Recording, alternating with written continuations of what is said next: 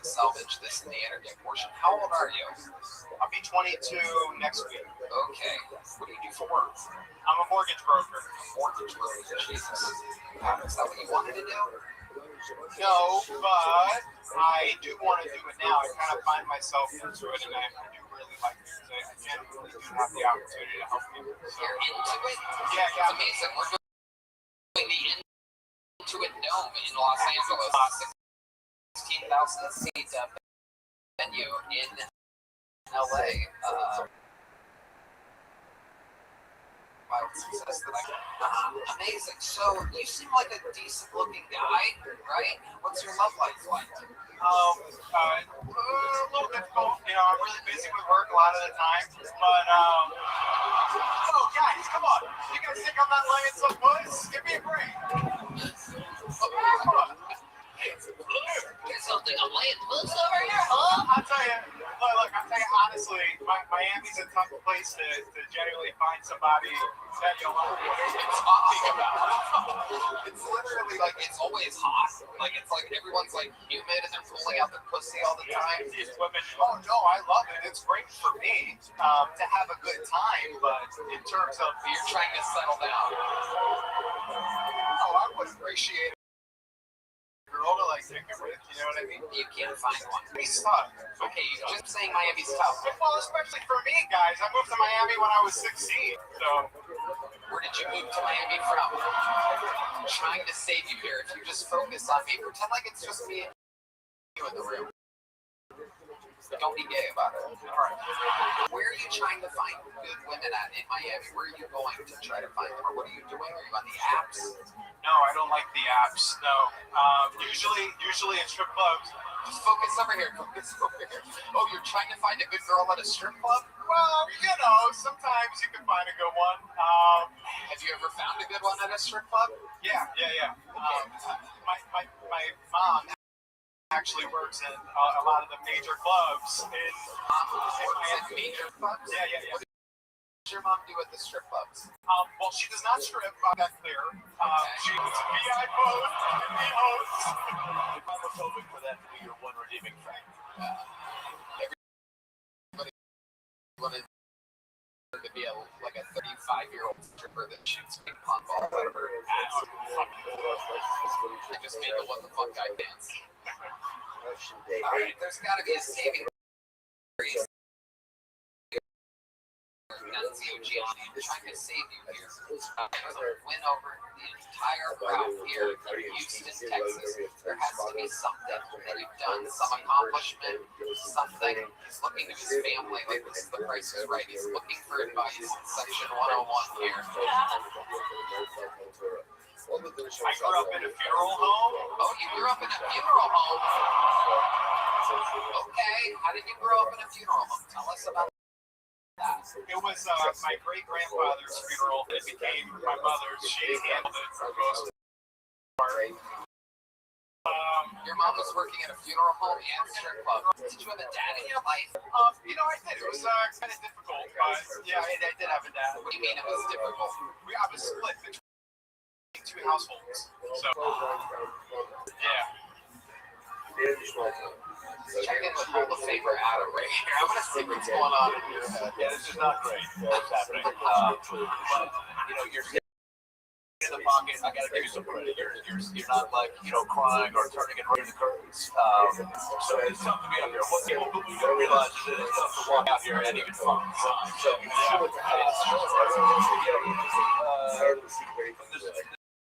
it's pretty bad. You missed 100% of the shots you don't take. Can we ask Carrie homophobe what he thinks of there? That's their back. Hey, what the Gianni? Only that guy. And everyone else be quiet. Everyone else be quiet. And here we go. Okay, a bunch of people tried. We knew that was going to happen. Turns out a lot of guys have an opinion about you. Let's check out the pin comment. Well, I just really noticed something, and maybe I could give a little piece of advice. Half Italian, half Puerto Rican. We're like, you're giving us like I think you in Puerto Rican thing about it. I don't recycle. You weren't on a show for a year. I like the Okay, you know what, Michael, come on, 2, 3, 4. Oh, there it is. Hey, that's what they're good at, everybody. There you go, that's good. All right, stop. That's enough, it's unbearable. Oh shit, there's ice. Okay, I'm getting you out of here. Nunzio Gianni, just a little joke book. Oh, right off the chest. Wow. thank you, Sid. I need to do. There you go, get it out of your systems. The good news is this is working out. The flow of this show is working out perfectly because coming off of my gallery.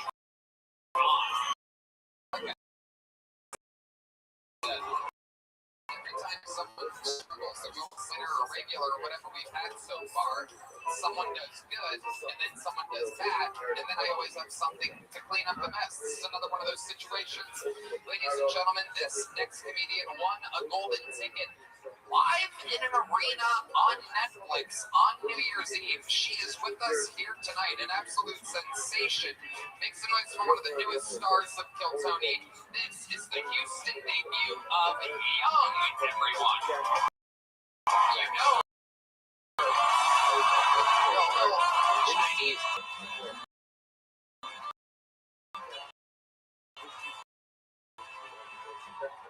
What's up, Houston? Just finished the Black History Month. Fun Black History Month.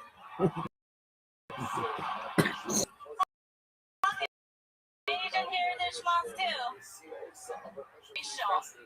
Seems like everywhere I go, they want to ask for my race. You apply for a school, what's your race? You apply for jobs, what's your race? See, where I grew up, they don't ask that question.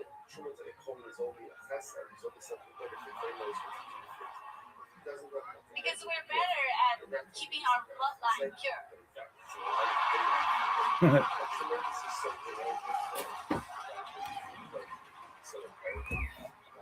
So many different races to pick from under that question too. Hispanic, not Hispanic, black, white, Pacific Islander. In Asian countries, we'll just put people into 2 categories. Asian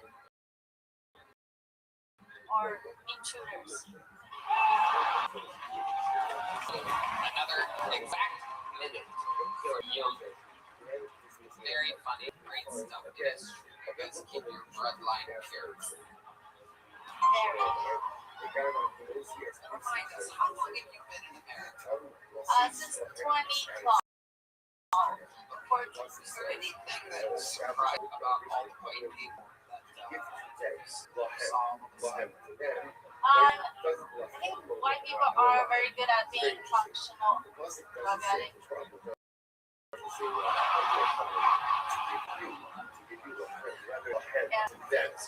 Yeah, I snorted cocaine for 10 years and I'm helping people with the healthcare.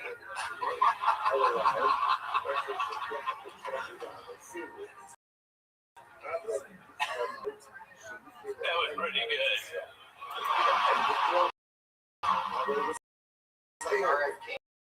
Junior, you're like P.F. Chang's Junior.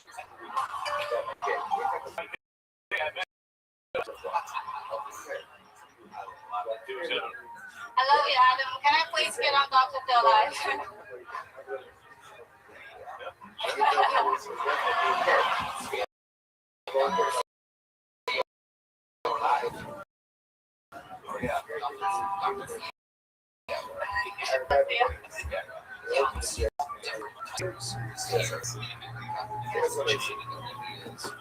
Just Chinese people.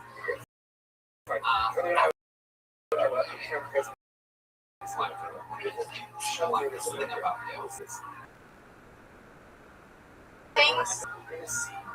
I was trying to save up for Dodge Challenger.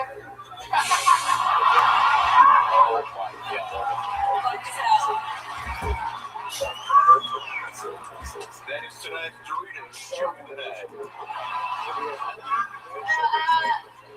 I was actually I aborted a half black baby. did? Yeah. Rest in peace, LaQuisha. Oh, God. Damn it. If I kept her, she'll look like King Kong. That is true. It's amazing. Oh, goodness. No, I'm just kidding. I never had an abortion. My mom did 3 abortions before me. Let's get to a clip. I don't have it. Why did your mom have 3 abortions? She just hated my dad. We're naming whites.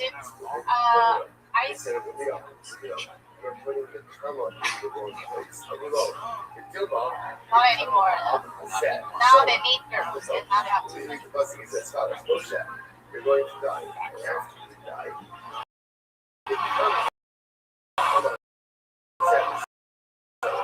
People who are dumb. People who are showing emotion. Incredible.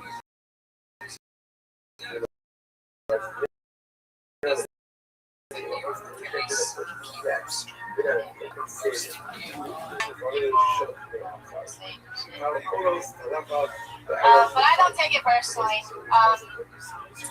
One time, in this country, like it's hard to survive. And one day, my mom called me. She's like, "It's hard. Why are you here? Like you're struggling." She said, "Nobody's gonna help you. You'll never find anyone that will truly love you." Back They got Red Band here. Redman has been stalking me online. Like, he follows all my social media. Like, I see him talking on my TikTok suggested account. Yeah, well, your name is his type of girl. From red line to the red line. Yeah, I'm not concerned. I think Redman is like, his face is getting dark. I was concerned his wife is being sleep poisoning him because A lot of late night home cooked burrata cheese. It's been a lot of noodles. no, she's gonna play the sound effect at his funeral. Ching! Mommy! Only you can say that. I got in trouble for saying that once. Yeah. Oh, I can say it. Let me say it. Hell yeah. Just like my Young, you are hilarious. That was your first time. First time hilarious. Met you at the mothership a few times. Been very fun to see you live. Good job. This is your first time in Houston. I happen to know for a fact you had your first time ever at a Buc-ee's. Oh, yeah. What did you think about Buc-ee's? Well, everything is bigger and better in Texas.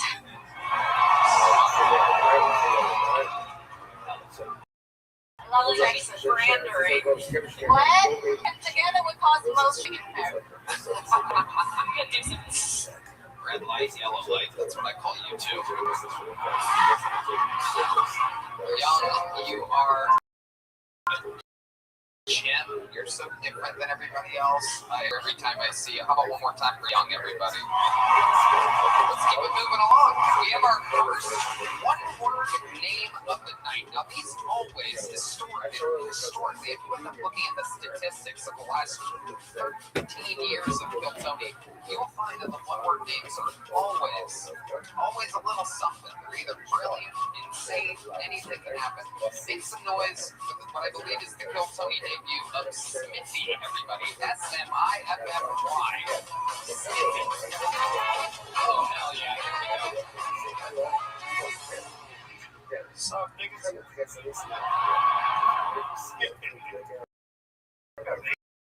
Easy.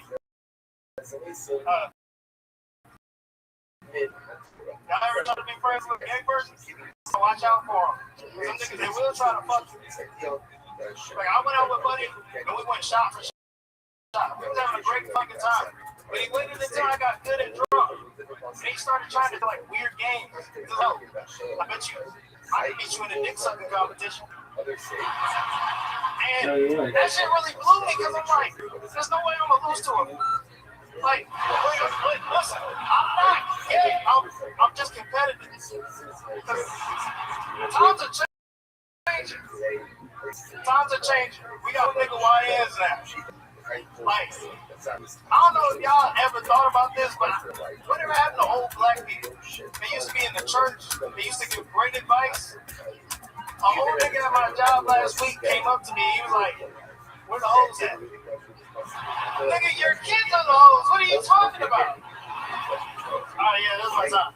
Smithy. Fuck yes. Smithy, welcome.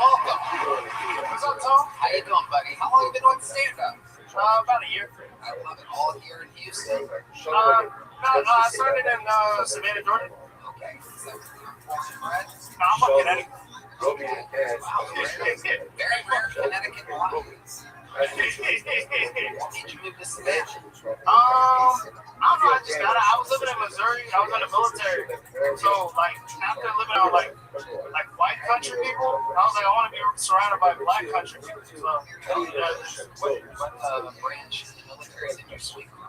oh, man. you bitch, you. I got ya. No, but seriously, what did you do in the military? Black Ops? Oh, shit. Black Hawk down.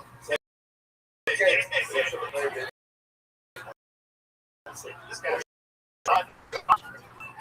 What did you do in the Army? What did you do in the Army? I was a mechanic.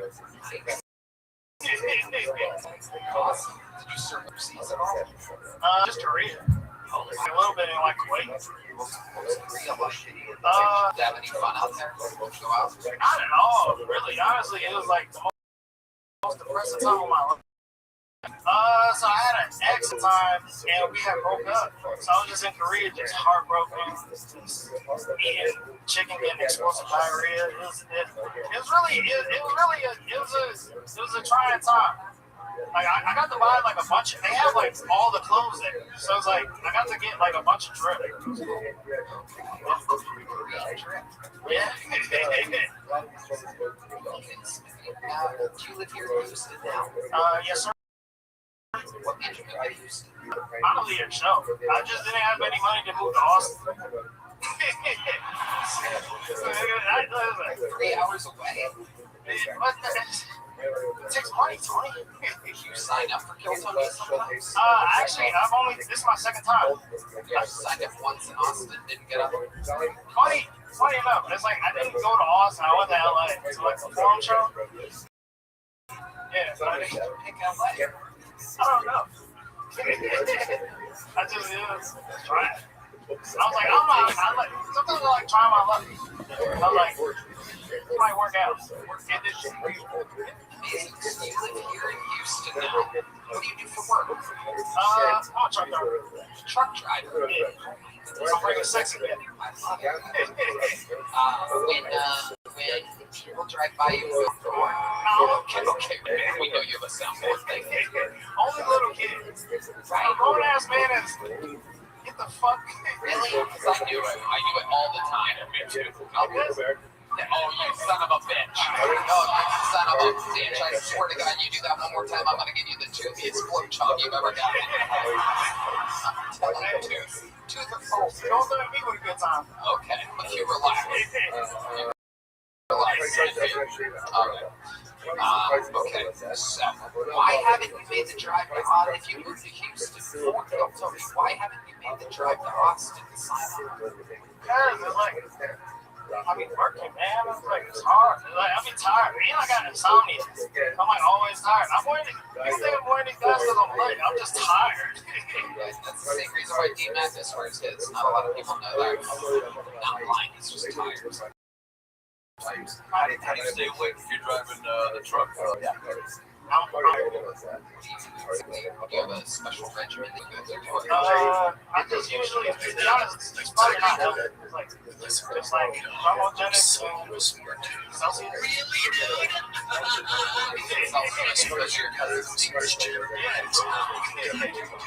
You know what's funny? I actually been trying to, like, I don't know how to pronounce your name. Is it Kim Kondo or it's Kim Kondo? It doesn't matter. Sorry. Smithy, do you have a girlfriend now? No. What's your dating life like? To be honest, so it's like I don't get a lot of girls because of that. Like when I walk, like, Let me see. You put the mic in the mic stand. You can walk past Michael's drums, walk that way. Sweet ass. Alright. Walk back towards me.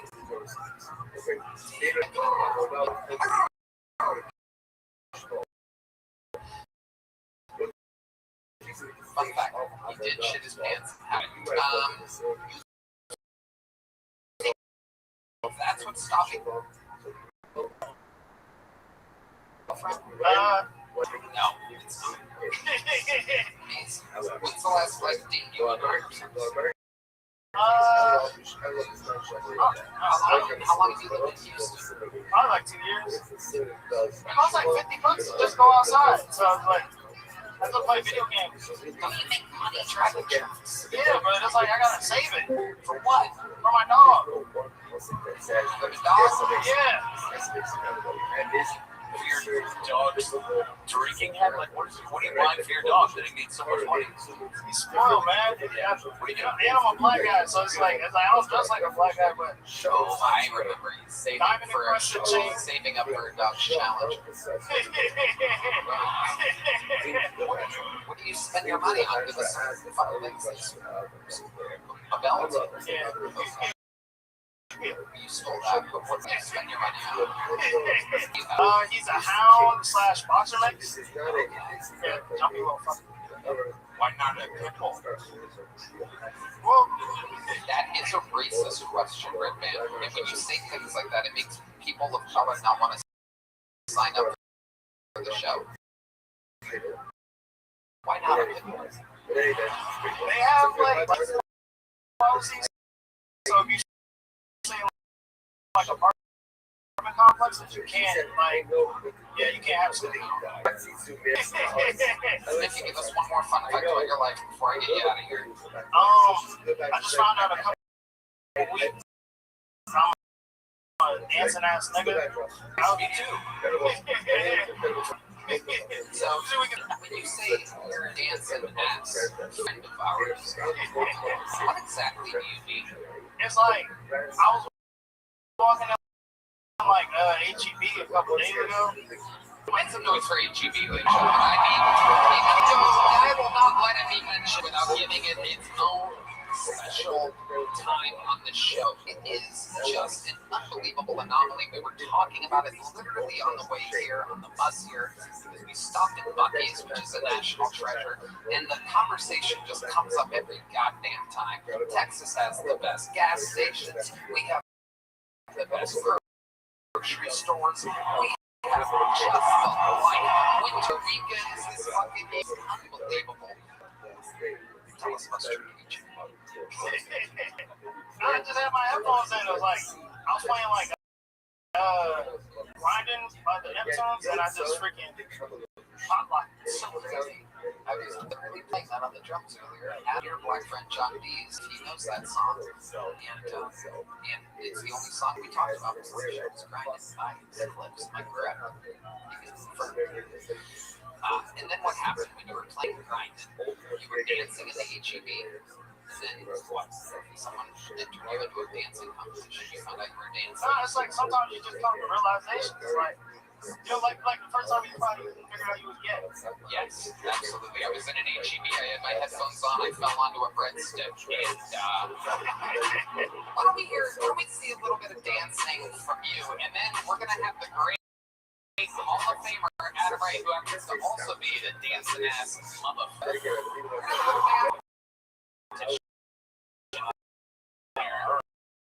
I'm gonna throw Adam on the spot with a punch in. This is what happens here. Our cover of the Clips. Oh shit. Whoa. Oh shit. Go pigeon toe. Go pigeon toe. It's your birthday. Oh shit. Whoa. Whoa. Oh, there it is. Breaking into the jewelry store. That's what we call that dance. Oh. Wow, that's literally what I was gonna do. Ladies and gentlemen, a man who's never taken a loss of it. The peep over the window sill. I don't know how to swim. Oh my goodness. Whoa, oh, he transferred it. Whoa. Oh, he's got his heart. Oh, he took a bite of his heart. Oh my God. Oh my God. What a hit for Adam Ray, ladies. Calls it a gay guy, too. We're getting sniffy with it. Sniffy, you are so fun. Amazing stuff. Here is a big joke book from my side that just so happens to be played in English. I know your people like things like that. Sniffy, ladies and gentlemen, take note. A man has never dropped a joke book in the history of the show. 13 years running. Don't know how to not catch things, including HIV. Now, your next book.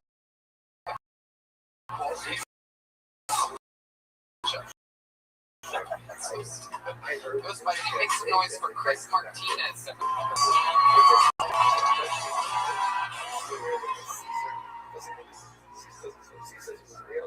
Hell yeah, sorry for spilling that drink on you, by the way. That was rude of me. Appreciate you guys up there.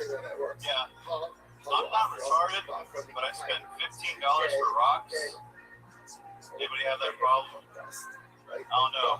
I'm starting to think that Cam Patterson sold out, you know. He jumped off the Kill Tony show, went straight to SNL. And all of a sudden, he's selling rocks for $15. It's like they were promised him 3,000 years ago. Am I right?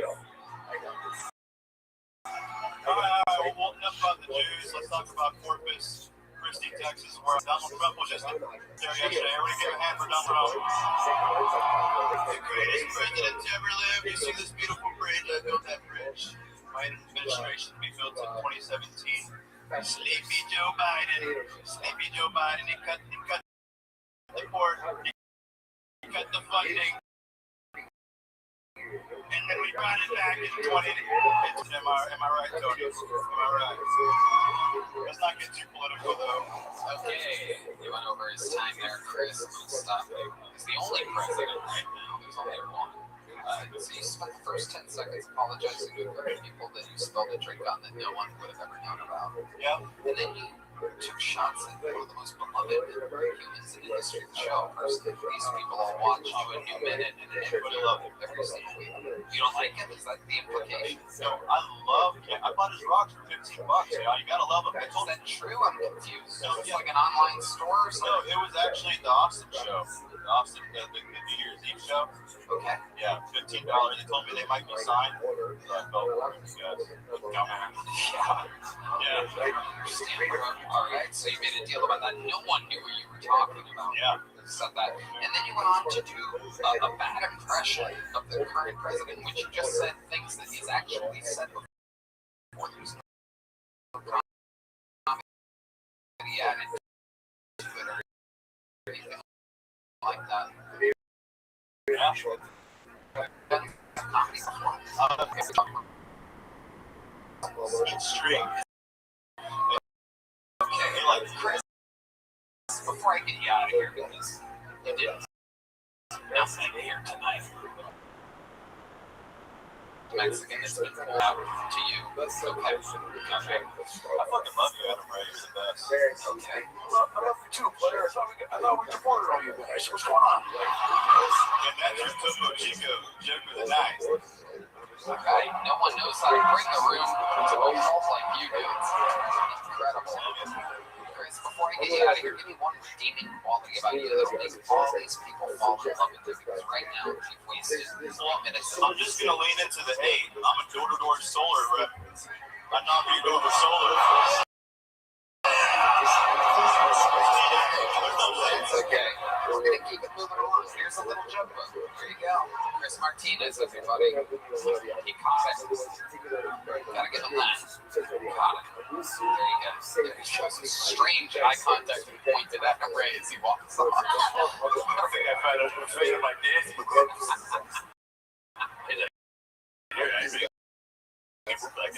That made me miss my mom. Sometimes I think there might be an intersection. Sometimes I don't see it flying. Your next bucket pull goes by the name of Clay McLaren. Everybody, Clay McLaren. Here we go. Here we go.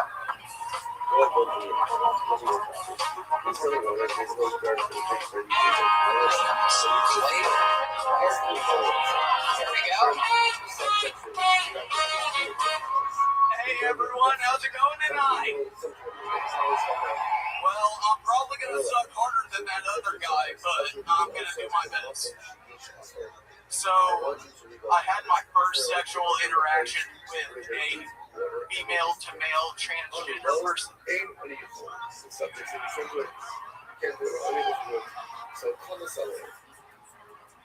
What sucked is that her clit bigger than my dick. Also, I went and met some dude named, I don't know, like Dr. Bill or something a while. I gave him a hand job.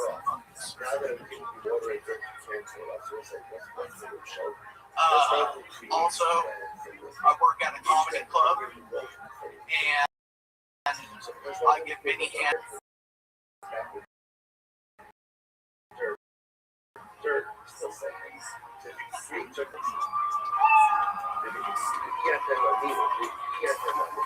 best part about it is that I get to eat all milk. That was the punchline that you held your hand up and like made us all wait for it. Hands up, this guy, jerked up that guy, thank you, good night. You work at a comedy club? What do you do at the comedy club? I'm in a bit savage. It's been the worst comedy club. Where is this comedy club at? It's in Houston. What's it called? Punchline Houston. Wow. Yes, sir. Okay. You're adorable. I think you're funnier than what you did on stage tonight, so let's talk about that. I just want real answers. Yeah, of course. How old are you? I am 30. 30. When you wake up in the morning, truly, without trying to be funny, take a swig of your tea. What's the very first thing you do? You lay in bed for a little bit, you get out of bed immediately. What do you do? Take a drink of alcohol. You're using a lot of sounds like the opposite of my partner. Just so good at his job. Thank you, Red Band. Go ahead. What's the first thing you do? Take a drink. Drink alcohol while still in bed. Yeah, even though I just got out of the free until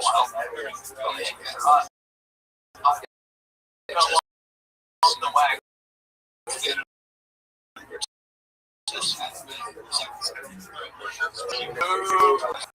What? I had to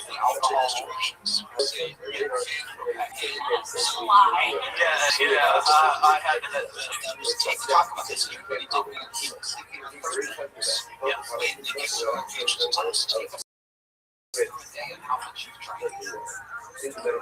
Before I went to rehab, it was happy hour.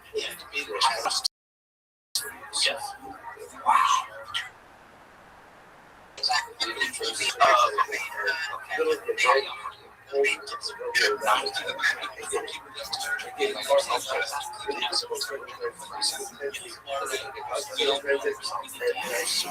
Around 25.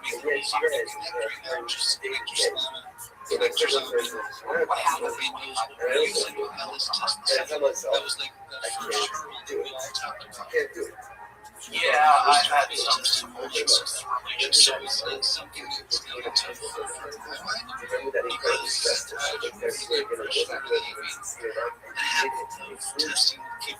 was supposed to get married, and then I did. Yeah. Why did you do that? No, I'm a Hold on, everybody. Shut up with your fucking angry boos. Shut up.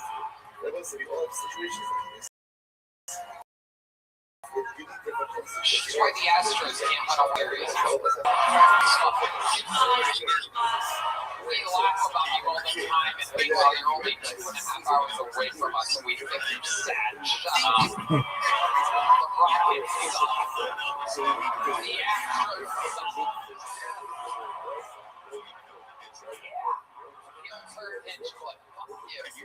I'm interested in this guy's story.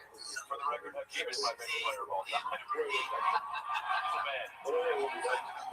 getting I like the guys who put together. She wanted kids. I wasn't financially stable, so I thought that it would be inappropriate to bring a kid into the world without being able to take care of it.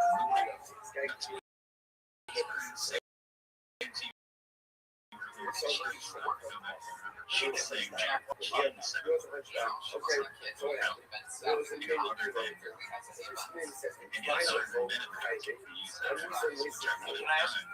the complex life. You said we were all like, it was, you came out with energy, right? You came out, you cheered, they were rooting for you. They wanted you to succeed. And then you built up, and you had this feel of like, I did this and I checked out the thing. But the best part about it is, and then you said, I hate the comp, and that felt like more like a confession. Like one time. Did you have other alternative one time like that you were deciding between, or did you just think this? Yeah, you just like some regular. When you say matrix, exactly what you mean. I mean, it's not like a recreational thing, but Answer the question. What do you mean when you say you need copy? Very sometimes it shoots up my face. Hold on. What the fuck? So you're gay sometimes. Yes. Okay. Or you can consider yourself bi. You're just gay. Or straight. But guys should come on your face sometimes. I'm gonna get you out of here.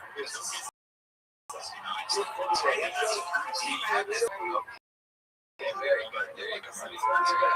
And then the draw. The Astros in the World Series. These drums actually here tonight.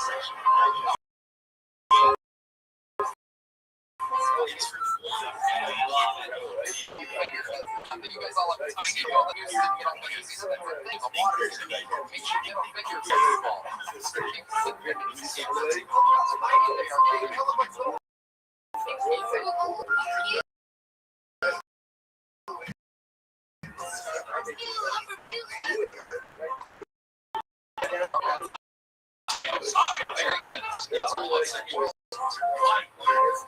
That's my favorite the upper deck one out there.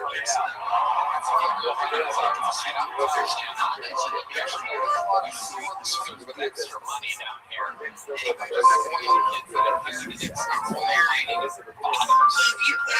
Real workers are Make it legit, make it as legit as it has to be, especially now. Things are being regulated, things are becoming more official. So again, those are oppressors.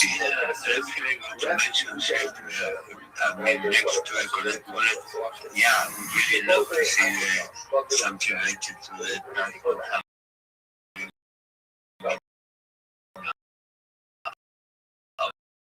Updated and then you to them the platform so they really I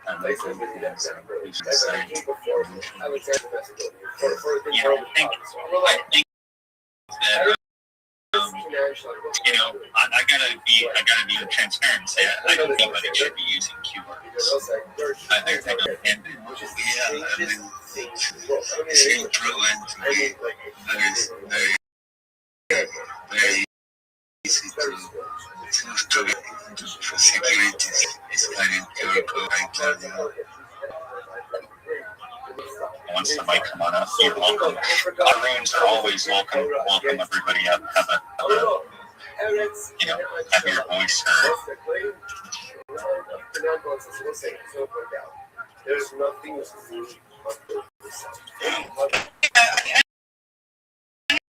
Understood your point, Jeff. If you really your audience and reach out to everybody, if you make it ready for everyone, basically, and make it as easy as can be for anybody from newbies to, just experts like you. Yeah, I mean, go ahead, Rowan. Is it your belief that every system, no matter how secure one may think it is always possible to be hacked?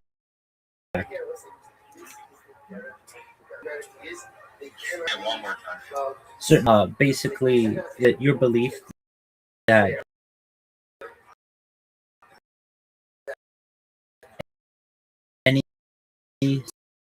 system, no matter how secure one may try to build it, like basically, is there any way to make any system impenetrable? Either perhaps not now, but maybe future, or the system have type of vulnerability, and will it always? Is that some inherent issue, kind of security? That's a good question. I gotta be honest, it's a great question. So, man, it's loaded. So, I don't know if you were in here the whole time. There was another group developing a marketplace, and we wanted to help them and do testing on it.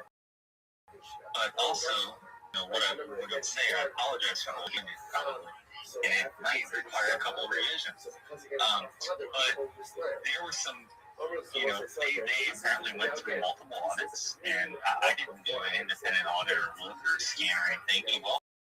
Some did, but I'm too busy with everything else. In any event, looking at it though, like one, to connect to that platform, and everybody's security knowing the risk of QR codes. That's a problem. They obviously don't know security. QR codes are not secure. Don't ever use a QR code. Hey, this goes back to something I talked about too. I'll just briefly segue into for 1 second, Rabbi. Recently, mechanics now use license plates as a way of what the car is. Okay? A license plate isn't the official method to identify what engine size, what all the components in that vehicle are, because all they're doing is mapping that air quote license plate, aka QR code, to the VIN number, because they're too lazy to give you the address or the VIN via reading it to you or cutting it and pasting it. I'm making an analogy there. The QR code is very, very dangerous. Don't use it. It's like, again, don't click on an email you don't know what's coming from. The majority of the emails that you get that are coming from your bank are coming from things related to COVID or CDC or whomever you're subscribed to when there's a pandemic or things of that nature is always going to be, unfortunately, a scam that you know well done, you don't know. You never know your fish. Anyway, in ending what I'm saying, and I know it's long-winded, even that you don't know about here, that one of the reasons why I have these rooms, I provide links for people to click. However, the biggest concern we have, and the conundrum is, I've been teaching everybody, don't click fucking links that you don't know what they are. You don't know who I am, but I'm a security expert, and I'm asking you to click my links. But in any event, it's a huge problem. To answer your question, going into, is it of my opinion? Dude, I've been the security ones. Security was really security. I started a security company before there was any security companies that I know about. So unfortunately, there's always risk. There's always, there's always going to be a zero day. There's always going to be a vulnerability, depending on what you're talking about. There's always going to be there's always going to be issue. You're always going to be paying attention. Go ahead. Earlier today, I already saw on the news, one of the biggest exchange platforms for crypto has a bunch of their wallets hacked. So it's like, it's crazy to hear when these large top exchange platforms happen to have these issues. And we're talking about thousands and thousands of wallets,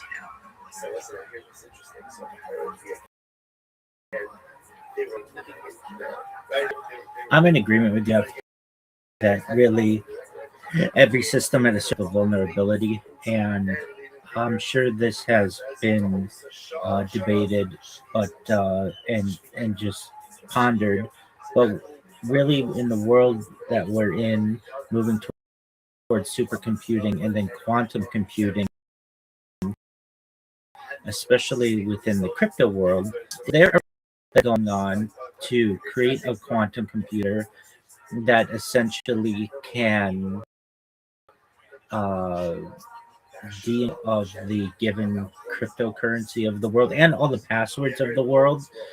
Basically, what I'm thinking is there is a certain point, almost inevitably in the future, that you could create a computer that is so intelligent using and so powerful that it is able to unlock every single password on Earth.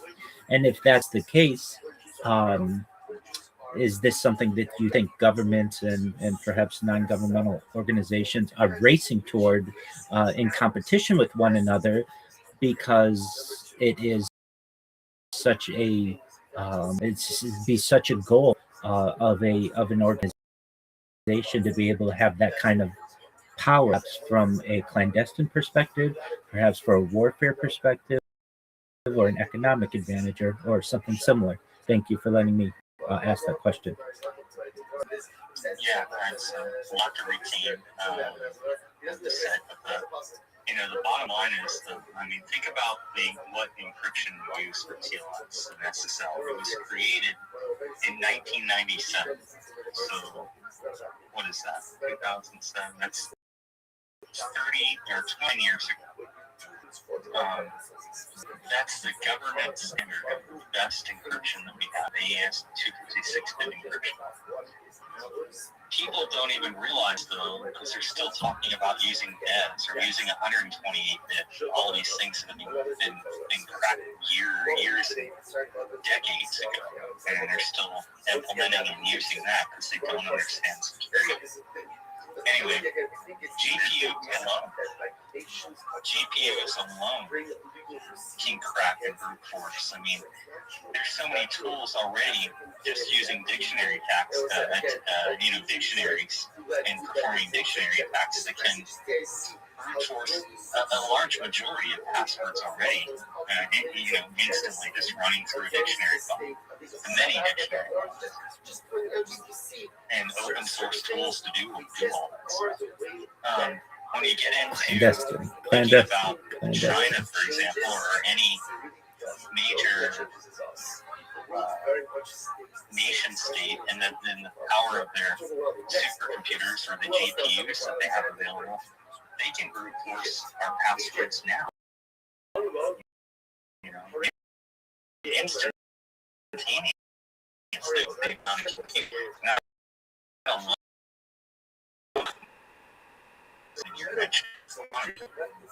The entire experiences or sequences or even the entire chain can be completely decrypted. But the problem is they're not going to tell you. They're not going to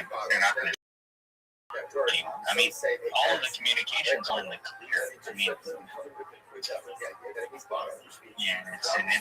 way too deep to go down in that rabbit hole. So the simple answer is you do that you think you're secure. You didn't know 5 years, 10 years, 15, 20, 30 years is in Utah. They don't have the keys to already what you were doing then. With the modern age of AI today, and AI alone, and GPUs, and quantum computers, everything that you ever did in the past will be revealed in the future.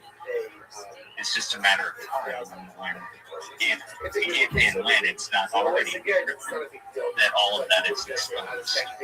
You'll never hear me say that again, but that's true. That answers your question. It does. I'm in agreement with you. Just like in perhaps the 1940s, there was a race to create nuclear weapons, and in the 1960s, there was the space race. I think that we are in a security race, and you said something that's very key. State actor is going to admit it. But essentially, there is the echelon, an idea that if you are to be able to computer that's fast enough and intelligent to be able to hack the passwords, then almost instantaneously you would become the most powerful on Earth. You would basically have a backdoor into all of the cryptocurrency of the world, all of the buildings and certainly people's personal computing access. The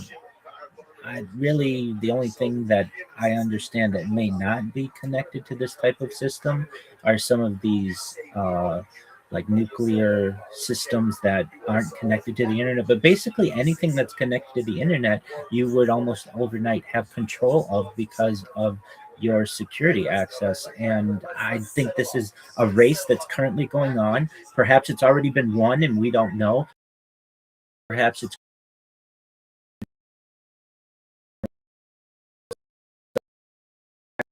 in the future, but no one's talking about it, especially after they've been very insightful.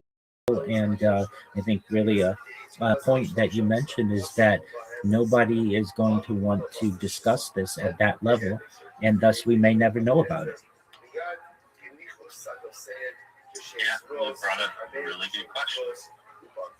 Really good question. So, no, I appreciate you asking and, joining us in here. We kind of lost our mojo when we were, doing some other cool stuff. But anyway, it's all good.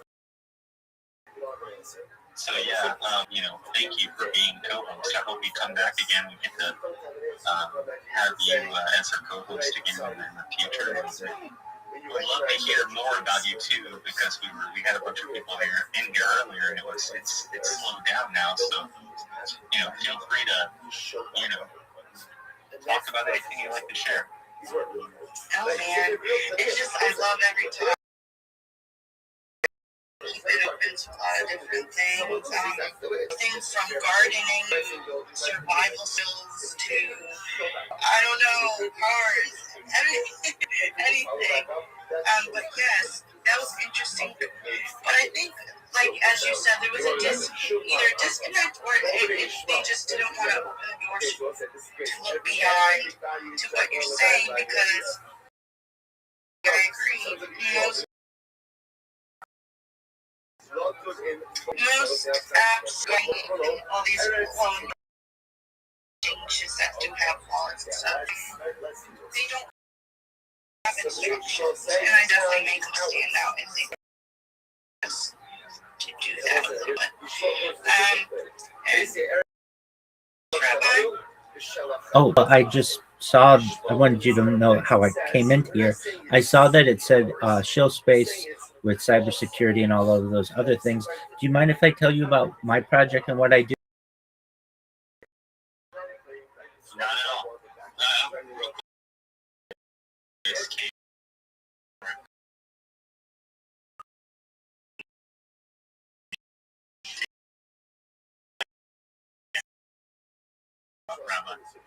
Damn it, and I forgot. Hopefully, if you don't know who I am, you most likely will. I stream my life 24 hours a day, 7 days a week, 365 days a year for world peace. I've been doing so for more than 4 years. My streams go back to the pandemic. We've seen the death of a queen, the birth of AI, the coronation of a king, and everything in between. This is a real-life Truman Show. If you ever saw that movie, if you've ever seen that phrase, content is coined, and I'm doing my make that true today. In 2018, The Economist magazine stated that data had overtaken petroleum as Earth's #1 resource, and I have more data than any person ever.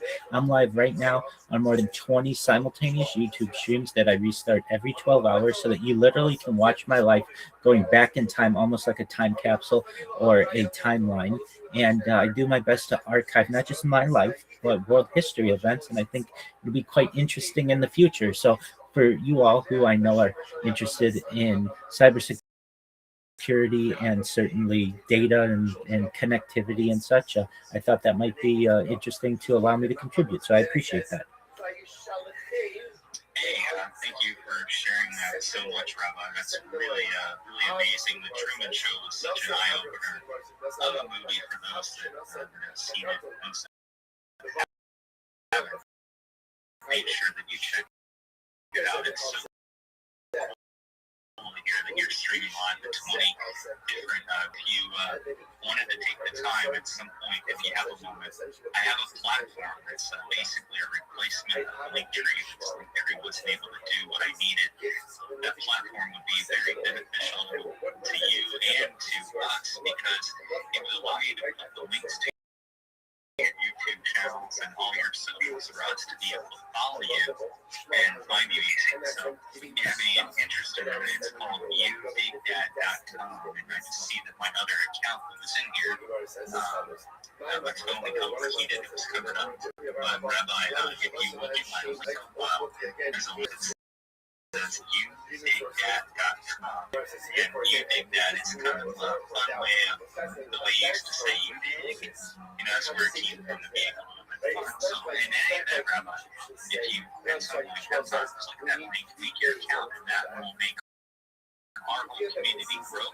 We can find you, you can find more people to interview, and continue to build the awesome stuff that you're building. I'd love to do that. I appreciate that.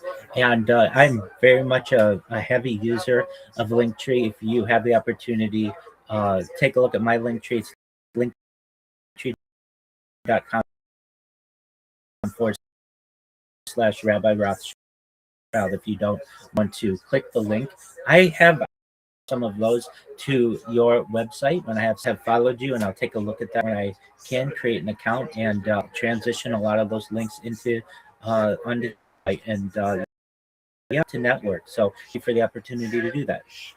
Yeah, absolutely, Rabbi. Great that you have Linktree. Just to add one more thing, too, I have a Linktree importer that literally will take you less than 5 seconds. One click, you type in your Linktree that you just gave me in our platform, it will pull everything over. It does a good job. Some of the things will go into the right buckets as far as the social buckets, but it will take all that work away from you. But then it starts to have the ability, like if you collect NFTs, or if you have people that follow you that want to donate an NFT to you, your NFTs will show up in your profile as well. And that's something that Linktree doesn't do. I see a lot of people that in their posts and social, they show their to their NFTs. But the problem is there's only 2 places available in on X to share links, and you might have 4, 5, 6 different wallets, and you can't put them all on there. So anyway, the short thing is that not only is it all the links and all the stuff that you have, but then it's integration of video that are people aren't going to be afraid of clicking on Rabbi because they're integrated in. I do a lot of cybersecurity that they actually don't. For example, if you were to go put in Facebook and you put it in the wrong field, you'd say, hey,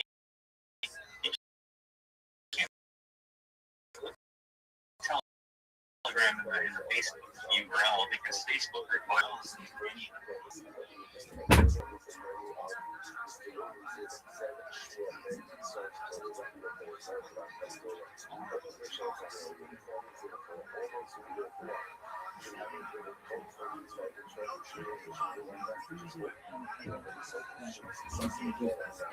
transfer all of that information very easily, and I will do so as quickly as I can. So thank you so much. Yeah, have a great evening. You as well. Oh, I love that because everybody just honestly, we're going to a day and age where everybody wants it at the tip of their fingers, and that's what it is. It's probably all the attention span that we don't really have. So what's next? Yeah, I thought we were going to be minting some NFTs tonight. That would have been a lot of fun. But anyway, what's next? I'm not really sure. We were setting up Alberto's profile before the other group came in, and we wanted to help the best we can. Actually, education. You're talking, I have some things, Spotify. evening time in this month, but yes, and that's what I'm thinking to in the place. Oh, I went with that. Wow, why did video get so big there? Yeah, I'll have to look at that. So yeah, just out of curiosity, what time is it where you are, Albert? You sound exhausted. Yeah, just one year. Are you in Spain? No, I am in Uruguay. America, Uruguay. Oh, entonces hablas español. Hablo español, sí. Yes, sí, Latin America. Yeah. Are you in the USA? I am yes, I'm in the U.S. on the East Coast.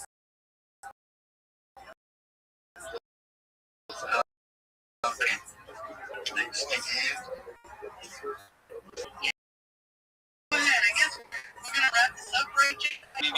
I'll still have a couple. I don't know who Made and Made King are, but you're welcome to hang out. I know Dragon's live tonight. How you doing, Dragon? Might be busy or something of that nature, but yeah, maybe just hang out a couple more minutes and then head out. But Alberto, I think you should get some sleep, bud. You sound exhausted.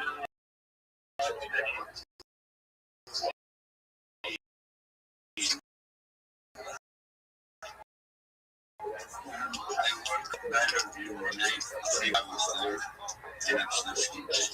Yeah. Okay. That's the rhythm of the night, he said. When Samantha wakes up, I go to sleep. When then I go to wake up in England is when I go to sleep. Don't wear yourself out. Don't wear yourself thin. I'll take care. I see. I'm looking at your profile and see there's a couple of those exercises. I will go and remove that. So I'm going to make sure because especially if Rabbi or anyone uses that LinkedIn and or know what that happening. Yeah. So yeah, and yeah, it's. Speaking of which, on you dig that. Where's the importer section? Oh, I didn't know you were going to ask, but that's awesome. Let me tell you where it's at. It's under dashboard at the top left. You got a hamburger, kind of eye the three lines. Click on that and click on setting, and then scroll all on the right hand side. You'll see it, and it just asks for Excellent. Yeah, I don't know. So thank you so much. Really great site. Just want you to know from a third-party perspective, it's excellent. Yeah.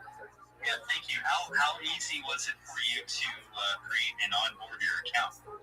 Extremely easy. I mean, I just had to verify my email, which is really smooth, and then my link tree, and then we're all set.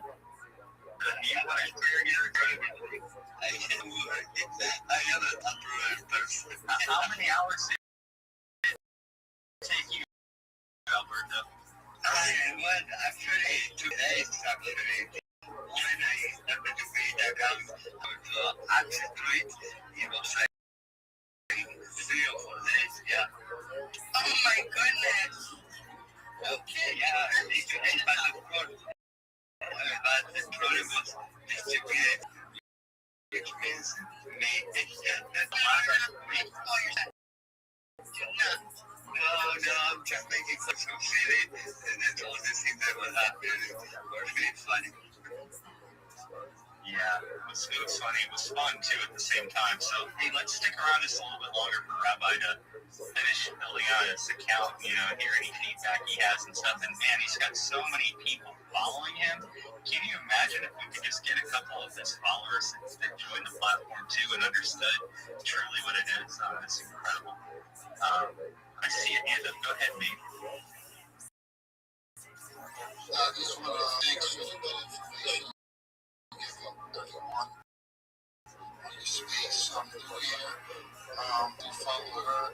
I don't know anybody else, but like, I like the knowledge you share with everyone else. And, you know, if any other spaces you're gonna be on, just feel free to let me know. Yeah, thanks, Alan. Appreciate it. Sorry, I appreciate it. Good to see you. It's 20 different YouTube platforms live right now. So That's exactly right. To give you a breakdown, I'm live on more than 20 simultaneous channels on YouTube. We're live on two additional X spaces. So one and completed one entire year of X Spaces 24/7 live on video. So I'm on more than a dozen different Discords right now on video, live on more than and let's see where else. Oh, and basically to live my life on them. And in relation to the link tree, I am a link tree in. I'm going to try one other thing with the address. I'm getting an error code back though, so I'm wondering if I have to put it in with the short code that's linktr.ee/Rabbi Rothschild. I'm going to check that. I'll give you some feedback on that in a moment. Thank you. Man, that's so exciting, all those platforms, guys. And like I said, can you imagine just getting a couple of those users that convert, that hear what we're doing right now while Rabbi is here sharing this space? Oh my God. Rabbi, it's like I said, it's a pleasure. And, you know, after maybe you can show your audience, you know, the difference. And I don't know if you have any NFT wallets or not, but one of the things that we do a little different on the platform and why we created it was Linktree wasn't able to do some things related to music. And I did that because I needed to create a monetary. I needed to create of some type. Linktree would only do Spotify, Amazon Music, Apple, and YouTube. Let me support any of the small guys or any of the guys that actually Tidal and Shazam and, you know, all of those are doing over 100 million streams, you know, I guess it was per month. But still, that's a lot of traffic. I mean, would you give up? You know, not the answer. Would you give up 100 million, you know, site streamers and just really focus on the big guys? So anyway, that's boring. And go ahead, Rabbi. I was successfully able to transfer my link tree, so it transferred 98 links. If you want to look at my profile, is excellent. I am at Rabbi, so it's udigdat.com/Rabbi. And if I could make any suggestion, and I'm sure that you've got a lot on your plate, but when you do put in that link to be able to transfer things, it does seem like it has to be that linktr.ee/ whatever your username is. And if possible, to just have the ability to put the full linktree.com/ at whatever your username is. I think that I know a lot of people like to use that as opposed to the short link. They think that a lot of people don't trust the short link with, you know, security issues that can occur. So they just give the full link. But aside from that, it was, and I see all the functionality with videos and things like that. Really, Linktree could learn a thing or two from your platform. You're giving them a run for their money. So kudos to you. Yeah, I appreciate all the feedback. I've noted that, and I'll add that into the pipeline for feature requests of, you know, next things to add. So I'll have that added in there this week. And I noticed looking at your profile, you've got 3 wallets. I want to, if you have a few minutes, I want to show you how to integrate those wallets, and especially so your followers can see, because we don't connect wallets, we don't do anything of that nature. We just, the same information that you're providing right now, that you provided to a link, you put that in the dashboard down in the area under crypto. So on that go down to crypto and you open up the Ethereum area, you cut and paste your wallet address in there, and then you get a box that pops up that says Discover My Collection. You click that button and it will discover everything in that particular wallet, and then you select it all.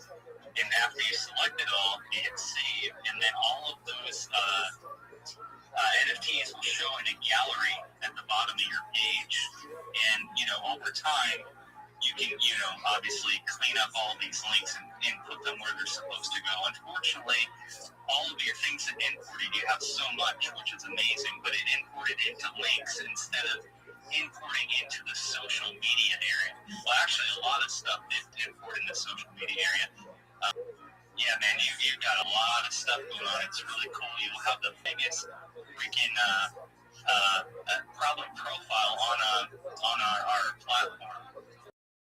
And so, let me know if you have any questions about what I did as far as showing your collection in your profile. Appreciate that. Yes, I figured I would probably have one of the biggest, if not the biggest, profiles that you're going to have. I have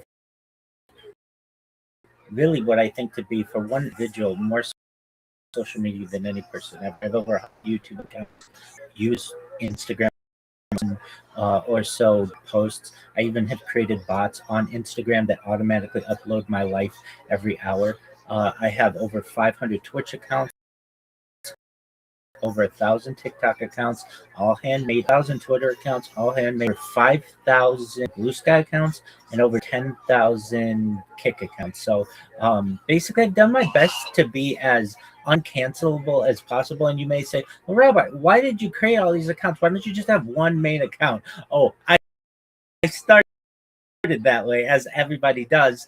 But fine, when you live stream your live 24/7, really sleeping online, you'll get a copyright strike randomly. Song came on the radio, because just random things that you're watching on YouTube or whatever, and you get 3 of those, and then they end your account.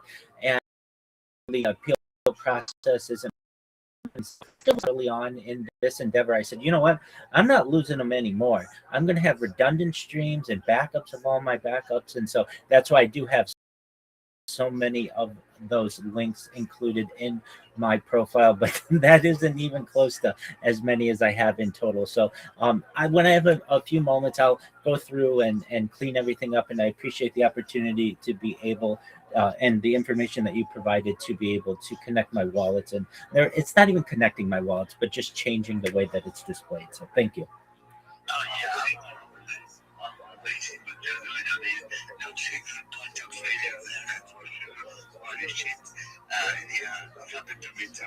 I used to stay totally learn from on his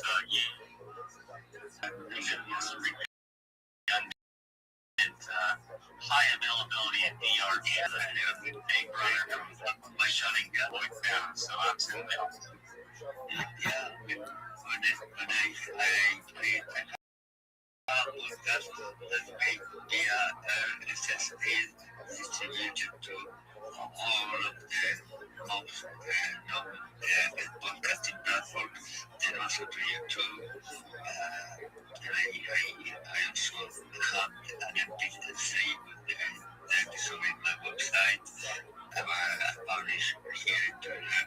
So yeah, YouTube. I was broadcasting driving in my car, listening to the radio. Listening to the radio music. I was getting a strike 1, copyright infringement, because of the song that's from the background. Imagine I was on the street streaming, and somebody was playing some song, well, more than 1 minute. I would get punished because of that background song playing there, copyright, and after 3 strikes, Yep, account.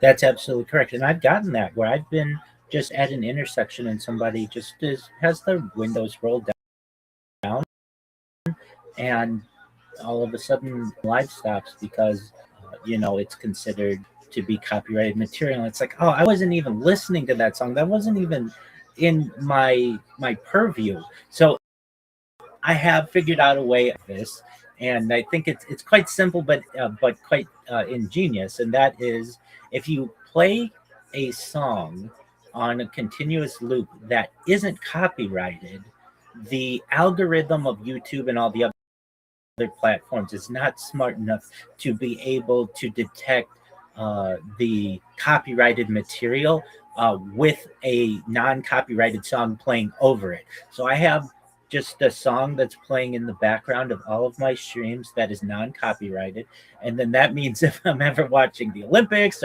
or the Super Bowl or the World Cup or anything else that may be copyrighted, I don't get those copyright flags because the algorithm is not smart enough to be able to detect the copyrighted material in combination with the non-copyrighted music. So I've been writing on that for the last few years, and has allowed me to really document some really important aspects of society. And I do know of some other people who are doing this. They haven't gone as, but they also feel that it's important to document human events. We're essentially modern day diarists. People would write diaries, or journalists. People would write in journals, but for the 21st century. So, as I say, everything from the death of a queen to the birth of AI to the coronation of a king to wars that are going on. I keep a radio going on in the background of all my streams 24 hours a day that literally is creating a timeline and time capsule of not just human achievement, but also world events. And I think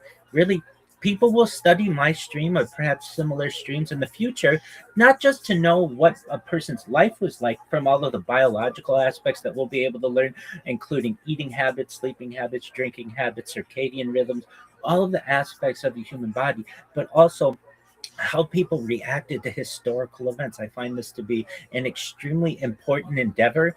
And for a platform like YouTube or Instagram to want to shut down that entire project because you listen to a Cardi B song for 31 seconds and their limit is 30 seconds is really, it's quite devastating. So what I end up doing is ensuring that I have another song playing over the to be able to avoid many of those copyright strikes. So if that is a benefit to anyone in here, if you ever want to avoid it, play two at the same time, and the algorithm won't know what you're doing. Actually, I music that thanks me to do today. Okay, it's very very sad. I'm sorry. This is your idea. Music. But yeah, I mean, this is qualified. I have a piece of fire that's popular because it will be very funny to me to spend it from YouTube or listen to a song that is helps to you. That is in the background. So that YouTube about them. I was, uploading automatically good service, maybe pages which I want to continue. I have also found more than 2,000 pages, 2,100 or 2,000 or 2,000 and 300 pages in the last years. I was having a copy of all of them in video format in YouTube. I don't know, the things were public data conversations with, as you said, events of happening. Well, in real time, we discussed them, and it was first hand that were happening. We're talking a visual and alternative to the mass media narrative that's reflect well, the discussion for me was extremely valuable. Now I will just download my basis audio file, and I summon them, I upload into a podcast format,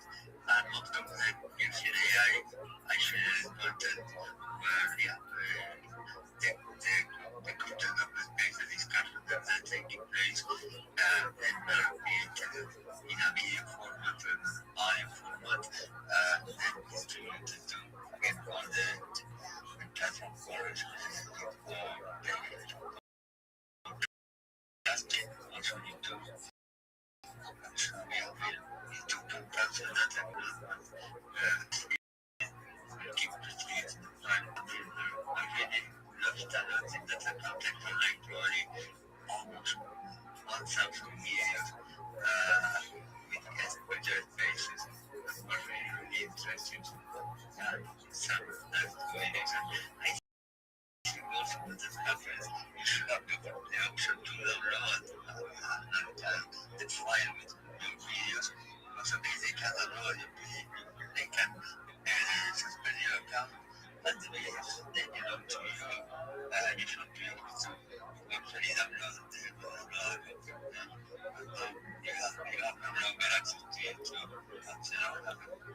I absolutely agree with that, Alberto. If you ever do have the misfortune of losing an account, one of the options, the very few options that you have, is to download your data. And when you do this, what does that mean? What does your data mean? And usually it only means, the date you created the account, maybe some your profile picture or something like that. I'm an advocate, and I mean, I know it's probably a losing battle, but eventually I'd like to lobby once I have a big enough platform that says when you get banned from one of these platforms, that's fine, but you own your data in congruence essentially with these platforms, and you should also have the option to download all of the content that you have on that was listed there, because in my opinion, and I'm sure with some of you, that is your data as well. Who cares about your creation date, or how many likes you had on the account? Who cares about that? You want the content. And so I think that that's something that is going to have to be revised as more and more people do get banned. If you are someone who has major connections to managers and agents and such, if you lose your account, you're done. And many high profile people do lose their account, but they have different connections that allow them to bypass the traditional appeal process and accounts unbanned or unshadow banned or whatever it would be. The average person does not have this. Everything is being so automated, and it's usually, if you're ever going to get a hold of anybody, it's not someone from your own country. They're not going to understand the same issues that are going on. And it's really this faceless entity that you have to deal with. And while that's certainly unfortunate, I'd like to open up those discussions as well as I continue to gain traction. I cannot agree with Alberto more than when you get your account banned, download your data means everything, and you should have the opportunity for everything. And on top of that, it shouldn't just be for a set period of time. I sometimes they only give you 30 days or something like that. You might not even know you were banned if you haven't logged into the account in 30 days. No, these are, in my opinion, basically systems that these platforms have created to be able to give themselves all of the power, which I understand. They've written the terms and conditions. Everything in their system is going to go in their favor. I get that. But it's not always going to be that way. I feel you'll eventually have you'll eventually have some creators who speak up on behalf of your smaller creators and hopefully can change the system. Go ahead. Yeah, and talking about that, that's why I think technology and innovation is really taken off, especially for crypto, different ways of making, money. But with your point, I have a couple of friends that are really trying to make here for crypto specifically, to make content. You own it. You won't have to give up your soul like they make you on these sites. They're basically signing away your soul. That's what it feels like. That they own everything that you post and whatnot. But I think we're going to take soon a change in that, because there's more, like I said, people getting involved and like, you know what, I'm tired of people having my information, owning everything I have, and now people are saying, enough is enough. Like, And I think that's evolving again.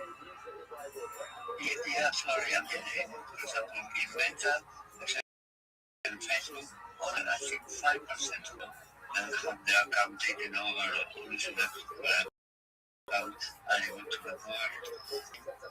Actually, those numbers made me think, okay, if I was Facebook, I would think, okay, 95% of the people are actually take over a person's account with their recovery account feature, or is it actually Facebook that is failing in the way it's working in order to return access to the account to the real owners?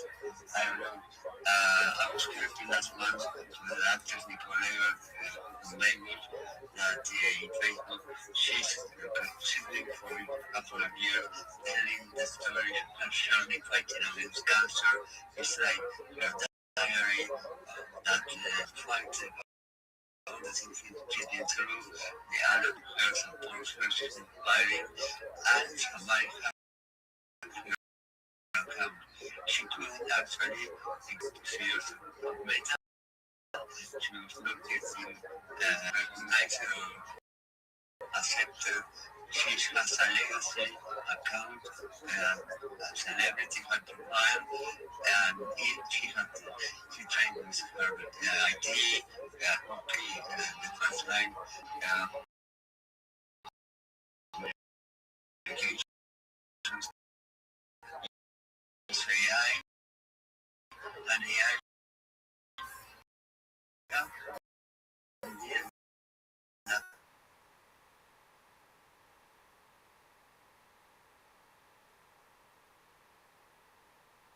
Have been interacting for years because I do not care about a ticket, an administrative task, but they care about money. I rely with the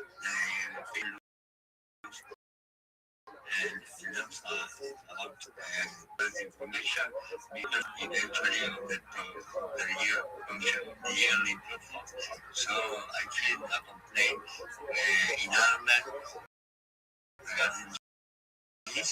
They took the case and then they started sending me some questions and then they reply, oh, as was the colleague in Europe, we cannot proceed with the case or we close it. Then I point also they have and some stupidity.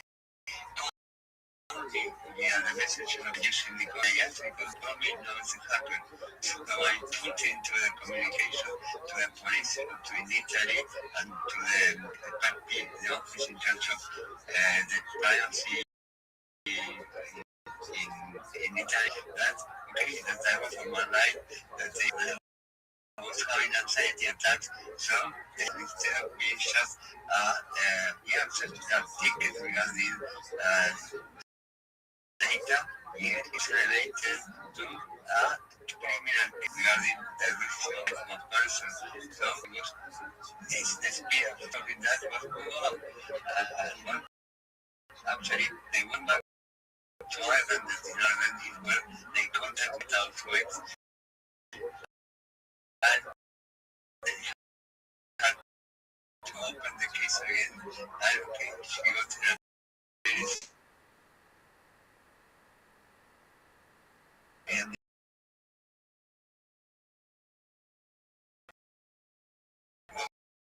was really, she 2 years of contact.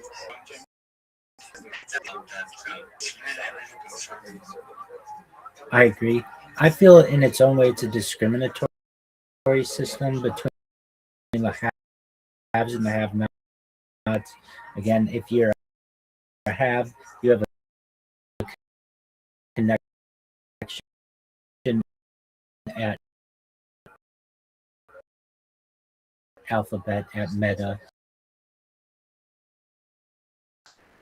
If it's just say Alphabet with Google, you can't log into your account.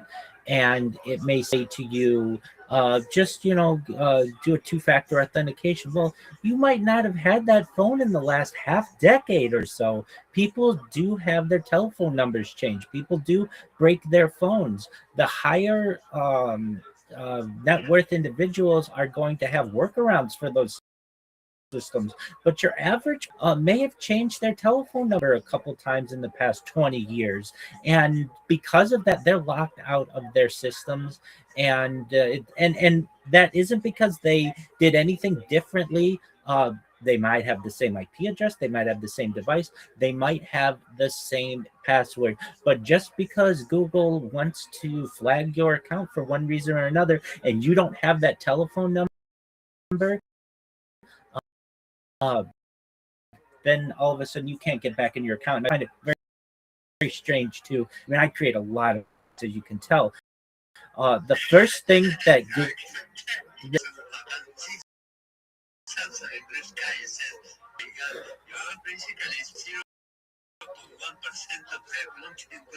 oh, 100%. Yeah, I mean, I live my whole life on the internet. In fact, at least with Discord, when they do the wrap up every year, like Spotify does a wrap up, Google does it, or Discord does a wrap up. I'm not in the top 1%, nor the top 0.1%. I'm in the top 0.01% of all Discord users, which tells me, I'm probably perhaps the person who uses the internet maybe the most in,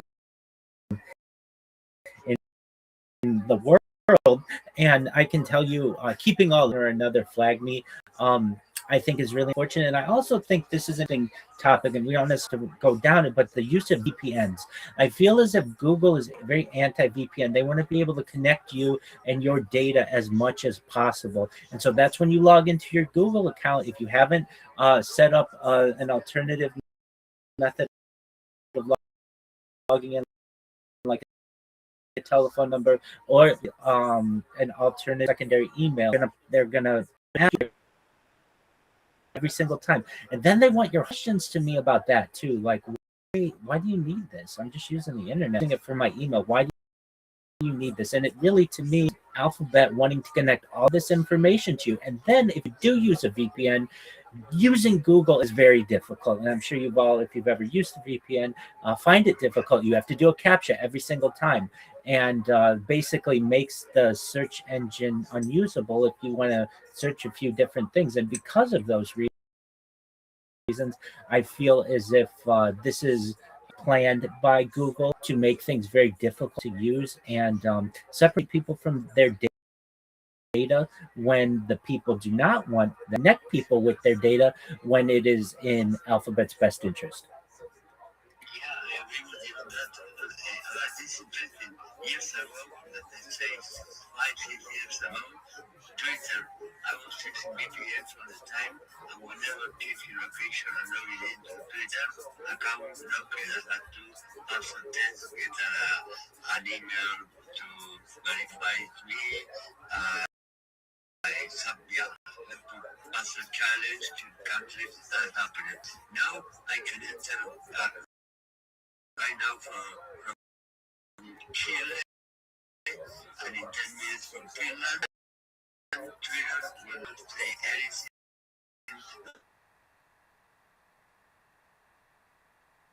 Which is really weird, but yeah, it's annoying. You want to do a search, okay, you have to go and capture to continue.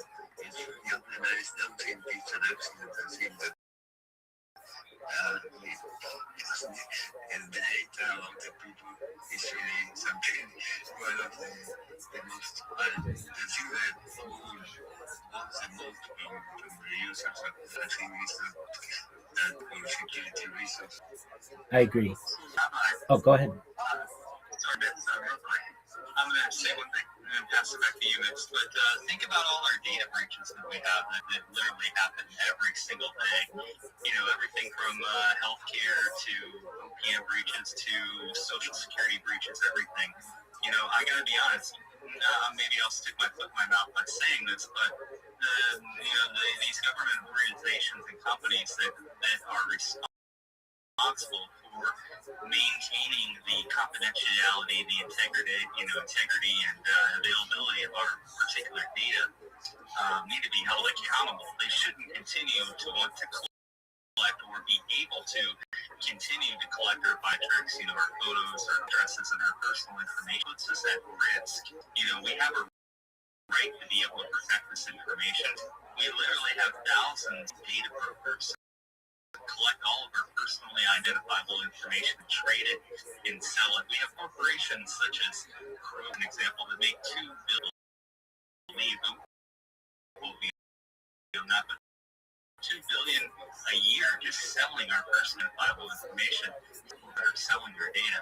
We literally have every metric from every single ad, every single tracking network, all being, completely communicating and going back home, and the level of data collection is, I could talk on that subject for a week straight and not even cover it at all. But the biggest thing here is we have to push back against the collection. I mean, sometimes the teams with Cambridge University problem is what giving that information that company was not as a main. It was something that, completely unethical.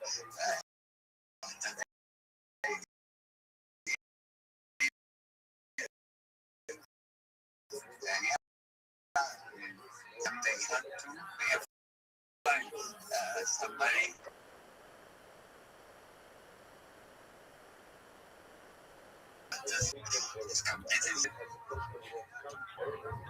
Yeah, you're fine. I just wanted to say thank you so much. I will be stepping down and going to bed now. It is 12:42 a.m. So I'm actually going to work. It was a pleasure to meet you, Jess, everybody on this panel, and everybody down below. Joining us. Made point, making, I believe I tonight, Ms. K. We look forward to seeing you in the future. All right, and I will see you. Goodbye. Go ahead, Rabbi. Jeff, you raise an excellent point. And the penalties for data breaches are essentially either non-existent or are easily payable by some of these multi-billion or multi-trillion-dollar organizations. And in my opinion, Facebook in itself maybe should have been shut down after some of its scandals. It had an election scandal. It had for manipulation. Nobody went to jail over that. No last anyone across the board who's gone to jail for their white collar crimes. It's almost as if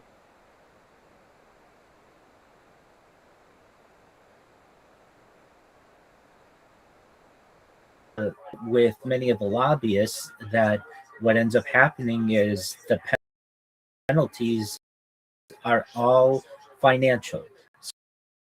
So you steal $1 billion worth of penalties. Well, you just $999 million on those actions, and no one's going to jail over it. And then all of a sudden, the same people who are in, let's just say, the FCC, who created that law or whatever, are now going to be your president of marketing or your vice president of security or operations or whatever it may be. It's a terrible system.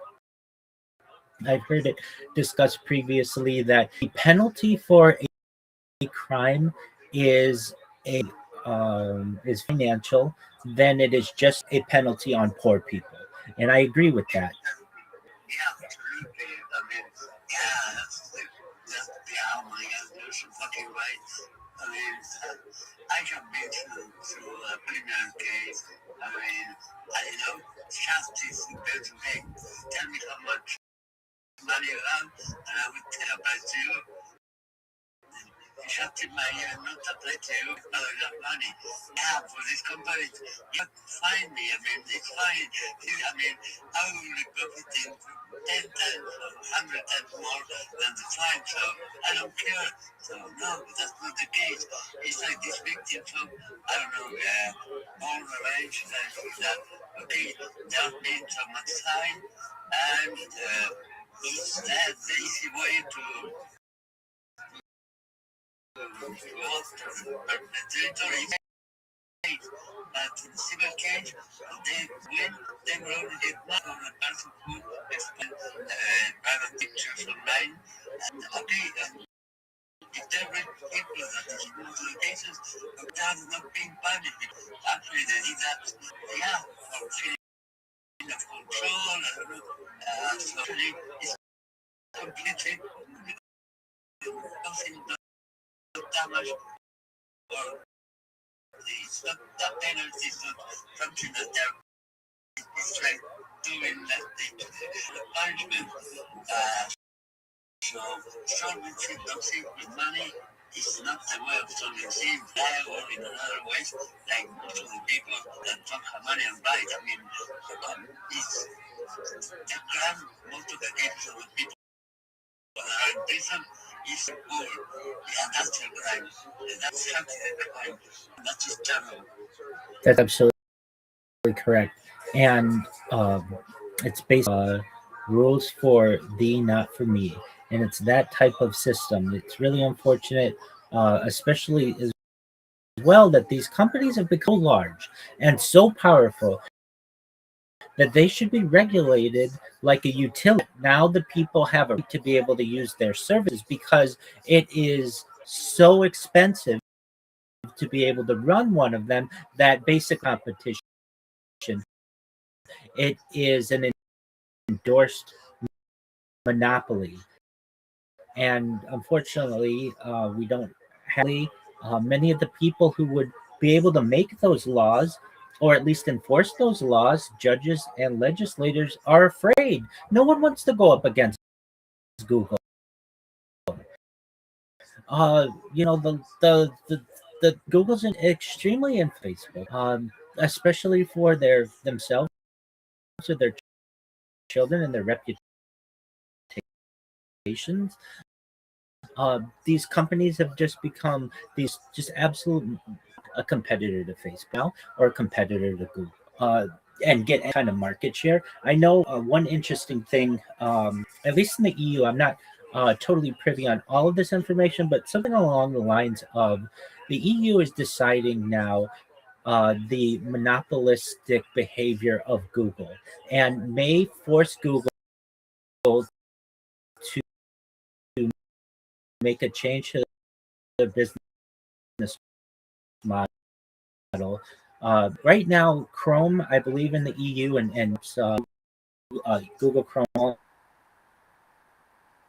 as the default browser that Google has on any of its competitors. But on top of that, in the EU, but also in the Western world, Google is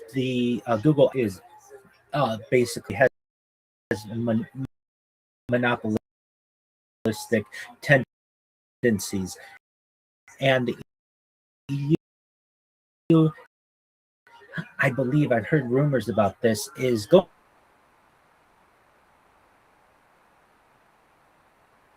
on a monopoly.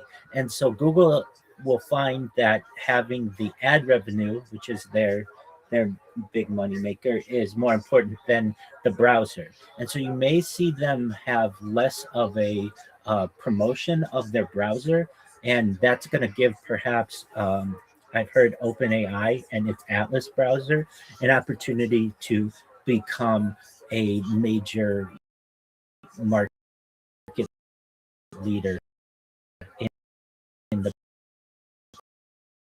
browser world, because OpenAI is going to have the opportunity to have AI integrated.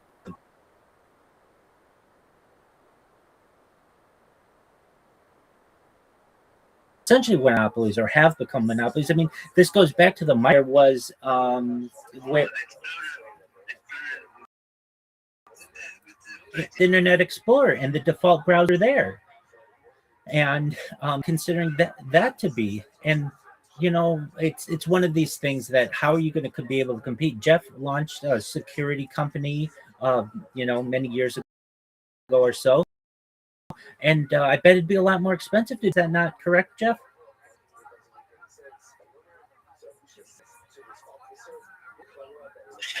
Catching up some messages. I had my mute mic. I mean, it's probably a little bit of both. I mean, I would say that with the advent of AI, there's a lot of things that allow really startup things right now and spin up things that they couldn't do previously without a large development team and a large amount of venture capital. If you have a little bit of money set aside and you will to learn, I mean, you can do amazing things right now.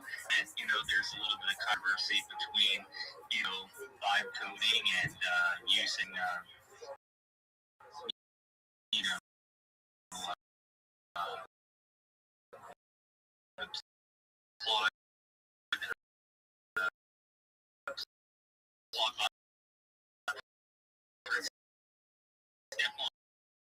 things of that nature versus true developers. But you got to realize there's, again, introduction of Cloudbot, aka, the additional names.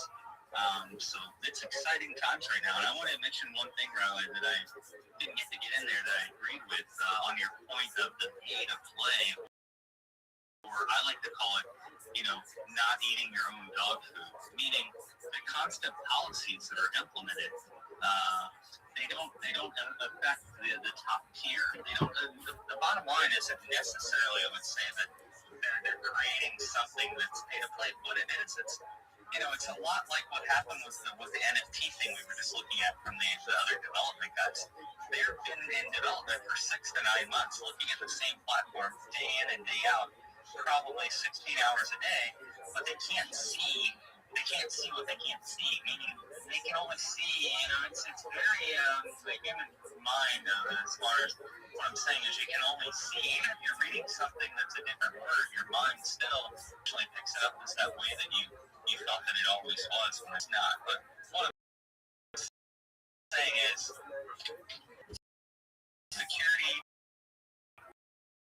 people that are enforcing policy, whether it be these social media platforms and things of that nature that you're talking about, they're just not realizing what they've done, any visibility into it, because they're not required. That checkbox that says basically apply security policy across the board, the leaders are immune box there, so they don't know that's happening. So what I'm trying to say is the little guys, they're not saying to the upper level because they're afraid. They're afraid of losing their job. They're not going to ever speak up. That's the problem we have with society. They'd rather just go with the flow and keep quiet so they don't lose their job, rock the boat. And that's why we're in the state that we're in. Speaking up with what the true problems are and allowing that to get up to the level of the CEO. Because I tell you what, the CEO has no idea that his policies are kept down below. It's an excellent point. I'm in many subreddits of people who are currently suing these major companies, either Google or Facebook. And the general process is, let's say you've lost your Instagram account and you had a business on Instagram, and now not only do you not have access to any of your followers, but none of your pictures, and you've lost your business. So there are some who are suing, basically just have a boilerplate letter that they send to you. You can try to sue them in small claims court, and essentially immediately, this happened dozens of times, is the case, and sue in federal court. And if you're familiar, that's extremely expensive to do. So only a few people have been able to actually take this all just to get back your Instagram account that was like a foodie account. It's just it's really because of a either a mistake or some kind of AI oversight or whatever it may be. You lost your account and there's no accountability at your account back, but they accept no wrongdoing. And this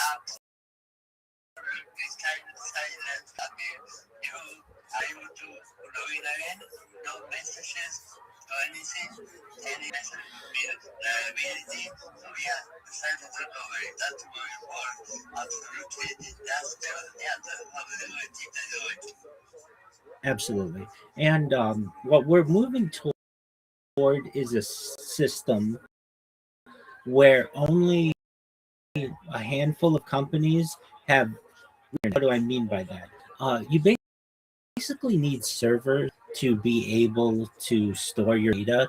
And if you don't own the servers like Alphabet or Amazon with Amazon Web Servers or Meta, then you have to pay one of those companies, and there are only a handful of them that can types of servers for services. And that means even in times where a company, a competitor of Meta or Amazon or Alphabet, basically has to, in order to stay active. I know about 2 years ago, Elon Musk did an interview. This is when Twitter, its headquarters was in San Francisco, and they were going to move away from the Bay Area because of all of the different difficulties to do business. And the first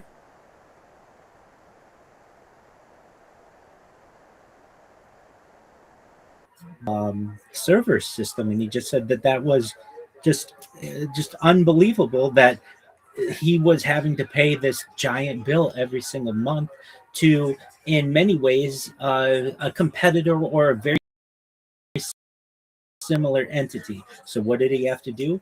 He'd find other places to host or perhaps create his own set of servers. But basically, at the end of the day, data has to be stored somewhere. And if you're not working for one of these monoliths of Amazon, Oracle, Alphabet, or one of those, then you're going to end up having to pay them.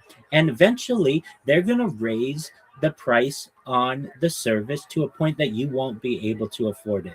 And if you play this out long enough, this scenario, then you end up into a corporatocracy, which we really are moving more towards, where you're just going to have maybe a handful of companies that have an agreed upon monopoly and these different, and they're happy about it, want to compete to pay them, and then if we see that you're becoming competitive, then they're just going to raise the prices on you. It's what I'm saying is it's a no-win game. We're at basically the point of no return to be able to compete with some of these, and it's just really an unfortunate situation. And unless somebody speaks up, and I don't know who that's going to be, because even the biggest creators now, a Mr. Beast or I Show Speed, or though they're not big enough to be there who's on this type of advocacy to be able to revise the system. And I don't really know where we're headed, but for sure. But I can tell you that we've moved a lot away from freedom on the internet into these, a lot of restriction of speech continuing, to the point where you're running into what people say is the dead internet theory, where everything is just bots. Basically, the only people who have any interaction are just liking something or posting something. There's no real creative entity behind the internet anymore. And then that's where we see the end of the internet. frankly, I do my best to be the anti dead internet theory. I'm live all the time. All my content is 100% authentic and 100% organic. And I'm going to do that as long as I absolutely can. And I have to be the advocate for these types of beliefs. I absolutely will be, because there's no person on the internet right now, and perhaps in the world, who has gone through, perhaps I would say, someone in here like Alberto, who actually has been prosecuted over these things unfairly. So I know I'm not alone. I know I'd be able to build allies, and perhaps a group of people can one day speak out about this. But really, if you all recognize, and I think we do, that this is a world where the internet is heading down a dark place, where uh, freedom of speech and freedom of expression is really constrained, and it's all about money.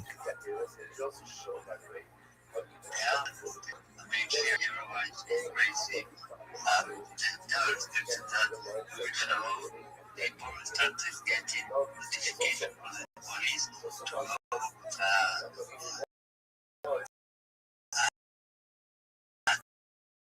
to talk to a prosecutor.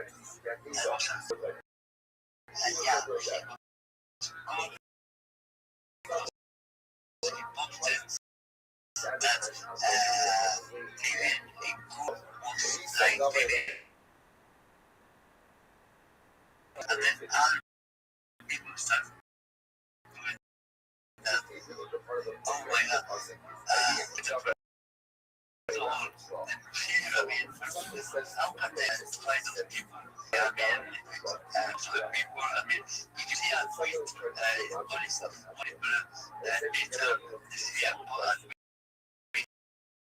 sometimes for example, I tweet, I send similar account. They can come to my house, or it's going to keep them on my house. That is not really for evidence, which will be, you can be, as the Korean kids, a copy of that tweet, script. The school, they have to have a prosecutor, child,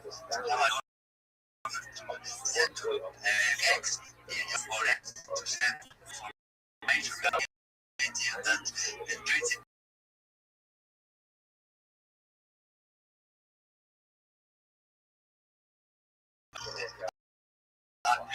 And then they come to see it. Yeah, that's necessary. But I mean, otherwise, without investigation, calling up for posting something like that is stupid. Something that you would consider information or something that was, yeah, that was clear at least foolish to criminal code, yeah, I mean, if you're saying something about someone's information, I'm going to be interested, that here is something that is right. But no, I mean, it's typically going to go into the politic, outside the countries, the politic, stupid, and that's happened to a lot of people.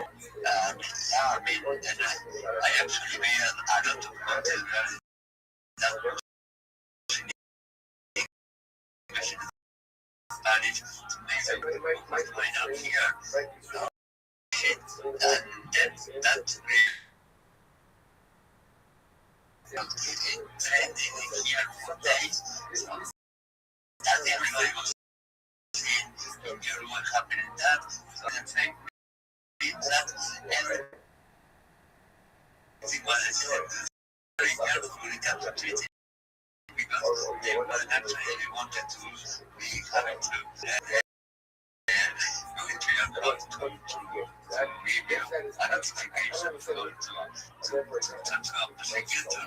So that's terrible. I mean, there's no censorship. There's some censorship here. Yeah, what's that? It's really terrible. I really was hoping this guy to be a competition for Twitter. Unfortunately, how he did. For me, at least, not that I feel really like that's into it. If that's creative, I feel like I'm disconnected from everybody in the time, down all the spaces. Like, yeah, it was the blue skies that was going to do it. Yeah, it's nothing big actually between them. So we don't have many options. Everyone must. Absolutely, I'm in agreement with you. I expected more out of Blue Sky. I was a heavy Blue Sky user. I mean, like 1,000 accounts. Their CEO knows who I am. I am someone who feels that these companies should move faster. I use this example often, but no one in here, to my knowledge, has heard me say it. But we have X, which was bought for $44 billion and has actually regressed on some of the features that they have. You used to be able to have anybody live stream at any given time. Well, now you have to have a premium account to be able to live stream. Still, it's 99% of user base who's going to be able to produce live IRL content. And I understand that Elon Musk is saying, well, it's because he's worth $800 billion. This is literally a drop in the bucket for him to be able to have this feature. Another very interesting one, in order to be able to be on an X space and be on video, you have to have an iOS device, and it's been this way since around March of 2024. Why don't you have the same ability on Android? The fact that the apps don't match and that the capabilities don't match after more than 2 years is shows laziness in the development of the company and the development of the systems. I think that over X has really not changed that much, and I expected more out of it. I expected something like a Discord where you could have multiple people in video calls. There's been none of that, no plans to do anything like that. It's really just the basics that we're seeing here, and they have no competition, so they don't have anybody motivating them to make the systems better. And it's really it's absolutely unfortunate from that perspective. And just another perspective that I feel is unfortunate is the fact that we as a user base have to be satisfied with this. We have X. If you don't like X, go to Blue Sky. If you don't like Blue Sky, go to Mastodon. Go to Truth Social. But they're all based on one really good system that you're able to use. And to Alberto's point on the element of the authoritarianism that occurs with these companies for what you post. And perhaps, I'm recording this all right now. It was 3,000 people like last year in the UK, and it's only increased to now more than 6,000 people who have been arrested for things posted on the internet. It's just, I don't know, 20 years ago would have been just seen as just, you got arrested for posting a, it's just like, oh, that's a joke, get out of here. But that's actually happening, and now it's starting to spread in the United States. And that's how things happen. I mean, the United States court system is based on the British court system, which is based on the Roman system. But basically, once something gets passed within the UK, many times, and there's a lot, especially on the East Coast of the United States, a lot of people who are either married to people from the UK or have interactions with people in the UK, and there becomes this understanding like, yeah, you can be arrested for something that you posted online. And then people start to think, oh, okay, well, it's okay over there, maybe it'd be okay here. And I know that there have been hundreds of people for things that they've posted, or even just had the police come to their house.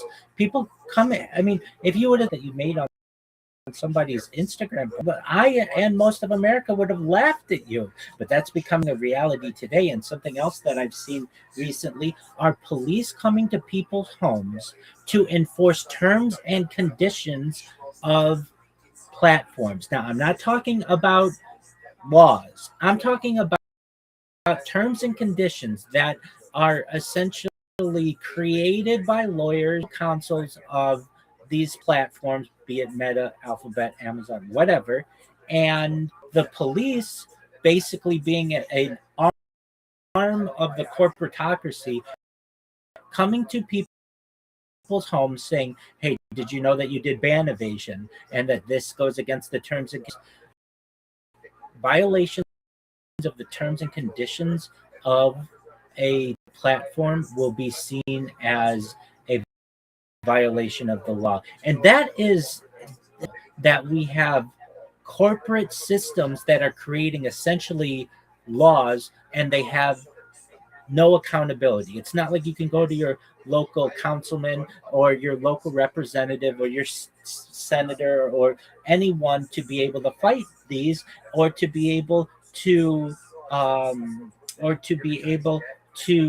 give your input because you don't have that kind of Meta or an Amazon or an Alphabet.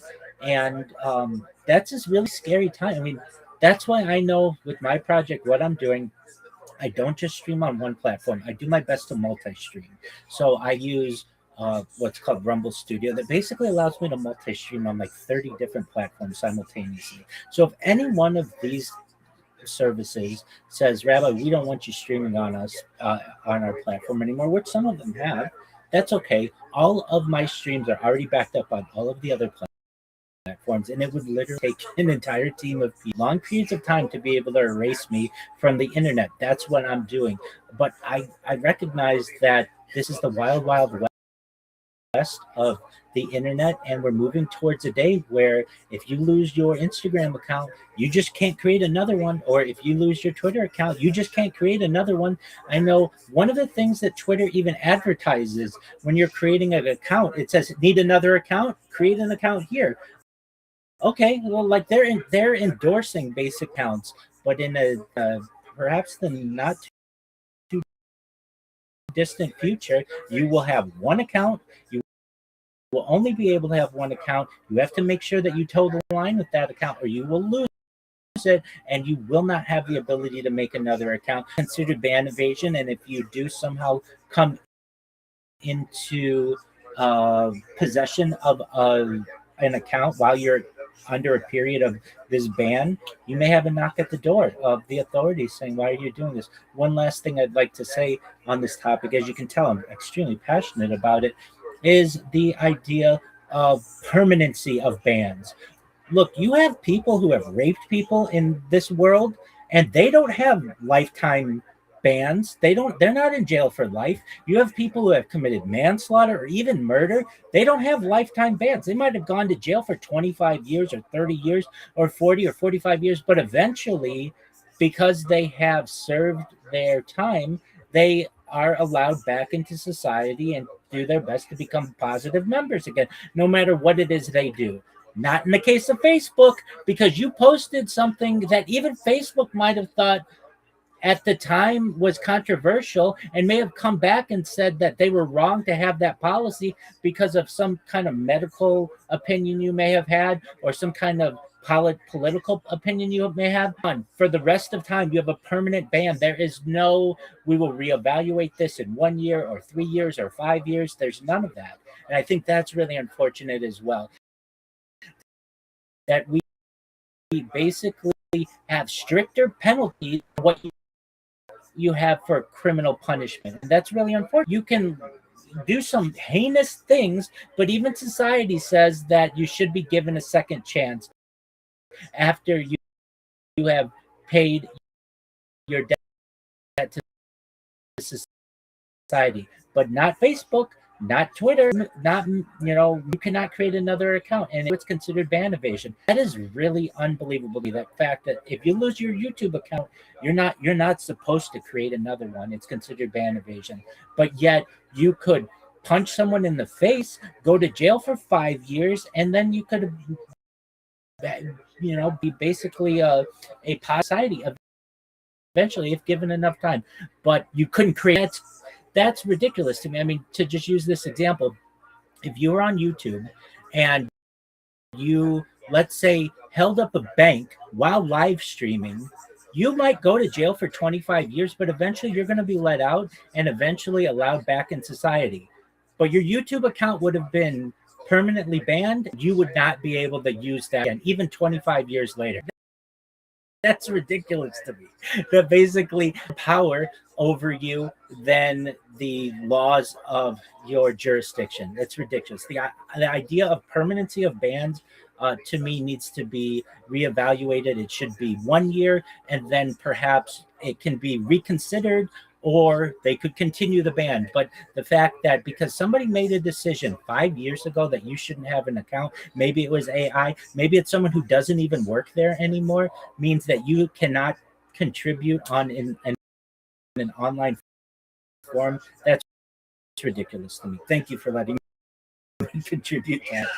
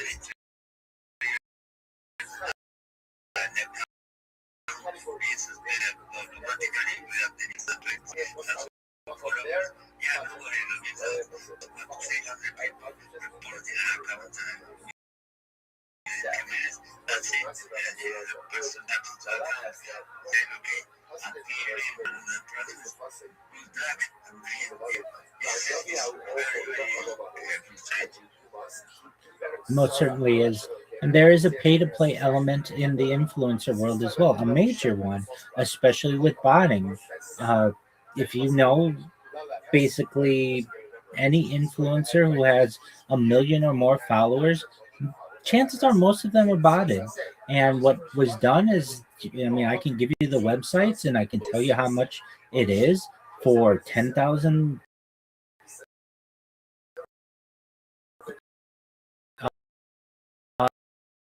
X followers or 100,000 X followers or even a million followers. There are services who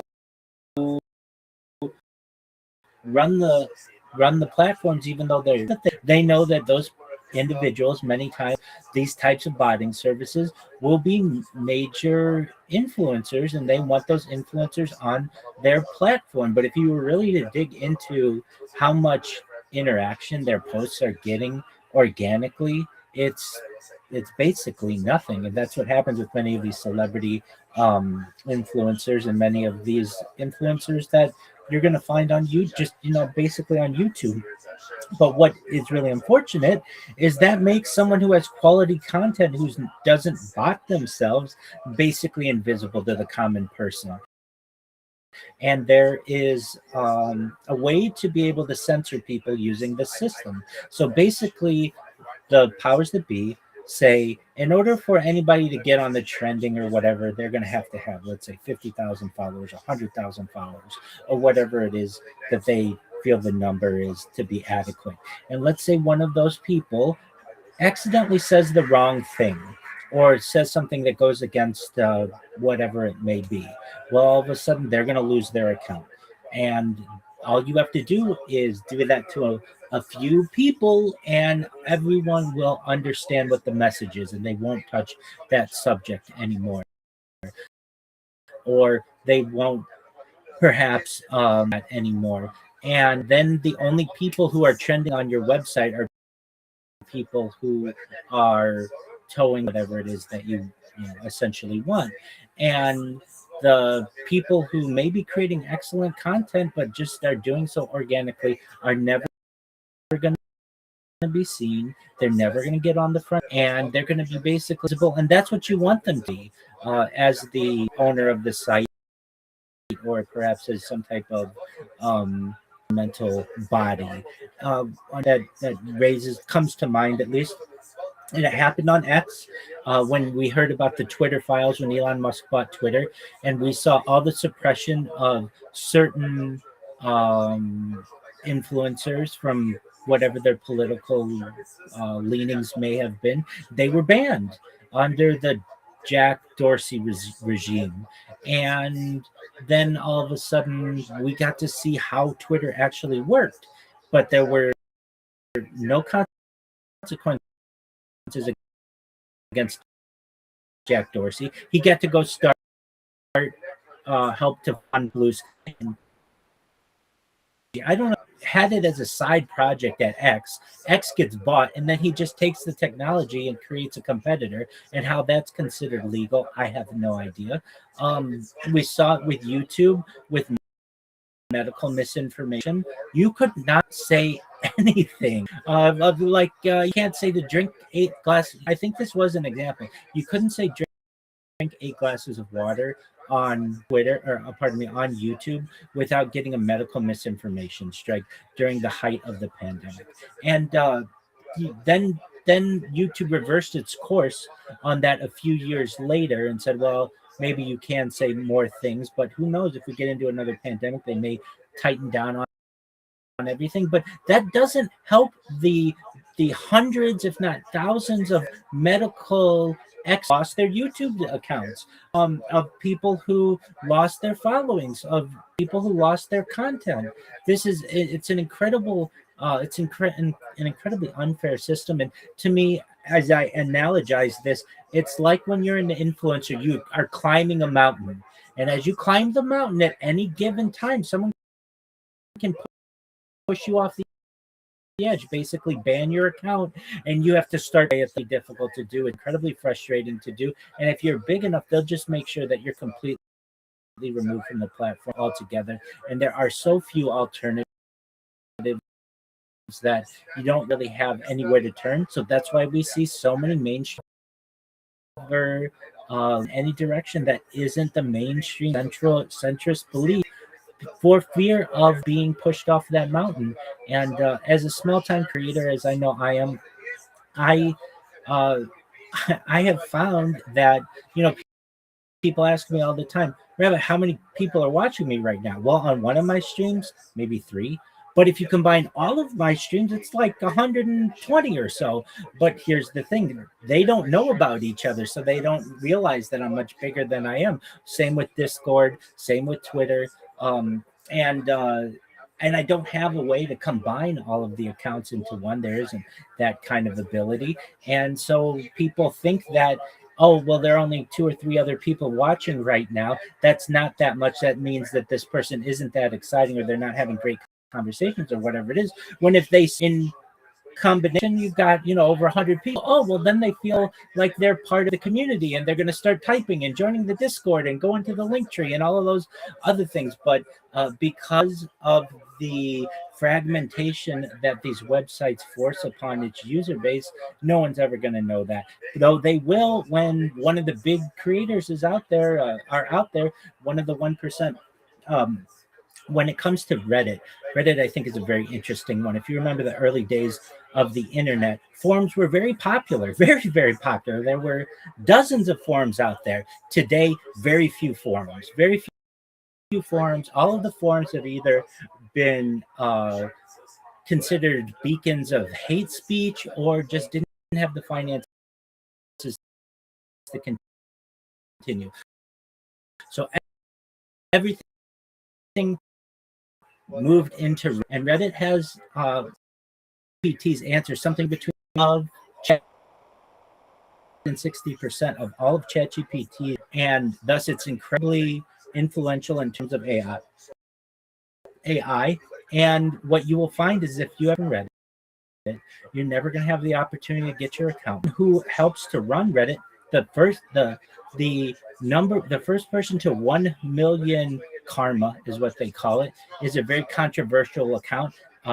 Many people think that this may be the name of the account is Maxwell Hill, and many people think that that was Ghislaine Maxwell's, if you know who that is, her account. It was an incredibly influential account on Reddit. It moderated world news. It moderated quite a few other accounts. And if you look into the moderation system of Reddit, of the top 500 Reddit subreddits, over 100 of them share fewer than 5 of the same moderators. So what am I saying? Basically, the place where all of AI's information is being chosen is Reddit, and of Reddit, those moderators are very distinct, very limited amount of people, and no one knows who those people are. They are all anonymous, and I've read that Reddit is at a point where it doesn't necessarily want new users. It just wants the current users who are there, who are towing the line, who don't say anything controversial, and that's why it's very difficult, if you ever get banned from Reddit, to be able to create a new Reddit account. And there's a reason for that. The reason is because Reddit is so influential when it comes to AI and other areas of discourse, that they don't want you as a user. And I think we're running into that in all of these platforms. YouTube may not want you as a user anymore. Nevertheless, you may think you have a right to it because it's so large in a utility and a way to express yourself, but YouTube might just not want you anymore. And Reddit may not want you anymore. And Instagram may not want you anymore.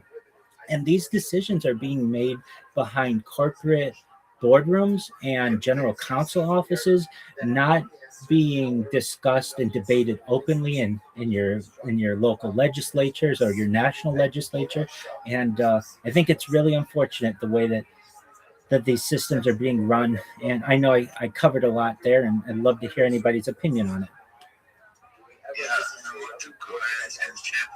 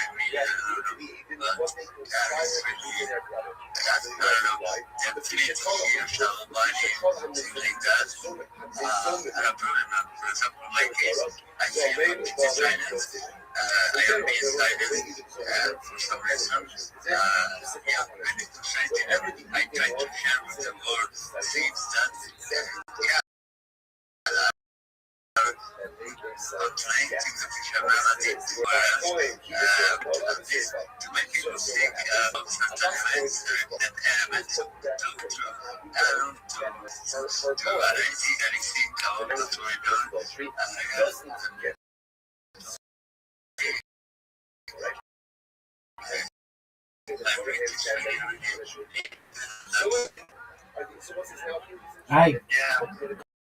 Oh, go ahead, Jeff. I'm sure the technology that you mentioned earlier across all media platforms. I only have two. I'm unable to register on any platform. When I start the process, it immediately bans me, even before I can select my username, and it's some type of control that I don't know what it is. Execution selects across all the generic messages, simply something went wrong. That's what they all say, without going into any of the details. So it's all of this is happening behind the background, and I think really the only reason I'm here right now is since I created this account in 2013 and I never used it. I didn't use it at all. I came here 4 weeks ago and started to use the platform. I had 30 users.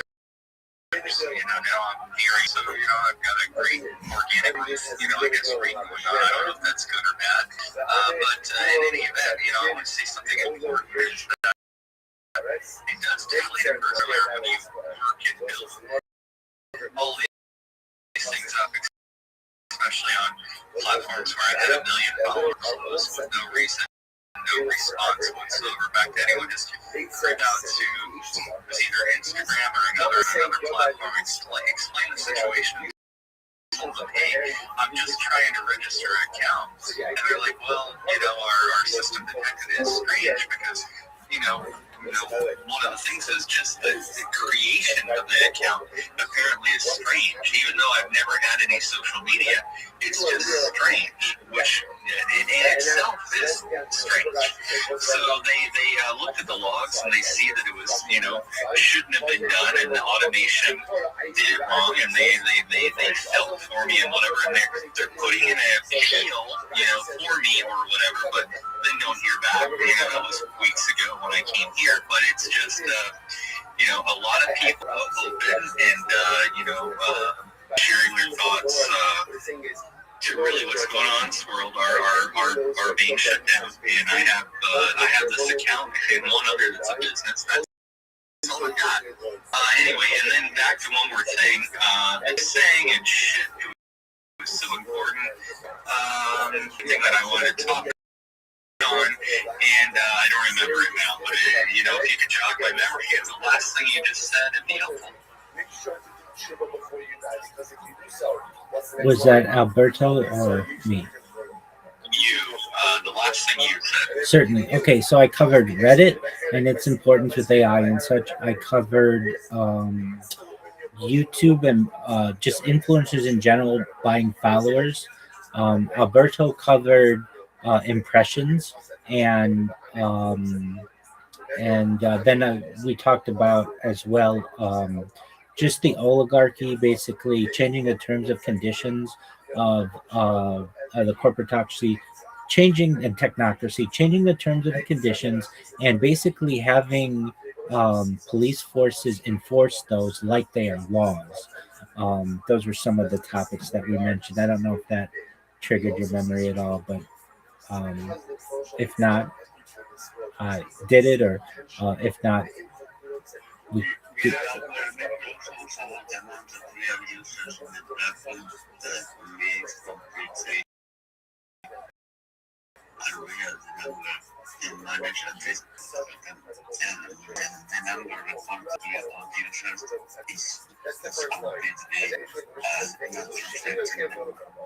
It's an absolute joke, Alberto, and this discussion here is a really important discussion. And guess what? We've got 6 people listening to it. And if you go to the Twitter search, you won't find it. You'll have to find the specific search term, but it's not like listed. If you all want to know the best website for spaces, it's known as spacesdashboard.com. I don't know if anybody's ever been to it, but it is what X needs to be. It lists all the spaces in order of largest to smallest, or most recent to longest duration. It lists all of the people who are in each space, how big their listenership is, when the last time they hosted a space. So there's all kinds of data in there, but you'll never see that on X. X shows you like a random, just like 12, 15 people. Don't know there are over 1,000 English speaking spaces going on right now, but we'll never be able to communicate with each other because you're not botting the space. And it's so obvious. And I know, Alberto, you've seen it. You see it every single day because I've seen you in a lot of spaces over you 250 people, and at the bottom it says, yeah, absolutely. Please go ahead. Yeah. So I wanted to say, you think about all these social media platforms and they're government controlled, etc. But all of these great minds. I mean, we have great minds in this room. We have a great dev in this room that's listening to in this space. Extremely smart gentleman. We have the resources available to us to network with to rebuild these platforms and do it at a fraction of the cost. It's going to take time and all that kind of thing. But it makes me, I've always wondered, why can't we rebuild any of these platforms? We literally have millions of people out of work. They have the skills necessary. We can give them incentives and stock options or whatever.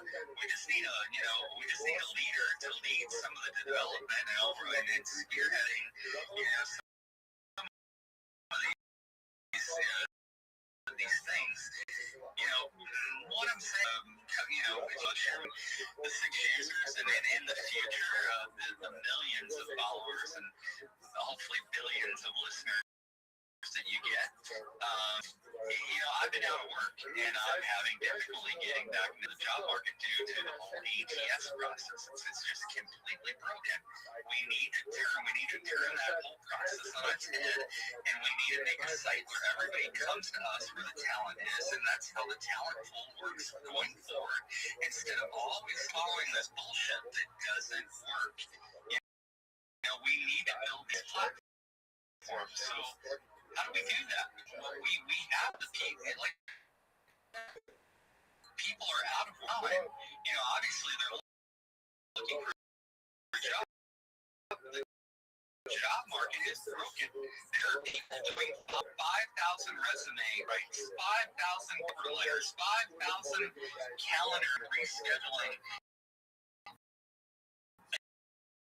Things probably happening a million times to get the interviews set up, followed by AI interview about the internet traffic. Going to be dead internet theory of bots. I mean, and now we've got this dead slop content we're watching. It is so draining and so non-motivating, so non-high vibrational that you can't do anything probably but to bring that human psyche down, as a whole. But in closing, what I'm saying is we have the talent. We need to create a talent pool, and they can't hire one unless they come to us to get talent. And if we change the way the world operates, and we create platforms to take it away from these minor few from the major corporations, it's not even enough money to do it anyway. It's like anything. It's like the poison of the food that we're eating. Or all of the things, stand up as a nation, stop the bullshit, and recreate and make it right again, and make America great again. Anyway, I'll have a plane.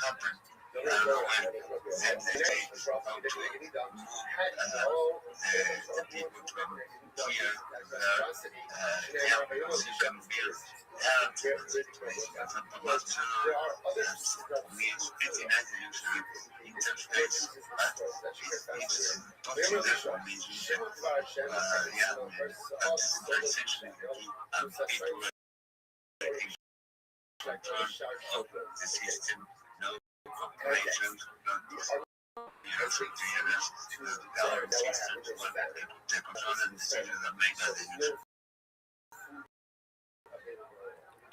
In terms of Jeff's point tracking system, I can tell you when, unfortunately, I become somewhat independently wealthy to be able to pursue my goals of my project. But when I was in the workforce, I'm a certified project management professional, and I did well with a startup, essentially, and I have.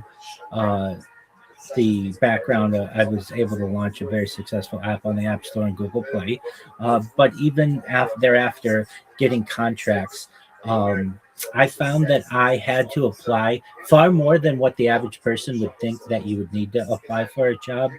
So a lot of people think, well, I applied for 10 jobs today. That's great. And frankly, is a joke. You need to apply for like 200 to 400 jobs a day. And if you're like, well, that's impossible to do, it's not. With one click apply, it's really possible. You can set up bots of your own, be able to do this automatically. Use the automation system to your where the bot, just using a Windows computer, absolutely free, will recognize where the applicant like apply button is, the shape of the apply button, the color of the apply button, and only click the apply buttons for you. You can use these to your advantage and basically make it about quantity, not necessarily quality, because as you know, and it's not the way of the old days where you work on one resume and one cover letter and apply to one job and you get that job. No, if you check on many of the recruiting and job finding subreddits, people are having to apply to at least 1,000 jobs to be able to just get some and certainly to get an offer. And they don't always accept the offer.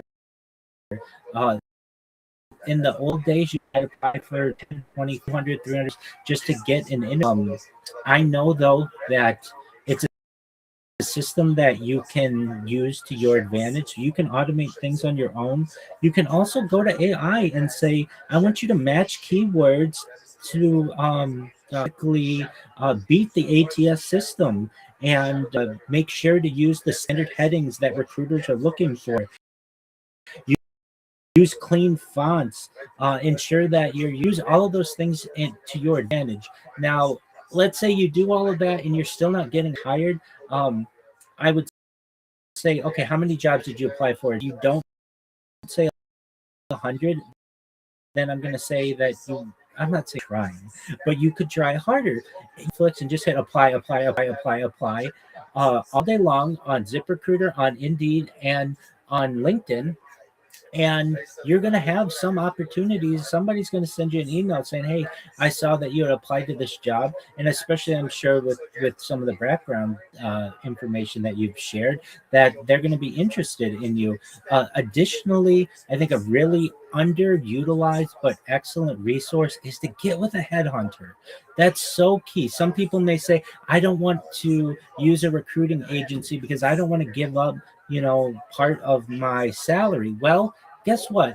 If these organizations are able to get you a $300,000 a year job, but they want 50,000 of it, and you're going to make $250,000 a year, most people will say that's not that bad of a deal for me. I'm going to be able to provide for my family and such. But you shouldn't give up. But if you aren't applying for not just dozens but hundreds of jobs a day, I'm gonna say that the numbers are against you, because there are people out there who are.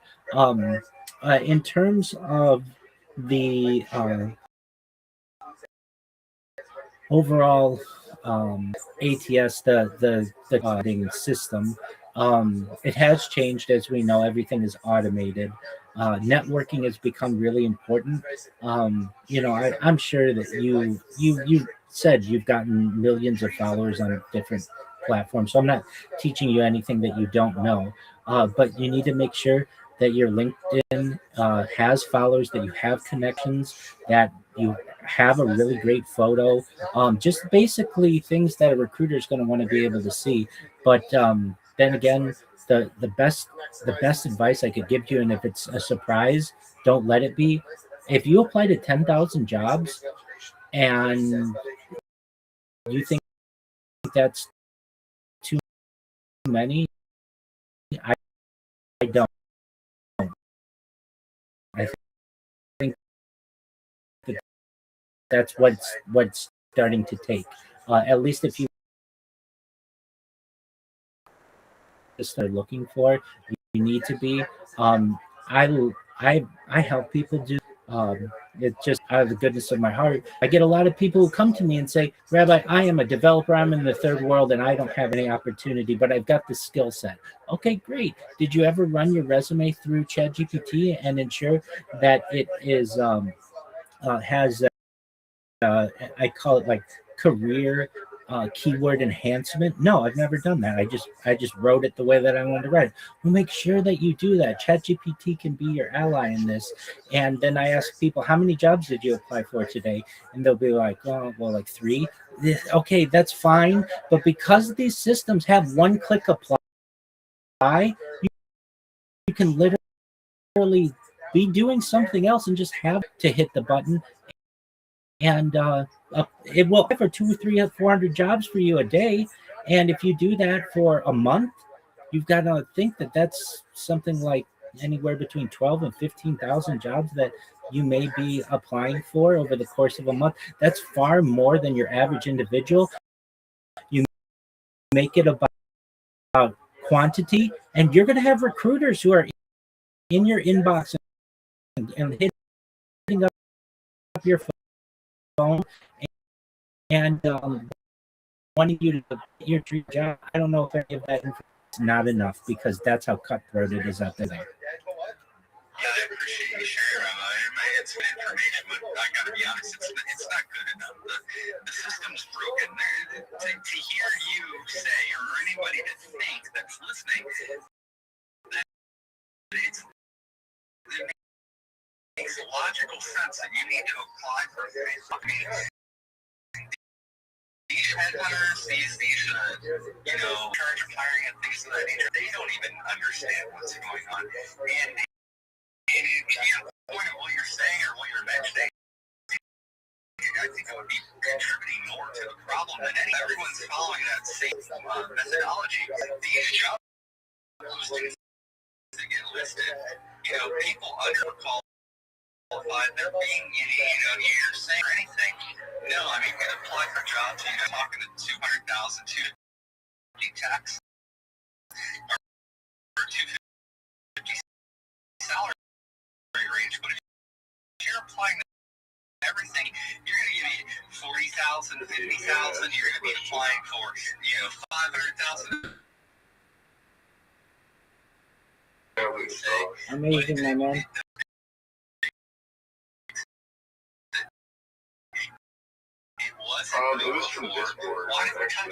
Just be patient with me for a second.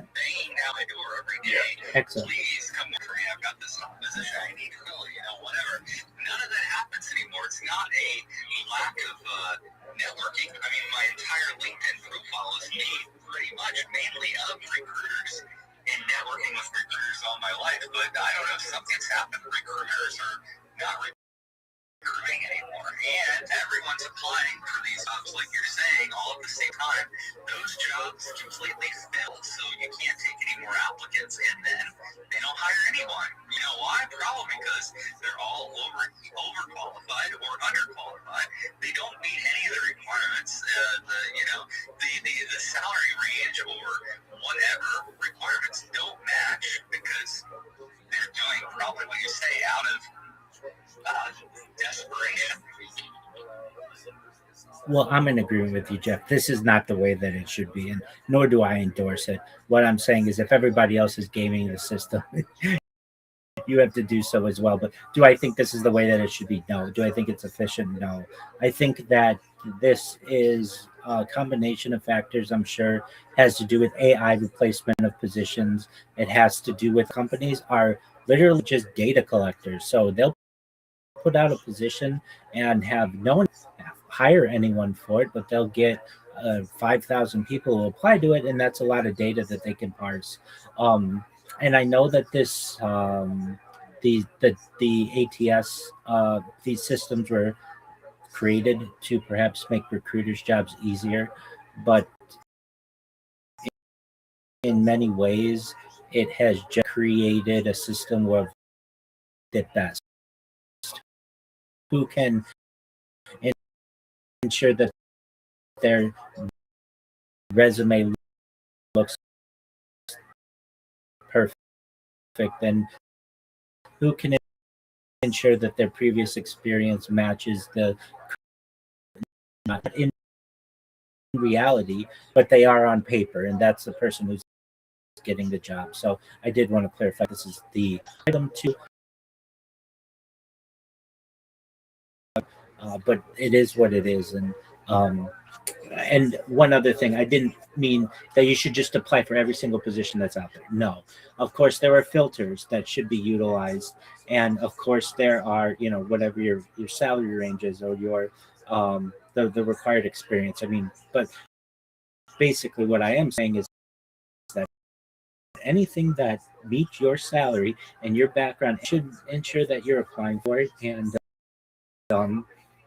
there are a lot of jobs out there posted, but I completely understand it. It has gotten much more difficult post pandemic, and I think it'll continue in terms of the competition that's out there, because those positions are getting replaced. On an unrelated topic, one thing that I wanted to mention about what Alberto said, and led me to start the discussion of, is the botting of these different platforms. And as you know, this is a great conversation, but because Jeff's account isn't one of these mega accounts, and because he is not boosting this space, then nobody's going to hear these types of really excellent conversations. Yet, someone who wants to spend a little bit of money to get 200 listeners randomly for 15 minutes or whatever to game the system, they're going to do that just so that they get their boosts and they ensure that their space rises to the top. And that's not how the system should work in this case either. It's really unfortunate. You've got quality here, but because of the way the system is set up, it's just not gonna it's not, at least under the current conditions, people aren't going to see it. They're not going to have the visibility. I was a user of Facebook when it first started. I was a user that year, March, at least from a Facebook perspective. And if anyone used Facebook in its early days, there was no algorithm. It was a chronological list of what your friends had posted. And that is such a better way for social media to be organized. When you get into the algorithm, you get into people who are curating what you want to see. I don't care what you think I want to see. I want to see what my friends have posted. I want to be able to delve into that. If you want to throw a thing in there every once in a while, that's fine. But I want to be able to go back literally like a timeline and see what everyone has posted. And when social media acted that way, it was so much more beneficial than what you're getting today. And the pay-for-play system, that websites, X especially, it says we will not show your tweets or whatever posts to anyone outside your friend group if you don't have. So I basically know, and I don't use X to get tons of retweets or interaction or anything. I know that my voice carries very far in these spaces, and people know who I am, and I know the 3,000 people who follow me are real organic people who I've connected with. I don't have to worry about them necessarily being botted or anything like that. But then I also know that if I were to tweet something, nobody's ever going to see it and act that. You have to pay more money. That's not a fortunate element of it today. And another really interesting thing that Alberto said, 10 years ago when he would post something and he only had 10,000 followers, which is still a lot of people, and you get so much more interaction on that. I completely agree with him. I'm sure you all have seen your timelines recently or even in the last few years. It's it's literally like people screwing things in, or it's something stolen from Reddit, or it's like some hot girl in front of a car getting interviewed or something like that. And you go to the comments, and the comments are completely unrelated. They're for crypto, and they're for gambling websites, and they're many times in languages that you don't know. You don't even care about. There's no way to filter the comment to say or the most upvoted to the top. It's just this random mishmash. It's really unfortunate. It makes there's a reason why people make fun of X and some of these because of the lack of features that they have. I personally am a giant advocate for filters. I love the filters. The more filters, the better. I want to be able to view by most recent. I want to be able to view by user interactions. I want to be able to view by the amount of people who have upvoted or perhaps downvoted if that's an option, or reposts. I want to be able to see region if possible, or whatever it may be. Let me make those decisions. Don't just show me what you think I want to see. It's really unfortunate when it does that. It's really unfortunate that the that there isn't some. I'm sure some developers out there working at X or any of these companies, because I've been one, who says, hey, why don't we put a filter system in that's more than what we currently have? Yes, it can say cryptocurrency or whatever, but we need to have more specifics. I want to be able to give a time range, or I want to be able to give the most popular tweets of the day, or whatever it may be. And many times these people's ideas are shot down because they're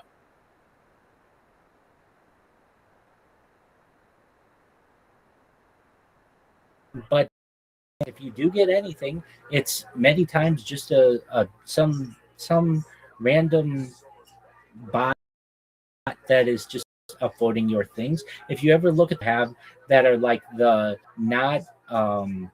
not verified messages or whatever, it's literally just a list of like OnlyFans bots, and that's a poor user experience. Nobody wants to be on a website where they feel like they are not necessarily being valued, or their hard work isn't being valued. So I wanted to say that what you're saying, and the Birdo, with what you're saying and the lack of engagement that you get on quality posts, and even you, somebody who has probably a top 1% account on X with 40,000 followers or whatever, you finding that having 4 times the amount of followers in 2026 is less engagement than you had when you was followers in 2016. Is that not correct?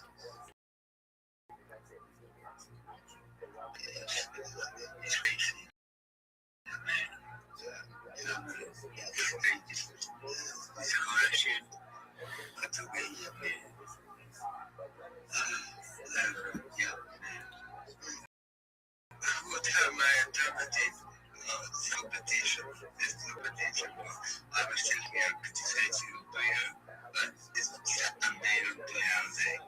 Yeah, and I mean, I have to find those experiences when this charitable service to reach where you are and have the right, your tweets, the right tweet, and how the account, just other to the account of many people who are having ornaments account, yeah, another 100,000 impressions. Right now, I have the best I had was 1,900 impressions in one tweet. That's really important as a community. I created a first community during Twitter. I was meant to have to create a community before, and was very happy to find my yeah, there are 10,000 members in theory.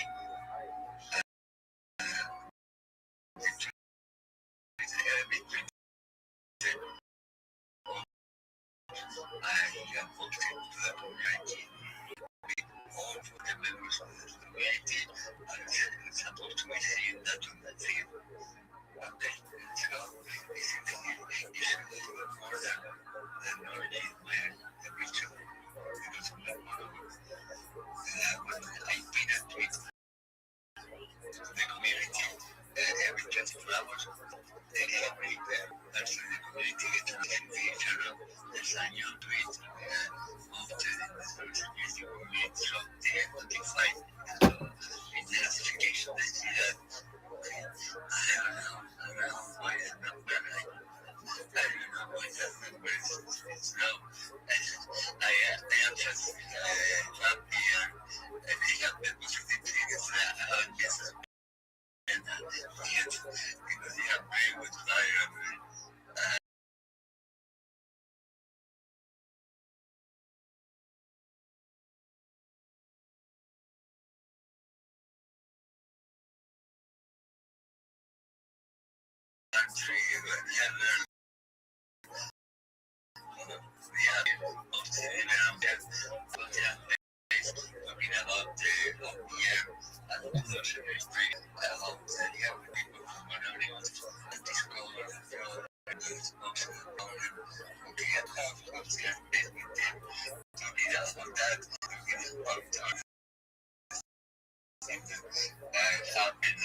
Everything I was thinking of my space.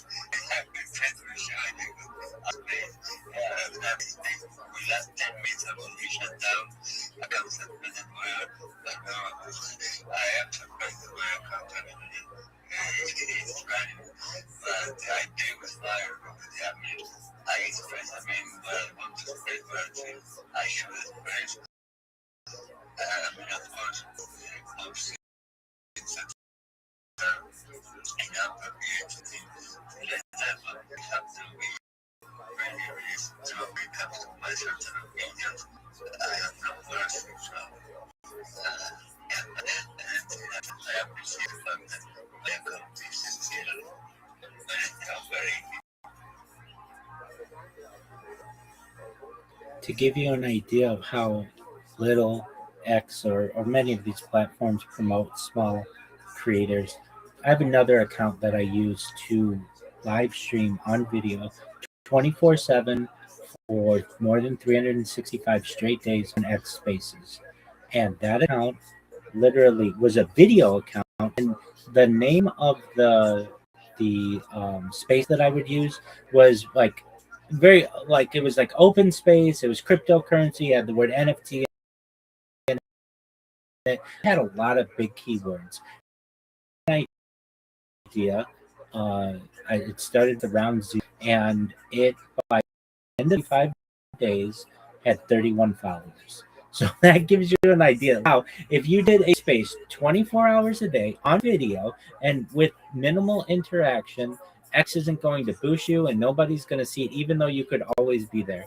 I know another person who is on YouTube who streams 24/7 on one of their accounts, and they have gotten about 330 followers in 365 days, meaning like one follower a day is what you're going to average if you either don't network or don't. I'm not saying that there's a lack of networking, but like if you don't have anybody who's promoting you or you're not going into spaces and whatever it may be, I think we all the game is rigged and we're doing everything that we can to just survive. Like Alberto's saying, like just fortunate not to have lost his account. I feel the same way. Jeff, I know that you were like, hey, I had an account. I have trouble creating new accounts. I had this account from 2013 and fortunately it's been in so far so good. And with that, my friends, I've got some people in my Discord who have been waiting very patiently to be able to speak. I want you to know how much I really just generally appreciate the ability to speak with you and to Miss who was here earlier, and appreciate the ability to just be able to vent that I have in the corporate talk with you all. If I can ever be of any benefit to you, I've followed you both, and I know you guys are following me. Feel free to reach out. I'll do everything that I can to help you. And thank you so much for the opportunity to be here. Thank you, Rabbi. It's great to have you here. And also, you said earlier for people to follow your link tree, make sure you update that when you can and say, make sure that you dig that. If you have any questions, feel free to pop in anytime. We'd be happy to help you set up your NFT display and anything you need. So thanks again for coming in, man, and have a good one. We hope to see you again soon. Thank you again, and I will do that in due time. Thank you. All right. Thank you so much. Quick scope for your patience. How are you, my friend? Thank you, I appreciate it. I'm doing all right. Could be better a little bit. I'm dealing with some slight health issues, but I'll be fine. How are you doing? I'm well, thank God. Just living life. Excellent. So you were. Did you find me in a Discord, or did you search for me in a Discord? No, I found you on Discord. Oh, excellent. I was getting to. Okay, so you're looking for a Jewish server? Yeah. And I found a couple others that are pretty nice too. Are you in Jewish Guild? Are you in Jewish Guild? Well, this is. Yeah. Okay, yeah. Good. Because I'm live in there too. I have one question. So I am trying to figure out what is the best way. And I'm someone who doesn't have a Jewish mother. My father's Jewish, like ethnically. So I'm having to convert. Yes, you are. Right, and I'm only generally as an adult. And I'm actually in my early 20s, so very new to everything. What would you say or reform is a better path for you? Which one would you say is a better path? Orthodox is the only way to go. We in the Orthodox community would still not consider you Jewish if you had a Reformed conversion. So you want to be seen as a Jew by all Jews, right? Yes. So you got a point. Exactly. The Reformed conversion and a conservative conversion would both be seen as a waste of your time in the Orthodox world. And that means you need an Orthodox version, which is fine. So, do you want me to walk you through that process? Well, the thing is, I've got a Zoom meeting scheduled with, I believe it's Rothschild. I'm not sure if he's Orthodox or Reform because I had another Zoom that was earlier Reform with another rabbi from where I live. And essentially, he ran me through that process a little bit and told me, here, I'm just going to get you in contact with another rabbi that can essentially help you along that process. One thing that he did mention to me is that I would need to be living in an Orthodox community. Yes. Which is new to me. Okay, yes, so that's most likely an Orthodox rabbi. Did he mention the phrase based in or baked in to you? Baked in, I think he might have, but I'm not sure if he did specifically in that conversation. I've heard the term before. Okay, so it means house of judgment. Essentially, it's a panel of 3 rabbis who will help guide you through the process. You'll check in with them. But yes, you will need to live in an Orthodox community. Is there an Orthodox community in the place where you live? One small area that would count as that. I'm not really sure. I would imagine so because there is a yeshiva in the city that I live. It's got a relatively. It seems like an Orthodox community, but I really can't say for certain. Okay, so what this rabbi will probably say to you or get you in touch with the rabbi of your local area or advise that you do so. And it depends of the some say go to a bigger city or but many are welcoming Yeah. as well. But what it's going to consist of is basically 1 to 2 years of study. You have to attend shul, which means you have to walk to shul at least each week. You can't work on Shabbat, so that's sundown on Friday to approximately sundown on Saturday. Um, it can mean Right. up to 13 days that you'll need to take off for holidays. It will consist of perhaps changing your dress, certainly changing your eating habits. So, I mean, keeping kosher. Are you familiar with that term and what that involves? Yeah, I am, and I actually am already starting those kinds of processes. Like I've been observing Shabbat for a good while now. So, you know,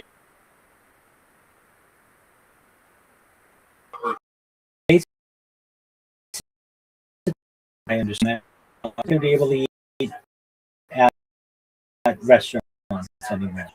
Aside from means no like uh, Baskin Robbins and speaking, but aside from that,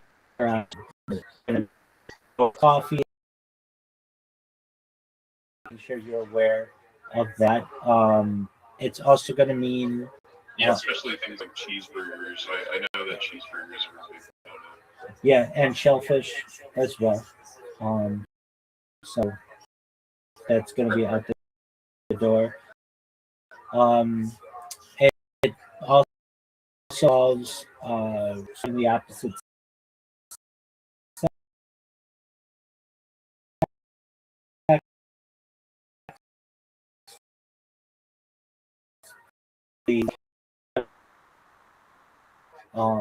You're going to be a single person.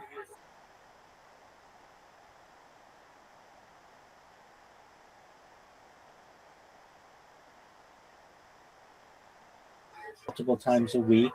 It's in Hebrew, depending on the community. And the big three things are Shabbat, being kosher, and Sharia, family purity. Usually is there are more complicated issues for a woman, but less for a man.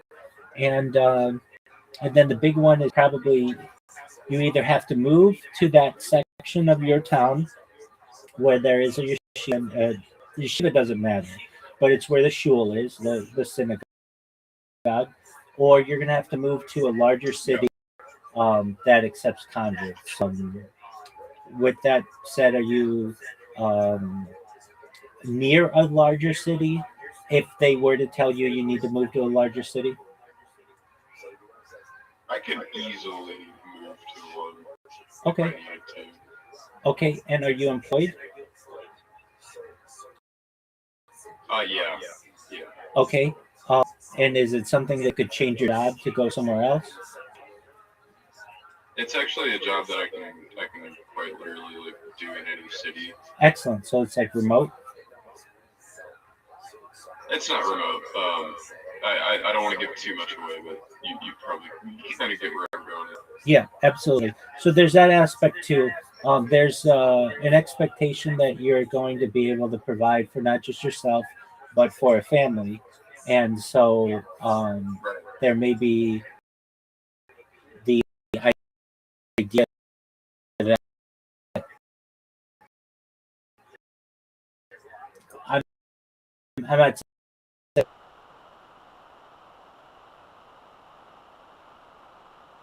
demand job, as they say. So you may lead to a more just a higher paying job, and so I want to you for you to be aware of that. You're going to have the expectation that once you convert, to very soon thereafter find a woman, get married, have children, and that's all very expensive. So there's going to be the expectation that you're going to be able to provide for yourself and provide for a family, and generally some jobs just depending, you're not going to be able to do. But do you have Yeah, do you have education or any type of job experience?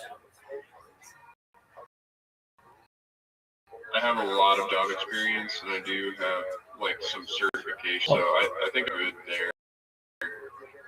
Okay, The good. other thing too is there's programs designed to help people that are like, either Jewish or converting to find like careers and whatnot. Most certainly, yeah. Um, so a based-in is going to basically interview you. You'll send your application. If you're accepted, you'll have a date to perhaps meet with the Av of the based-in, the head then basic Rabbi so-and-so recommended that I speak with you all about my conversion. I'm heartfelt over this. Uh, you're going to have more difficulty as a man being accepted into the program. Don't just accept every guy off the street. So you may say that, hey, this is what I'm currently doing as a job, but I'm working towards whatever it is, uh, whatever your goal is. And they may say, get that goal and then come back to us, or they may say, that's fine, we'll work it out. They're going to ask, do you live in important mission? They're going to ask you, do you walk to shul every week? Ask you, and some of these aren't issues. If you do get a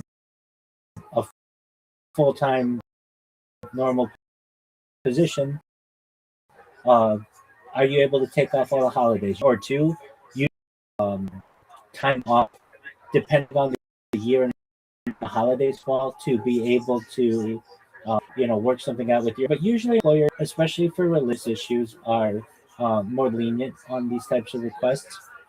And then Right. you're are you circumcised? Yeah. Okay, so that's a definite advantage. You still will need a bris, so there'll be a ceremonial pinprick of blood towards the end, and then you will have a mikvah date, and you'll meet with the base din at the mikvah. Generally, you will submerge in the mikvah, and then once you exit, you're a Jew, and you will be seen as a Jew in eyes of Israel. There really is no difference between a Jew from birth and a converted person, what we call a Jew by choice. But the only real relevant issue is that you're not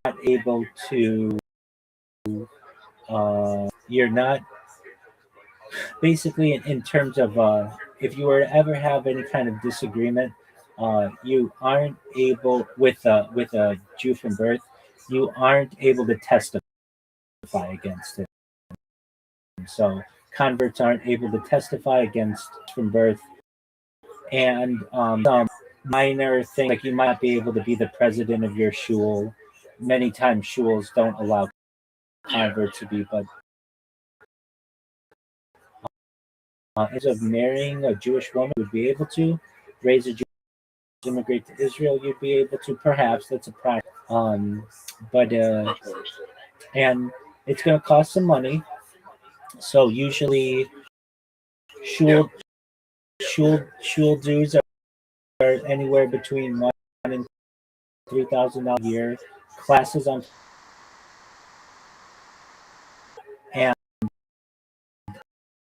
and food and stuff. Food's much more expensive. To give you an idea, to price it out, I think if like my local kosher butcher, a roasted chicken is like $13, and you get the same size at like Costco for $5.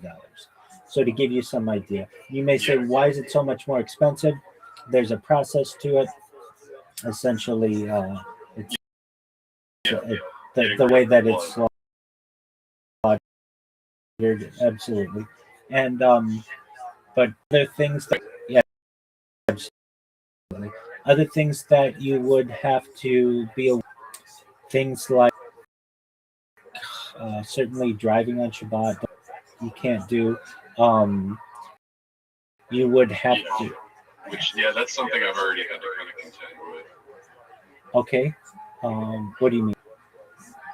Oh, it's just like the synagogue that I already go to for Shabbat, like, and they're cool with it. Like, there's a lot of other drive to the synagogue, but like, you know, it's I drive to it on Shabbat usually, so it's something that I gotta adjust to. Is it Orthodox? No, it's conservative. Oh, okay. Well, I mean, as I understand, conservative, they don't walk up. Like, they're allowed to drive on Shabbat. I mean, they shouldn't be, but as Jews, but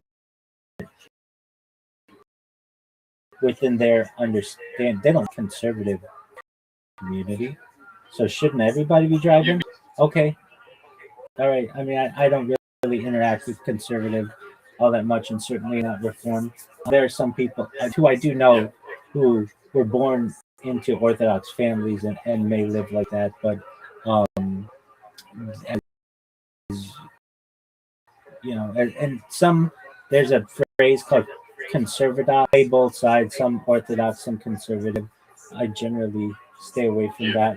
But hardline Orthodoxy, you will avoid and you're prohibited from driving. Yeah, and on how. Um, but I mean, aside from that, I wish you the best with your process. If you need help of any advice or anything, I'm here for you. Life 24/7, absolutely. So I'm always in here if you need help, or generally, you know, I do other things outside of being on this in my bed. But um, uh, if I may ask, why do you want to become Jewish? It's because of my father's lineage, and also just because I've always felt connected to like the stories of the Tanakh and the Bible. Like I've always felt very connected, and I feel at home when I'm at synagogue, specifically like during Shabbat. Like having lunch with the folks there. That's something that really makes me feel at home, and I just feel like it's the right thing for me. Okay, and if this rabbi who you're meeting with says, "Okay, well, you already feel at home. Why change a good thing? Why not convert to conservative Judaism?" Because I'll say this: Chabad don't convert people. They just don't. Well, right, but you're not in a Chabad community. No, well, that's where I'm going. Is actually a Chabad community. That's what I mean when I say conservative. Oh, hold on. Well, wait, that's conservative. It's Acidic, okay. Yeah, don't call that a conservative community. No. No, okay. So now I understand why you said people are driving. I completely understand that. But if you were talking about conservative Judaism, which is a of Judaism, like everybody drives there. They don't have the they don't consider themselves to have the prohibition. Okay, so you've got a Chabad. Great. Well, yeah, in that uh, community, is there Litvish Shiva? Let's just like a centrist Orthodox community outside of Chabad near you? Yeah, that's and talking about when it comes to having like a Zoom meeting scheduled. I've got a Zoom meeting scheduled with an Orthodox rabbi. So, and the yeshiva area near me, I'm pretty sure are Orthodox because I don't they wouldn't be have any affiliation with Chabad reform or any of that kind of stuff. Yeah, so basically Orthodoxy in general terms, you have modern Orthodox, and then generally the Hasidic world. And modern Orthodoxy is probably where you'll find a conversion program. The Chabad is okay with you coming on Shabbat? Yeah, they love me there.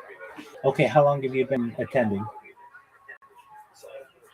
I've only gone for 3 weeks total, but they know me like by name. And they know that you're non-Jewish. They know my mom's. Yeah, they know my mom's not Jewish. Yeah. Okay. Well, you've got what you need, which is a meeting with your local Orthodox rabbi, and he will give you the information that you need. And if you have questions about the process or you want to update me, feel free. I'm here for you. And I appreciate that. absolutely. If there's anything else I can do for you, let me know, okay? Yeah, I will. Thank you for the pep talk. I'll definitely take all that and have a great rest of your night. You as well. And one last thing, just remember, don't call Chabad conservative. That will offend them. They're Hasidic. They're Hasidic, yes, and they're Orthodox. Absolutely. Yeah. Okay. Excellent. Okay. Hey, just before you go, just so you get the spectrum just of Judaism. So on the far conservative end, like you're saying, you've got the Hasidic dynasties. There are more than just Chabad. There's Breslov and there's Satmar. They're basically communities that connect or trace their founding rabbi going back to the 18th century. Then you have a little more generally a liberal version, but still Orthodox. You have centrist Orthodoxy and then modern Orthodoxy. Generally, these are sometimes many times interwoven with the people there. And you even, I mean, I'm a member of Chabad of Sherman Oaks. Yeah, there are some people who kind of float in multiple of these different Orthodox realms, but that's Orthodoxy. Yeah. Then that means that's no driving on Shabbat, keeping kosher, all those things. Okay. Then you've got conservative Judaism, which is frankly by Orthodox standards is not considered Judaism. The people who go there, many of them are considered Jews, but their doctrine is not mainstream Orthodox doctrine. So there's conservative, Right. and that is, so to give you an idea, about only 10% of Jews are Orthodox. About 30% or so of people who practice and actually go to some type of building, let's say once a week, a synagogue. You've got about 30% that are conservative, and then about 60% are Reform, and then and that's the far more liberal. And then actually there are some other types of Judaism. There's Reconstructionist Judaism, which you'd be considered perhaps a Reconstructionist Jew right now because you have your father's ethnic background. But that isn't considered Jewish within the... Absolutely. That's why I want you to be aware of this. So anyone who basically has any kind of Jewish ancestry can qualify to some extent to be a Reconstructionist Jew. This is less than 5% of people now, of at least we'll say Jews in America.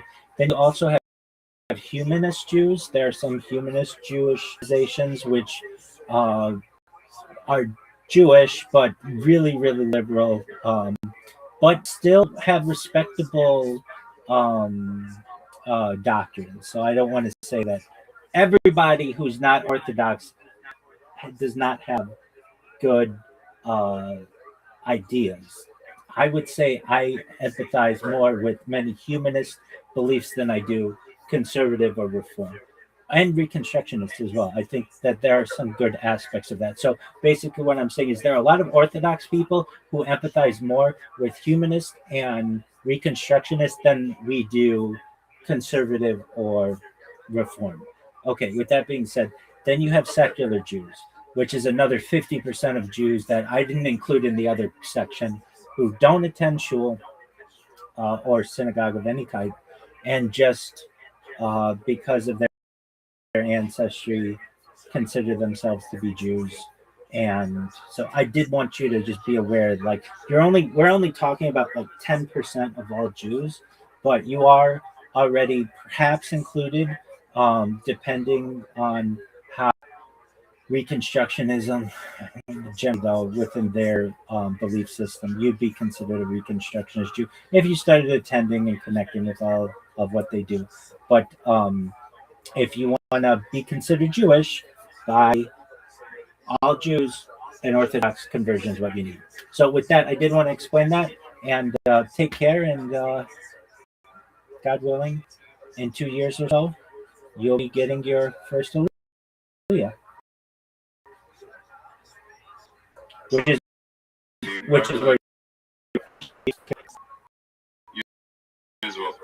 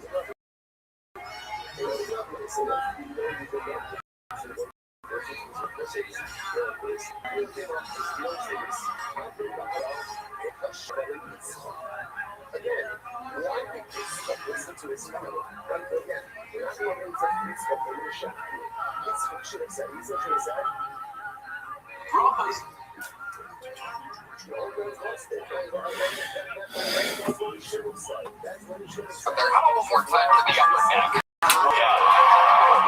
You hear that? People fucking get it.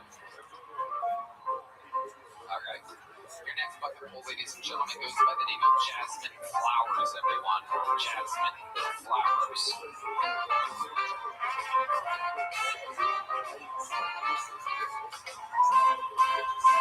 Hello. I notice patterns for a living, and I noticed something. The Amish, they used to be elusive, but now they're everywhere. TLC, HBO, I don't even have cable, but I see them every day. I'm starting to think that maybe scam going on here. I'm not sure. I'm at that age now where everything I do is a scam, but you know, they pretend they can't have cell phones, but then that's scamming 101. Oh, my camera doesn't work. But anyway, so I feel like they had a meeting sometimes. They had, they said, let's enjoy this Tristan candle. Let's build Lawrence turn better and confuse the hell out of society. That's what it's like, basically. And I know one person at meeting said, this could have been an email. But anyway, I'm just saying, check Lawrence for one side. Really check.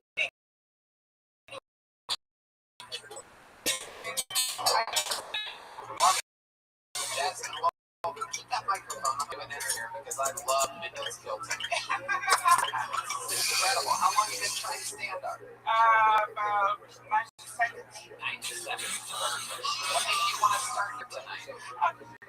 Saturday didn't have anything else to do, so let me drive out there and see what's happening. I love it. But you watch the show sometimes. Yes. You know what it is. Yes. Yes. So you tried it. You said that these Amish people are coming out of nowhere. There's a lot of them now. Yeah. They used to be, I didn't know about Amish people, but now they're everywhere and everything. And they're supposed to be kind of against technology.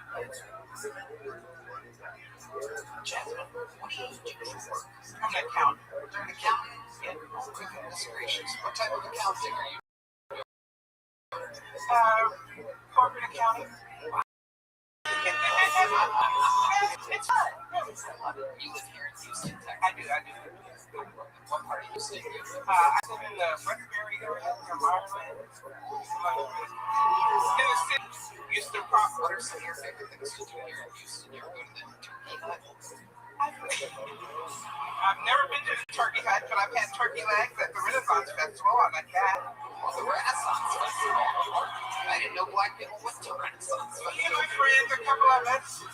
You guys probably really stand up in that Renaissance Festival. No, we don't. Right, man. Okay. Jasmine, you have a family? Yes, I do. I have 2 kids.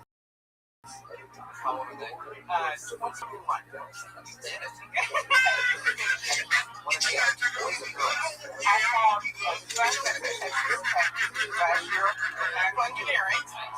I have a daughter that lives in Milwaukee. She's a dog groomer.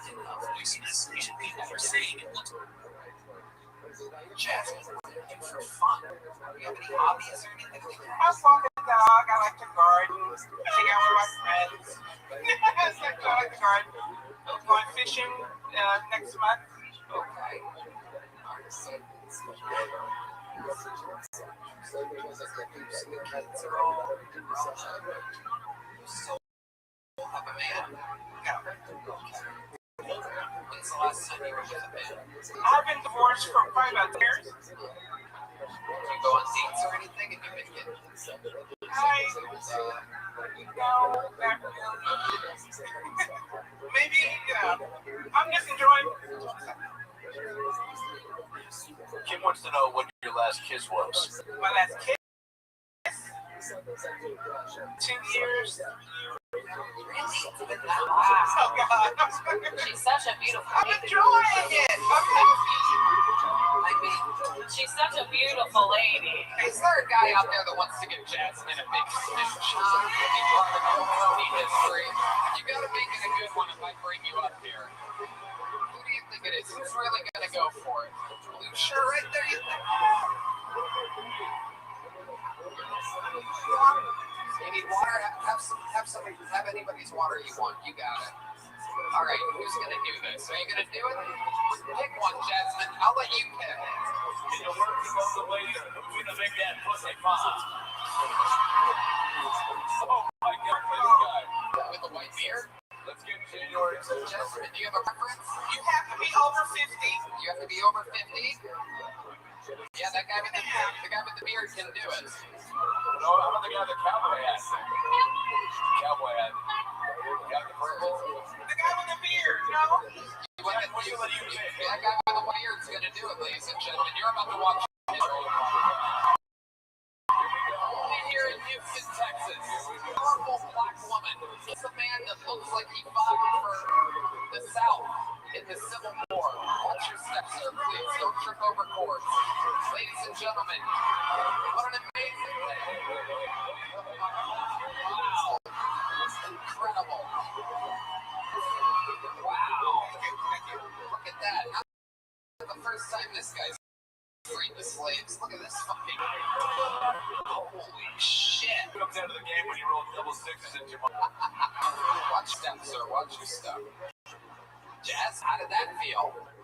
I forgot already. I can't remember. I love it. She's mesmerized. All right, Jasmine. Thank you so much. There she goes, Jasmine Flowers, everybody. She's a sweetheart. guys are out here filming during the sets. These guys are relentless here in Houston. All right. Ladies and gentlemen, your next comedian is one of the greatest regulars in the history of the show. An absolute force of nature that you know, that you love. One of the greatest interviewees in the history of the show. Sing it if you know the words, because I present to you the one and only. This is Hans Kim.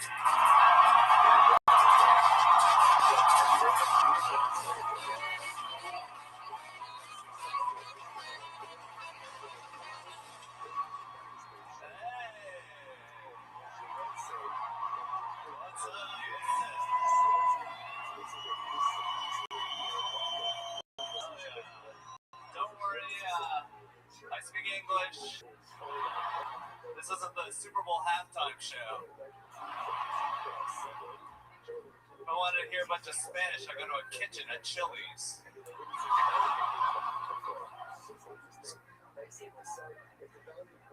Stop trying to make me learn things. This is America.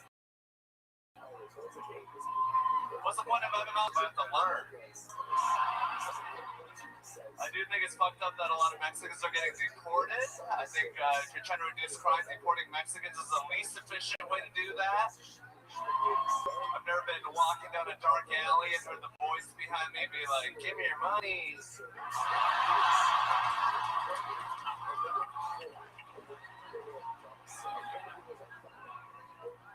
It's usually some form of ebonics.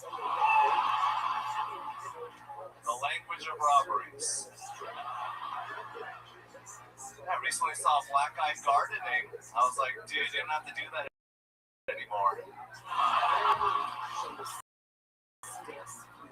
You can do larceny and retail as well now. I am working right now. I don't have to be stronger than a black guy. I just have to last long enough till the cops get there. All right, well, that's my time. Thank you guys so much. Hans Kim has done it again. Wow. How about the reception from that crowd just upon arrival? I know.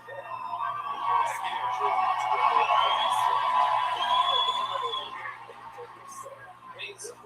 Thank you. Hansi Boy Kim, live in Houston, Texas. How does Houston make you feel? How do you feel about all this? Oh, it's great. It's a big Texas city. A lot of anger can be unleashed upon me. So I'm trying to stay on the good side of Houston. Lots of different types of, Republicans and Democrats here to piss off. It's just a lot of people here. A lot of different kinds of people. Yeah, lots of love. Lots of love. Absolutely. Have you been to Houston before? Yes, I actually double teamed a female here. Let's go to the clip. Still don't have it. My goodness. This was a yeah, she was pretty enthusiastic. Could you double team her with? Wonderful, awesome comic that I don't think I should name. Right, but a buddy. Yeah. Okay. Not like, Brian Redband. Definitely wasn't Brian. You'd be able to get hard to have sex with a woman. Just kidding. This reminds me of Kuchu, official sponsor of the Wow, tell us what it was like double teaming. Which hole did you pick? Well, I actually, she was like bonded with me, which is pretty cool. So I actually had to there before my thing got there. So I had her vagina, and then thank you for that. Yeah, I was about to. I mean, that's. Yes, did she tell you she was on a pill or something? Like, what made you come inside of her to just do that? I just felt very open to the idea of that. Wow. I'm not gonna hold up a door for it was a long time ago. But yeah, it was all legal. So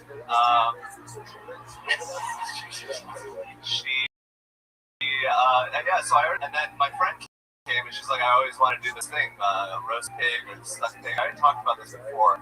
But then I actually took the mouth area and he took the vagina, and I really wasn't as hard as I could have been and failed.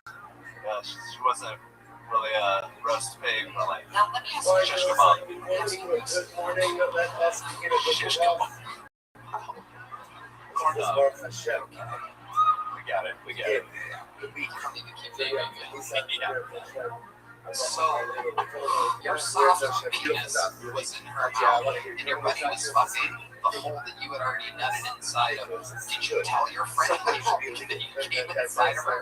Oh, I don't think I did. So there's a chance that your buddy is going to find out from watching this show that the time that he hooked up with the with you, it was fucking your cum.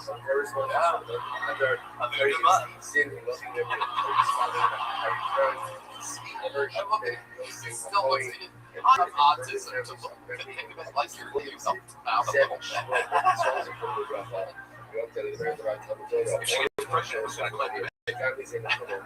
bit. I mean, he was white and I mean, so this hard see how he does on the SATs. How did after work? Like, right after cable.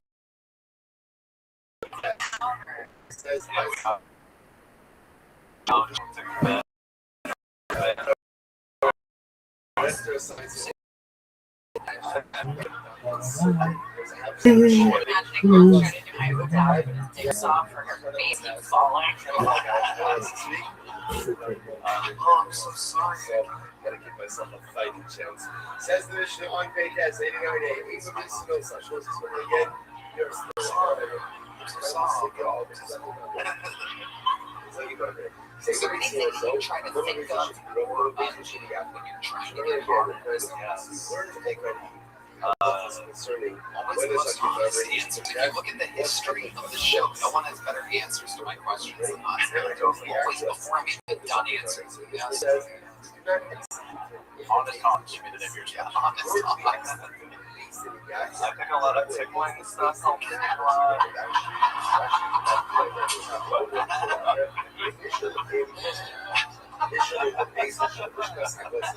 Why is it right? No, Hans being tickled is just. I'm not getting tickled, I'm tickling. I'm the tickler, kid. Jesus. Yeah.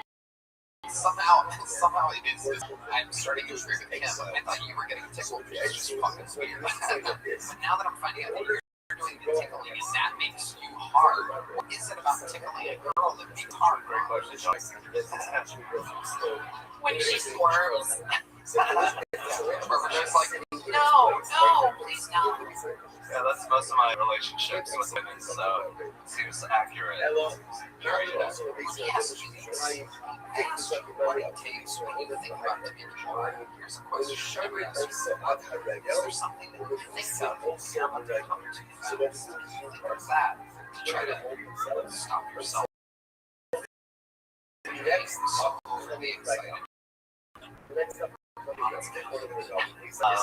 I usually get in love with what she would want, like she would want to come now.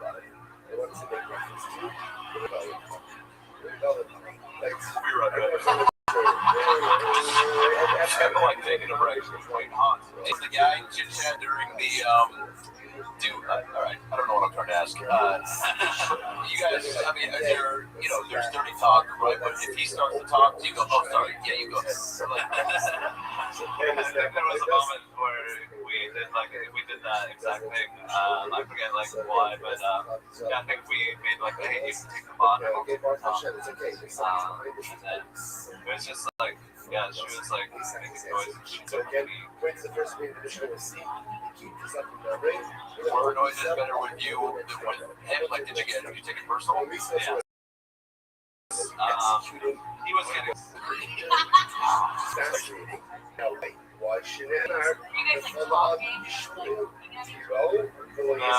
he wasn't trying to look at my. I was can you sign me up for the mic later? I was looking at his.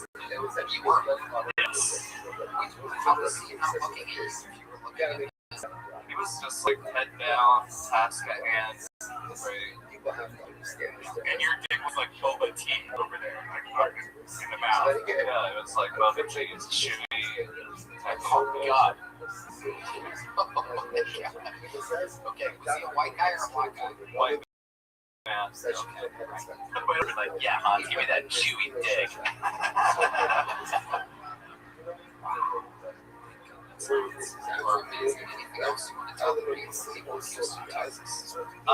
I bought a van for $13,000. That doesn't work.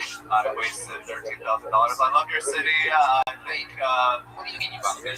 I bought a Sprinter van, thinking I could make it a van life van, even though I already have a van. I just bought a stupid van for no reason. I was looking at my old van. I'm like, this van sucks. And then one of my friends was like, you should just get a new van. So I just got a new van, but it was a shitty. This is what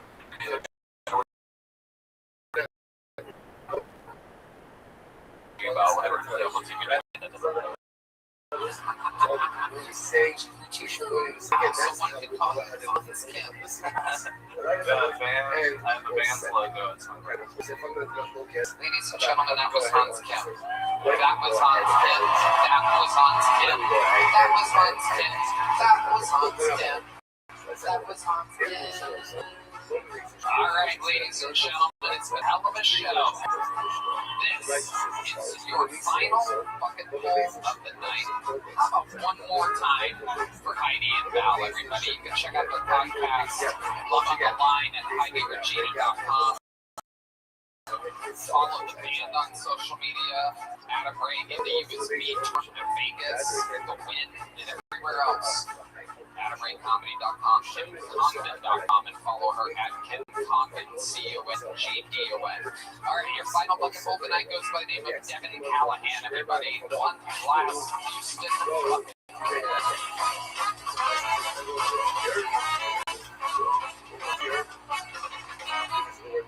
All right, how you guys doing?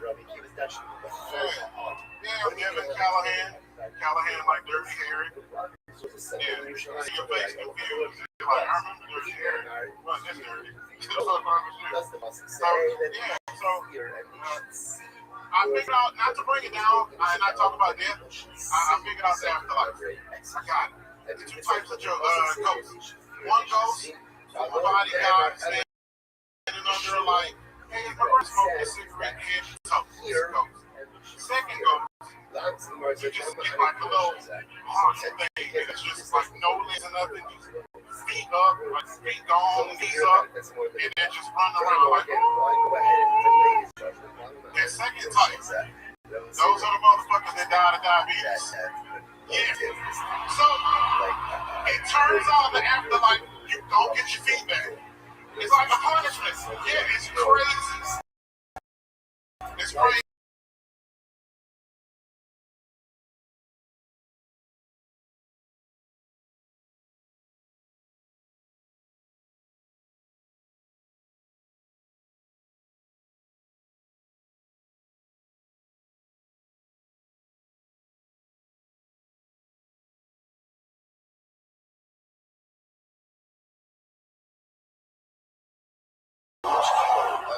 Was that the end of the joke? No.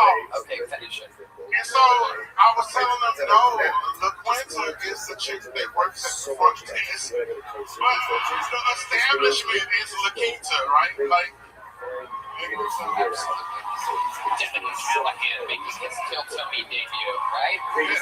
You live here in Houston? Port Arthur and Omaha. Stay in Port Arthur. All right. Can you say the N-word there? Yeah, but no, I don't want to. We're nice people. Yeah. Okay, Devin, what do you do? I play piano. I play keys. You're a professional piano player? Really? How long have you been doing that for? Like 20 years. 20 years? Yeah, I'm alright. Really? Yeah. I don't think we've ever had an actual piano player. You guys want to hear him play some piano? the band leader normally doesn't share his piano with anybody. It's a tough cookie. It's old school. A lot of musicians don't like sharing their instruments. I know how it is, bro. And he knows how it is, but now he said, oh, see, all he had to say was, I know how it is. I get it. And then look, just broke John Bee's little heart. He is like, look at this, just give a handshake. Oh yeah, don't play anything copyrighted. It's got to just be kind of like your own like original jam. John Bee's. Oh.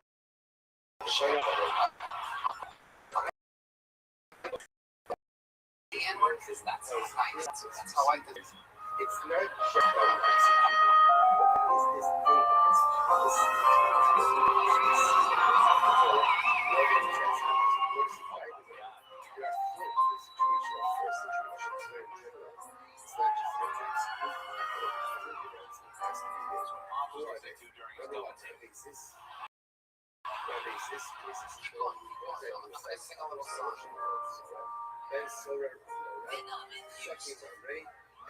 My favorite kind of love. all of these forms of the internet.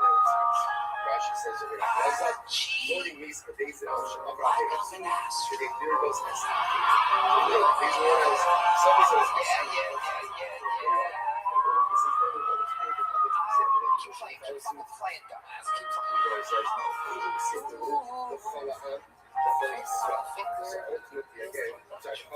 I Fucking music.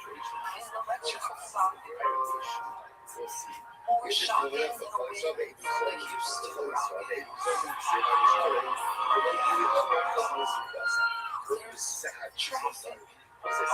They shut down. There's no real life entertainment to defend. All the artists moved to Austin.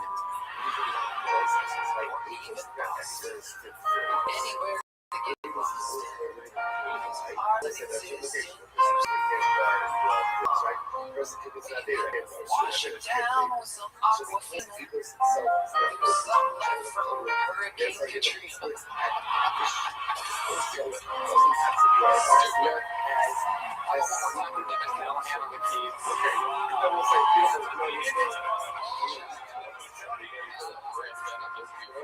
Me and Adam used to play with the great Jeff Scott at the Comedy Store. We're the only two guys that used to work with the rest of these. We lost him during the pandemic because he got COVID and AIDS at the same time. All right. Devin, anything else crazy we should know about you before you go? What's the biggest white lady you ever impregnated? I hadn't had a chance yet. So, Something that was not I don't know if you saw Jasmine Flowers earlier, but there's a black woman that makes no sense whatsoever when she talks. It really needs to be down.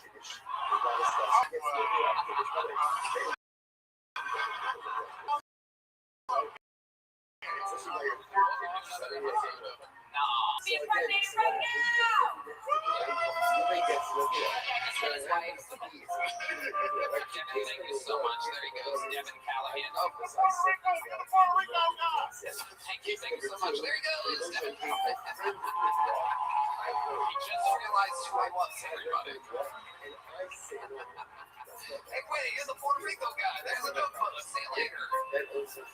Ladies and gentlemen, like I said, Saturday nights are hard on this show. We have created so many superstars, but a lot of them performed tonight in our own sold-out shows around the world. However, I was able to secure the man who I think is one of the fastest young rising comedians in the world.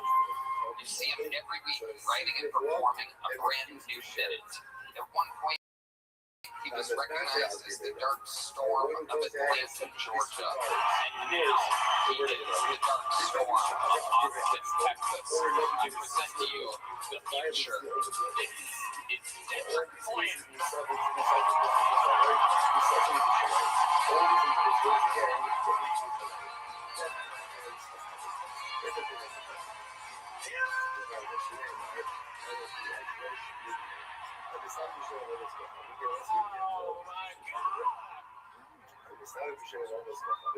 if somebody prophesizes in the name of an apple sorrow or whatever, so I'm like, I'm not going to this and again, the person says, you know, this is what the other says.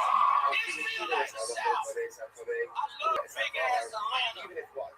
Even if what you say. My favorite Houston rapper, Pimp C. Let's say for something I hear about saying the name of the Pimp C once said something that meant everything to me. Avoid kindling the fire of shots. Okay?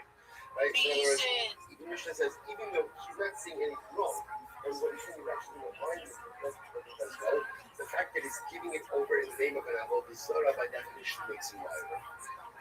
Who's ready for the best fucking guy of their lives? The Forward Block podcast is coming to West Media. Even if it's very good. Last year I became the most must-hear Princeton of all time. Or they just come in and look at me. But again, they did not get like to brag. Gotta be a part of your it's been rapid punishment. it's something that explain all about. A priest and a rabbi walks into a bar. I didn't really mean everything I said that night. It's her. It's not the fight It's going to be awesome. Like you, Tony, tickets on sale now.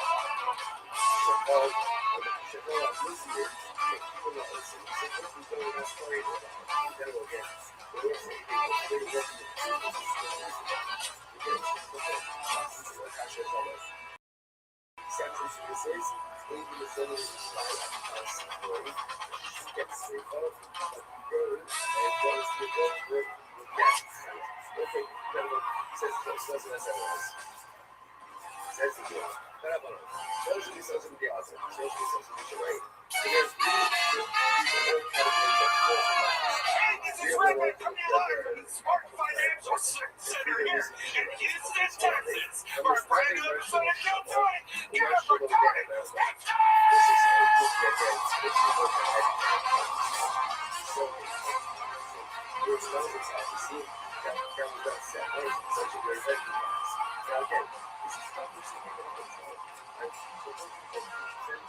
who's ready for the best fucking night of their lives?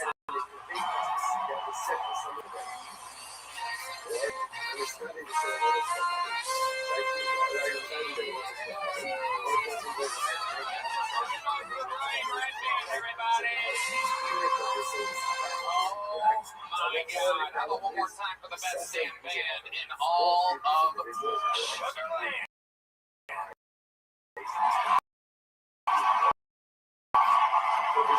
Michael Raul Vallejo, Carlos Sosa, Raul Vallejo, Fernando Castillo, Carlos Sosa, John Dees. We got everything in place. This is very, very exciting. There's a little bit more of the amazing sponsors that made it all possible. I understand there's a few things. It makes sense. It makes sense. You're ready prophecy. I would say, let's go ahead and I hear a prophecy given to someone else, and I understand that it's not good. Why is it if you do something? I'm not making up the information. The information is factual. The information is correct. Okay, we'll see. I gotta ask, Houston, Texas, are you guys ready to start tonight's fucking show? Pleasure to be on the road in my favorite state in the United States of America. Holy shit, what a beautiful day. 80 degrees and sunny, you can't beat it.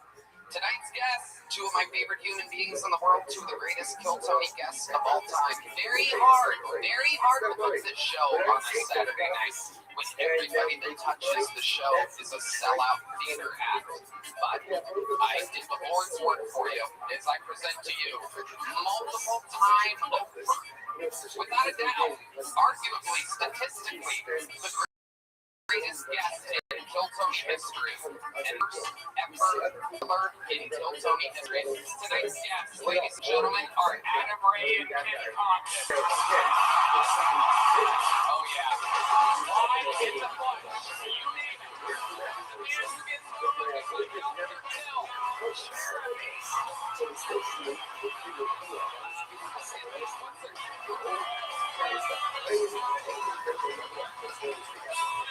So many characters I forget sometimes. Wow. And the great Kim Congdon, everybody. She is currently being stalked by many men. I have a gun. She's got a gun, she's got a new doubt. Everything's happening. Ladies and gentlemen, here he is, Kiltony Hall of Famer, multiple time guest of the year. Adam Ray is here, everybody. I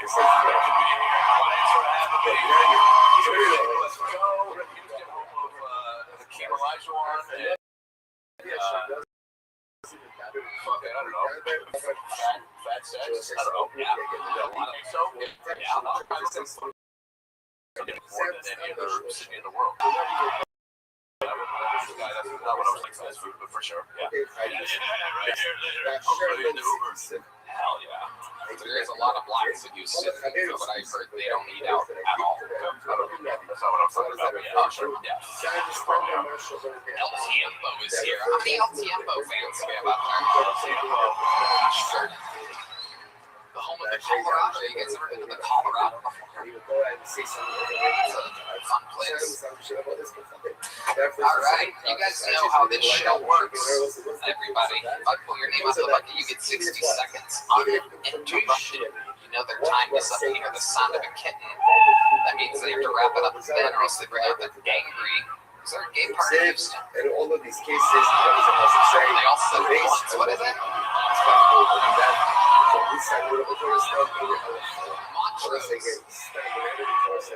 You gotta wrap it up there, or else you bring out that angry mantra bear. Oh yeah, that's a big gay bear. Twang on it too. Hell yeah. Oh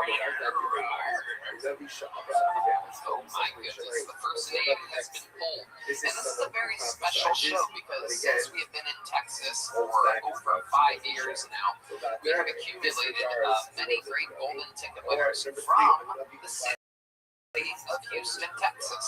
And tonight, while we go wrangle our first bucket full, starting off the show with a brand new minute for us is one of our elite golden ticket winners from Houston, Texas. He got his golden ticket, I believe, when he was 21 years old. Since then, he has worked as Bucky himself at a Bucky's.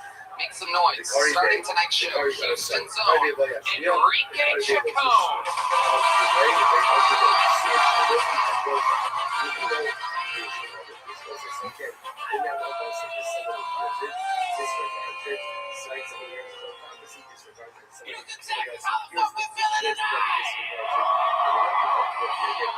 This is looking like a racist Lakewood church, bro. What the fuck? I heard that ICE is killing white people now, man. What's up with that? You're telling me I can't have it anymore?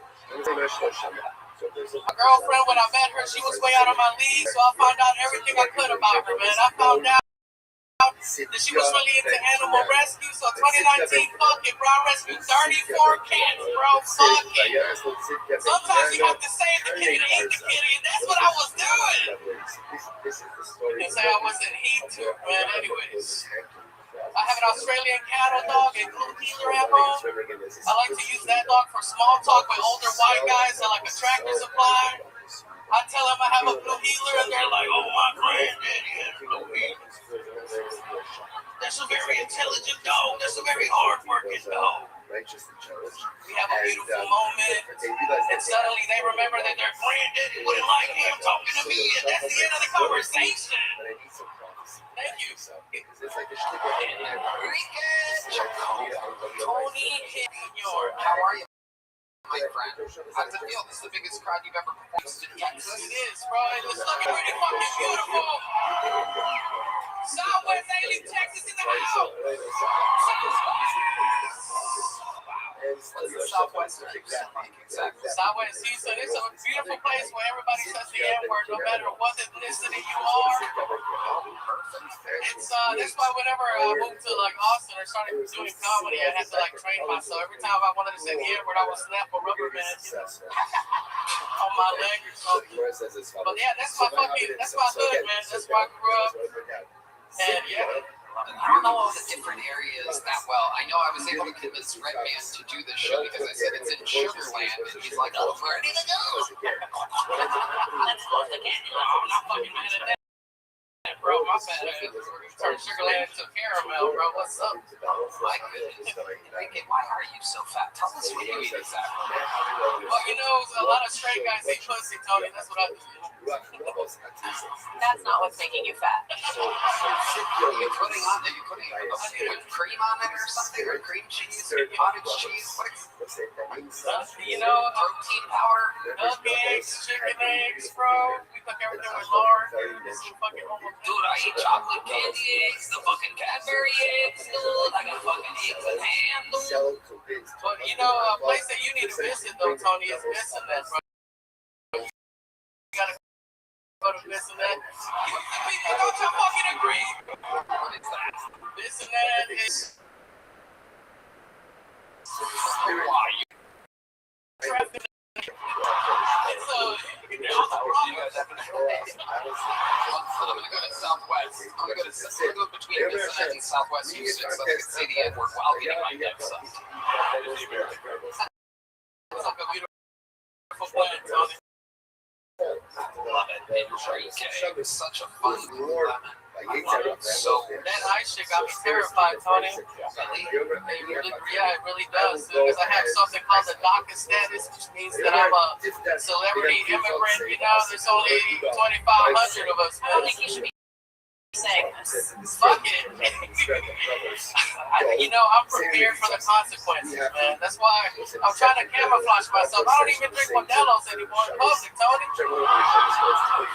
I'm drinking Busch Light, bro. Like some of these River Oaks white guys, bro. What the fuck? hell yeah. I love it. Are there any other white things that you're doing to try to hide out? You know, I'm reciting the 10 Amendments, Tony. The 10 Amendments. Specifically, one of those is the right to eat. I look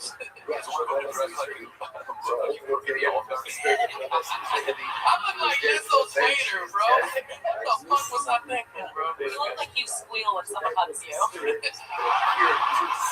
Absolutely adorable, Enrique. And you have the show started for us tonight with nothing but laughter and likability and joy from Texas. We got it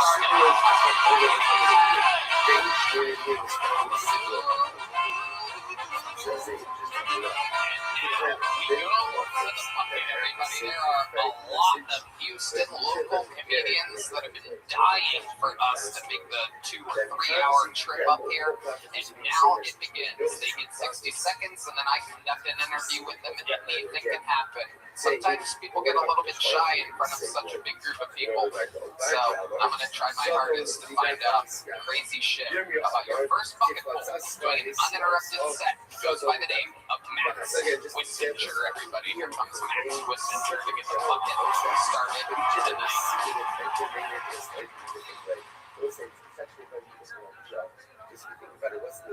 So I was making out with my girlfriend last week. Things were heating up. She started taking her clothes off. Yeah. She was like, Max, you look like a kid in a candy store. I said, babe, it's not you. I look like a kid in any store. Yeah. Yeah. I can't keep a girlfriend, all right? They don't feel safe with me because I'm gluten-free. I mean, I can't even find food. It sucks, right? Like someone brings donuts to work. I can't have any. Apple fritter. Being gluten-free is so depressing. Anytime I even think about using a toaster, that's when I'm taking a bath.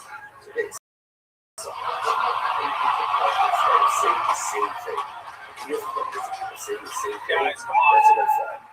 My therapist said I need an outlet. That's a pathetic realize Thank you.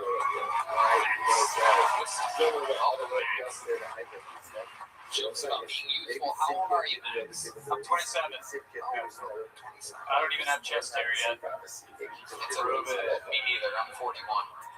Yeah. How long have you been on stand-up? So 1.5 years, but my first time was on this show like 3-4 years ago. Yeah, at Vulcan. Oh, okay. Yeah. Made the drive to Austin. I did. I'm in Houston now.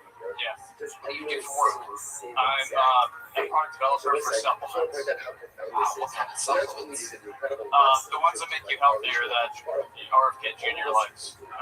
You're taking any of them so far. Like you're taking this drug to make you age backwards. It's a new budget, but it's compound. You need to eat more fruit by the foot. It's a kid snack. That's what I mean by that. You know, Yeah, I think they accidentally gave you estrogen. right. Yeah. People call me RFK Jr. Yeah.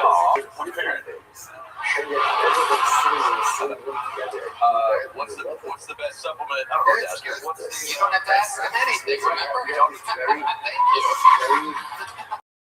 One of the funniest jokes in the history of the show. Like, look at you make a 45-minute violation of me looking at Adam going, all he asks is the people. That's why I wear costumes so that hurt his back. Max, tell us what's been going on in life since the last time you were on the show. Well, girls have been hitting on me lately. Yeah. You know, I think girls are so dangerous when they drive because they're too busy trying to look hot. Right? Like, I saw this one chick going 100 on the freeway, putting on mascara, swerving all over the road. I mean, hey, at least you died a bad bitch. I see what you did there. You snuck in a little joke. Comics Unleashed. Yeah, exactly. Well, Tony, funny you should ask. These women be driving crazy. You're perfect for cruises. Yeah.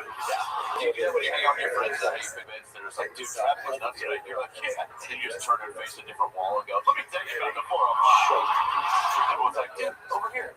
It was like, You got jokes. I like it. What, have you been on dates? Do you have a girlfriend? No, not right now. No. When's the last time you hooked up with a chick? What's that like?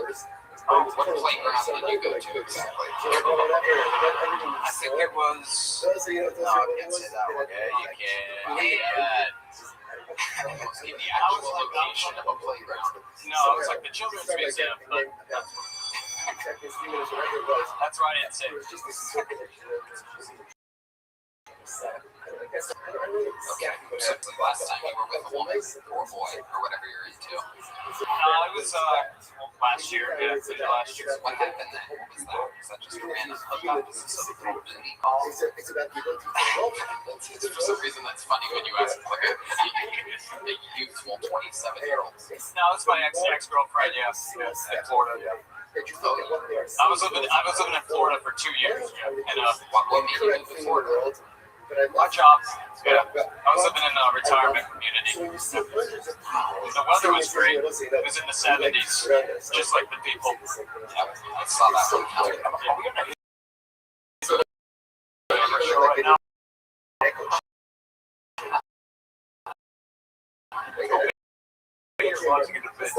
Impractical note. You roasted the whole time. You don't think what you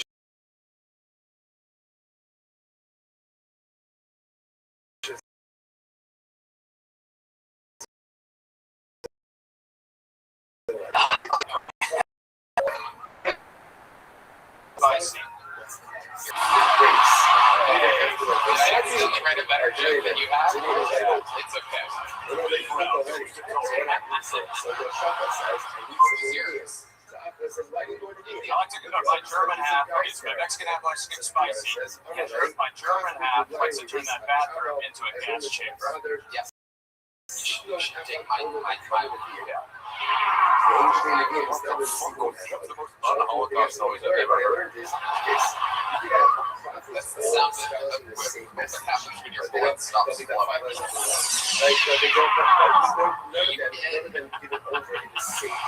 here you go, Max. There you go, buddy. Big bomb. That's the fucking portion of the show. I'm gonna keep it moving along. There goes Max, everybody. Luckily, too far away for Adam's favorite handshake. Oh my God. Christ almighty. It looks like everybody did when it ladies on the stage. Oh, Jesus Christ. The old Houston butter cake. It's not a hamburger idea, everybody. It's real. It's real. This podcast is sponsored by Tacobas. Anywhere worth going is worth going to good foods. Find your perfect pair with Tacobas. Tacobas crafts quality Western foods from everywhere from generational ranchers to lifelong partnerships. No stick inferior, just instant out-of-the-box comfort from California yogurt, exotic leathers like ostrich, cayenne. I mean, things we haven't even heard of or looked at how it's pronounced. That's how good this stuff is. Whether it's your first pair or your 50th pair, Tacobas has you covered. Johnny, I love my Tacobas. They can feel so confident. I get tons of compliments on it when I'm strutting around. Riding in the back of a penny camper, perhaps on an electric bicycle using only the electric effort pedal. Shop Tacobas Western goods online at Tacobas.com or swing by Tacobas store for the full experience with free drinks, food shots, and complimentary boot branding to make your hair feel personal. Their expert-friendly staff bring your service to answer questions and help you figure out that perfect hair. Right now, get 10% off at Tacobas.com. Sign up for emails and text, that's 10% off at TECO like details. Tacobas, point your toes. Hello, everybody. This podcast is sponsored by ExpressVPN. Going online without ExpressVPN is like driving without car insurance. You might be a great driver, but with all the crazy people on the road these days, why would you take that risk? Every time you connect to unencrypted networks, cafes, hotels, airports, etc., your online data is not secure. Any hacker on the same network can gain access to and steal your personal data. It doesn't take much technical knowledge to hack someone, just cheap hardware is needed. A smart 12-year-old or even Red Band could do it. Tony, I love ExpressVPN. I use it when we travel, so I know my data is safe. ExpressVPN has the lowest prices ever. Plans starting at just $3.49 a month. That's 12 cents a day. Okay, beautiful. That's right. Over a million years to get past ExpressVPN's encryption. Just fire up the app and click one button to get detected. No one forgets top tech features like CNET and Verge. Secure your online data today by visiting expressvpn.com/Giltoni. That's expressvpn.com/Giltoni. Find out how you can go for extra months. expressvpn.com/Giltoni. All right. Your next bucket pool goes by the name of Jake McFarland. Let's see what happens here. We're going to meet Jake. Put your hands together for Jake, everybody. Jake McFarland.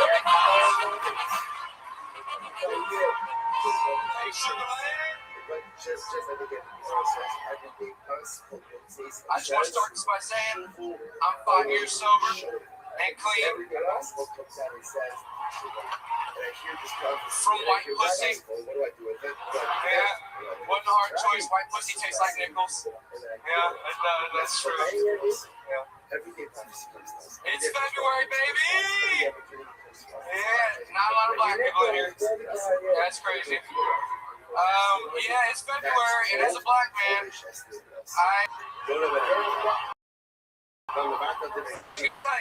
as a black part. What they're doing, yeah. I've been eating black pussy.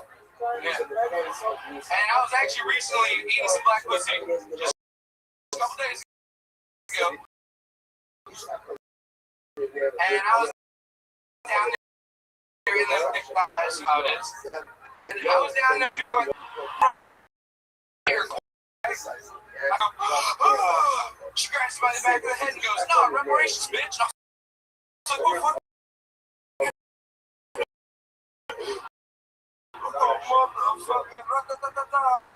Full length of times. Hi, Colin. How are you? When you're eating pussy, are you just making noises inside of a pussy? Grab that mic. I'm making a lot of noise. Yeah. I thought it was her gun. She was holding it to my head. That's true. Yeah. Are you really eating pussy? Every chance I get. I mean, I'm telling you, when I get done with this, I'm sure there's going to be a lineup. So, you know, I'm looking forward to that. I have a question.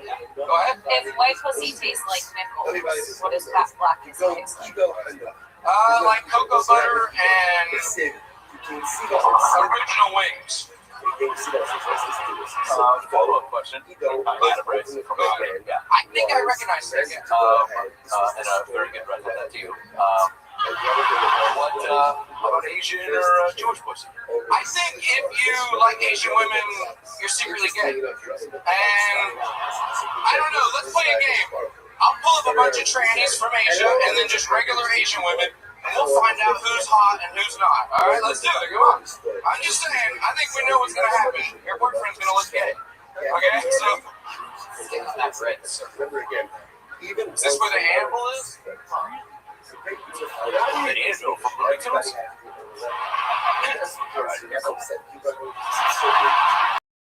Let me ask you something, Jake. Where are you meeting these men? Anywhere I can. Like, give us an example of where it's actually I happening. do a lot of, so like, I'm a black comedian. Okay, why do you keep saying that? I'm a black comedian. I was banned from all black comedy rap until like 6 months ago. Why? I am a ginger. Man, you really want to know? Jake, I'm asking you, dude. Yes, I really want to know. We're on a live show. I don't know if you know that. There's 7,000 people out there, Jake. I do really want to know the answer to the question that the host of the show just asked you. Stand in the middle of the red circle, Jake. I'll keep it real. I'm staying right here. I got the Middle of the red circle. There you go. Just stay there. That's the target. Okay. Black people love to run. I don't know. I'm not that black. Honestly, I pulled a gun on a guy. Okay, tell us more about that, Jake. Okay, so I was at a comedy show. It was a black. You don't have those in Austin, but Houston. It's when you go to everyone's black. Everyone's. I'm sure you in LA for a couple decades. You know, right? Okay, so you do. Right. And I was about to leave, but one of my buddies who had went on the show, he actually didn't get on the show. He got snubbed by another comedian. He started crying. Got a little food fit, walked out. And I was like, well, but then I thought, you know what, I better smooth it over with the host. So I walk up to the host, but I left my keys in my truck's route in the parking lot this time. By the way, I want to preface this by saying, I was at Carrington's. You know what Carrington's is? That's the hood. Jesus fucking Christ. That's the fucking hood. Come on, get to the point of the story, Jake. Anyway, my bad. I'm wasting time. Different kind, yeah, okay. So, Get to the fucking story, Jake. do you really want to know? Do you really want me to be honest about what happened? Here we go. So, I was out in the parking lot talking with the comedian and the host, and another comedian started talking shit. And I told him that he's being disrespectful, and he said, what are you going to do about it? I said, take my glasses off. And he walked the car, and I said, are we fucking what? And he said, no, I'm just going to shoot your ass. I'm just going to kill your ass. It was a black guy. It was a black guy, Right. which is crazy because when I pulled a gun on him and told him to take his hands out of the trunk after he popped the trunk to have a gun, he closed the trunk. Damn. They don't like it when black people get their guns pulled on them, I guess. Your story takes forever. This is like how hard it is for a woman to come. Thank you, lady. The moral of the story is, I put my gun back in the trunk after the car after he closed the trunk, and he said he's calling the police. So I was like, okay, well, fucking Jesus, I thought I was black, but apparently he's not. This thing where you keep calling yourself black. I'm ginger. What are you talking about? I'm light-skinned. Why do you keep saying that? I can call my black friends right now. Do you say the word? No, I don't Then say you're it. not black. No. What do you do for work? I'm a handyman. You're a handyman? Yep. What exactly do you specialize in? Woodwork and stuff like that. Well, maybe you are black because they would work if they could work. Yeah. My black friends call me Chicaboo Jake. Actually. Alright. Okay. Since you're so black, guess what? Leaving with a little black joke. Jake. Fart.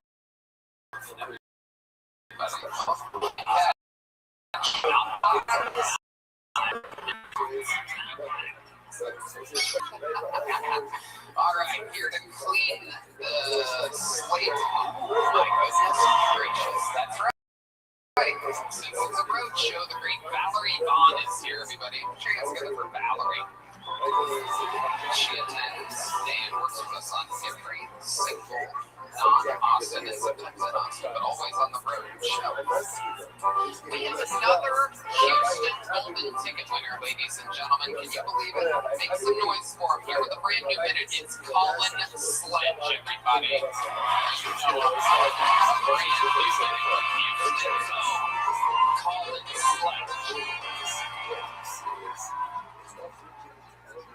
Okay, thank you. You know, so God gave us 2 ears and 1 mouth because they're supposed to listen twice as much as we talk. But He also gave us 10 fingers, so we're supposed to be finger blasting like all the time.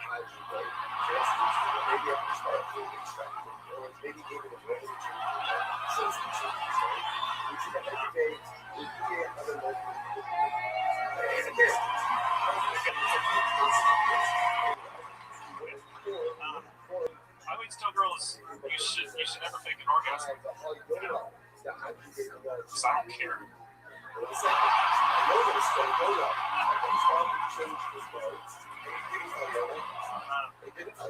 I found out women are supposed to pee after sex to prevent a UTI every time. But I always tell them, just to be safe, you should pee during sex.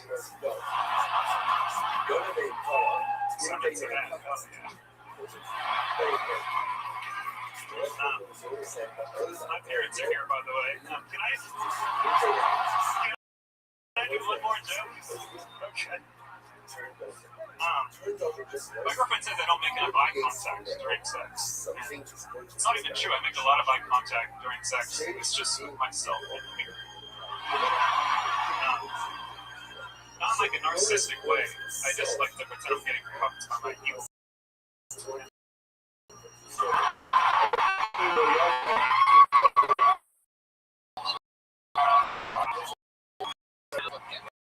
Great comedian hopes to do.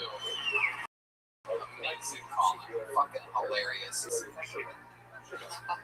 What do you think your parents think about that set? They've seen it before.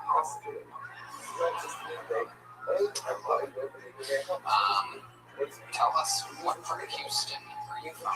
From Northwest Houston, by the Heights. Northwest Houston. That's Indian. We're there to make it in trouble. It's different than Southwest. I feel like I would get in trouble. White people would be drunk if you said it. Colin, tell us about your experiences here in Houston, Texas. You ever, what else might people know you from? Did you have jobs here? Well, I used to work at the Galleria. What did you do at the Galleria? I worked at Express Galleria. And then I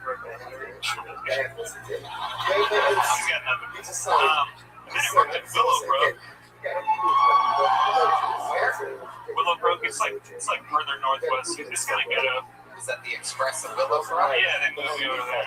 Oh, I didn't like that. Transfer Express employees. Yeah. Working for Lex Wexner, who's on the Epstein files. Oh, yes. Yes, he was I never met him personally, but he did exploit my labor. I can't believe that he didn't show up to any locations in Willowbrook. Yeah, Willowbrook. Like, there would be like stabbings every week at Willowbrook. And we had to like the only store that didn't even close. Right. It's white people need their skinny jeans. I love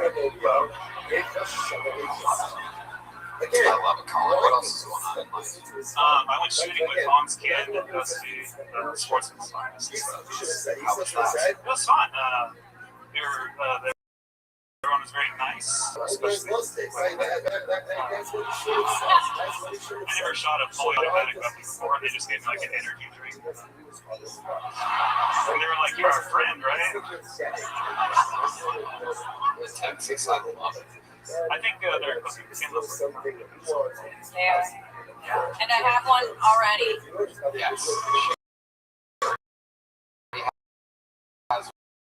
There's going to be stalkers out there watching and listening to the show. Right now, when he came out, I was like, whoa. But he looked like a nice stalker, like he would just stroke someone's cheek or something. Yeah. I would greet the girl, but I would just hold her hand. You look like when you eat like what you blow instead of putting a rat tattoo. Yeah. Cool it down. Jesus. It's all this hot pussy. It's in his mouth like an airplane. Have you ever been to the Black Woman? No. Okay. Chicago. Anybody? No, we had one ready. Wow.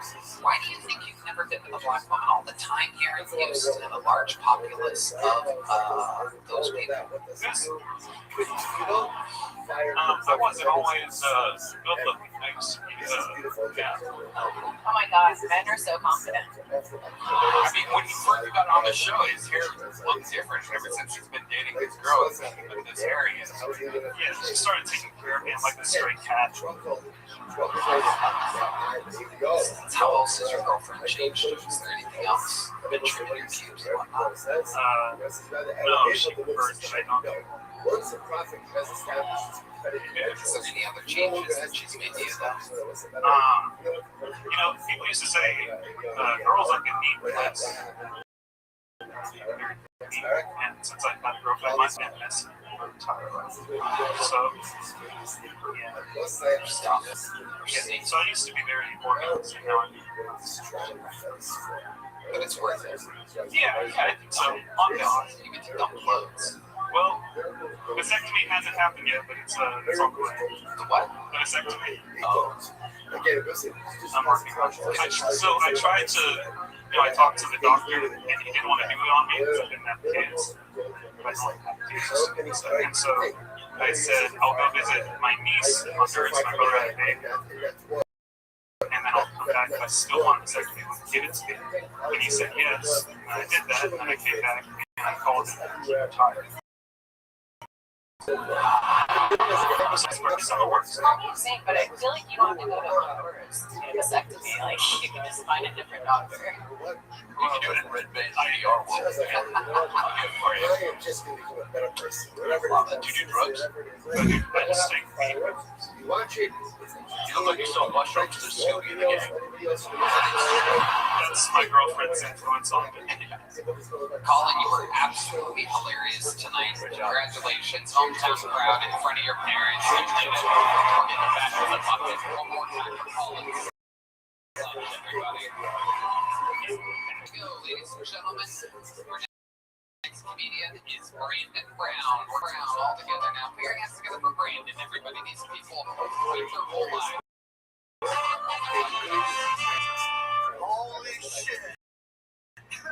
We're doing it. Mr. I tell you, I'm a big ass fan. We're such big fans that we really kill Tony in the bedroom, right? So sometimes, like, I'll be hitting it from the back, we're like, oh yeah, we're really doing it, man. And then sometimes, I like to pretend I'm one of the black guys that get on Kill Tony. I'm like, oh yeah, we're really doing it, baby. But my favorite people who come on Kill Tony are the Asians, right? So sometimes I'll be back there going, oh yeah, this was really cool, baby. Right? Oh man. But it goes both ways, right?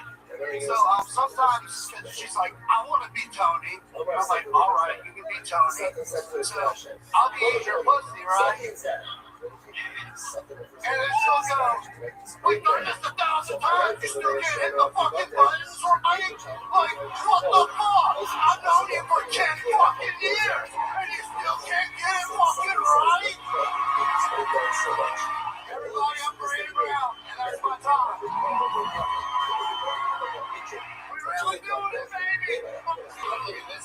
you pointing at your girl out there? Yes. Where's she at? And we pay big money. We're right in the front row. I love it. I love it. How do you get big money? What do you do for work, Brandon Brown? I'm an insurance broker. I love it. It's amazing. How long have you been doing that for? I've done it for about 4 years now. For one of the buffest insurance brokers I've ever seen. It's incredible. Thank you. Do you repo insurance? What's going on? Guys, you gonna get some protection for your fucking family or what? Yes. Sometimes it works. That'd be like broken if you stopped doing the podcast. Oh, that's a compliment. I appreciate it. Man. Tired Rogan. Really do. We're really doing it, baby. Have you, how long did you practice that settle up? I came up with that at 3:43 this morning because No one's going to dispute that. I was so excited. I was actually, so what's funny is I knew you were going to be here. We have a little connection. Oh, go ahead. Ooh, now you have a stalker. No. So me and the wife went to a couple of your shows. Oh, yeah. And, so when you were doing that, I appreciate it. And I sent you a Facebook message like one night, high as fuck. Sure. And, I thought it was fun every time to get back to you.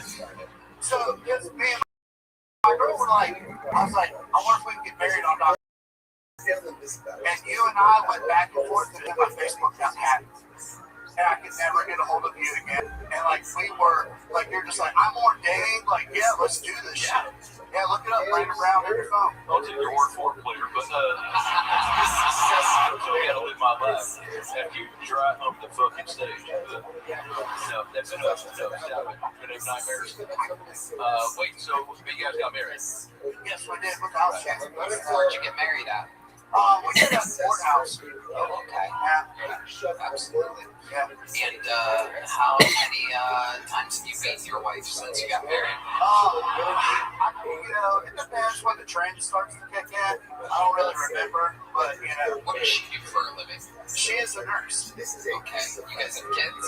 No, we do not. Are you finishing inside of her? Every time. I got bad back, so I got weak ass bull. Like when I did this, like there's a reason why God did me big laugh.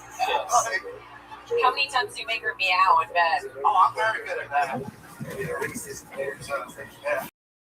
Do you have any special moves that you're usually on bottom because of your bad back? Yeah. Man, she's gonna kick my ass for I'm saying This this. is the good part. These are the good parts. So I got very extremely lucky, and I got hurt in Afghanistan. I took an armored plate to the left side of the dick pad. So like my dick gets hard, and like I can go forever because I put it feeling right. So yeah, I know it just goes she gets tired. And I'm like, sometimes I hear with it, but that's only when I'm telling Do you finish and come? Yeah, I still come. How do you come if you don't have feelings? It's only on like the left side, like my dick has feelings, but like I have like half the feeling that I had before. So like I go 3 times on. The question was, what's your favorite TV show? Yeah. I don't know how we got on this. I love it. So Afghanistan, that was what was it? You rolled over a And we got hit by an IED. Oh my God. Okay, can you take us through that? What was that like? Is it traumatizing for you, or? Not for me. A lot of people have different experiences in the military. I was very lucky. We were more on the attack side of things. So, like, we went out every day. We were part of the DOD group, and like, it was just like, it's my good fun today. We laughed about it. Nobody died. It was fun. It was just work. I miss it. We love you. We love you for your service. Thank you. Goddamn right. Greatest country on the planet. Amazing. Any other crazy stories from being on the other side of the planet? Oh yeah, so my favorite is, right, this made me think of you too. I did this at about 4:02 after I came up my bed.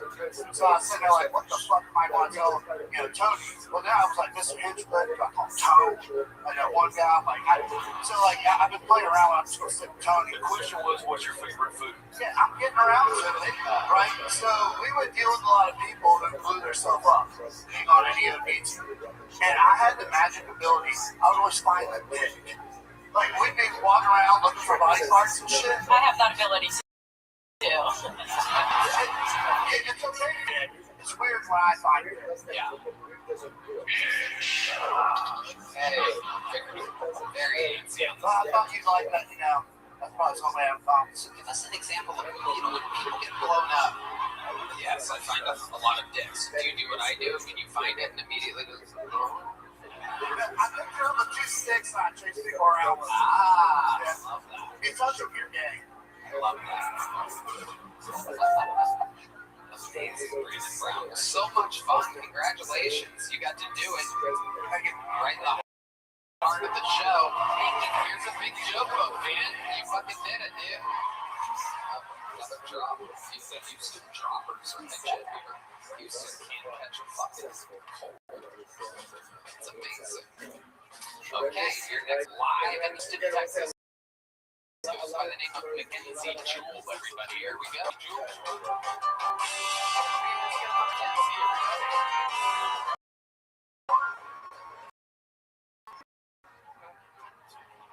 I'm gay and autistic, so technically I'm a double minority. But because I'm white, it just I'm bisexual. That kind of sucks. You know what I mean? Because when you're bi, that means that you like dick and pussy, right? So if you choose some dick over pussy, that's gay. That's really gay. But I'm autistic and bitches love the tism dick. I be stimming in they shit, I was like, damn, bitch, this pussy giving me a sensory overload right now. I'm in a hole. I'm like, so when you store your large files, do you use Dropbox or OneDrive? I'm really bad at Netflix and chilling because I always just want to pay attention to the movie, I'm like, babe, stop sucking my dick. It's just the scene where Michael Keaton becomes the founder. Amazing Sarah Mackenzie Jewel with a breakout performance. Welcome, Mackenzie. You're hilarious. How long have you been doing stand-up? I'm coming up on my 3rd year, April. Fuck yeah. All of it here in Houston? Yes, sir. I love it. What part of town do you live in? I'm over in West Chase right now, but I was on the show before, and I mentioned I grew up in the Fofo, Acres Homes. Okay, so you're like if Mike Joey sucked on bones. Yeah. Amazing. That's one of my favorite. There's a lot of gay autistic comedians, but you came out with energy, act outs, you kept everybody's attention. Guns ablazing, absolutely incredible. Question for you: are you the new Blippi? Who's Blippi? That's what I asked myself. Just about I'm Gen Z, but I'm perform from TikTok. And autistic. How old are you, Mackenzie? I am 23 years. 23 years old. What are the kids up to nowadays? I mean, other than fucking anything that moves. All the ones I know just hang out or sad at open mics and shit. Yeah. What do you think is the most autistic thing about you? What's like your specialty? Everybody has a thing. Some are good at chess, some are good at numbers, this, that, and the next. Honestly, I feel like I got fucked on the autism thing. I feel like I'm just like depressed, lazy autistic. Like, what does this take? I don't know. Being able to just have like one of those cool library brains that just knows a bunch of shit. I fried my brain on better now. And the drugs. I was yelling. Coke. Really? Yeah. Adderall. MT on stage one time. That's cute. The Coke, I can't imagine. I've never seen like a nerdy cokehead before. And it wasn't cool. What were you doing? You can get drunk with your pals or whatever? Yeah, just doing open mics for 3 people and shit, Wow. Yeah. Mackenzie, I swear to God, when you came out, I thought you were a woman. And, I'm not gonna lie, I I'm still not sure. Can I lived as a woman for a year. You can tell. Let's get to a clip. It's not a joke. No, I believe it. She actually made a couple Netflix specials. That's Hannah Gadsby, everybody, live. Wow, incredible. So tell us about living as a woman for a year. By the way, I feel like this is every 23-year-old in the country right now. We're all gonna die. The big chickens and shit got the fucking estrogen, you know? You got the estrogen from the big chickens. What do you mean? I don't know. I'm gonna fix that. Give us some time. RFK joining us. Big chicken report. Yeah, but no, I had pink hair store. I was the happiest I ever was, actually. When you were a woman, tell us what you were doing to be a woman, though. You were putting on a dress. Were you? Yeah. Hot Topic clearance sales. You were working at Hot Topic? No, but I would buy from Hot Topic a lot. What would you buy exactly? Skirts, shit, and cute little frock shirts, shit. Did you go by Mackenzie? Yeah, it's a cool thing. Gender neutral name. You know? Can we see your tits now that you're not a girl? No, Redman, you can't do that because that's harassment. When you ask somebody that's sharing things with us to show us their tits, whether it's a boy or a girl, that's disrespectful and it's unacceptable in today's normal society. Can we see your tits? Yeah. Whoa! Look at those. He's still a man, everybody. He kept the dude tits. No double scars for this guy. What pulled you out of it?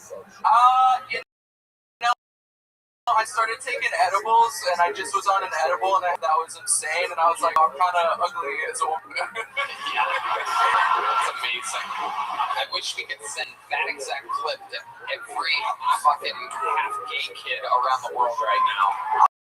Oh, no, yeah, no, it's good. We keep it open time. It's just intimidating everybody. How do you think you were down that path? You have liberal parents. I mean, they kind of let me run for that. Yeah, you know. I went to high school, but I have a diploma that says certified improv badass. So that's something. Your parents made that for you? No, I did 2 years of improv for it. You know. Wow, that's the gayest. Amazing. So, what's your preference at the end of the day? You think you're 50-50 dudes and girls? What kind of vibe are you? 75-25? I honestly, my Pets. Pets. What do you mean with pets? You're into animals. Not into like sexually, no. You're giving off ferret vibes. Yeah, I'm a meerkat. AI told me I'm a meerkat. Oh my god, he now identifies as a meerkat. Yeah. Okay, let's go back to the question. Where are we at? 50-50? 50-50. Honestly, my track record is mostly women, but I have probably fooled around with 2 guys, and I've had 1 boyfriend. Ooh, first of all, let's give credit to the loud what the fuck from the Houston man. Like drives a truck for a living. He made it all the way through until Mackenzie goes, I had 1 boyfriend. What the fuck? You're not been in my neighborhood. I mean, you get fucked up and all, but Jesus Christ, saying you're in a fucking relationship days. You keep that tism dick and that female haircut out of my cul-de-sac. That's my Burger King. I'm gonna have to drive to Southwest Houston just to scream the N-word in a field after this. So tell us, You were a woman, and the gayest thing you said is that you had a boyfriend. yeah. Tell us about his boyfriend. He actually came on the show one time. His name was Jackson Navy. Nobody cares about that. Tell us about your boyfriend. That was him. It was fine. It was okay. I have a girlfriend now. I like it better. The first Tell us why you like it better. Well, something softer about women. It almost seems like that's what your biology wants, isn't it? Yeah, right. Wow. So we're all natural humans. My goodness Goodness gracious. You almost said the and then I cut you off. Let's get to that. The first dick I ever saw was black. Ooh. It was that ginger guy.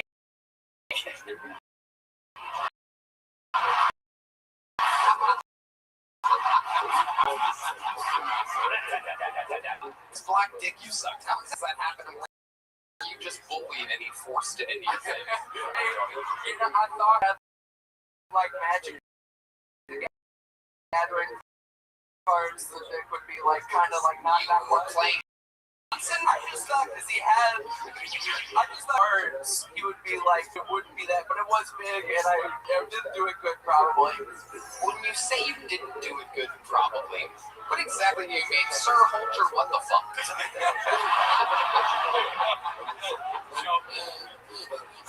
I'm gonna go get another drink before this fucking answers that question. Give me a Mike's Hard Lemonade. I don't care if he's hard. I ain't gay. Twisted tweets. What? Twisted teas are called tweets, maybe twink, joke, whatever. Okay, well, stick with me over here. Okay. When you say you probably didn't do a good job, what exactly do you mean? I just feel like I remember like half-assing it. Yeah, like it was toothy, like probably. Ooh, rat-tat-toothy over here. Toothy probably means 100% toothy. If you think your teeth might be hitting it, oh. Toothy was the name of the black guy. Toothy Jenkins, wide receiver, University, Alabama. Number 34, Toothy Jenkins, wide receiver. Amazing stuff. Mackenzie, you are doing such a fucking good job. Great answers, great interview, great segment. Right, man? Mackenzie, ever in Austin? I'll have you on a secret joke. Hell yeah, dude. Your book on a Thursday in Austin. The gay guy caught it. The first local to catch a joke book tonight was a bisexual 23-year-old. Let the record show. That guy will catch any type of.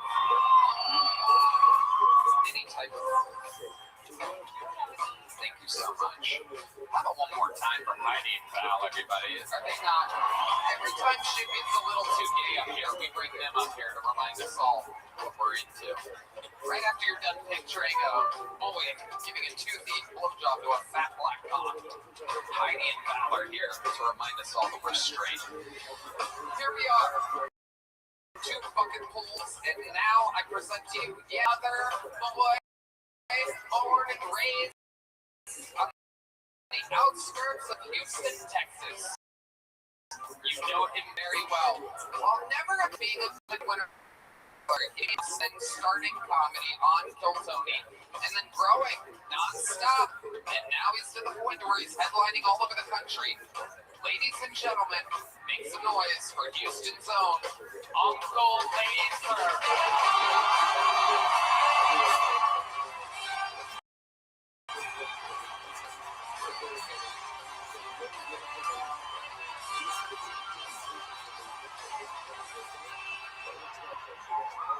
City of Syrup, Brooklyn, Texas. How we feeling tonight? Goddamn, just in time for rodeo season. Favorite time of the year. Let's say a little bit of goddamn rodeos and big fat black women and them goddamn jeans and t-shirts. Just throwing ass. Our Lord and Savior, George Strait. You ain't lived till you see somebody pop their pussy to Amarillo by morning, I tell you what. And you got them California torches, them big ass Category 4 torches walking around in airbrush shirts. Said R.I.P. Miguel, barbecue stains on it. Look like a feral dog looking for a goddamn slice of brisket. I was pissed drunk out there last night, shacked up with this creature. I said, where you from, baby? She said, I'm from the Bayou, Louisiana Bayou. I said, fucking Buffalo Bayou. That's where you're from. You're from fucking. But there I am in the back of the Ford Focus, okay? Cutting that pig and fucking lot C, alright? And she goes, baby, You gonna make this pussy fart? I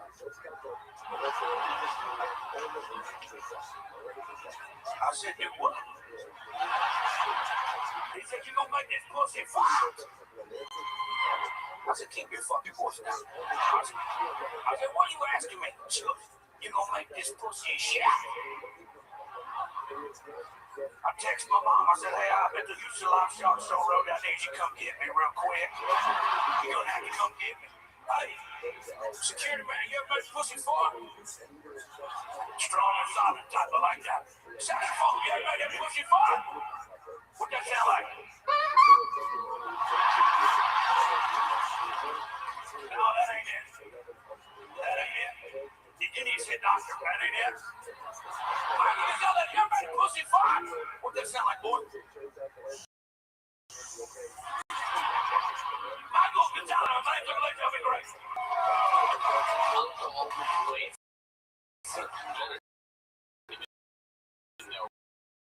Where to begin with that manic violence? People watch the podcasts around the world. What you're talking about the Houston rodeo, which is an annual super weekend. It just so happens Pretending like country, dressing up. Pretending to know what they're doing during the rodeo. It's fun, man. You can just run the Astrodome. You can buy the art. It's great, man. Like the art shit, you can bid on it. I bought a horse there last year. wow, you got the place running wild right now. Yeah, baby. The what the fuck guy's enjoying himself right now. Wow, so this year, hooking up with the big girl, and she said, can you make this pussy fall? She's in Louisiana. Okay. But like, They speak your own language. so like, that means fuck her so hard that a bunch of air gets in there? Yeah, so like the proper nomenclature is queef. Right. Hey, fellas, if you ain't never had it happen to you by society, it's gonna startle you first. It feels like they put two magnets together and they push you away. I told her once, what the fuck was that? And she goes, that's my pussy leaving you a review.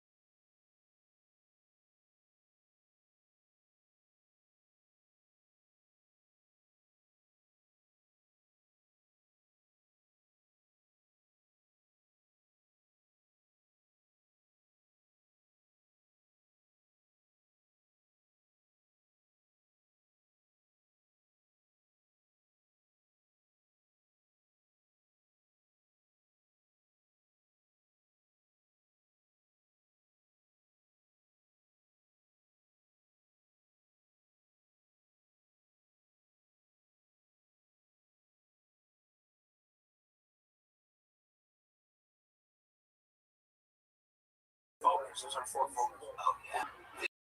The primary vehicle of most Louisiana people. Balling on a budget. Yeah. So you're in up the back seat of the Ford Focus. We're getting like front seats down, and it's getting hot and heavy. It's just heavy, you know. Yeah. At one point, I tried to lift her up, off, and my fucking leg was going numb. I put my hand up on it when I was like Titanic, you know, sending it back to the scene. Yeah, I miss home, you know. That's Houston for you. That's it, man. I actually lost my virginity about 6 minutes down the road in a little trailer, like a colonia down there. Richmond, Rosenberg, a little, yeah. Tell us about that. Tell us what was your age and which relative was it? I was 12 and Shit. the Mexican girl was 14, the black dude was 16. Wait, hold on. There was guest stars in this? Was he Joel sucking his cock? this was happening. Well, It was the black guy blowjob. make that pussy. Come on, baby. So, like, I stole my mama's Jeep Grand Cherokee, and we drove down there. We got in the window, and he's like, "I'm gonna let you go first." He's a gentleman, and when I got in there, and I'm just fooling about this, I have no idea what I'm doing. About 15 minutes go by, I feel a tap on my shoulder. I'm turning around, this big, beautiful black man, just naked, but just a foot of dick on him, you know. Look like when you take the fucking shitty pictures of your kids out of your wallet and unravel just, and he's let me show you how it's done, and they start fucking, and I'm just sitting there like, I know what to do. And trailer houses, they're kind of flimsy, and he's fucking up against a wall, and they fell through that little plywood wall shit into her Thea's room. And then she starts hollering in a language I don't understand, and then fucking, we jump out the window, and I get so nervous, I actually just rolled my mama's Jeep off in the ditch. And cop came and shit. My mama took me home, they took the black dude, jumped her. He was actually 47, so that called everybody. I made that part up, goddammit, I made that part up. There aren't real black pedophiles. Little fun fact, you'll never see a black pedophile, and also a fun fact, black people do not sneeze. It's a real thing. John D, can you confirm this? Have you ever sneezed before? No, I've actually never seen it. Yeah, he's joking, but have you ever really sneezed? Yes. Shut up. I know black people can have Down syndrome. Feels like that's a fact. That's a fact. You get sickle cell, but you can't get the retardation stuff. That's a fact.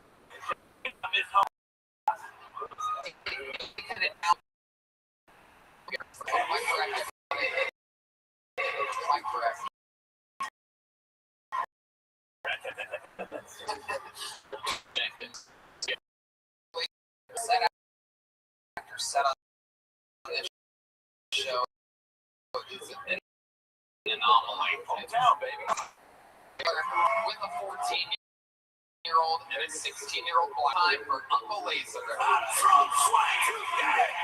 Back to the bucket weekend. And your next bucket goes by the name Clinton, everybody. Clinton. Oh my goodness, I'm gonna hand her high as well.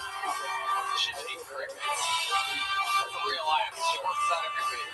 Here's Kyle Clinton, everybody.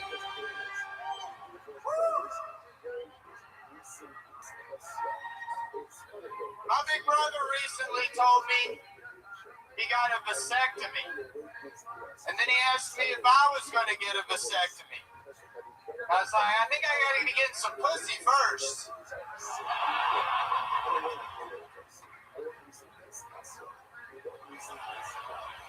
Being from Eastern Kentucky, sometimes people ask me if I banged my cousin. I'm like, no. She was homecoming queen. She was way out of my league. Plus, I had a big brother, like 6 cousins. My family had some real stiff competition. Growing up in Kentucky, sometimes people think I was brought up Baptist, but I was actually raised Methodist.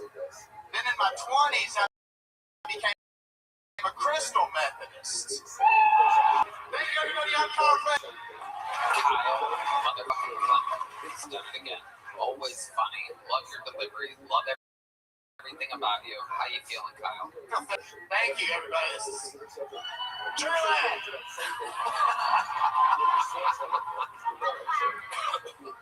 Have you been here before to Sugarland? I have. I saw Chris Rock in here. I saw Jay Leno in here. At this venue. At this venue. Smart Financial Center. I love it. Amazing. Is this Houston where you're from? Yeah, I grew up in Eastern Kentucky, but I live here now. What made you choose Houston? Work. And now fun? Yeah, what do you do for work? I was managing shopping centers, and right now I'm substitute teaching. Okay, what shopping centers were you managing at the time? Perhaps Woodlands or something?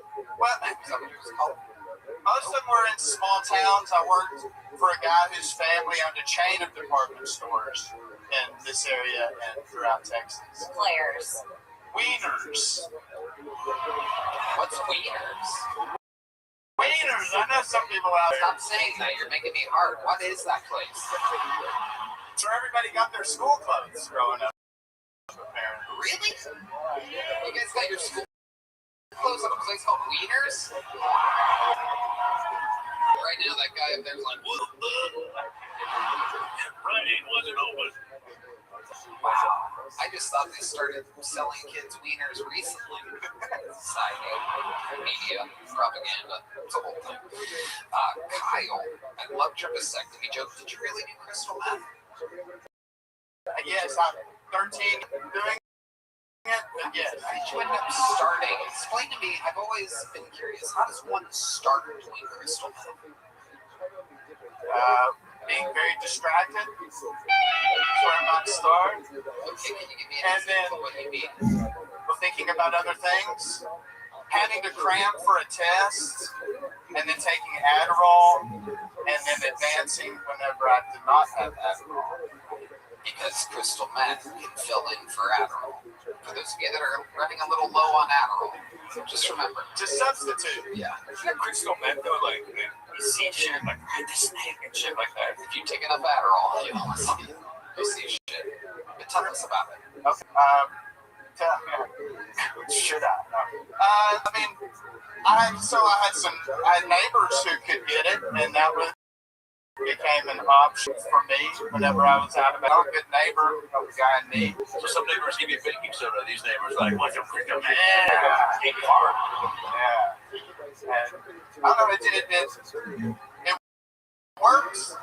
What's the wildest thing you've ever done on Christmas? Yeah, that's a very good question, Tony. That's an excellent question. Look through your peephole a lot up to outside. Yes. Let your students dress you with their hand-me-downs from Wieners. Absolutely. Searching through the carpet naked, looking for more, maybe. Why 3 a.m.? Why naked? Because porn's on. Porn you watch on crystal meth? Anything crazy? What's the wildest porn you've ever watched?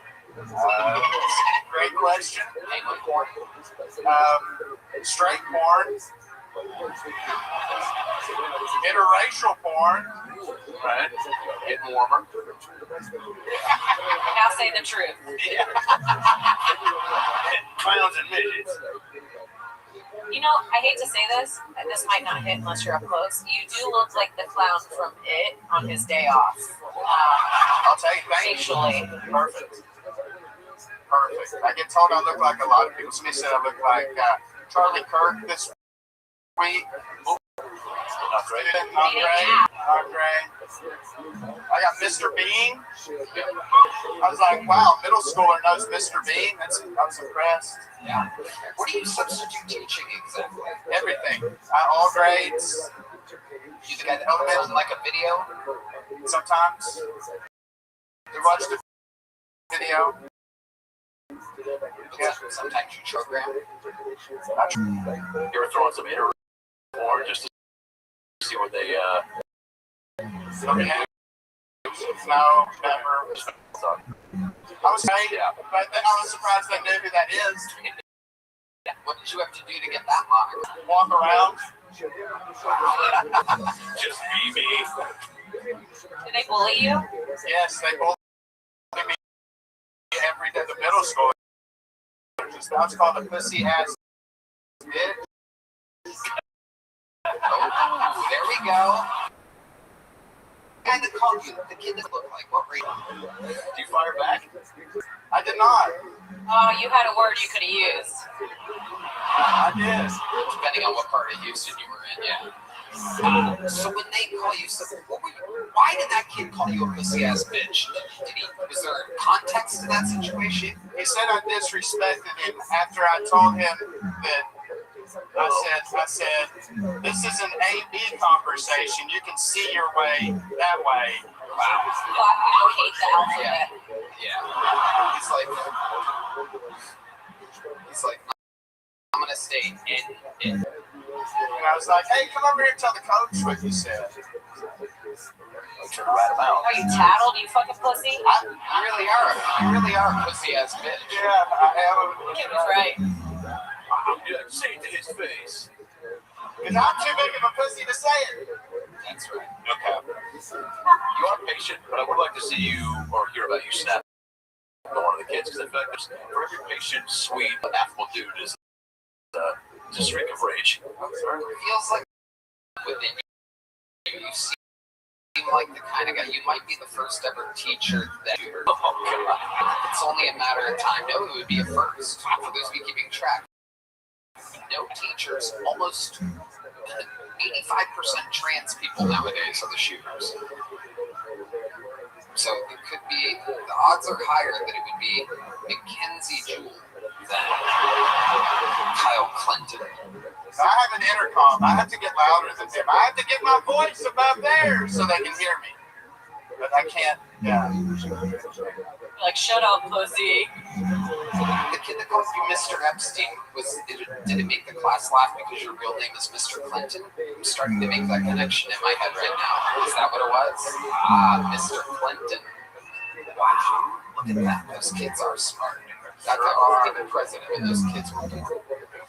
Okay, great set, Kyle. We absolutely love you. It's a big joke, but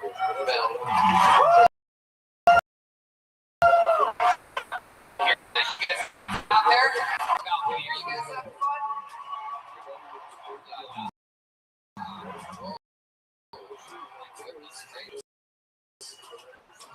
Alright. Onward we go. Ladies and gentlemen, make some C-O-G-I.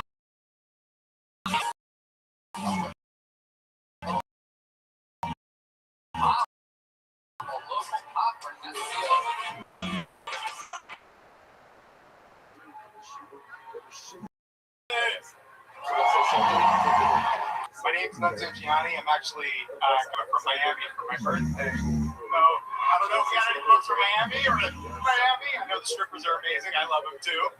I'm fairly young. I moved to Miami when I was 16.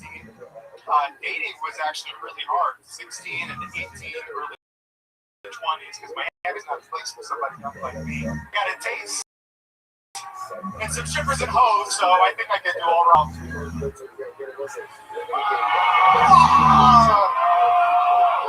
I'm Puerto Rican and Italian. My ethnicity is kind of hard to pick. When I come to Texas, I'm either Mexican or colored, so.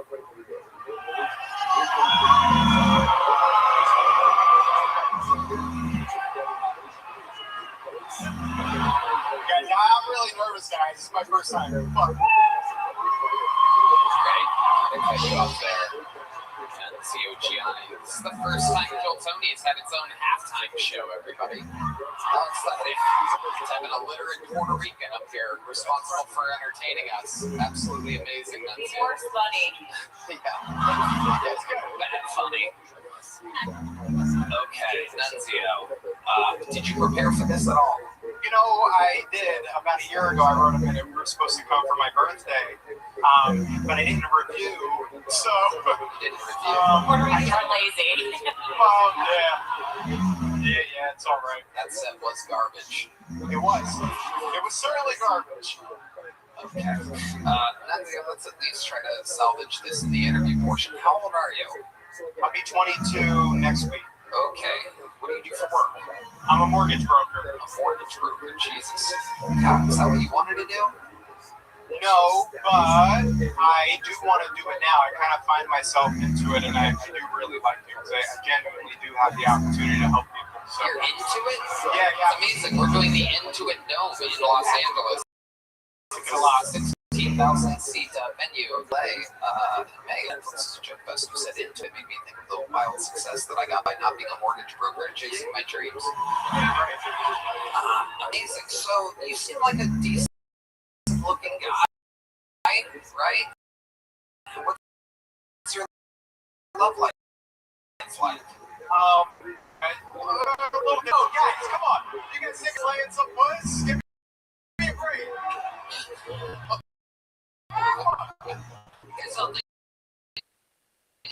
I'll tell you honestly, my answer is tough to play to genuinely find somebody that you'll want to think about.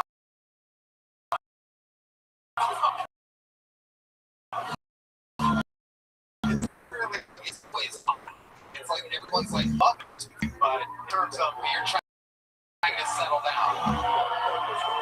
appreciate a girl to like kick it with, you know what I mean? You can't find one. Miami's tough. Okay, you just keep saying Miami's tough. Well, especially for me, guys. I moved to Miami when I was 16, so. Where did you move to Miami from? I'm trying to save you here. If you just focus on me, pretend like it's just me and you in the room. But don't be gay about it. Okay. So where are you trying to find good women at in Miami? Where are you going to try to find them? Or what are you doing? Are you on the apps? No, I don't like the apps. No. Usually it's strip clubs. Just focus over here. Focus over here. Oh, you're trying to find a good girl at a strip club? Well, you know, sometimes you can find a good one. Have you ever found a good one at a strip club? Yeah. My mom actually works in a lot of the major clubs. Your mom works at major strip clubs? Yeah. What does your mom do at the strip clubs? Well, she does not strip. I want to make that clear. She is a VIP host. The crowd was hoping for that to be your one redeeming fact. Everybody wanted her to be a 35-year-old stripper that shoots ping pong balls out of her ass. Oh, jeez. Fuck it. Fuck yeah. They just made the what the fuck guy come in his pants. Alright, there's got to be a saving grace here, Nunzio Gianni. I'm trying to save you here. Give us one fun fact about you where your entire life to win over the entire crowd here in Houston, Texas. There has to be something that you've done, some accomplishment, something. He's looking to his family, like this is The Price is Right. He's looking for advice in section 101 here. I grew up in a funeral. You grew up in a funeral home.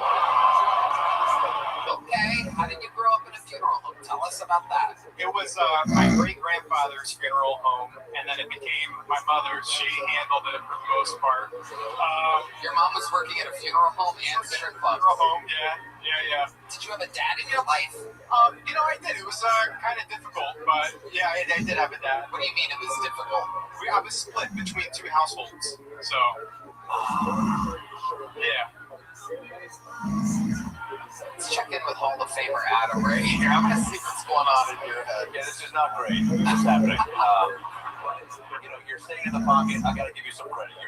You're not like crying or turning and running out through the curtains. So it is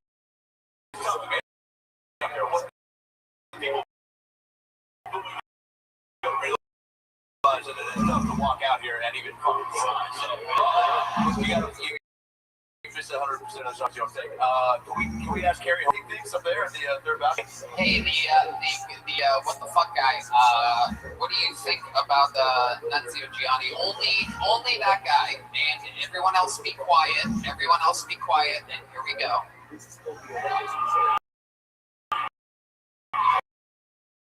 Okay, a bunch of people tried. We knew that was going to happen. Turns out a lot of guys have it. I just really noticed something, and maybe I can give a little piece of advice. You're half Italian, half Puerto Rican. You're like, the energy is like cokehead frat bro. Like, I think more who you are. Like, what's the most Italian and Puerto Rican thing about you? What is the most Italian? Well, let's start with Puerto Rican here. What's the most Puerto Rican thing about you? You don't recycle. You work on a show for a year. I like to dance. Okay. You know what, Michael and the Horns, give us a little Puerto Rican something here. Come on, 1, 2, 3, 4. Oh, there it is. Hey, that's what they're good at, everybody. There you go. That's good. All right, stop. That's enough. It's unbearable. Oh shit, there's ice. Okay, I'm getting you out of here. Nunzio Gianni, here's a little joke book. Ooh, right off the chest. Oh. Thank you, Sid. I mean, if you're gonna boo, you might as well boo. There you go. Get it out of your systems. The good news is this is working out. The flow of this show is working out perfectly because coming off of, oh my God, great fun. Like I said, every time someone struggles, there's always something there to clean up the mess. And this is working out great. After every golden ticket winner or regular or whatever we've had so far, someone does good, and then someone does bad, and then I always have something to clean up the mess. This is another one of those situations. Ladies and gentlemen, this next comedian won a golden ticket live in an arena on Netflix on New Year's Eve. She is with us here tonight, an absolute sensation. Make some noise for one of the newest stars of Kiltony. This is the Houston debut of Everyone. Chinese.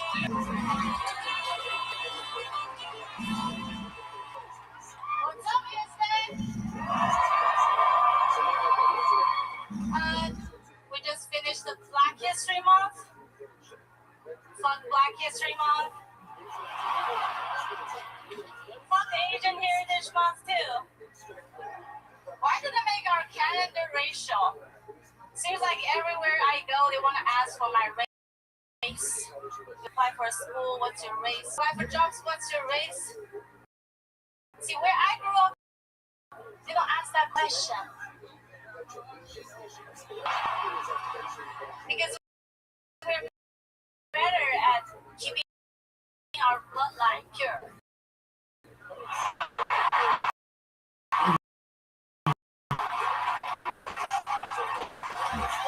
From under that question to Hispanic, not Hispanic, Black, White, Pacific Islander. In Asian countries, we'll just put people into two categories: Asian or intruders. Thank you. Another exact minute from Young. Very funny. Great stuff. It is true. You guys keep your bloodline pure. Remind us, how long have you been in America? 2012. Okay. Is there anything that surprised you about all the white people that you saw all of a sudden? I think white people are very good at being functional drug addicts.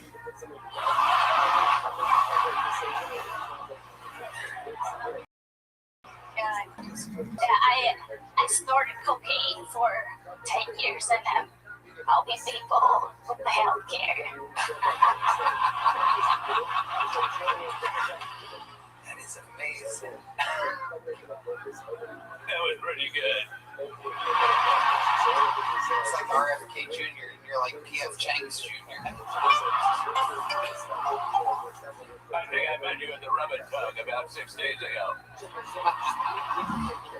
I love it. Too soon. I love you, Adam. Can I please get on Dr. Phil Live? There you go. Let's get Dr. Theo live. Oh, yeah. Dr. Theo. Young, so your introduction to all different types of cultures in America, because in China there really is basically just Chinese people. After meeting Black people, what do you think is the blackest thing about you? I've done a lot of black things. I was trying to save up for a Dodge Challenger. Oh, my God. That is tonight's story to joke of the night. I was actually I aborted a half black baby. Yeah. Rest in peace, LaQuisha. Oh, God. Damn it. If I kept her, she'll look like King Kong. That is true. That is amazing. Oh, goodness. No, I'm just kidding. I never had an abortion. My mom did. My mom had 3 abortions before me. Wow. Let's get to a clip. I don't have it. Why did your mom have 3 abortions before you? She just hated my dad.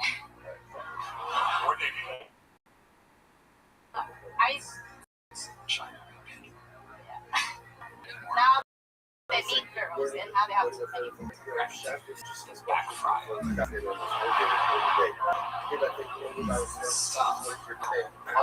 Now, one thing that we've learned about you, Young, because you've got a lot of appearances since you became the winner on New Year's Eve, is that you're a very sneaky roaster. They make fun of you. Has anyone ever roasted you? I mean, I get attacked online all the time. People say shit online. But I don't take it personally. But one time, you know, in this country, like, it's hard to survive. And one day my mom called me. She was like, it's hard. Why are you here? Like, you're struggling. And she said, nobody's gonna help you.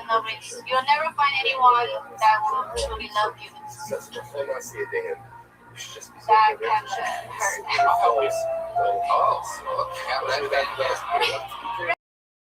Redman has been stalking me online. Like, he follows all my social media. Like, I see him talking on my TikTok suggested account. Yeah, well, your name is his type of girl.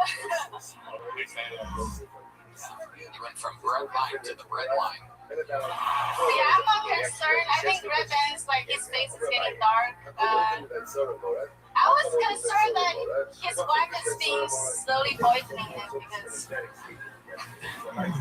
Could be. A lot of late night home cooked burrata cheese. Makes me a lot of noodles. No, she's gonna play the sound effect at his funeral. Ching! I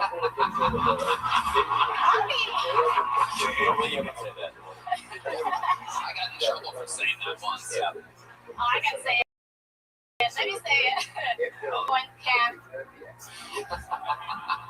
Young, you are hilarious. Adam, is this your first time seeing it? First time hilarious. But you had the emotion a few times. But very funny to see you live. Great job. This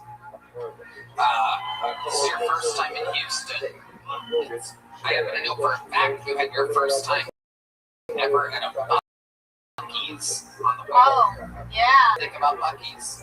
Well, I think it's bigger and better in Texas. I love Texas. Pandering. What? Okay, Puerto Rican together we cause most traffic in Paris. I'm gonna do some. Red light, yellow light. That's what I call you.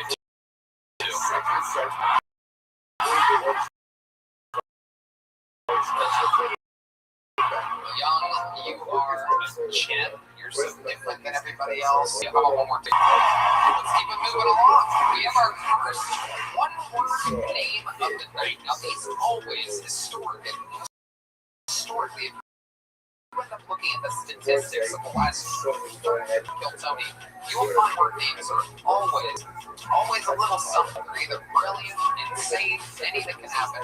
Make some noise. What I believe is the Kill Tony debut of Smith and Oh, hell yeah.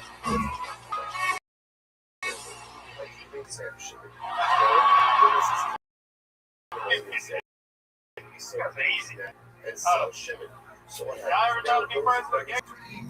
I have. I'm progressive. You gotta watch out for them. Because them niggas, they will try to fuck you. I went out with Buddy and we went shot for shot. We was having a great fucking time. But he waited until I got good and drunk. And he started trying to challenge me to like weird games. He was like, yo, I bet you I can beat you in the dick sucking competition. And that shit really blew me because I'm like, there's no way I'm gonna lose to him. Like, wait, listen, I'm not gay. I'm just competitive. Times are changing. Times are changing. We got old nigga YNs now. Like, I don't know if y'all ever thought about this, but whatever happened to old black people? They used to be in the church. They used to give great advice. An old nigga at my job last week came up to me. He was like, where the hoes at? Your kids are the hoes. What are you talking about? Oh, yeah, that's my time. Smithy. Fuck yeah, Smithy. Welcome. What's up, Tom? How you doing, buddy? How long have you been with the stand-up? About a year. All here in Houston? No, I started in Savannah, Georgia. Okay, so you're born and bred? No, I'm from Connecticut. Okay. Wow, very rare Connecticut black. What made you move to Savannah? I don't know. I was living in Missouri. I was in the military. Like, after living in Missouri, being around like white country people, I was like, I want to be surrounded by black country people. So, What branch in the military did you swing from? Wait, you got it. I got it. No, but seriously, what did you do in the military? Black Ops? Oh, yeah. Black Hawk down. This guy's good. I was in the army. Okay. What did you do in the army? Roommates. He's a what? What did you do in the army? I was a mechanic. Nice. Awesome. Did you serve those at all? Korea. Oh, Like wow. living in like Kuwait. What was Korea like? Did you Uh, have any fun out there? To go out? Not at all. Really, honestly, it was like the most depressing time of my life. Tell us about that. Why? So I had an ex at the time, and we had broke up. In Korea, just heartbroken, just eating chicken, getting explosive diarrhea. It was a trying time. Like I got to buy like a bunch of. They have like all the clothes there, so it's like I got to get like a bunch of drip. It was cool. And they're there to testify. Korean drip. Yeah. Okay, speaking now, do you live here in Houston now? Yes, sir. What made you move to Houston? Honestly, yourself. I just didn't have any money to move to Austin. 3 hours away. It takes money, Tony. Do you sign up for Kill Tony sometimes? Actually, this is my second time. You signed up once in Austin, didn't get up. Funny enough, it's like I didn't go to Austin, LA until like the 4 days delay. I don't know. I just was trying. I was like, sometimes I like try my luck. I was like, this might work out. It did. Amazing. So you live here in Houston now. What do you do for work? I'm a truck driver. The truck driver. Yeah. Oh my goodness. I'm bringing sexy back. I love it. When people drive by you and go like this, do you honk the horn? Okay, right now we give you a soundboard thing. Only little kids. Right. Grown ass man is. Get the fuck. Really? Because I do it. I do it all the time. Me too. Not this. Oh, you son of a bitch. Oh, son of a bitch. It's one job you ever got. Tooth or false. Don't do me with a good time. Okay. You relax. You relax. All right. Okay. So, why haven't you made the drive to Austin? If you moved to Houston for Kill Tony, why haven't you made the drive to Austin to sign up? Because it's like, I be working, man. It's like, it's hard. Like, I be tired. And I got insomnia. I'm like always tired. I'm wearing these, people think I'm wearing these guys because I'm late. I'm just tired. That's the same reason why D-Man is where it is. Not a lot of people know that. I'm blind. It's just tired sometimes. How do you stay awake if you're driving on the truck for so long? Yeah. I'm wired. What do you exactly? Do you have a special regimen that you go through? What? I just usually, to be honest, it's probably just like thermogenic Celsius. Those are your cousins' names. Yeah. You know what's funny? I actually been trying to, like, I don't know how to pronounce your name. Is it Kim Kondo or it's Kim Kondo? How do I say it? It doesn't matter. Sorry. Smithy, do you have a girlfriend now? No. What's your dating life like? I was like, I'm pigeon toes. I was like, I don't get a lot of girls for that. Like, when I walk. Let me see. Yeah, put the mic in the mic stand, and then close your eyes. Walk that way. Sweet eyes. All right, walk back towards me. Damn. I know I can. Yeah. Fun fact: he did shit his pants halfway on that wall. Pigeon ass as well. Anyway, you think that's what's stopping you from having a girlfriend? Probably. No, it's not. When's the last date you went on or something? How long have you lived in Houston? Probably like 2 years. It costs like $50 just to play. That's a play. Don't you make money driving trucks? Yeah, but it's like I got it for my dog. Yeah. for your dog's drinking? Like, what are you buying for your dog that he needs so much money? He's spoiled, man. And I'm a black guy, so it's like I don't dress like a black guy, but Oh, I remember he's saving up for a Dodge Challenger.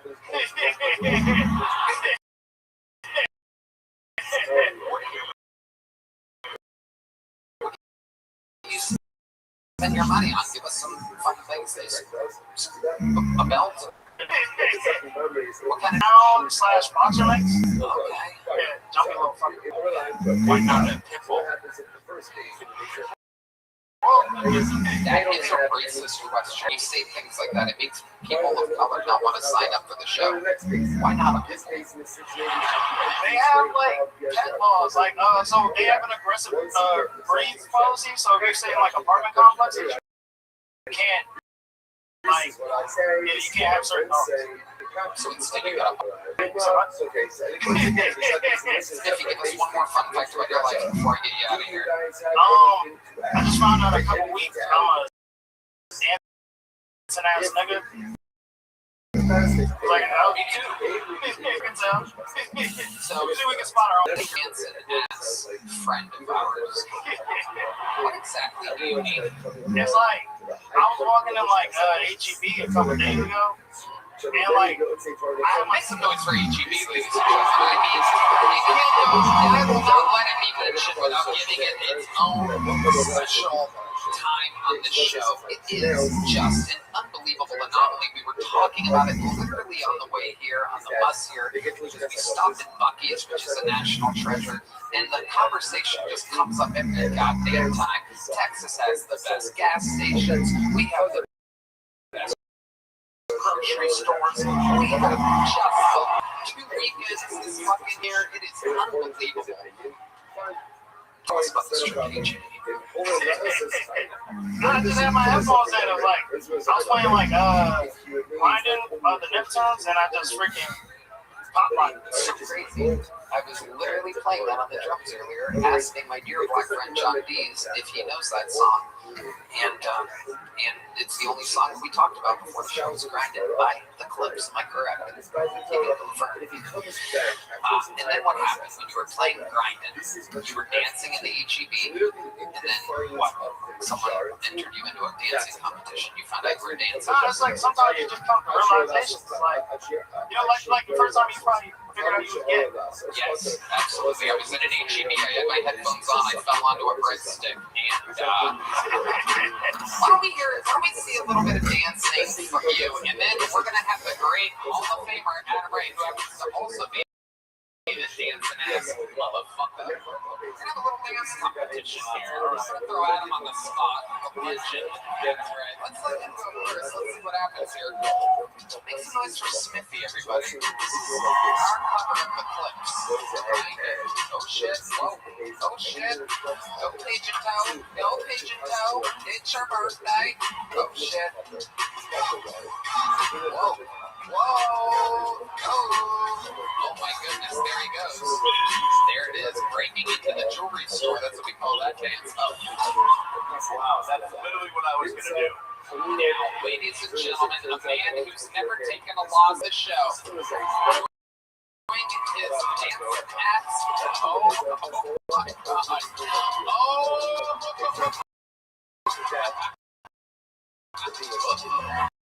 Oh, the people over the windowsill.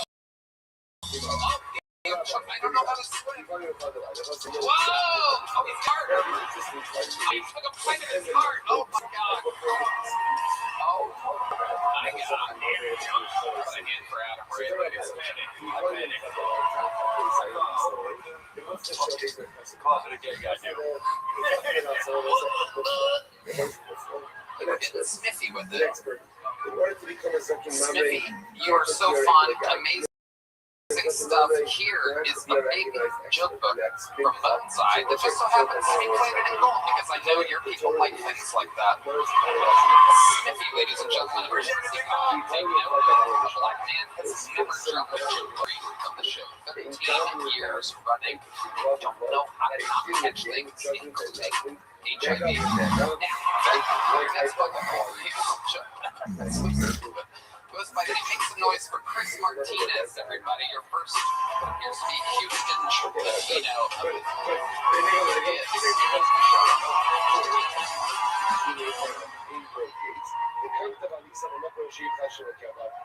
Hell yeah, sorry for spilling that drink on you, by the way. That was rude of me.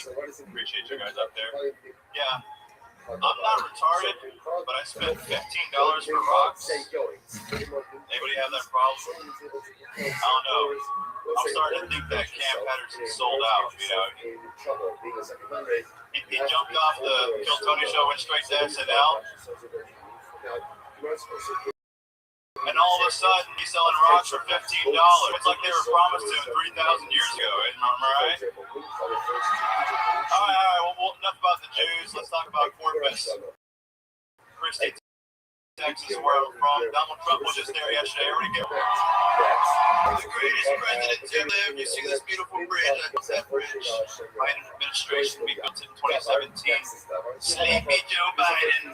Sleepy Joe Biden. He cut the port. He cut the funding, and then we brought it back in 2020.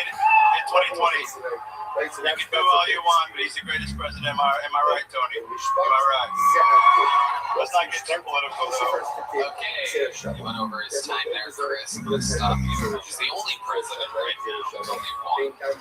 So you spent the first 10 seconds apologizing to a group of people that you spilled a drink on that no one would have ever known about. Yeah. And then you took shots at one of the most beloved humans in the history of the show. Personally, these people all watch you a new minute and everybody loves every single week.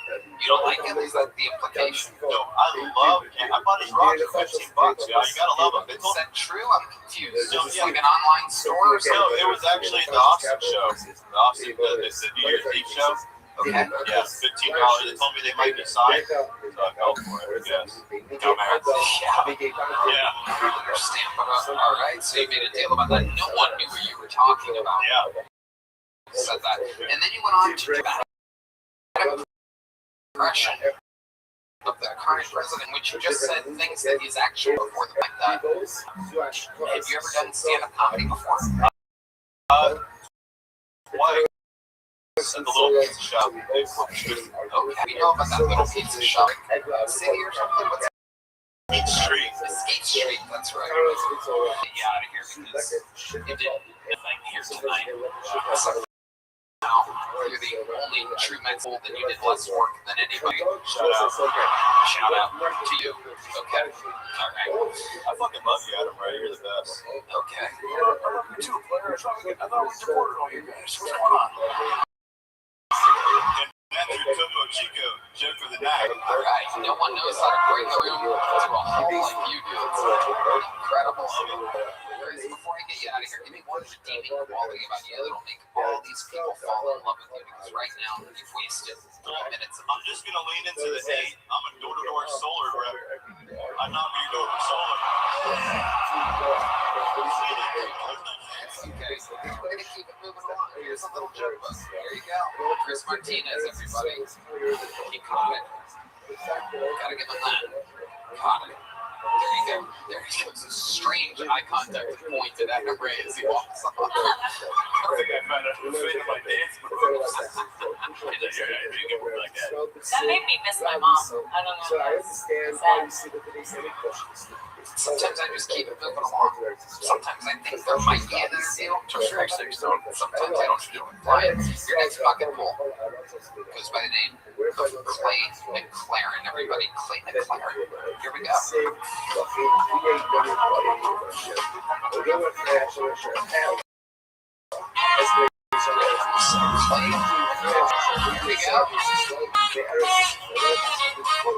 Hey everyone, how's it going tonight? Well, I'm probably gonna suck harder than that other guy, but I'm gonna do my best. So, I had my first sexual interaction with a female to male transgender person.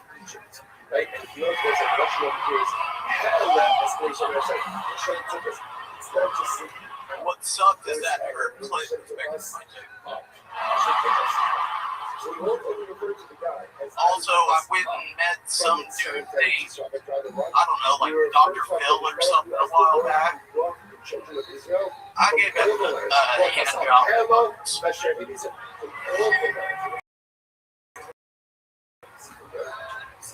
I work at a comedy club, and I give many hand jobs there.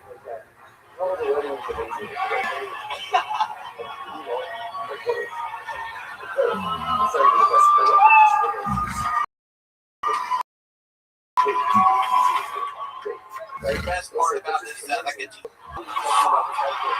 was the punchline that you held your hand up and like made us all wait for. Just hand jobs. Jerked out this guy, jerked out that guy. Thank you. Good night. You work at a comedy club. What do you do at the comedy club? I'm in a bit staffing. Must be the worst comedy club. Where is this comedy club at? It's in Houston. What's it called? Punchline Houston. Wow. You do that thing? Yes, sir. Okay. You're adorable. I think you're funnier than what you did on stage tonight, so let's talk about it. I just want real answers out of you, okay, Clay? Yeah, of course. How old are you? I am 30. 30. When you wake up in the morning, truly, without trying to be funny, take us through your routine. What's the very first thing you do? Do you lay in bed for a little bit? Do you get out of bed immediately? What do you do?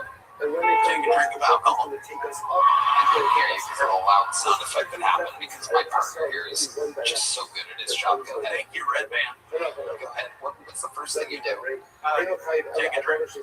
Take a drink. Yeah. You drink alcohol while still in bed. Yeah, even though I just got out of rehab a while back. Okay, I perfect. fell off the wagon.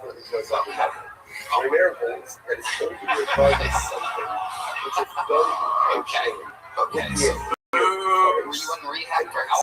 What's that? Were you in rehab for alcohol only? Okay.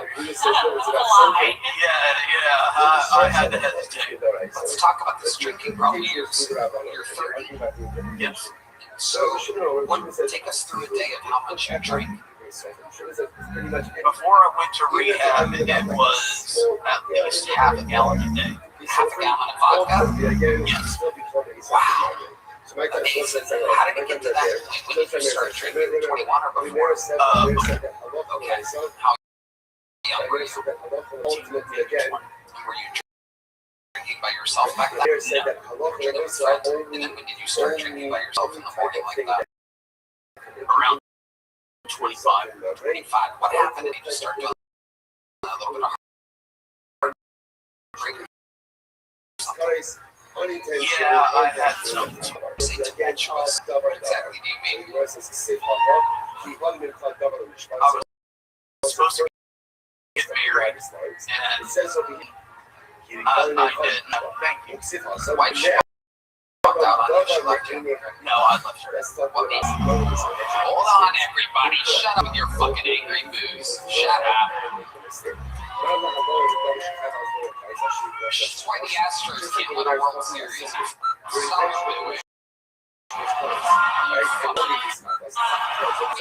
about you all the time, and meanwhile you're only 2.5 hours away from us, and we think you're sad. Shut up. The Rockets suck. The Astros suck.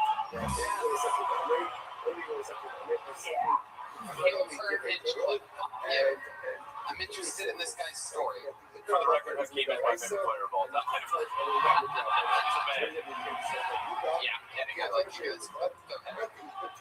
Oh, no, she wanted kids. I wasn't financially stable, so I thought that it would be inappropriate to bring a kid into the world without being able to take care of it. Man, what did she do for work? She didn't do jack lot about nothing. She didn't work at all. Meanwhile, she wanted a kid. You're doing event staffing at a comedy club that barely has any events. Yes, sir. So that's rough. Can I ask the comment one side where you said we were all like it was you came out with good energy, right? You came out more cheering, they were rooting for it, they wanted you to succeed, and then you built up and you had this formula of like I did this and I turned out the thing. But the best part about it is, and then you said I need to come, and that felt a confession than a punchline. So did you have other alternative punchlines like that you were deciding between, or did you just think that just off the top of my head, yeah, eating cum, you're just like, no, I eat cum regularly. Say again? When you say you eat cum regularly, what exactly do you mean? I mean, it's not like a recreational thing, but Answer the question. What do you mean when you say you eat cum? It's a very simple question. You said it. I'm asking you what you mean. sometimes it shoots up my face. Hold on, sir, I got this. What the fuck? So you're gay sometimes. Yeah. Okay. Are you consider yourself bi? No. You're just gay. You're straight. But guys should come on your face sometimes. Okay. I'm gonna get you out of here. This is. Hey, T Madness did it. Okay, very good. There you go, buddy. There he goes. Yep, another draw. What is this? What is this? The Astros in the World Series? What are these strokes happening here tonight? Yeah, love it. Your middle finger does nothing. You guys all have tiny middle fingers in this shithole city. Look at all the tiny uses of middle fingers. You know, that's a thing in the water here. It makes your middle fingers look small. Look how tiny they are. They look like little pinky.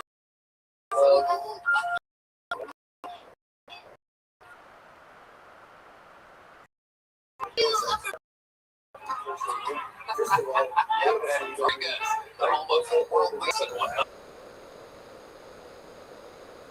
Serial winners are tonight. I'm telling you, I'm in love with the Everest. There are a lot of sore losers with extra money down there. A bunch of spoiled kids that inherited it from their oil mining fathers. The real workers are up there. How many more times in the upper deck? Oh, yeah.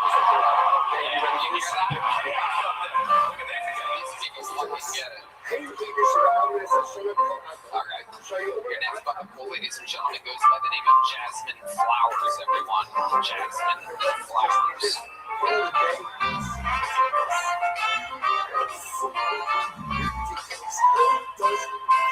Hello. I notice patterns for a living, and I noticed something. The Amish, they used to be elusive, but now they're everywhere. TLC, HBO, I have cable, but I see them every day. I'm starting to think that maybe there's a scam going on here. I'm not sure. I'm at the age now where everything I do is a scam, but you know, they pretend they can't have cell phones, but then that's scamming 101. Oh, my camera doesn't work. But anyway, so I feel like they had a meeting sometime. They had, they said that there was no electricity, candles. Let's build Lawrence, churn butter, and confuse the hell out of society. That's what it's like, basically. And I know one person at the meeting said, this could have been an email. But anyway, I'm just saying, check the barns for Wi-Fi. This is really changed.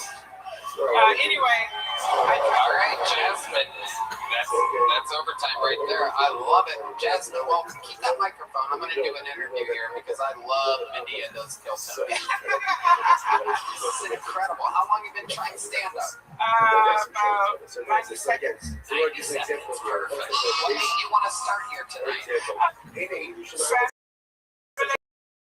Everything else to do, so let me drive out there. You know what it is? Yes. So you tried it. You said that these Amish people are they're coming out of nowhere. There's a lot of them now. Yeah, they used to be elusive. You never knew an Amish person. I didn't know about Amish people, but now they're everywhere on everything. And they're supposed to be kind of against technology. Jasmine, what do you do for? I'm an accountant. You're an accountant? Yeah. Oh my goodness gracious. What type of accounting are you doing? Corporate accounting.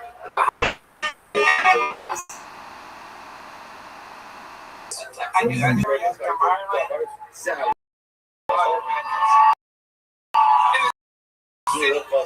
What are some of your favorite things to do? Did you ever go to the turkey hut?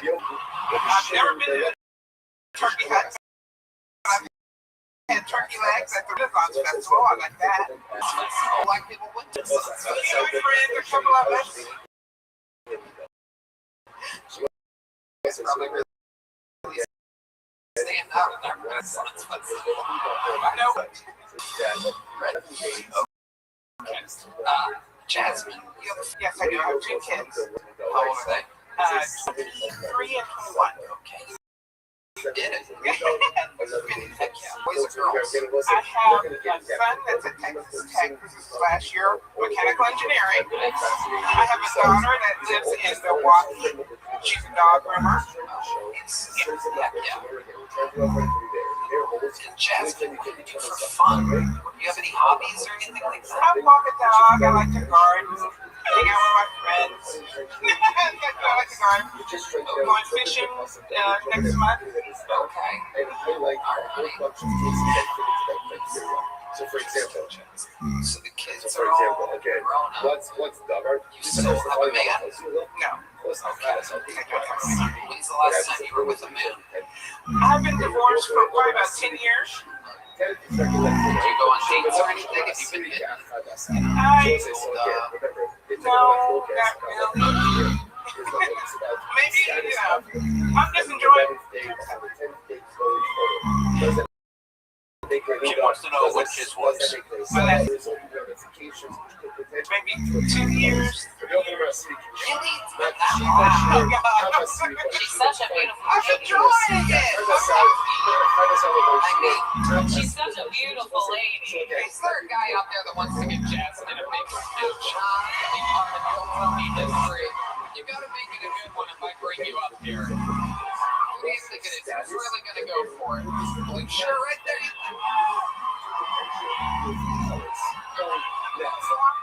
You need water? Have anybody's water you want. You got it. Alright, who's gonna do this? Are you gonna do it?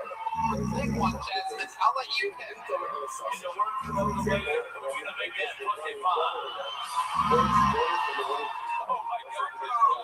With the white beard? Let's get January. Jasmine, do you have a preference? You have to be over 50. You have to be over 50? Yeah, that guy with the beard can do it. I'm the guy with the cowboy hat. The guy with the beard, no? That guy with the white beard is going to do it, ladies and gentlemen. You're about to watch history. Here in Houston, Texas. Powerful black woman kiss a man that looked for the South in the Civil War. Watch this episode, please. Don't trip over cords. Ladies and gentlemen, what an amazing day. Wow. Incredible. Look at that. Not the first time this guy's freed the slaves. Look at this fucking guy. Holy shit. This is what comes into the game when you roll double sixes in Jumanji. Watch your steps, sir. Watch your steps. Jasmine, how did that feel? You smart? I forgot already. I love it. She's mesmerized. All right, Jasmine. She goes Jasmine Flowers, buddy. She's a sweetheart. You guys are out here feeling very incensed. These guys are relentless here in Houston. All right. Here we go. Ladies and gentlemen, your next comedian is one of the greatest regulars in the history of the show. An absolute force of nature that you know, that you love. One of the greatest interviewees in the history of the show. Sing it if you know the words, because I present to you the one and only, it's Hans Camp.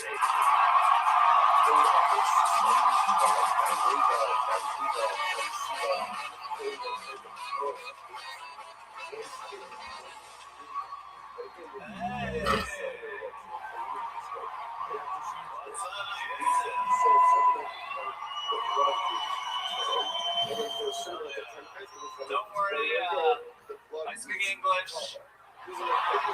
This isn't the Super Bowl halftime show. I didn't hear a bunch of Spanish. A kitchen at Chili's. Stop trying to make me learn things. This is America. What's the point of having all these bombs if I have to learn? I do think it's fucked up that a lot of Mexicans are getting deported. I think if you're trying to reduce crime, deporting Mexicans is the least efficient way to do that.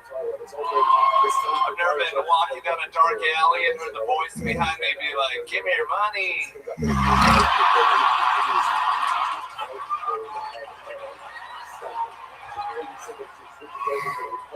It's usually some form of ebonics, the language of robberies. I recently saw Black Guy gardening. I was like, dude, you don't have to do that anymore. They do larceny and retail theft as well now. I am working out right now. I don't have to be stronger than a black guy. I just have to until the cops get there. All right, well, that's my time. Thank you guys so much.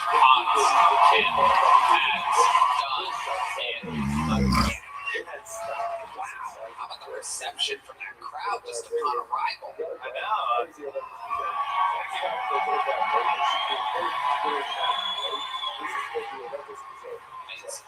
Thank you. Hansi Boy Kim, live in Houston, Texas. How does Houston make you feel? How do you feel about all this? Oh, it's great. It's a big Texas city. A lot of anger can be unleashed upon me. So I'm trying to stay on the good side of Houston. Lots of different types of, Republicans and Democrats here to piss off. It's just a lot of people here. A lot of different kinds of people. Yeah, lots of love. Lots of love. Absolutely. Have you been to Houston before? Yes, I actually double teamed a female here. Let's go do a flip. Still don't have it. Thank goodness. This was a fan. Yeah, sure. It's pretty enthusiastic. Who did you double team her with? Wonderful, awesome comic that I don't think. Right, but Yeah, not like Brian Redband. right, it definitely wasn't Brian. You don't be able to get hard to have sex with a woman. Just kidding. This reminds me of Kuchu, the official sponsor of Kill Me. Wow, tell us what it was like double teaming. Which hole did you get? Well, I actually, she was like bonded with me, which is pretty cool. So I actually had sex with her before my friend got there. So I already came inside of her vagina. And then, thank you for that. Let me ask you, did she tell you she was on pill or something? Like, what made you come inside her? Did you just do that? I just felt very open to the idea of that. I was not going to hold up a court. It was a long time ago. But yeah, it was all legal.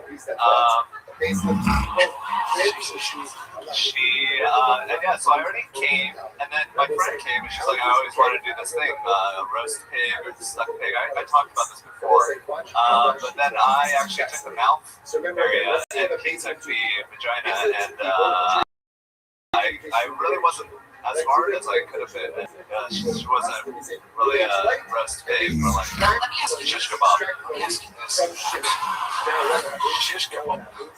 Corn dog. Okay. We get it. You don't need to keep naming it. Yeah.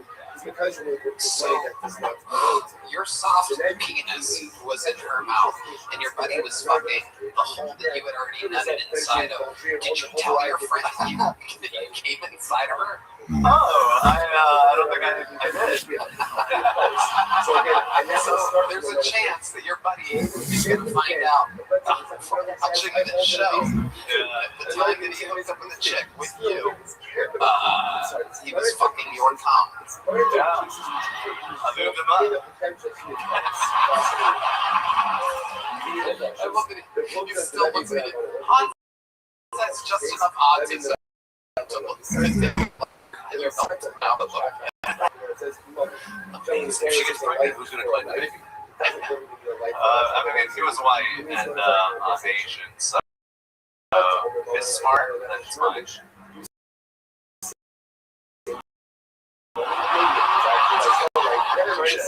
See how he does on the SATs.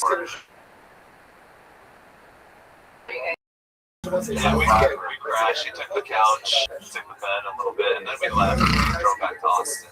said you crashed. Does that mean that you drove immediately? Cool. Imagining Han trying to do an Eiffel Tower, but his dick is soft or her face keeps falling. I'm so sorry.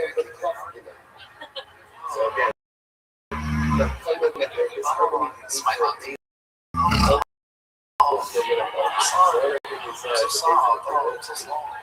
Is there anything that you try to think of or do when you're trying to get hard? Always the most honest answers. If you look at the history of the show, no one has better answers to my questions than us. They're always, before I'm even done answering, yes. Honest should be the name of your Yeah, honest. Yes, I think a lot of tickling stuff helps a lot.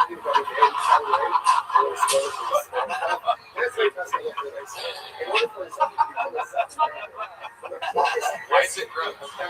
No, Han's being tickled is disturbing. I'm not getting tickled, I'm tickling. I'm the tickler kid, Jesus. Yeah, somehow it is disgusting. I'm starting to agree with Kim. I thought you were getting tickled, which is just fucking weird. Now that I'm finding out that you're doing the tickling and that makes you hard, what is it about tickling a girl that makes you hard? When she squirms. Yes, the rubber's just like, No, please no. Yeah, that's most of my relationships with women, so it seems accurate. Period. let me ask you this. If I asked you what it takes, what you think about to make you hard, here's a question I've never asked you before. Is there something that you think of when you're about to come too fast, and you think of that to try to stop yourself from being so overly excited? Hans Kim. I usually try to think of the woman that I'm making love with and what she would want, and I'm like, she wouldn't want me to come down. We'll be right back. I like taking a break. Wait, huh? Do you and the guy chit chat during the all right, I don't know what I'm trying to ask. You guys, I mean, is there, there's dirty talk, right? But if he starts to talk, do you go, oh, sorry, yeah, you go ahead. Yeah, I think there was a moment where we did that exact thing. I forget why, but yeah, I think we made hey, you can take the bottom, I'll take the top.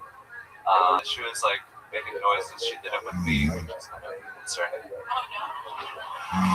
Were her noises better with you than with him? Did you take it personal? Yes. He was getting better noises.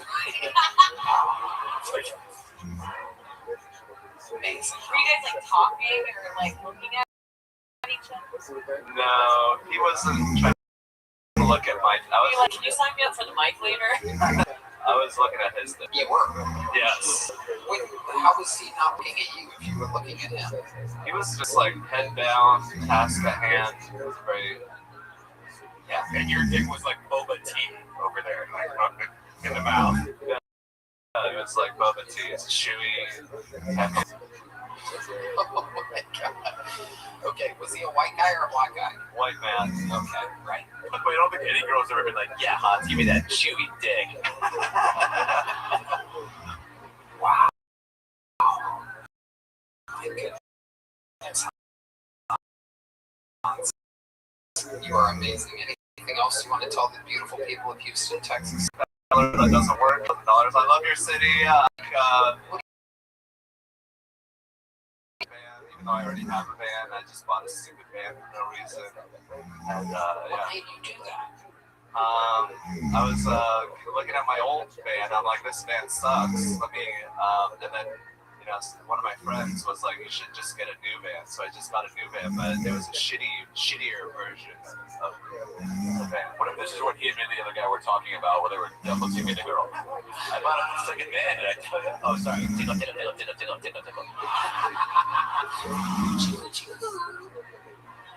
Wow, so one could call you Hans Kim.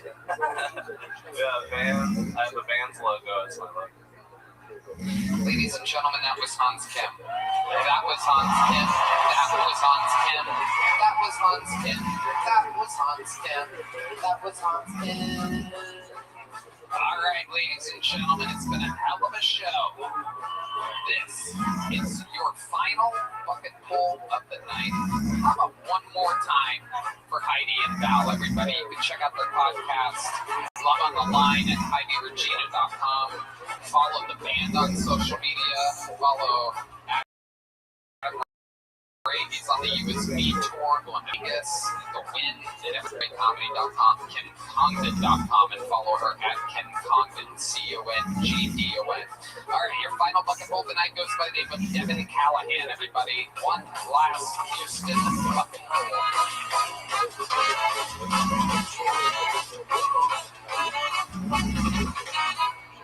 All right, how you guys doing? Yeah, I'm Devin Callahan. Callahan like Dirty Harry. Yeah, I see your face confused. You're like, I remember Dirty Harry. Well, it's dirty. It's wrong with you. So, yeah, I figured out, and I talk about death, I figured out the afterlife. I got two types of ghosts. One ghost, full body guy standing under a light. Hey, it's my grandfather, probably smoking a cigarette head to toe. It's a ghost. Second ghost, you just get like a little haunting thing, and it's just like no legs or nothing, just feet up, like feet gone, knees up, and they're just running around like, woo. That second type, those are the motherfuckers that died of diabetes. Yeah. So it turns out the afterlife, you don't get your feet back. Crazy. It's crazy. I need some friends. I need some new friends. I'm chilling with my homies, and we were on a road trip, and I was like, hey, man, I'm getting kind of tired. Let's pull into somewhere. And I saw a hotel, LAQUINTA, and I told my homies, hey, let's stay at La Quinta. Right? And they started laughing, and they were like, this fool crazy. It's La Quinta, fool. It's La Quinta. Okay, was that the end of the joke? No. Okay, finish it. And so I was telling them, no, La Quinta is the chick that worked the front desk. The establishment is La Quinta, right? Like, so. Absolutely. Devin Callahan making his Kill Tony debut, right? Yes. You live here in Houston? Port Arthur and Omaha. All right. Yeah, but we're nice people. You don't have to. Yeah. Okay, Devin. What do you do for work? Yeah. How long have you been on that for? Like 20 years. 20 years? Yeah. We've ever had an actual.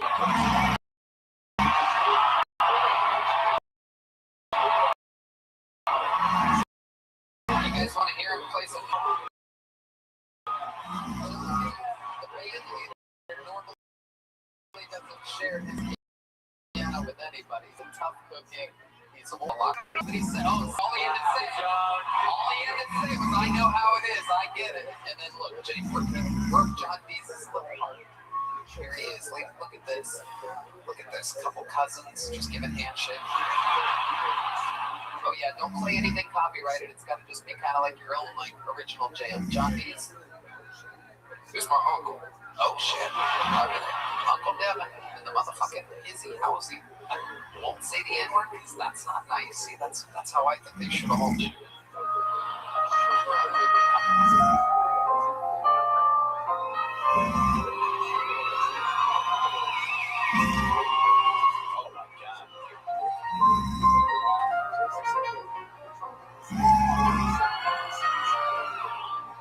That's what Mom was listening to during his double team.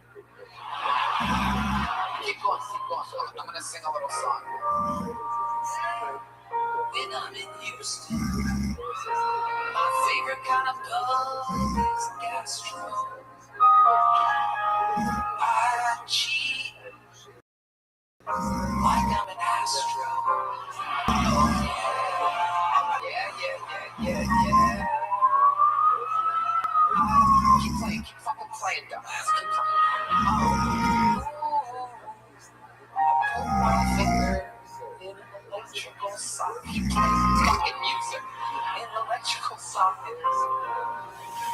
More shocking than a win from the Houston Rockets. There's traffic all over the show town. And there's no real live entertainment to be found. As all the artists move to Austin, or even Boston, or anywhere to get lost in. Because art doesn't exist in Houston. But you can wash it down with some Aquafina.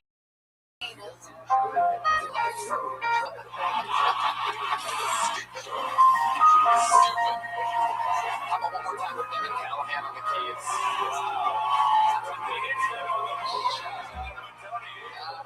I'm just goofing around. Me and Adam used to play with the great Jeff Scott at the Comedy Store. We were the only two guys that used to riff with him, rest in peace. We lost him during the pandemic as he got COVID and AIDS at the same time.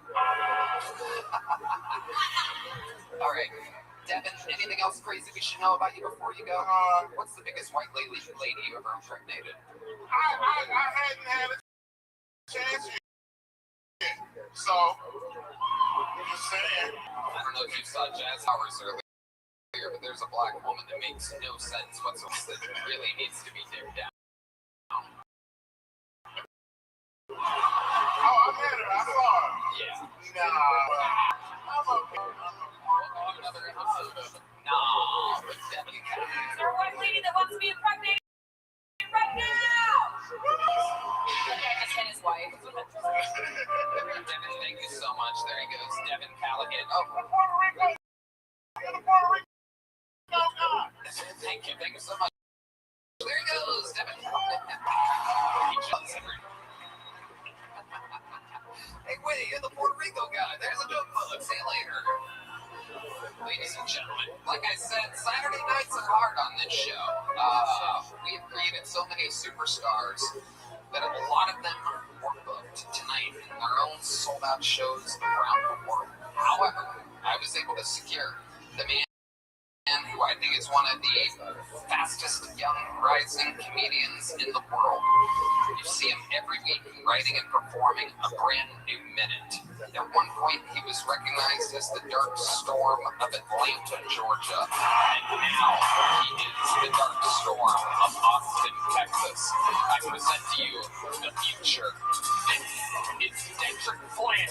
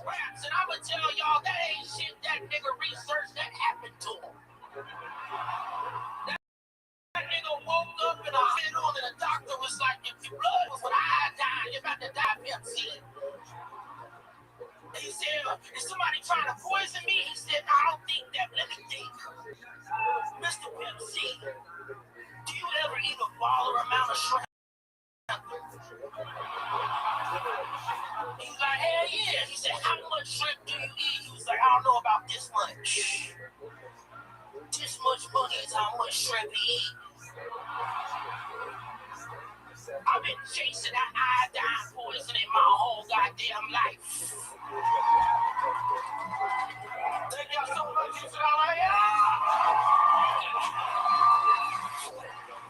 Hell yeah, buddy. How's it going, Dedrick? Man, them niggas mad at me for getting drunk in New York. Story wars. which is crazy, because what else was it? It was 17 degrees, nigga. I gotta drink at least to be warm.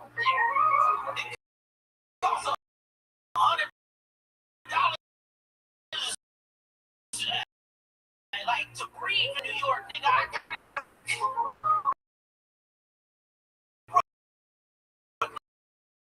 nigga, I'm on train. Long Island, listen.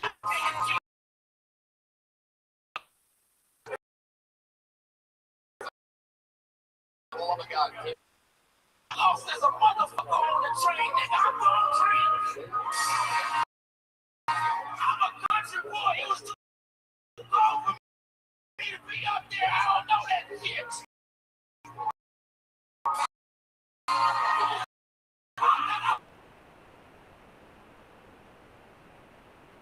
supposed to be hard, but when a nigga drink hard, I'll be in Paris getting fucked up too.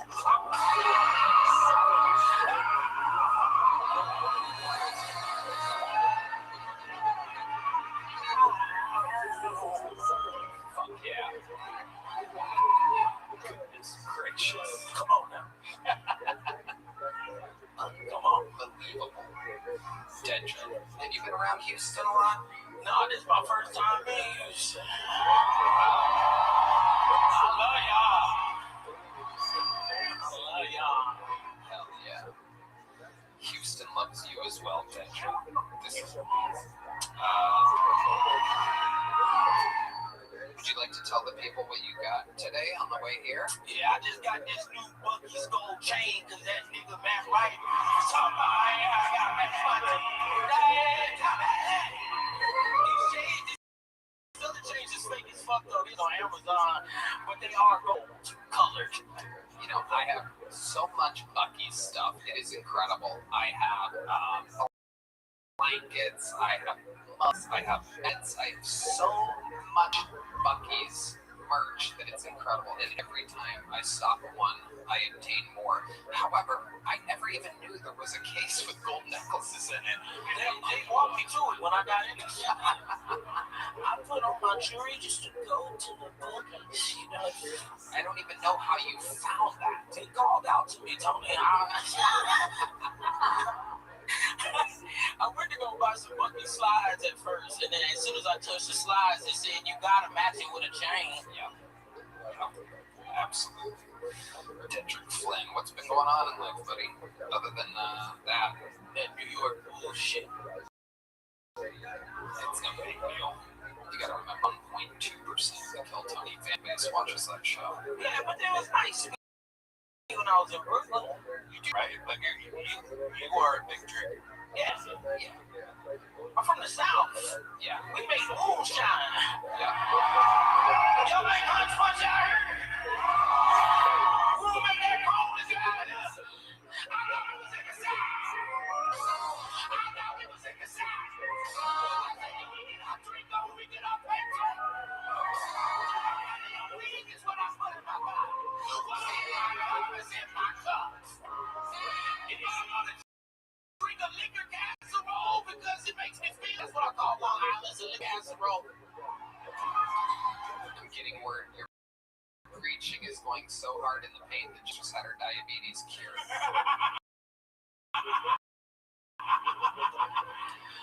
I've been cutting lines because I didn't really meet on the show because I didn't even have my grill because when I went to go check in my New York hotel, the hold on the card was more than I had on my debit card, so I just left my grills with them niggas. You fucking kidding me? Is this a real story? I didn't know where grills on Star Wars, so that really wasn't even me for real. That was just Flynn. That wasn't a storm, you know what I'm saying? But it was a storm. You know, I gotta be a tornado sometimes. Trying to let me off the leash. You're the one putting yourself in chains, buddy. Yeah, that's hilarious. On the last day of Black History Month. I'll be right back. Love it, Kendrick. Is there anything else crazy we should know about before we put a ribbon on this damn thing? Why you come to Houston? Why you come to Houston? Because I fucking love this place and I heard great things in rap songs. Why would I not want to come to Houston? If Kill Tony's in Houston, I'm in there. If Kill Tony's in Dallas, I'm in there. If Kill Tony's in Austin, I'm in there. Or when Kill Tony go back to New York, bitch, I'm in there. I know I'm talking about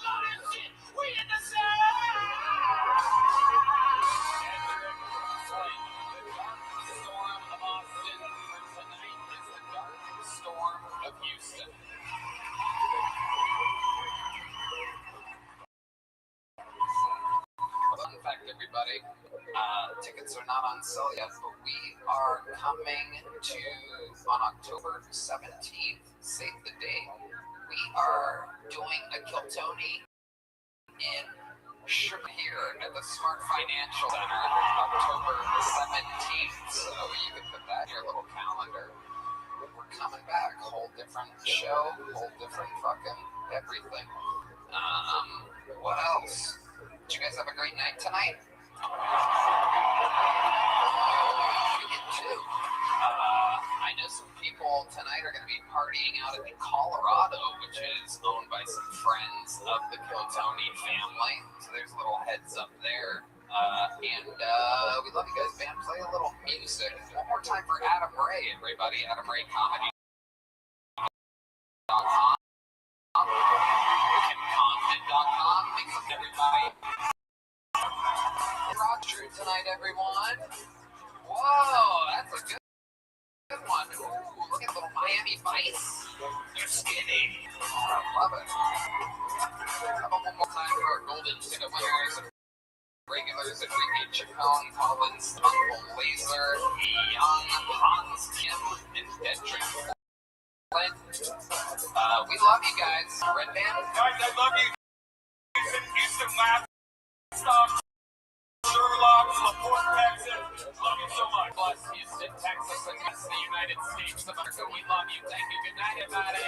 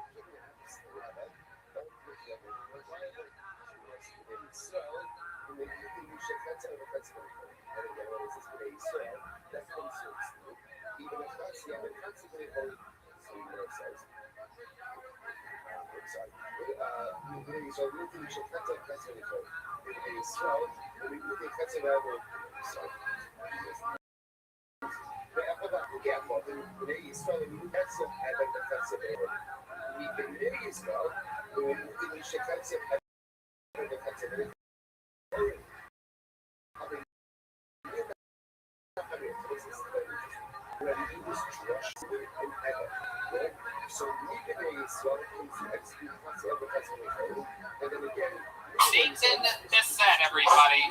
My name's Dana, and I don't understand why, because my parents are from Ohio. They're from Oklahoma. So I asked my dad where my name came from, and he was like, well, I was dating your mom. Which honestly, that makes a lot of sense because my brother's name is Buttfuck. He was a miracle. I started comedy around the same time Louis got canceled for jerking off in front of women, and I was like, fuck, that's why I got into this.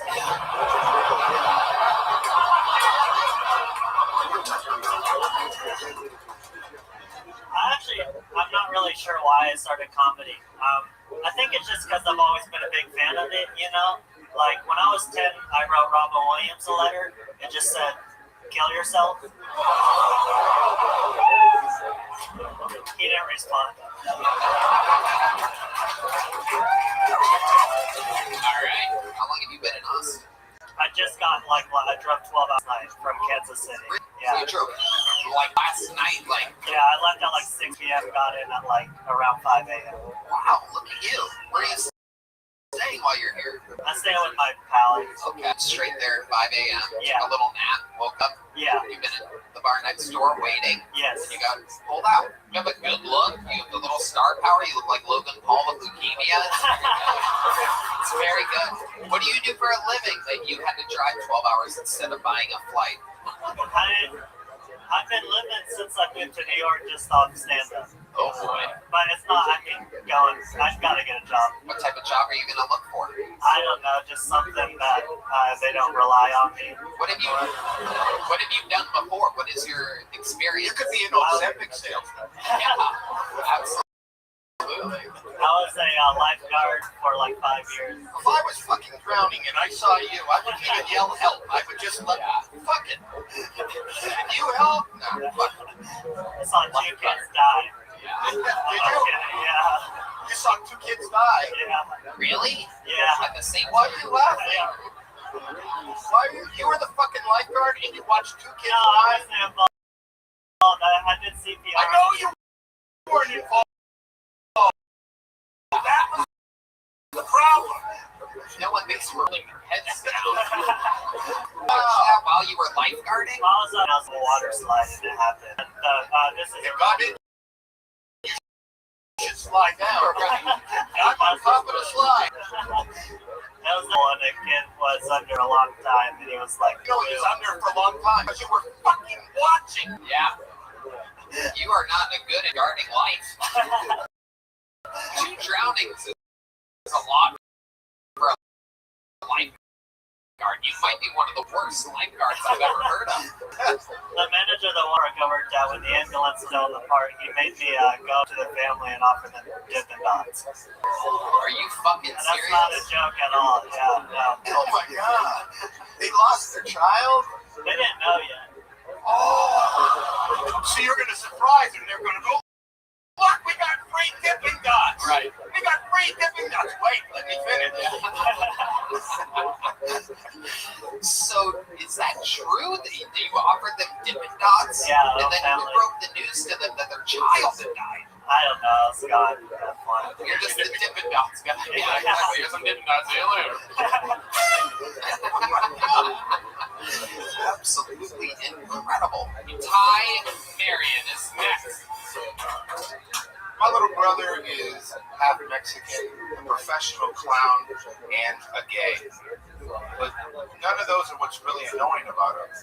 What is he feels like he's got to be included in everything. He's a little cholo, bozo, homo with, YOLO. I think my best friend started to go crazy.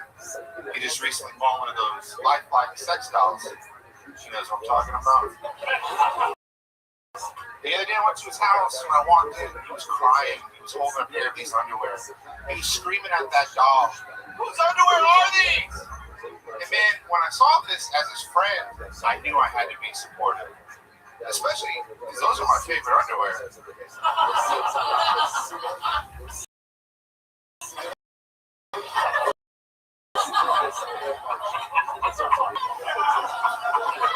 It's trans, but it's cool because I never see him.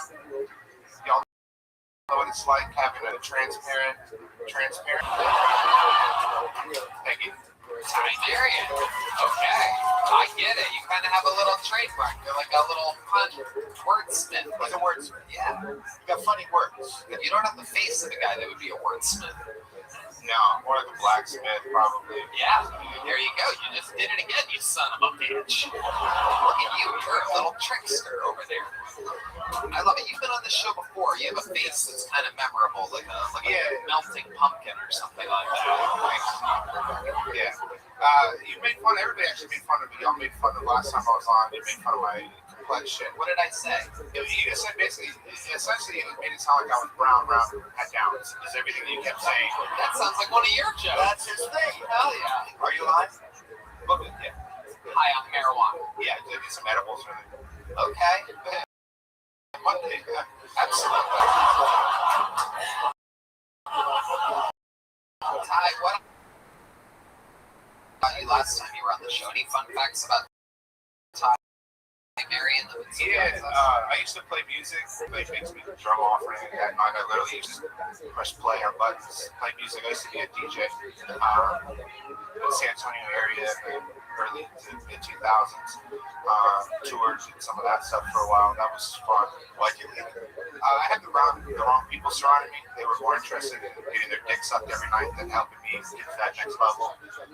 Even though I was opening for big names, doing hundreds of people, thousands of people in the crowd. At this point, fuck it, I put it all on me. I'm gonna bet on myself, and I'm ready to do it with comedy now. Right. You never got to take your DJing to the next level, and that kind of bothers you. I mean, nothing right. Pretty much. Well, DJ and his PJs on a PJ. Actually, yeah. You know what that sound means. Actually, you had some. No, I didn't DJ one time on PJs. You got a DJ? I was. DJ. I actually did a PJ, got caught by the owner of the club one time while I was in the booth mixing it, and the only thing I was told was hurry up, see me in the office afterwards, and I was given a high five. So it was a pretty good day for me. Left and everybody else we were working with, because all they wanted was their dick sucked, but you got fired. Yeah, getting exactly. See, they wanted what they couldn't have, and I'm having it, and so they were just. You were able to get hard while exposed to an entire audience. It looks like you guys are sitting there, you're in a booth, you can't really see anything below here, and so there was a conveniently little cutout area. She sat down on it. Did you have like a face where you where it looked like you were getting a BJ? Was it like? Yeah. Like that? Yeah. Yeah, and she was waiting for the drop too, if you know what I mean. Oh, yeah, absolutely. What's a one-night stand with Ty Marion like? Typically, just because I don't want them to know where I live, I always ask to go to their house. It's not like I live at home. Typically, the bar that I go to, it's a block and a half from where I live. So I'm not trying to walk over there and then walk them home and have to walk back to their car. You know what I mean? It's a lot of walking. Yeah, Uber home. Right. Wow. I'm telling you, people are going to watch this. You're going to get so much pussy. Yeah. No, because that's what women want. They want a man. I'm not going to. No, you'd be surprised. I would be. It would actually be surprised. Looking at the face on the women, and they're going, "Oh, look who I'm with. Why can't I have him?" She's looking at me going, "Who the fuck is this guy?" And sweetheart, guess what? When I woke up this morning and rolled over in bed, I also said, "Who the fuck is this guy?" I have a drinking problem. Okay, so. How's it going, Mr. Patterson? You're on with Tony Hinchcliffe live on Tony with the Great Howie Mann. I gotta tell you, your son made my day. Your son fucking brilliant. Your son is a superstar. And I'm more than proud. Mr. Patterson, you know, this is an improvised thing, but I just thought of what I think a good question. Is there anything that, like, embarrassing from you might not want you to tell us? That's what. That was a quick.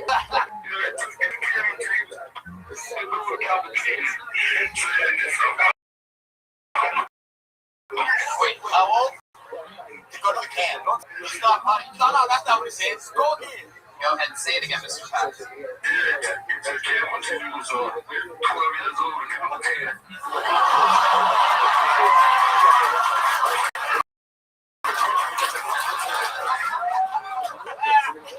I might be retarded. He can't spell good. Tell him to spell firefighter. Spell firefighter. He can't spell good. All right, so the word on the streets, Mr. Patterson, is that you're not a very good speller. So without Googling, we're going to give you a word, and right off the bat, you have to spell it for us. Are you ready? That's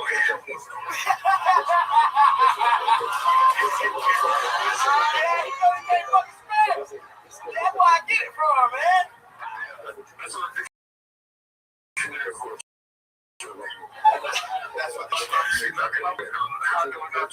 dog. Go dog. Dog. Quickly. Dog. Spell dog. Dog.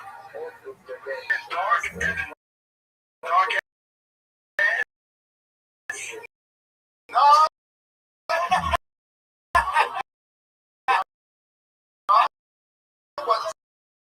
Dark ass.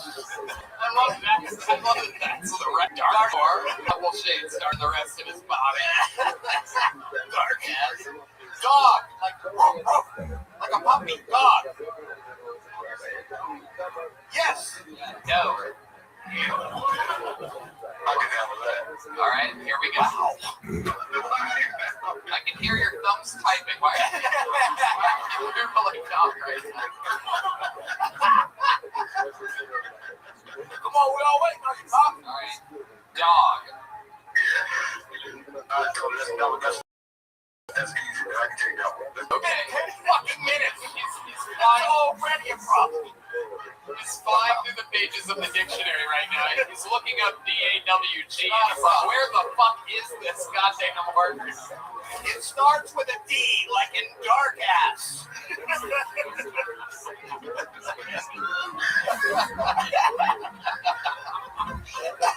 All right, so here it is.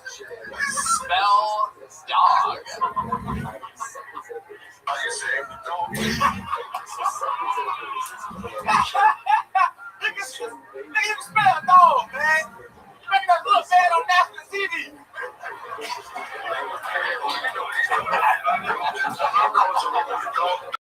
Dog is what do you say?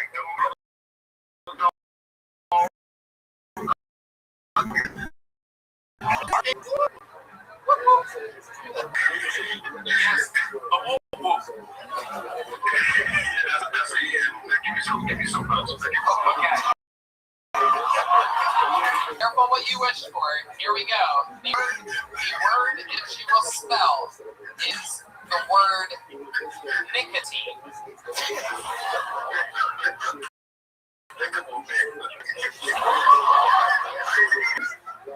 We're bragging about how easy dog is. Pretending like I'm being sly. You sell something to your pop? Okay, how about cigarette? As in okay.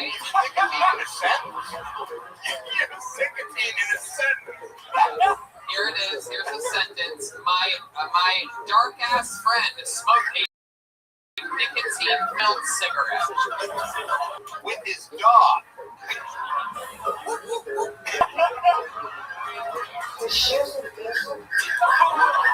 All right, here you go. Mr. Patterson spelling nicotine. I believe you, Pop. I believe you.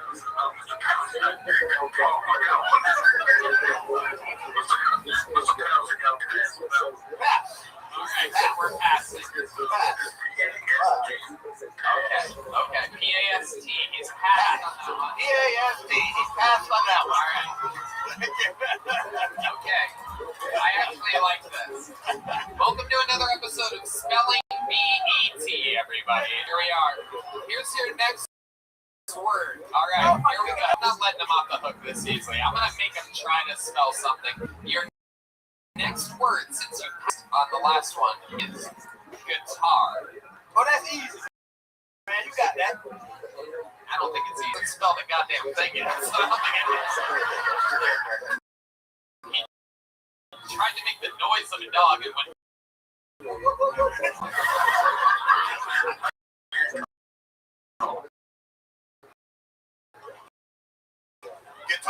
Guitar, like Neolink plays the electric. That's right. No, that's an example. He wasn't giving you a fucking fact. That's nice. I like it. He plays guitar. That's nice. That's a good thing that he does. I'm glad he plays guitar. That's good for that boy. Hell yeah. That's dope. You gotta keep playing that guitar. You play it real well. I like him. Without looking it up, this is your chance. Spell the word guitar. I have a fan on that one. I just love the attitude that he has. Like, come on, man, dog's too easy. Yeah, guitar, I got a pass. I got a pass. P-A-S-T, pass.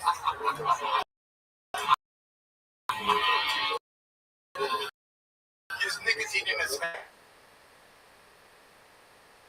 Count the 10. Leather. Spell the word leather. Oh man, that's easy as fuck. We got this. You're messing him up when you tell him it's easy. Easy as fuck. Nothing is easy. Leather, go ahead. All those words gave me is very, very easy. I'm a very good scholar. Am I on the show for real?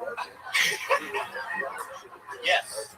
Yes. I got bad news for you. You are, and you've spelled nothing so far. We will put it in. Does he ever text you or anything? Do you know what the fuck he's saying? No, I never missed this. Give us leather. Come on, it's a real challenge. Go ahead, leather. You got this. Bones Eye makes leather joke books. Go ahead, it's your turn. You're gonna spell it. It starts with an L. Here you go. I can't spell that. Come on. Please just try it. Please let me just want to see how you would. Wow.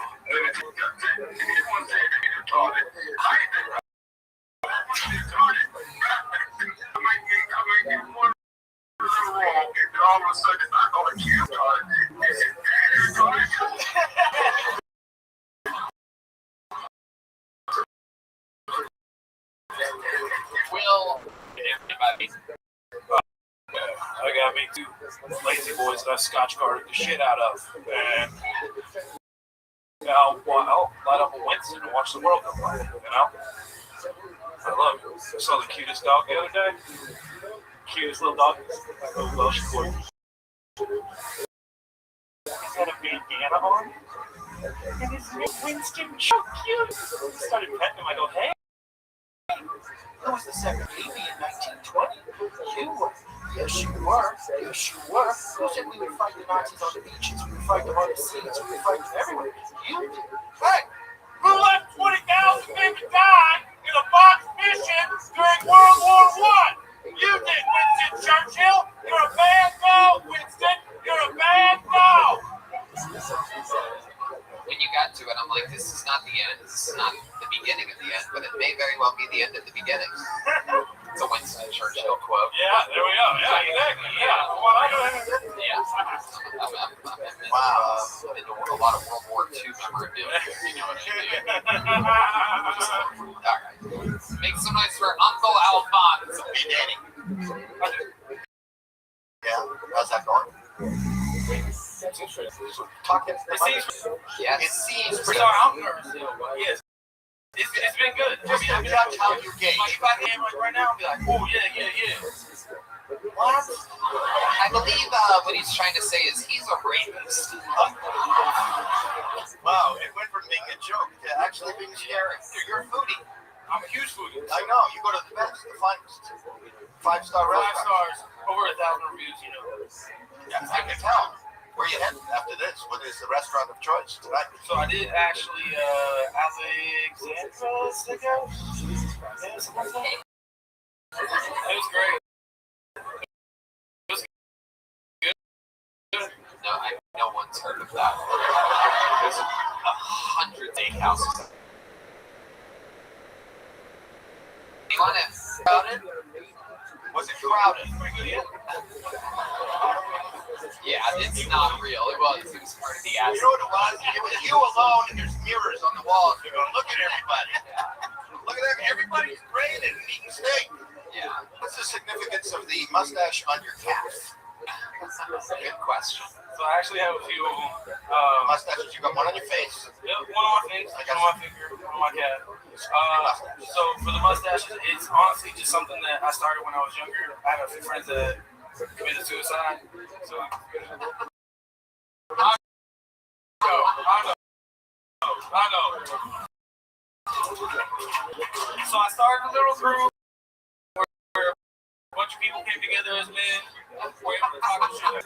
So this bucket, sometimes, I mean, you live by the sword, you die by the sword. So this is like a fucking bucket list. But this is Aaron Belial, everybody. Some parts of HNT were really weird. I don't know if Terry Crews was nervous or confused, but he kept hanging his big black microphone in front of my mouth.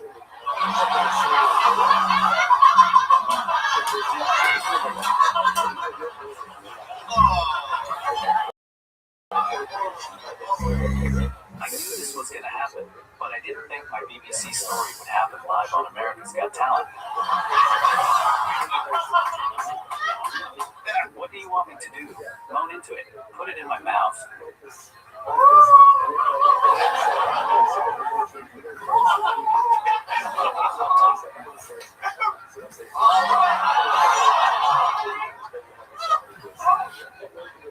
I'm just glad he didn't fuck me into a wheelchair.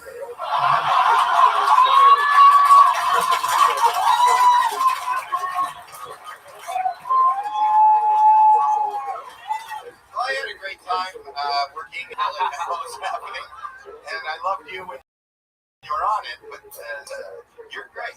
You're great. You're always great, but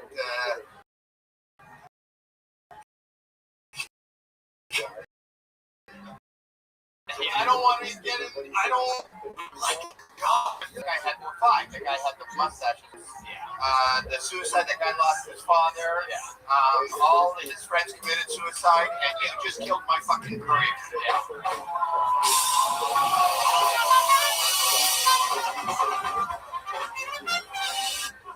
Do you guys want to call my dad?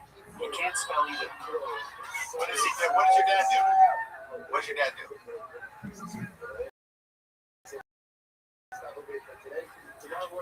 Disability. Runs in the family. And nobody runs in that family. Joe! How you doing? I can hardly hear you. I know, as you can tell, even though I'm calling from Aaron's phone, I'm not Aaron because I don't sound like a robot. This is Tony from Kill Tony. Your son's on Kill Tony right now, where it's a special episode where we're calling dads. You're live on the air with Howie Mandel and a million plus people watching. Well, I feel real bad for all of you. You gotta listen to him. Well, most of the set that he just performed, we weren't listening. He was just sucking somebody off. My dad's a prick. That's what he was sucking off. Well, you just tell us because it'll never get as big as.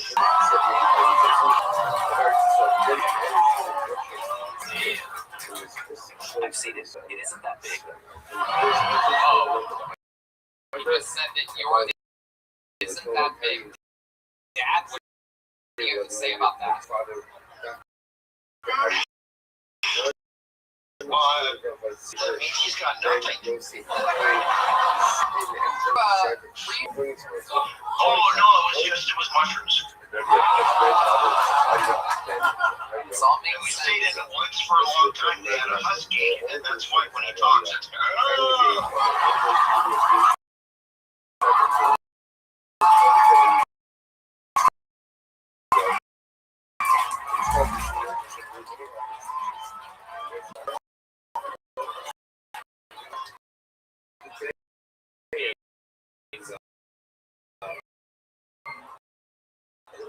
Yeah, you gotta do it. Thank you so much for talking again soon. Bye-bye. Thank you. America's Got me. So, Howie, I was just wondering if maybe, would it be cool if I fuck your daughter? Oh my goodness, he couldn't do that one on ABC.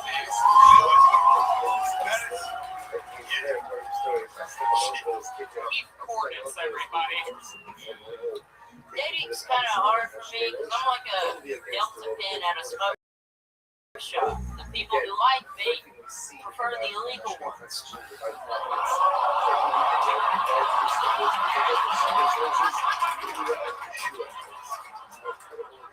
But I still try to have fun with it. The only picture I have on Tinder right now is of me and Cam. That way, if girls ask which one are you, I can say I'm the black guy. And I had this one girl reply with, I'm not really into black guys. Do you have the white one's number? And I think she was trying to flirt, but being the charming black man that I was offended. What she said was rude and hurtful and shallow. So I sent her a message, and I was like, I'm actually super white. Can you come over right now, please? Hell yeah. That's it. I got it. I'm going out with it right now. Loaded up the fuck. Oh, shit. I love it. New Heat Fortis merch. Explain your condition to Howie so that he understands exactly what we're dealing with. How do you explain your condition to me? Oh, yeah, you're a germaphobe. My bad. Yeah, I never washed my hands, so you made the right call. That's a condition. Yeah. That really is. Yeah. I don't think there's anything wrong with him. Is it It's a little young to you. Isn't that, we're in Florida. You're from Florida, right? No, I'm not. I'm from Alabama. There's something wrong with me. Okay. You're funny. Thank you, Howie. I think you're funny. Thank you. Yes, sir. What do you call it? You're pituitary. Pituitary shit. That's what I call it. Shit. Are you a good swimmer? Not really. Yeah, I suck at everything athletically, really. Okay. Yeah. What about t-ball? T-ball? I'd smash T-ball. Hell yeah. How long have you been doing this? 2 years. 2 years. Yes, sir. Good. Thank you. Where do you live? You live here now? I do, yeah. Oh, wow. I think that you should do something on television. I would love to do like a prank show with this guy. Yeah. Let's do it, Allie. Yeah. I want to get your number and figure out how to get this. I love that. I love it. I love it. This is a great idea. You're going to have an issue in life, a young kid, you know? Yeah. That's not a horrible issue. Yeah. You're okay, right? You're okay. I'm having fun with it. Date, really? I'm trying. Yeah. You like this woman you've ever been with? I've never been with a single woman, Howie. Yeah. Howie, how old's your daughter again? Good night, everybody.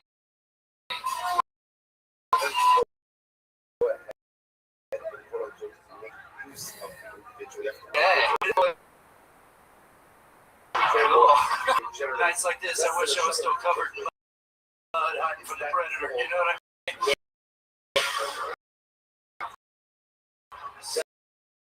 Hoping he'd get close so I could steal a kiss. Get out of Her name, Hot Singles. Her location in my area. The sex, casual and anonymous. No strings attached. HIV positive? Oh no. Is she gonna try to steal my wallet later? Oh yeah. Is it a decoy wallet? Oh hell yeah.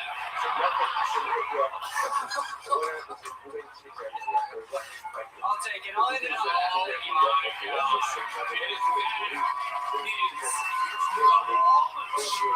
In the moment, wild, the great Jack the Ripper. Some people call him. You have a lot of these nicknames, right? Cal Ripken Jr., yeah. Riffy Longstockings. The boy who riffed. Juicy bombs, choose riff. Yes. Yeah, riffs. It's what's for dinner. Yeah. Different strokes for different folks. That's right. Yeah, stuff like that. Most of them not so. Red Band got excited on that one. You look like the first half of the show.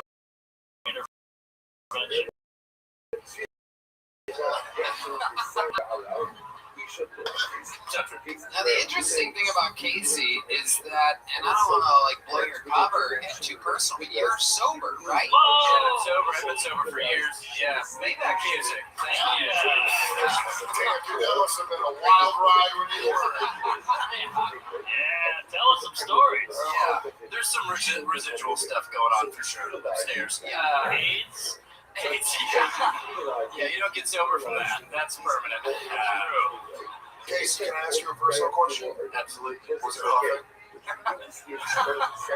Yeah, we used to huff ether. Yeah. Ether, air duster. Whippets? Whippets. Yeah. Italian. You need me? Yeah, I used to huff. Yeah, Hillary Duff huff. Yeah, I used to huff. Yeah. That's all about it. Yeah, there's a demographic for huffing. Are you a religious guy? Where do you get your energy? That's what it Yeah. energy from Oh, yes. He's got the Lord in him. None of it's from God. He does. You got Pentecostal shit. You got born again Christian vibes.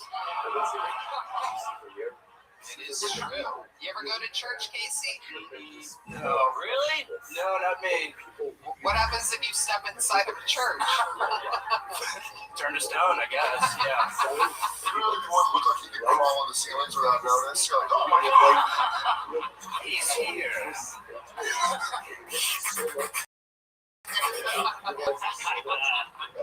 We were in Chicago on Thursday and Big Casey Rocket Ground, and this guy, I guess, ate too many edibles and he passed out in the second row. He like fell on his face. I had to do fucking riff resurrection. I had to bring it back. Second riffing. What? Yeah. Jesus. Goddamn. Raul Sanchez. I like drinking, man. Makes me a pleasant human being. Sometimes I got so drunk, I caught myself speeding on the highway because I confused the number of the highway with the speed limit sign. So like,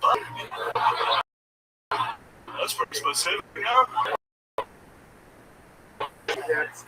92 just to be safe. You know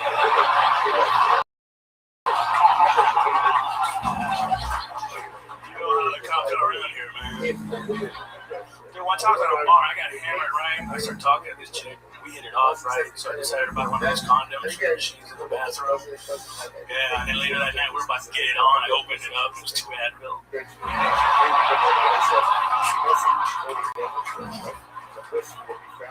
But I was like, man, technology's come a long way.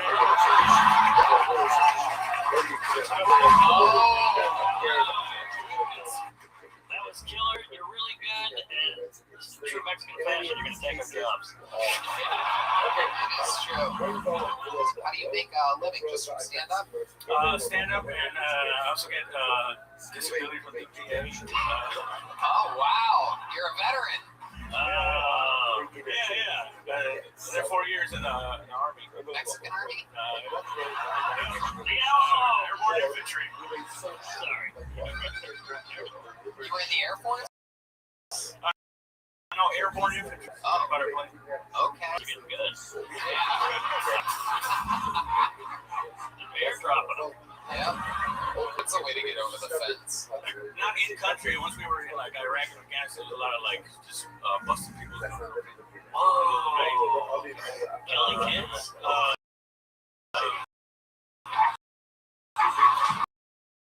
it's like fully rolled back. All right. I feel like someone from the Army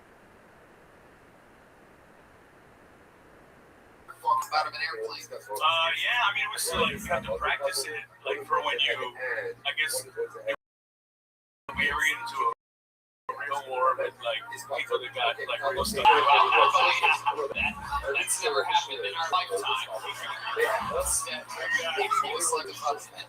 Practice a lot, I guess. I don't think I've seen a lot of Mexican people jumping on the old jumping beat, you know what I mean? I haven't seen this before. What we have them doing?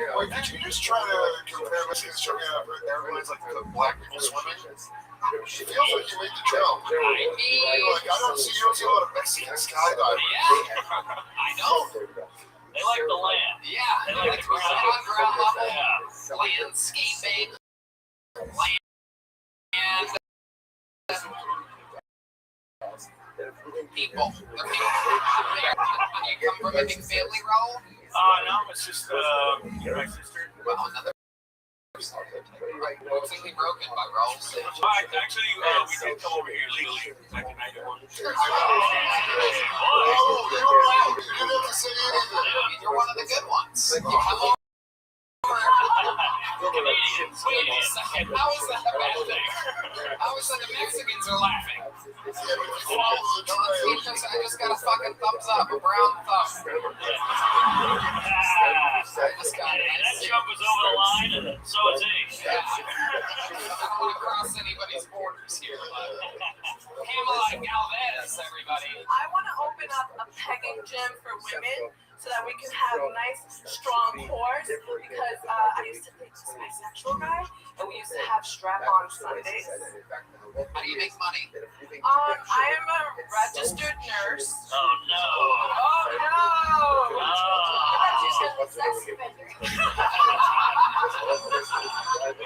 School nurse. There's the jet skis. The jet skis have arrived. Tony, so I know you wanted to be a heart doctor. See, I had open heart surgery. Atrial septic defect, so heartbeat. Okay. So what was the defect? Supraventricular tachycardia? Yes. Wow, look at that. There you go. No big deal. Yeah. What? Tony, you have no heart. Exactly. I know. It's like the ultimate tale. A man with no heart wanted to be a hot doctor. Oh boy. Shocking. The more and more we go on, the more and more I see how crazy that guy is running and peg him. Oh, you know what? He didn't have a safe word at all. No, it didn't. He broke up with me on Valentine's Day. This So I'm year? just now. He broke up with me on Valentine's What was Day. his reason? My ass is bleeding. He's gonna handle my craziness. He broke your heart. You broke his Broke my happiness. On Valentine's Day. How did I get to you? Was it a text? Call? Text. Half year? 2.5 years in it. Good for fucking his butt, lady. Yeah, thank you. Exactly. Yeah. And Wow. Yeah, Stegosaurus.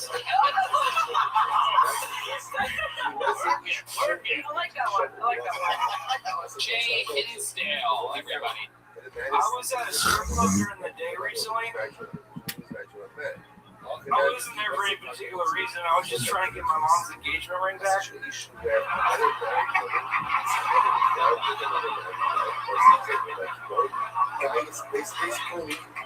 Going to a strip club during the day is kind of like going to a haunted house at night. It's dark. You feel like you're not supposed to be there. Walls are covered in ectoplasm. Stripper during the day is weird too. See, stripper during the day is kind of like seeing Batman during the day. They both got cool costumes, but you can see the scars.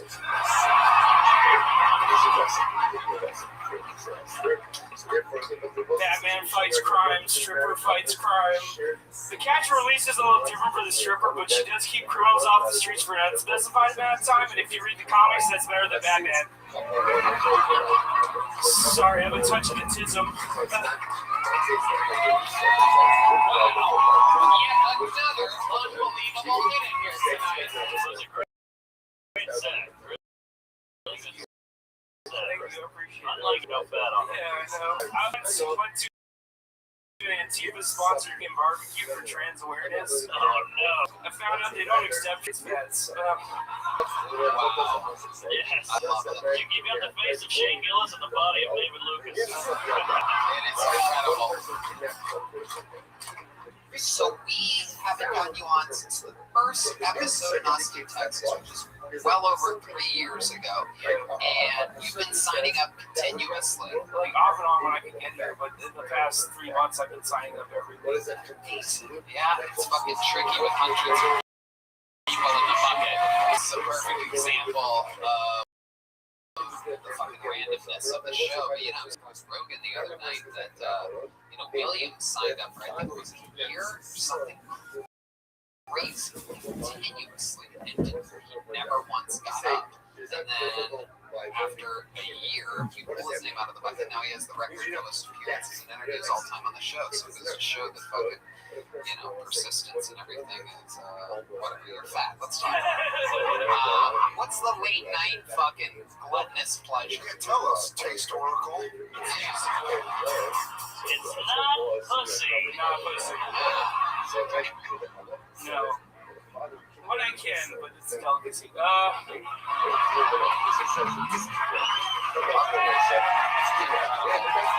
Absolutely. Like German chocolate cake. JP, anything else that we should know about you before letting you go back? I did just come out this year as bisexual. Oh my god! I did it at 40 just in time for it to be gross. Holy shit, absolutely. Now you're gonna be turned down by 2 genders. I know. Yeah. Twice the rejection. I don't know if my heart can. Incredible. Yeah. I don't think your heart can take much. So what made you come out as bi? How does this happen exactly? You might understand this, Tony. Yes, of course. You son of a bitch. This is what happens. You changed my life, Tony. You made me believe in my dreams, Tony.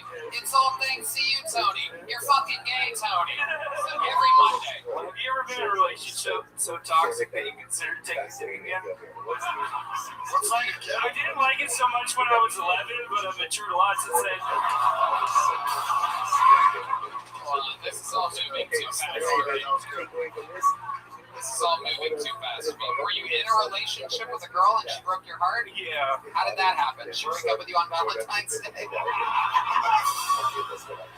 No, it's just like our psychological problems were too connected. It's just got bad. She got No. But how's the bisexuality been working for you on it? Guys are fucking savage. Yeah. Like savage. I don't know if it's good or bad. Bad savage. Like, dude, I don't, like, man, I remember the first night I was out, this, like, guy was coming up, just like, hey, can I blow you in the bathroom? And I was like, I'm just new to this. I'm not quite ready for this shit yet. Oh my god, what a big bitch. Get that bitch up, bro. Let somebody see your dick, because you're not seeing it. No. Jeez. I had somebody describe it to me once. Apparently, it's majestic. Well, it's anything like your leg. Yeah. What kind of... Sight to behold, either way. Yeah. What are the attributes? Yeah. Taylor Amiglio. He's watching the news a lot. Like, I'll see, like, a protest going on, and you see, like, a bunch of fat people, and, like, they're activists. Like, what the fuck you acting about? Fatty? Fat fuck?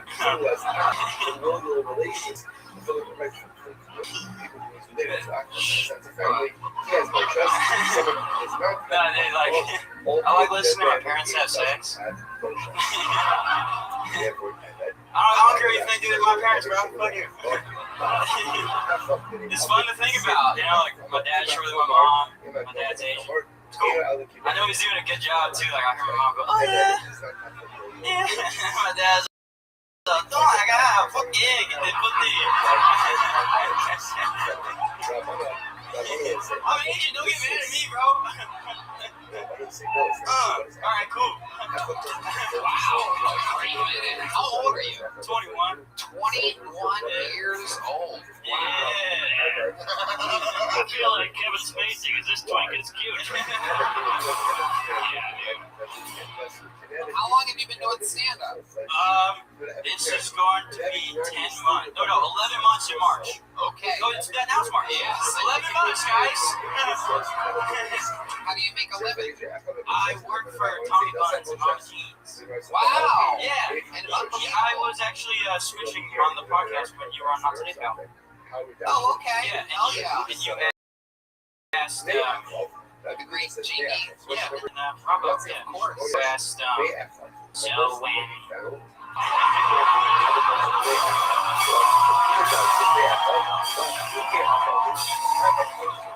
didn't even get to the fucking... I didn't know what he asked. Hold on. Tony really likes The Sopranos, which is dope.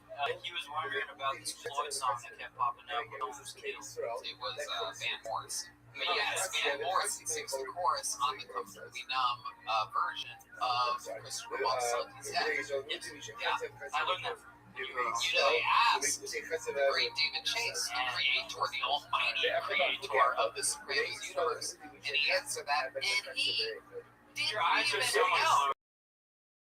He didn't even. You're talking about my eyes right now? Is it David Chase answered my question that I asked on a Sopranos podcast? Right now? Sorry. He's been living with Peter Pan in the Lost Boys. But yeah, he didn't even know. He didn't even make the connection. Blues your little best. What is going on here? What is going on here? Will you guys stop flirting? Oh my God, what a cute. Yeah, right? You want to go? You're back in with the Asians. Popular. We love you. I'm gonna get my revenge. I'm a dirty Asian now. What are you? Filipino. We're not clean. We're like tree Asians. We're arboreal. That means they live in the trees for you retards. Arboreal is in the trees. This is the worst planet Earth ever. The retards are in the trees. You look like the kid from Jungle Book.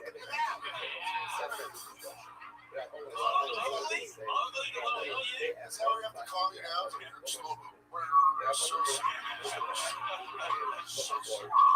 Your freaking age. Have you been funny your whole life? You're 21 years old. Are you a little rabble-rouser in school? Such a rabble-rouser.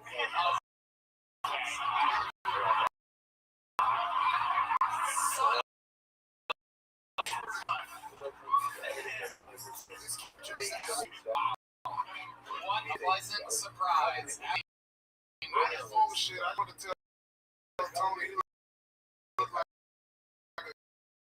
a gay puffer fish. Oh my. Tony like he got on a hockey helmet. Man, big head fish eyes. Shut the fuck up. Patrice O'Neal. You look like an intelligent green, nigga.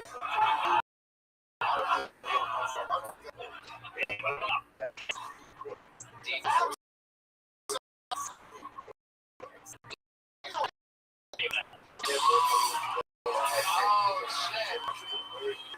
You have a harder time breathing than George Floyd. I don't say that. I just got canceled for that. It's all right. I'm talking. All right. But if they would have kneeled on your neck, they would have had to curve their knee, nigga. Look at the Adams album. It's a doozy. That's a thing they own. Whatever that shit called. That's a diabetic. Man, get your old motherfucking Yorkie looking ass up out here, bro. I'm like a rich person dog, nigga, out here. I like it. Fuck out of here with that bullshit. I like it. You do look like a rich person. I should be in a lady's purse. That motherfucker look like he's swallowing a ping pong ball, nigga. Your ass. Well, when you take a gulp, that shit take 30 years, nigga. Oh, yeah. Take a sip of that Coke. I'll be finished next month. That is huge. And you're gay, bitch. No, you are literally bigger than ever. You on the PDD affidavit, nigga. Your ass.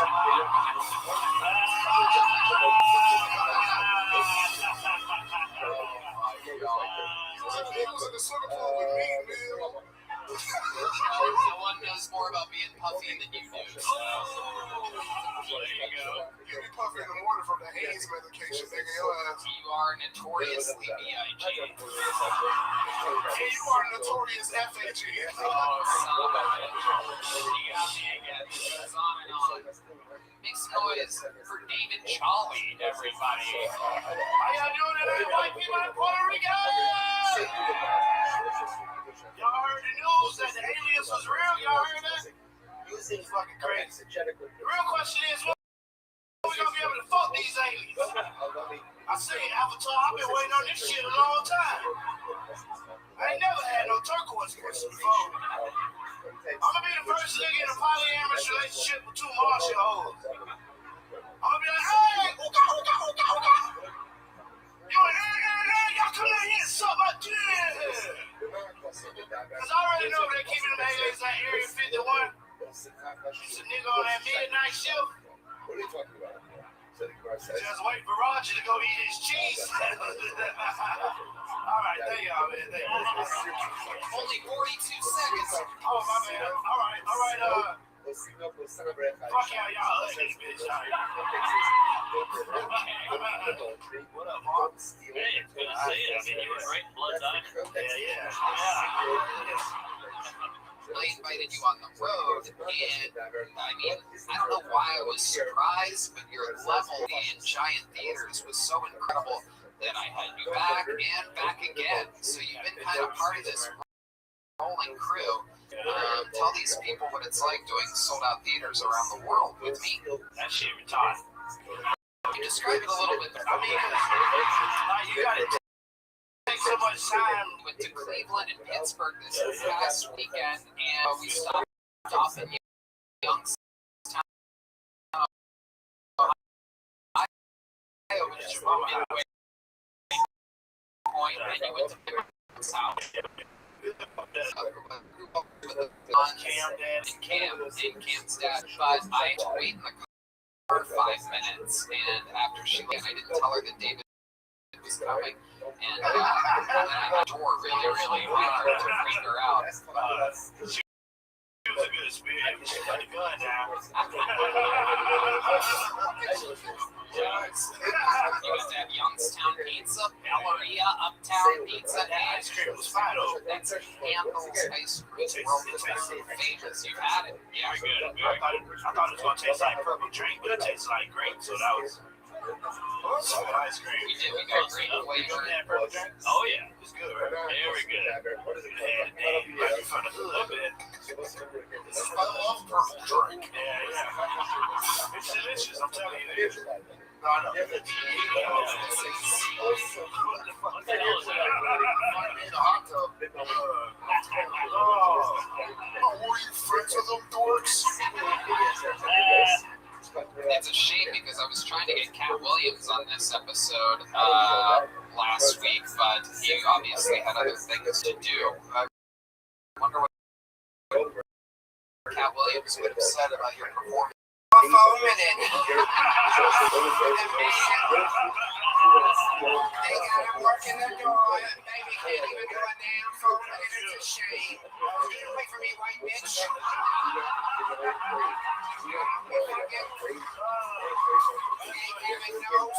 Nobody's having my shit given.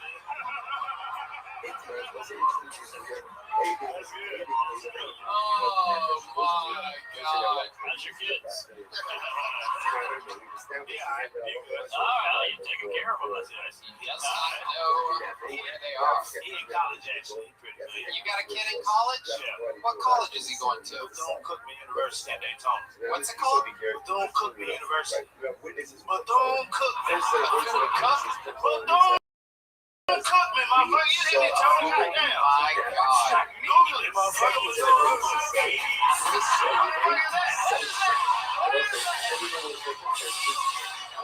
What song is that? You know what song that is. I know. I ain't hear it. Play it again, Brian.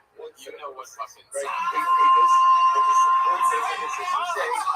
Morning alarm clock. And by morning, I mean 1 p.m., I'm sure. We know you ain't contributing to the Bethune-Cook Fund. Why not? You're giving him college money? Fuck no. I'm giving him money, not Bethune. Fuck Bethune. Right. I'm in the fam. Fuck Bethune. Over that shit, white people. Bethune-Cookman University in Florida, A&M are 2 historical black colleges. Don't you know? Oh, that's a Black Theon from earlier. You know what I'm talking about, man. It's 2 prestigious universities. So weird in black from college. Yeah, exactly. Alex Huffs and everybody. I hope you're all making me tonight. I have a good thing. I've been in Texas and absolutely loving it. I'm on a road trip from Canada, and a lot of things are similar. For example, the proud, patriotic animal of Canada is the beaver. So that's one thing that we have in common with Texas, which is nice, because the proud animal symbol of Texas is also a beaver. That beaver's name is Bucky. It's so fun to see Santa on his off hours, though.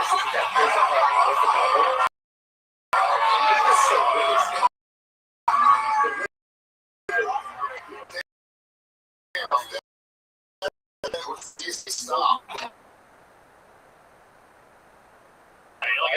Exactly. What are you? Is that your first time, correct? It is my 11th time tonight.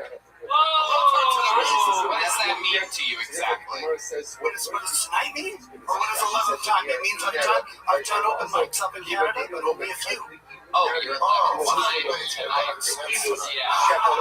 Yeah, that's what I thought you meant too. You can travel the whole world in one night.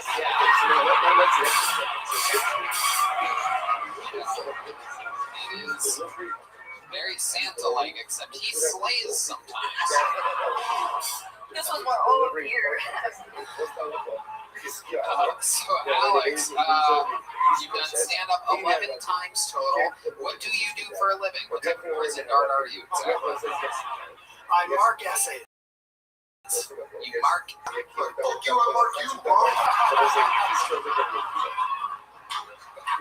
Yeah, that is an interesting. What do you mean you mark essays? Like I work for a university, but everything's online, so that's why I'm able to hear visiting here. You're a paper grader. Yes, I'm a paper grader. Online. Yes. You'll never be in a school shooting, unfortunately. Unfortunately. What made you start stand-up so late? Was in a marriage where freedom wasn't really available. Tell us more about this marriage. It was one of those things that started out, and I thought that it was someone that was amazing and passionate and driven.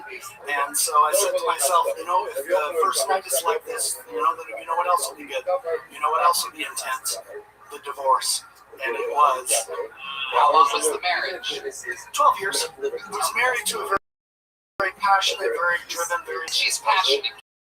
Give us some type of example of how she's passionate. You mean in the bedroom? Okay. What ethnicity? Chinese, from China. There you go. It comes out. The Asians holding strong on this one. Damn, you got Tiger Mom. Yes. Was China? Yes. Did you come in a box? No, she was actually from a very wealthy Chinese family. I met her while she was traveling. Oh, that's Korea. That's Korea. Sorry. Wow. So the marriage ended up being this general so-so. So let's say That's Chinese. His egg rolled over. She was like Kung Pao. There was a lot of that. Absolutely. Tell us about it. Hit you with nunchucks? Yeah. Choppy chop. Put you in a finger trapper.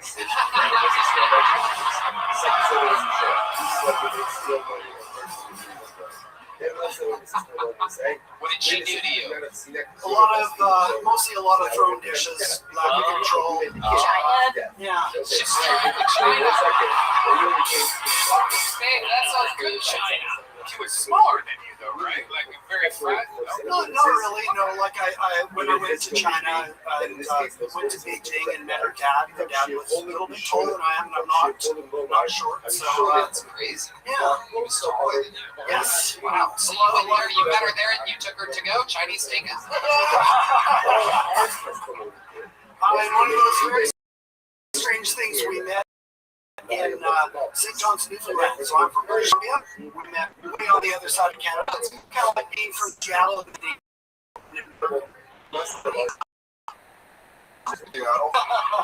She just looked for me.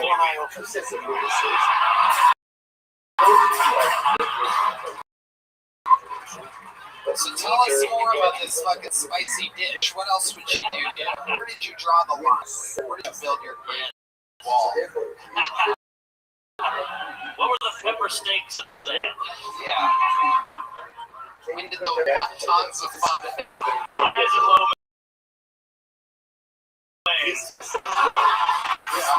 She became an unfortunate cookie.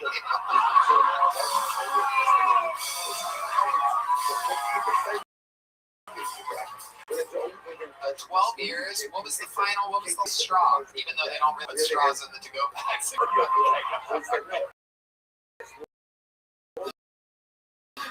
You're trying to shoehorn these Chinese jokes. That's called punch up right there. That is correct. Okay. Basically watched it go from passionate and spontaneous into passionate, spontaneous, and violent, and just tried to keep everything as comfortable as I could for the sake of the kids. And how many kids? 2 kids. Okay, lucky numbers 2. 17. All right. Okay. You're saying she went from sweet to sour? Absolutely. Absolutely. No doubt about it. Have you been with another woman since then?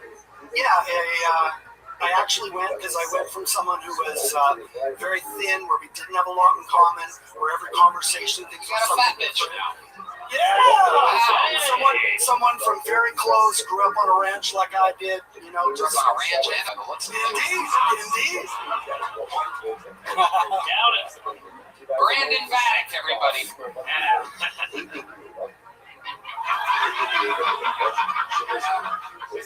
I just turned 25, which sucks, because I feel like I look like I killed a guy in the 70s.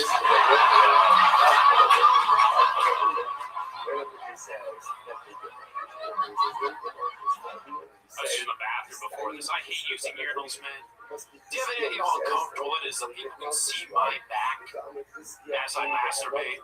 So as I'm running back, thank you guys. You look like you've been hiding in the jute tunnels.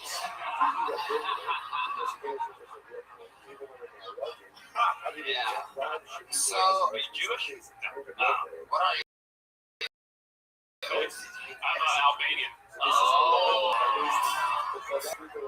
God-worshipping Jews is what they are, folks. An interesting fact, when I was a kid, I used to breed a betta fish, a Chinese fighting fish. Yes. Yeah, right. Our last comedian was married to one. Yeah. He was a beta cuckfish.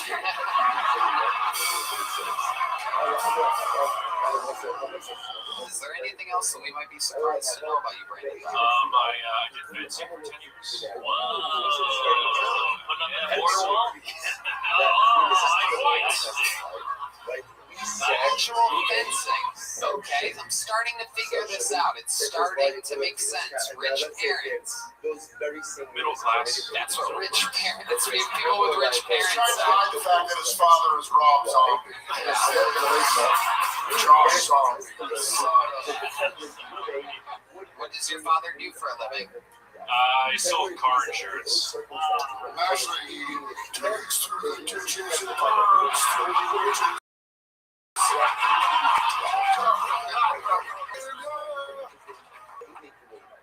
Everybody says dogs are racist, but mine's actually homophobic. I tried to take my dog to San Francisco, and she said, and I quote, either for me or you.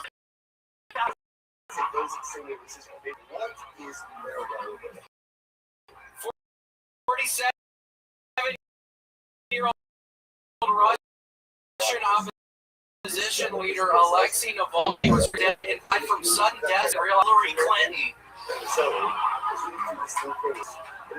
This is a really weird rumor, but I just heard the Aliyah plane crash happen because the pilot tried to ghost ride the whip.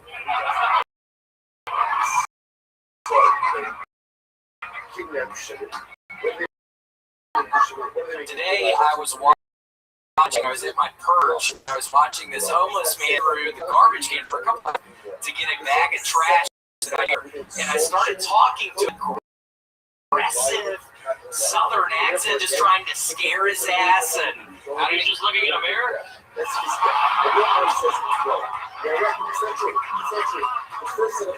love you. Thank you. Good night, everybody.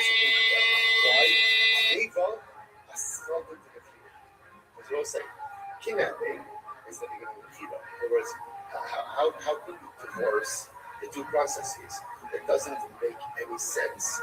Of course, there should be liability inside. So we'll say, so this is fascinating, right? So this is our fundamental focus. Interestingly enough, according to our Papa's approach over here now, I will say, these are right because this is going to build us a halacha. So, according to our Papa, it goes without saying that halacha, the Ebi Mechira, they are made into Edim Zomrim, will be put to death. Why? Because it's their testimony that we made soul shame. That ultimately, again, would create liability for them. So if they're found to be something, they're put to death. What about the Edik Neva? So again, Hizkiah says, no, they're not put to death. Why? Because Neva by itself would just make it liable to lashes. What are you talking about? Right? Edik Neva is then halacha the mindset there put to death as well. So now that seems to be where we're going to settle in the kidnapping case. Now, once we're up at Sora Mora, because remember again, the Sora Mora is another parallel case. Remember again, first set of witnesses by Ben Sora Mora, right? What are they making Ben Sora Mora liable to? It's not Ben Sora Mora yet. What are they making the kid liable to? Malchus. So therefore, again, the first set, they're made into 8%. We'll get Malchus. It's the second set we create general liability. Both of you are going to show them Shabbat Sora Mora, Shabbat Mushain Herav. But even we all agree that the first set of witnesses by Ben Sora Mora, if they're made into Eidim Zolvin, they are not put to death. Why? We talk Shia, hold them Lomar, Lahal Kol Sabanim, because they can very simply say, listen, we didn't come to make this kid liable to death. What did we come to make him liable to? Malchus. And therefore, Allah for myself, there's some performance for them would also be Rabbi says, so it's interesting. So Rabbi, listen to this phrase, we'll have to stop with this. I come on to the Ben Sora Mora. So I said, this is incredible. This is one of these great Jews. Only Jews can make statements like this.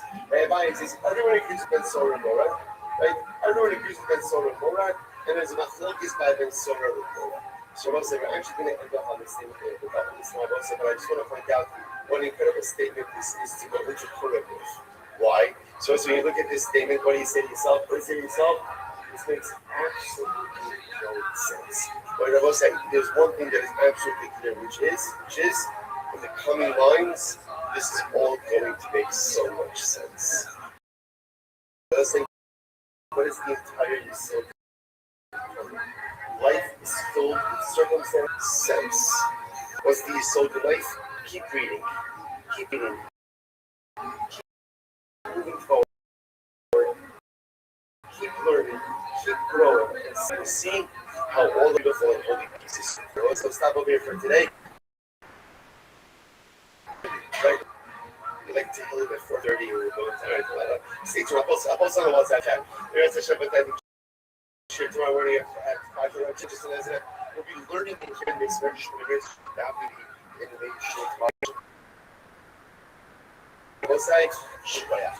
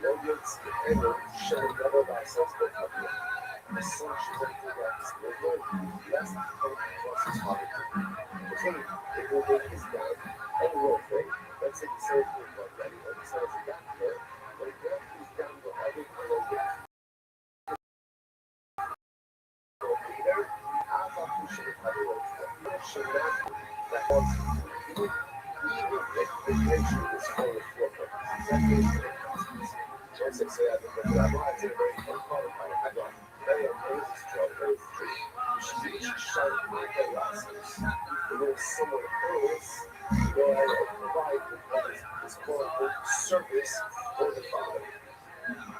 And our nation at the Lazarus, when we stand, so the whole of what you know show Lazarus. This is interesting, go out there, there was something to it. So we are controlling the vote of he says, he should Lazarus. Yes, because he shows of his Father. That's the one. So they don't have ego. He says, social is like that's the but I think the evidence is only as there, some people did, but really you should get the first one. It's not only the fourth one in the head, and you get the fourth one of course, the joy of what we care about. And once there's also presupposes that the son, that the father is in the capacity to give riches to the father.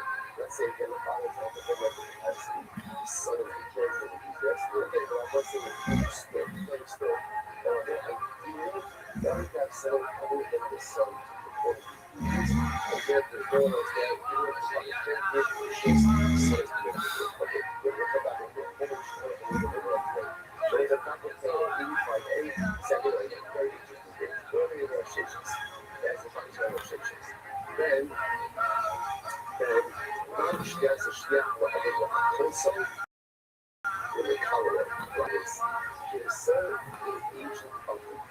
Strike his father as a person.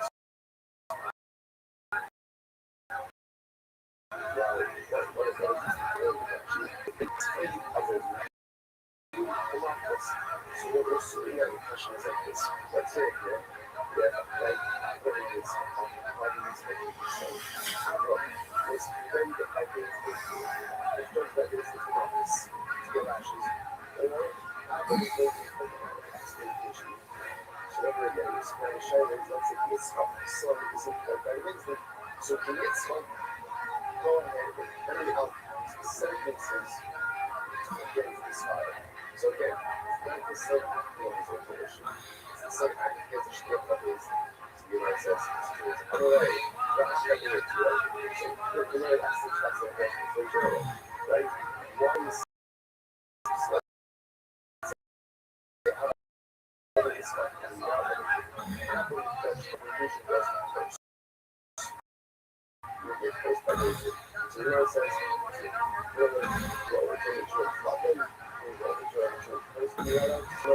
someone stop another tree. How would you do it to flog someone? How would you do it to hurt someone? That's the tree. Allah, come on, Shabbat. Everyone say, so why is it that you're doing it? Anyone thinks there's a lot of energy. That's the energy. Because clothes Shabbat covered. Covered that we are obligated to take back the quality trumps any other. That's it. So therefore, again, if someone thinks something against the charity, and if you think it's not this, we're going to flog them. We're going to flog them. If someone's getting open with their media, that's the issue. We're going to press them high. That is a front to the dignity of the individual. Public practice, trying to impose it comes to the point. Cover the other person. After that, coach, that's whatever. They want to get there. So, you should be able to go ahead and fly to father. Essentially, we would go and face his father to there as well. So, that's what that he was a secret. So, they say, I'm not reaching to the last one, so show up also. We should be to the last one, so we're doing this shit to the show up also. So, that's also maybe that's true, right? So, drop difference. I want to be translated. If someone who are obligated to strike, there's an extended to strike. Someone who are not obligated to strike, certainly there's an extended to strike. Right? So what I do is best. So once you find out, you're not going to strike. So that those pieces of advice are telling you what to expect. If somebody wants it, it's serving of money. They say somebody is serving of actions, and what happens? Public knowing, public knowing. Really, one advice is talking about the son, and one advice is talking about someone else. Everyone advice is saying like this: when is the son living of the father is the serving of this whatever the last son should not be this. And there's a sense that even though I think it should be really but the everything and things like that are really about this. So someone else is going to minister it. Who's the right alone? Even don't show every word says no, that's it. doesn't make a difference whether you're talking about a son or you're talking about someone else. One kasha, and the mitzvah, and sure the mitzvah. One is talking about mitzvah, and one is talking about mitzvah. One is the mitzvah, I said, otherwise everybody is on the mitzvah. So the kashrus, what's mitzvah? Mitzvah is where someone is carrying this release. Should not be mitzvah means someone that carries this. So someone's carrying this ability, as much as we know about things before, we're going to make them as it's a function of someone's not carrying this. We're not going to do them. That's not what I saw. What I saw is bringing, so let's start. That's also just the same thing. The mother of the mitzvah, Shemitzvah, Mitzvah, Mitzvah, Shemitzvah, it's a Shabbat, sorry. So it's a system. Even in the case of the mitzvah. Now, everything that was just look like this. Like, this,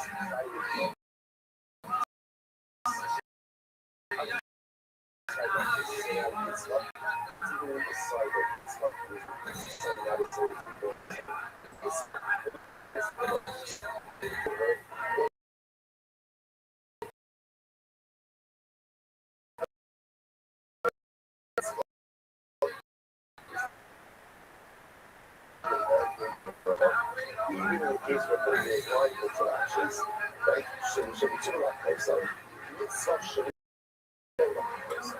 mitzvah not to give them any emotions that they are wanting to. Should not be mitzvah, but sometimes not viable for actions. So you know what it says, we should have such a lot of mitzvah. Should even consider that a person, anything we should to make sure that so something we say that's not subject to actions. They have a for myself. Strengthen that. Okay. That's what we know by the way, what simple vegetables. What happens? What's the vegetables? Vegetables. So it's moving in. What's the kind of shadow? It's very established about a scientific ministry listening to his father. The question is over the possibility. How could you do for today? Can his son have the punishment of his father? His son is good to face is that that's just to be on the rest of it is much long. And that's in the heart. It's Avram, it's taken to death. Avram is the way to go. We go, the general fire for the practice, and some comes along. And it's in what forces him. The sun is high. Alright? So you want to be I'm better to it all, but it probably feel like it. Whatever it is, from there. And it's what forces him. So the person is going to be proper. So it's going to look good. So he says it's funny. So it's bad or wrong. Might struggle or might not. So again, one more time. Avram is to them to death. You know, it says, Avram son of Yitzchak comes. But it's very soon that forces him. So the son of Yitzchak can be right. Alright, if someone else other than Yitzchak comes and places all its Avram in order to be right. And that's why we are about next. Why is this distinction? Why is this distinction only getting into the science of us? I'm not this stuff is very interesting. They decided that what's experience. Okay, so this is fascinating.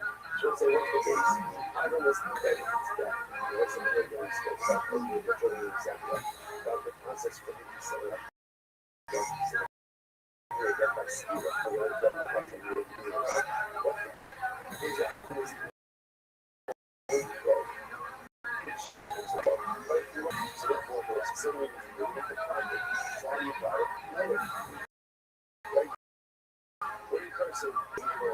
So that this is the distinction. The son hates him, forces him.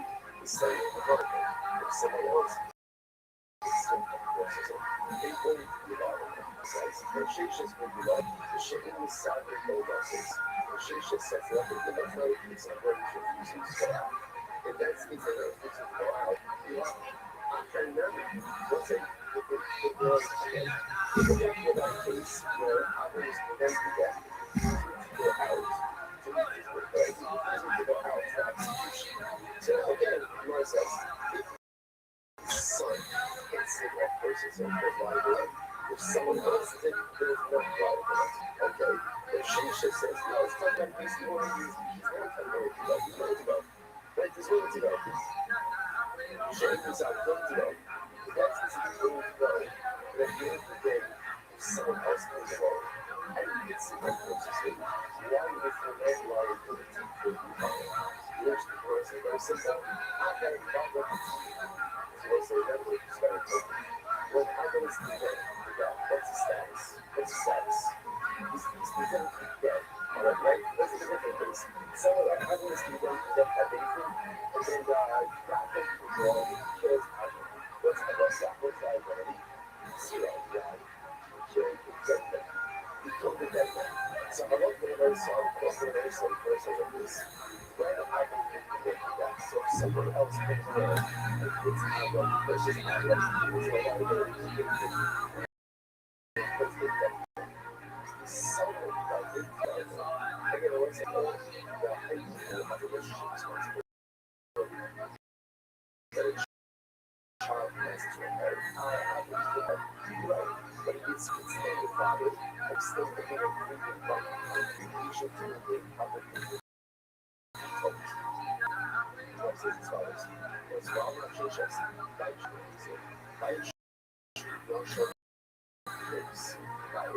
What's this new one? What's a good narrative? Just that I know it's good. That is good. Well, that's what it is. But the thing is, like, there's also stuff that kind of looking back as well as the good. Like, you know that. So I don't really sleep in whatever. So it's just going to be that. That's the scene. So we didn't know what it was about. So we realized the bag is the most important. So once I show your share. This type, yeah, what's it? I come up and I shoot my own. Now I can get it also. Yes, it's just I love the myself. And how do you don't trust to pairs? Great question. Then figure it out ways I can do it here. Then I love the myself. Even if you go ahead and you're embarrassed someone who's dead, you're still alive. Why do I do this? Just go and say that if they're not, and it's a process of the guy that's going to be fighting going on. Because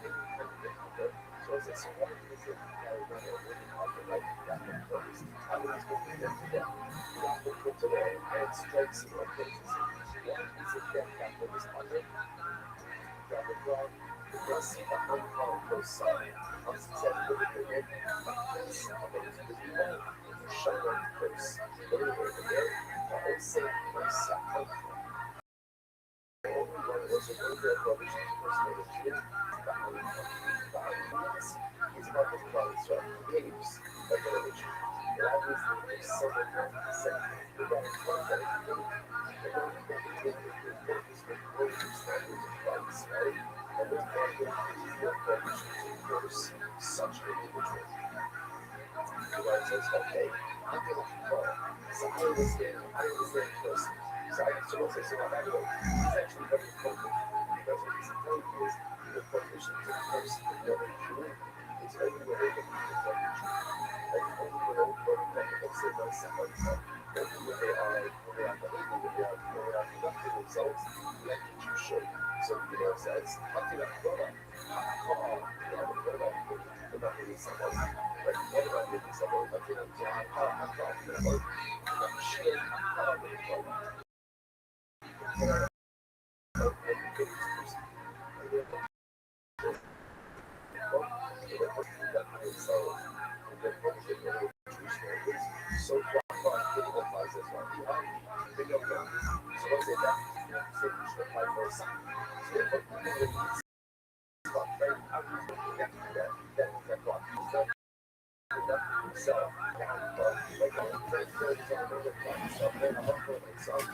so far,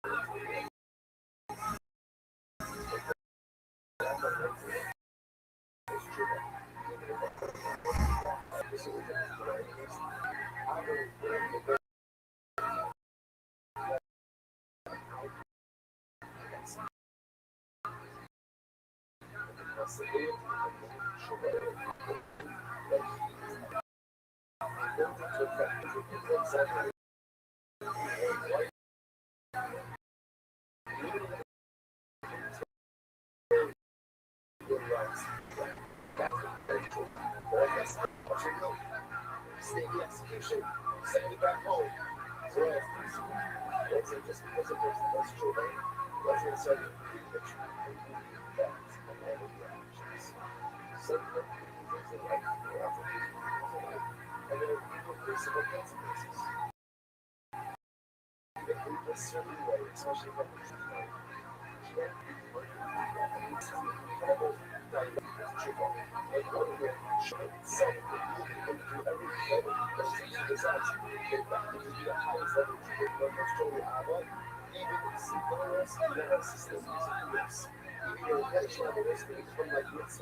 that is true spiritual now.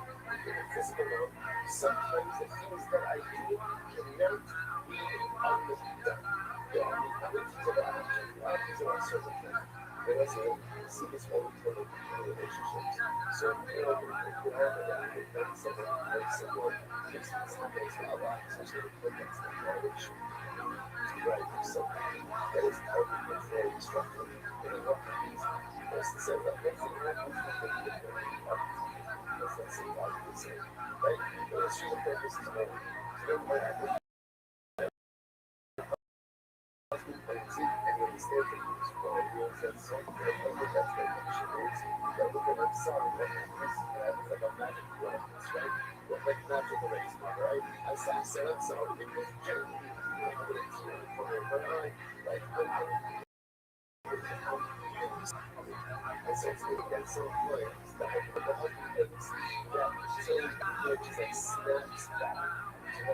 So, everything is fine.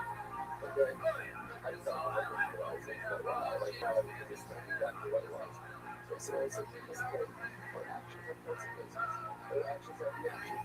We hurt someone, we hurt someone. You don't accept that punishment. But it doesn't hurt you to hurt. It's all there. There are consequences to our actions. So it is important so much to live your life. And this is why, again, if you would mindfulness, and if you would be confused, and if you would have that's how we teach us our action. So, I will be perfect. Because they understand everything I do as a reaction. And you have the own direction or that Chuba. That's going to be a long Chuba.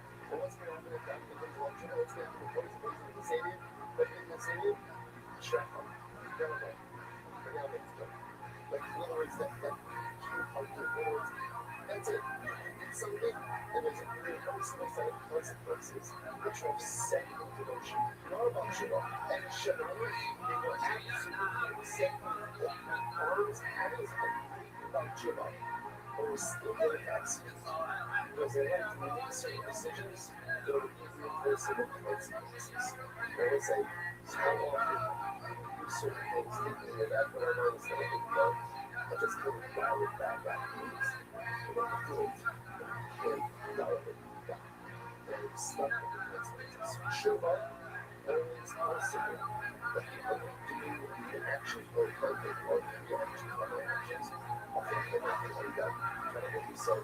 So it's you are, but that's how you think about yourself. It's not really going to say that like this. You want to know about these companies saying this guy you can get for process is fire. That's why they want you. Because I'm the Juba. And that's because I'm the Juba. I'm the one. There's some issue, there's some reliable, but maybe the person I'm going to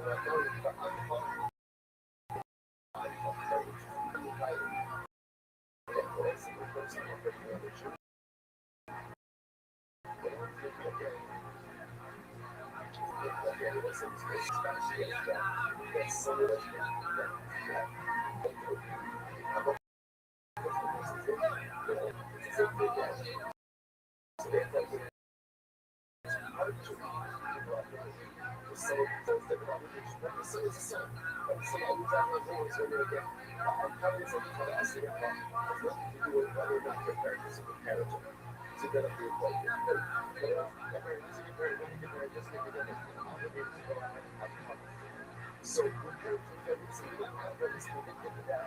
I said that's an obligation. It's very, but the way I would always have this try to check right away from the guy. You know, you know that. It's essential to example. So anyways, you know, I mean, so no, this is well. There are elements of company that are that even up to a very nice.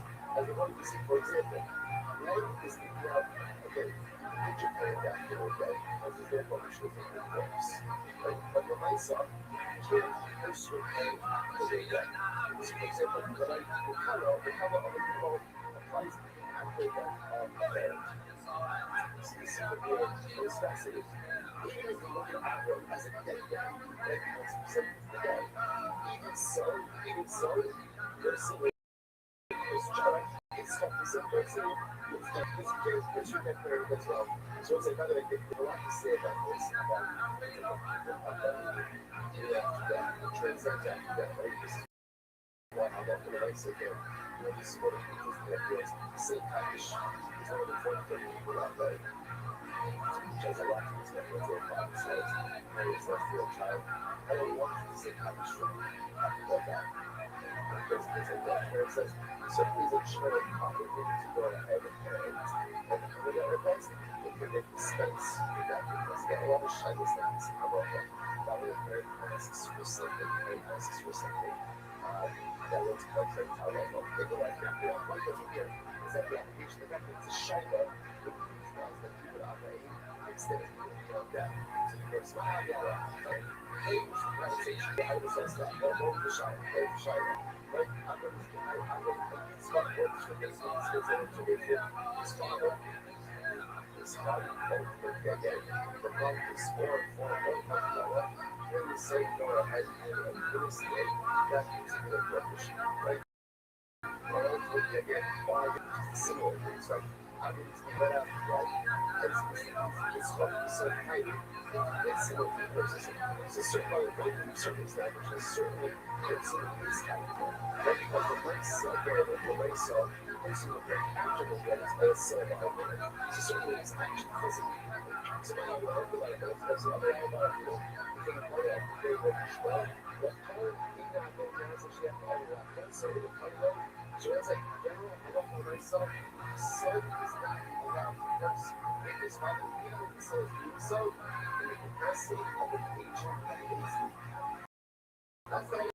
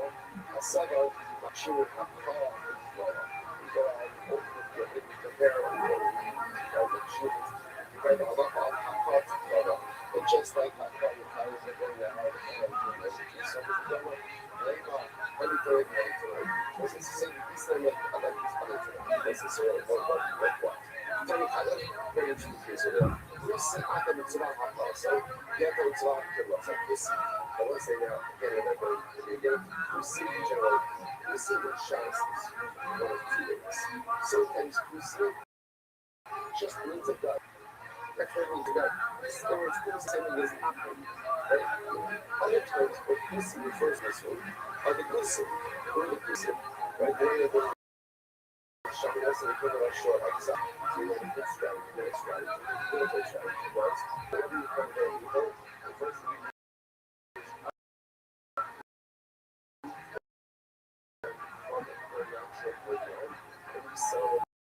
somewhere else. And it's that's probably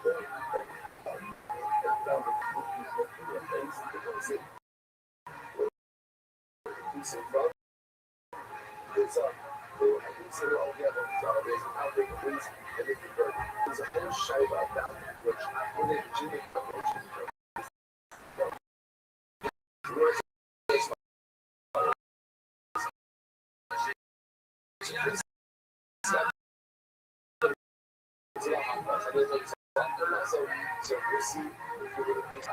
so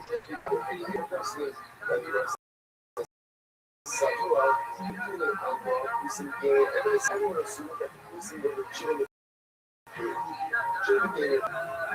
if that's the case, so now that so what are they arguing about? So the master actually called it Bola. One of them is that they compare in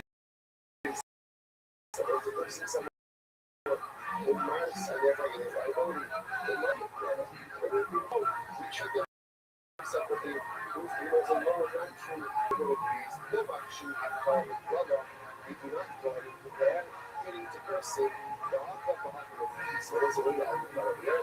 Mars 7 Pussy Gary Arrivals. Like I said, Mars 7 Pussy Gary Arrivals. Mars 7 Pussy Gary Arrivals. Mars 7 Pussy Gary Arrivals. What's the focus? What was I? The focus ultimately is not the one side. What's the nature of Pussy? Because Gary Arrivals as a house for power. Like the burden because of the lions. Therefore, they're not legitimate gay. Everything is as though they're gay at us. Legitimate lion is legitimate gay. What it says, you know, I'm going to be putting out all this showing myself. So it says, so ultimately, if that's the case, then what does it really say? That the shore of a piece is treated on the shore of the Israel, to which the Gemara answers, and the Shemania, that you should be Shemania. Rather, that's the one you see a lot of time focus. The focus ultimately is to compare how to Shlomo order. That is the fundamental of focus and the word of them. So let's say, so just come up with those, just say, we'll take one straight, right? So I'm not going to say the constant is that how I follow a treat differently, right? That, for example, it is the thing a person once married, or there's a published person once married, even after their death. But I'm not going to say again, how, right? Striking does not apply after death. I goes out after death, right? So I feel a little bit like that. So last piece, we'll be going to transition tomorrow.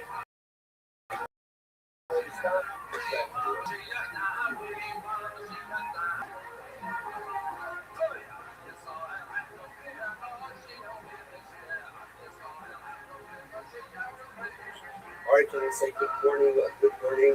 Begin by thanking all of our sponsors for this morning. Share to thank our Talmud Torah sponsor, annual Talmud Torah sponsor, the Kodesh Mishpacha of Eretz Yisrael, for dedicating all the Shemar Joshua this year. As it's a full stream, so those Talmud Torah sponsors for other Abadim and Torah.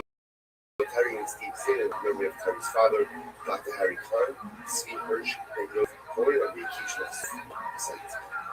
Within and Berman families in memory of Mr. Williams, Zeb Schwab, and Charles Further Rafa, all these was Paul and Kathy College, and Paul's grandfather. Julie sponsor for Chef Ben Dr. Moshe Feinstein. That's on the occasion of his yard site, and in merit of our Talmud Torah. The Shabbos of Aliyah, the families in the Talmud, the Shprach Shlimer, the rest of our hostages, and our holy soldiers should be successful before Maaseh Yedayim. And so that's thank you to my shapers for all this troubleshooting. Everything that could possibly go wrong at 5:45 in the morning. I will say, so let's begin. An incredible daf ahead of us today. Today's daf is page 885. We are up to an we left off on page 9 on base 84b, and we left off 6 hands up from the bottom. Help us. So remember again, we're dealing with a very interesting case. The question the Gemara had is a son allowed to do bloodletting from his father? That was the fundamental shaila. Because on one hand, we discussed the mission, introduced us to the idea that if the son injures his father, he's chayiv. So the shaila is what happens if he goes ahead and is that permitted or not? So interesting, we have two opinions from Rav Mas and Rabbi Rothschild. Both seem to say yes, but then you are quoting two stories of Rav and Margaret Ravina who do not allow their children to take out a splinter, to lance the oil, for fear ultimately again of causing a chavura. So the Gemara goes on and says the hadisnan, sometimes we know hadisnan, nachat shayad, Yital Ba'asa codes. So once remember again, he's now switching over to for Shabbos. So the Mishnah says as follows: that if you have a small hand needle, right, a small needle that's used for sewing, you're allowed to go ahead and move that on Shabbos. It's not muktzah. Why? Because ultimately, again, technically you can use it to remove a splinter on Shabbos. So one second, remove a splinter on Shabbos. Don't try to be concerned that maybe in that, again, technically speaking, there's nothing wrong with moving a splinter on Shabbos. What's the concern? The concern is actually causing human injury. And causing a very injury, especially one that draws blood, ultimately, again, is an issue down. Right? So what do you do? I'm sorry. Maybe it'll cause an injury. And again, although it'll be a shogi, it's not an intentional chavura, but nevertheless, it's a shogi of skilah. To which the Gemara says, no, hasam mekalko. That's different, because if there is a chavura that's caused by taking out the splinter, that's a mekalko. That's considered to be a destructive. So the Gemara says, so that's why according to the opinion that says the kalko is butter, that in general on Shabbos when you do something destructive, that is butter. According to the opinion that says the kalko is chayiv, even if you do something destructive on Shabbos, on malacha is a malacha, what is there to say? To which the Gemara says, the man Shabbos they know the kalko by chabura chayiv. Who's the opinion who says that the kalko by chabura, that if you cause a chabura and it's kilko and it's destructive, that's your chayiv? That's Rabbi Shimon. Rabbi Shimon is also the opinion who says that any malacha shein suka l'gufa, which means any malacha that is done that is not needed for its intended purpose. That's not what I want. He holds water. Okay, so the word goes on. So what happens next? She's suggesting how in general, also for Hilchot for Shabbos, the Lachas Mach Shabbos needs something constructive and premeditated. At the end of the day, you do the Malacha, but the Malacha itself is not necessary. But ultimately, again, it's not also on Shabbos. So that being said, you don't take out splinters on Shabbos. Right? When you take splinters on Shabbos, they have splinters after Shabbos. Out of a fear, ultimately, again, of a Darashin understanding. But even though it's not still don't go ahead and do it on Shabbos. But coming back to our previous video, what about a son doing bloodletting for fathers? So also, this is a big shame. In other words, again, I mentioned in the share yesterday, that in all of these cases where you have a son checking the blood sugar for his father, going out and being a doctor and operating on his father, doing the procedure. So what constants there's a whole section called Hilchos Kilayim, fascinating Aleph. In Yeridea, Simulation of Aleph. So the works is Simulation of Aleph Gimel Rambal Gimel. Short says follows. Let's say again, my father has a splinter. The Shulchan says, Lo Yotzi Enu Shemi Nabo Vasos Lo Chabura. A son should not take out the splinter lest he come to cause his father to bleed. The Chaim, it will make his dam. Oh, Rofe, let's say the son is doing bloodletting or the son is a doctor, Lo Yak is down the other, Lo Yak Tikino either, a son should not do anything to a father that could cause him pain, even if the intention is for the floor. That's what so let's say that, but Ramah is in a very important qualifier. Haga, when is this true? When is this true? When there's someone who will go ahead and provide this quote-unquote service for the father. About an Isham after Laxos, with Steiner,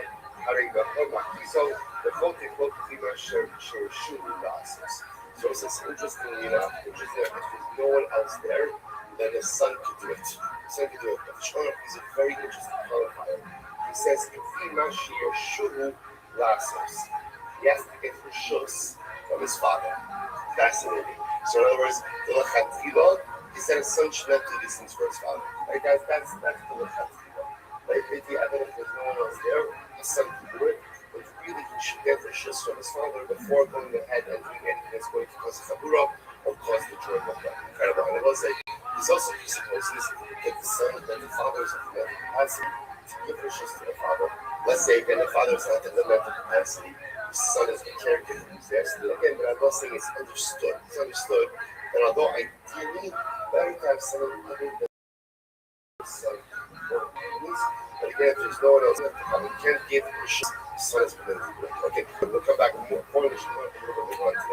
So it's like top of page 85A, second line, very interesting things. One being Rav Sheshas. Yes, the father shall Rav Sheshas. Then the mom, she has can the son be an agent of the court to strike his father or to hurt? Now, what does this mean to you, Rashi? She has a shliach, Rashi says, based in the Aviv, in this chayiv of a nidui umalkos. So what we're assuming now, the question is like this. Let's say again, we have, right, Avram and Yitzchak, father Yitzchak is the son. Avram was condemned by Beis Din was judged by Beis Din for malchus, to get lashes. Or Avram was going to be put in excommunication. So remember again, Shaila is, let's say, Yitzchak, the son. So can Yitzchak go ahead and carry out these sentences against his father? So again, it's not the son acting of his own volition, it's the son acting as a shliach HaBeis Din. So Gemara says, listen to this, Amalei, v'achami etiro. So Gemara asks this fascinating question. So in general, right, why is, let's say Avram and Yitzchak are not related. Avram is judged for Avram, so Avram was judged for the excommunication. Brother will say, part of excommunication was a curse. You would get cursed by Beis Din. So the Gemara says, you're never allowed to do this to another Jew. In other words, can you go over to them and flog them? Can you curse them right out? So the Gemara says, someone else stam another Jew. How would they permit to flog someone? How would they permit to curse someone? What's this beautiful? Ella, kavod shamayim adif. And it will say, so why is it that Beis Din in general, right? Anyone in Beis Din is allowed to flog another Jew, curse another Jew, because kavod shamayim adif. Because the covenant that we are obligated to trumps any other covenant. That's it. So therefore, again, if someone's something against the Baruch Hu, they're deserving the malchus, we're going to fuck them. Or someone is deserving ultimately going to get a legal excommunication. We're going to curse them. But it's in the front of the dignity of the individual. The covenant of the Baruch Hu knows any for the covenant of any other person. Coach, that ultimately everyone should be able to, or a son should be able to go in and curse his father for me doing as well. So again, that's the Gemara's assuming right now. So they say,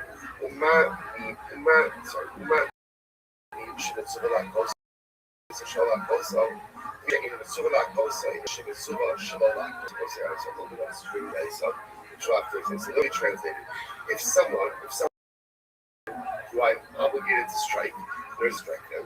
Someone who I'm not obligated to strike, certainly there's a mitzvah not to strike them. Alright, so now I know what Rashi is talking about. So Rashi says, my left, mitzvah.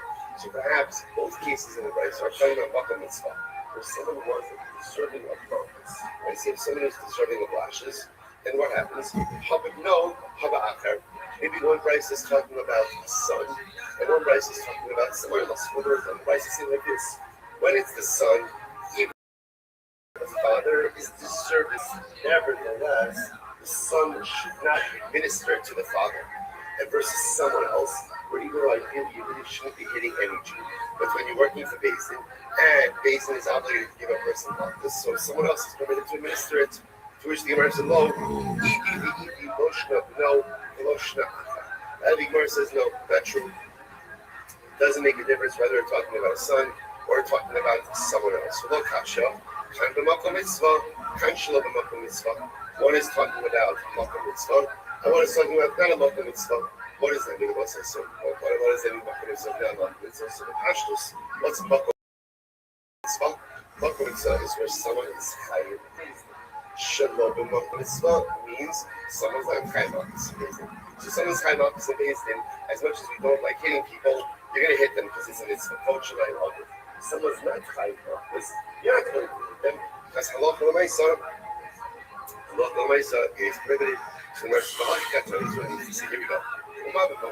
Mitzvah shemitzvah la'hakoso. Mitzvah shemitzvah. So it says this, even in the case of Makom Mitzvah. In the case of Makom Mitzvah, let's take it.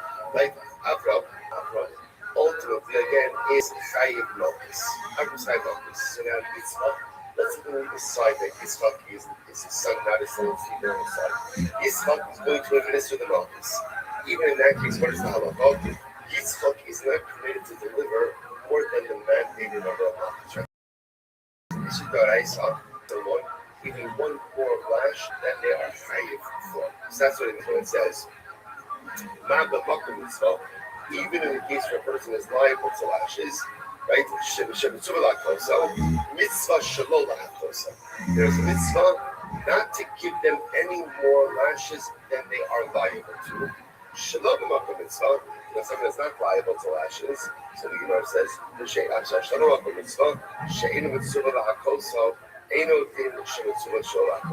only if someone is not subject to lashes, then halacha don't strike them at all. Okay, so we'll say, so therefore again, that's how the Gemara ends off. Now, by the way, what do we do with this halacha? So for Kashmos, we're not finished. Let's finish up first. Kashma. So we'll say, so remember again, keep your eye on the ball. What's the primary shiloh? There's regard to a son administering medicinal healing to his father, that could potentially result in a complete topic on the world. Number 2 for today. Can a son carry punishment based upon another if the son is working for based? Is that mutter or not? So that still seems to be up in the air. So the market team is Kashma. Hayotze de Parexis. Abram is condemned to death. Abram the father was condemned to death. God, we know the code to kill a little guy what happens, and his son comes along and hits him or curses him. The son is chayiv. Alright. Well, I can't be killed at all, but he can't be killed at all. But if another person comes along and hits or curses him, so the other person is going to be punished. Alright, so what's going on up there? So the Gemara says as follows. So again, one more time. Abram is condemned to death. The Gemara says if Avram's son Yitzchak and strikes him or curses him, so son Yitzchak is going to be liable. Alright, if someone else other than Yitzchak comes and curses or hits Avram, they won't be liable. So the Gemara says, he asked, why this distinction? Right? Why this distinction ultimately again between the son and someone else? I'm not going to stop, it's very interesting. The Misarvin Volmotzis Vihinios. Okay, so this is fascinating. So we'll say, what's the case? Avram was condemned to death. It was a very we spoke about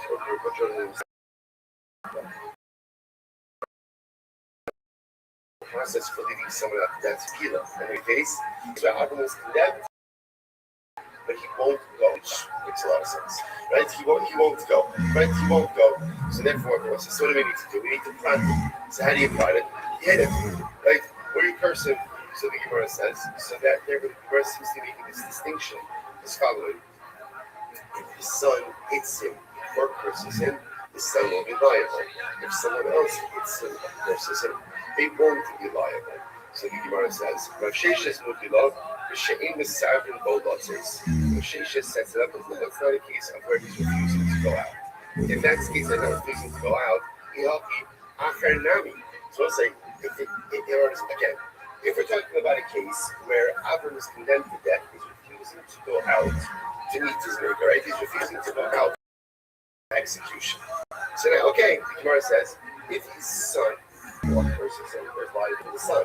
If someone else does it, there's not liability. Okay? But Shisha says, no, it's talking about a case where he's not willing to go. He's willing to go. Right? He's willing to go. He's willing to go. If that's the case, he's willing to go, then at the end of the day, if someone else comes along and hits him or curses him, why is there no liability for the other? To which the Gemara says very simple. So So we'll say, remember, it's very important. When Avram is condemned to death, what's his status? What's his status? He's considered to be dead already, right? Let's take a different case. Someone condemned to death by Nathan, and then Yaakov comes along and kills Avram. What's Yaakov's liability? Zero. Why? He killed a dead man.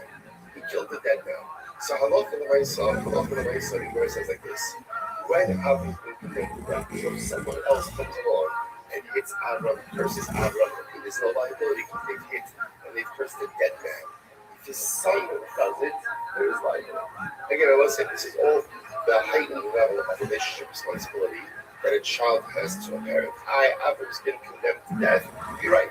But he is stuck, it's still your father, and he's still living and breathing right in front of you. And therefore, again, you have an obligation to maintain proper dignity toward him.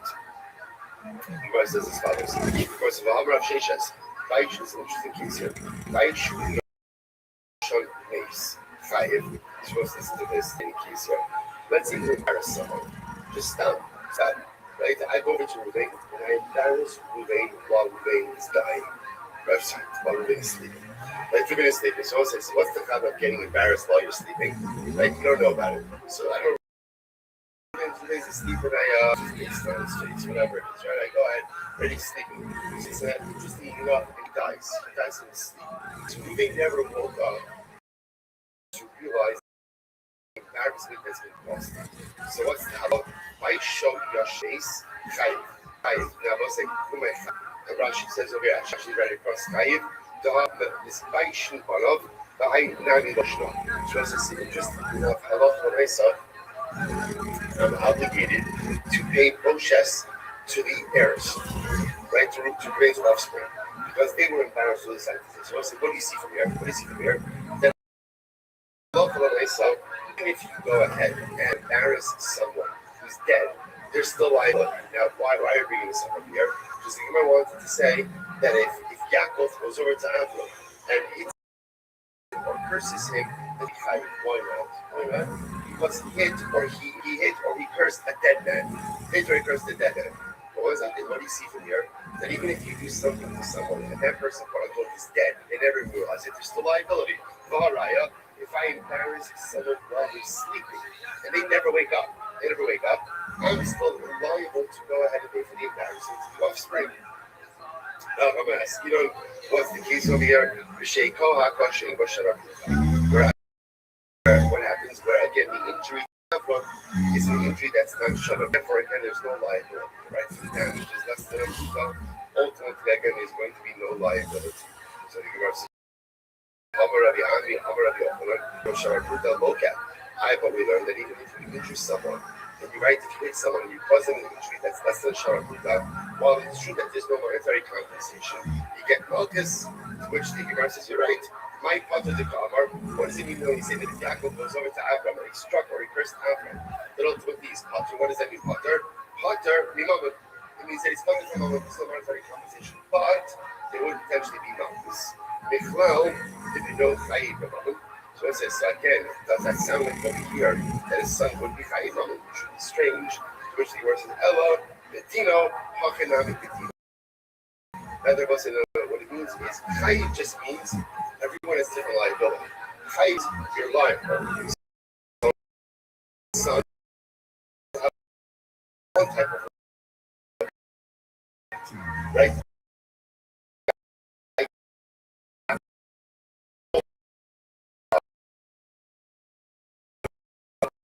Another really hard. Right? Them to death.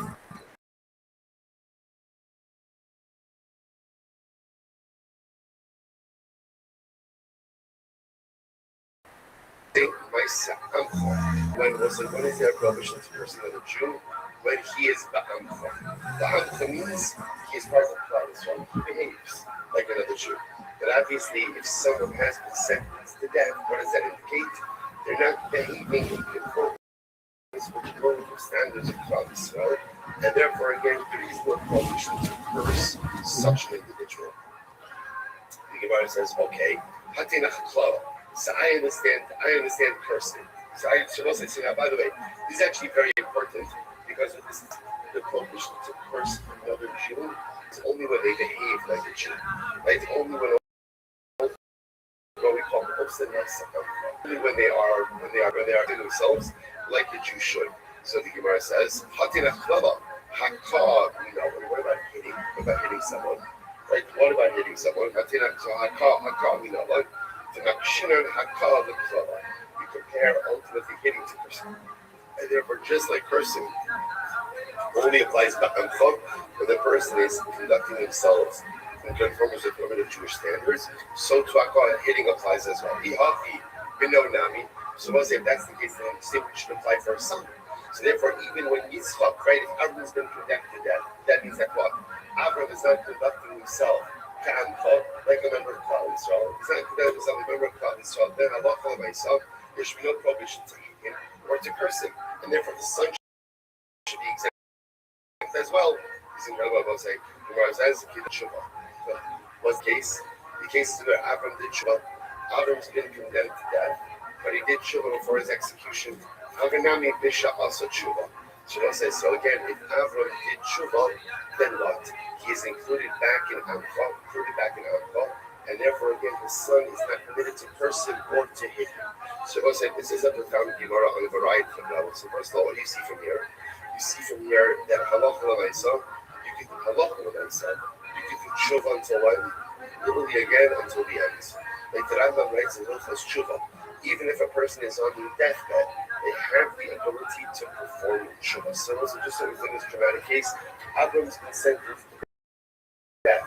Avram will literally again being let out, but the possibility of the window to tshuva is still open literally until the moment that he is executed. Such is the power of tshuva, the ability to affect change in oneself and in one's life, literally until your last breath.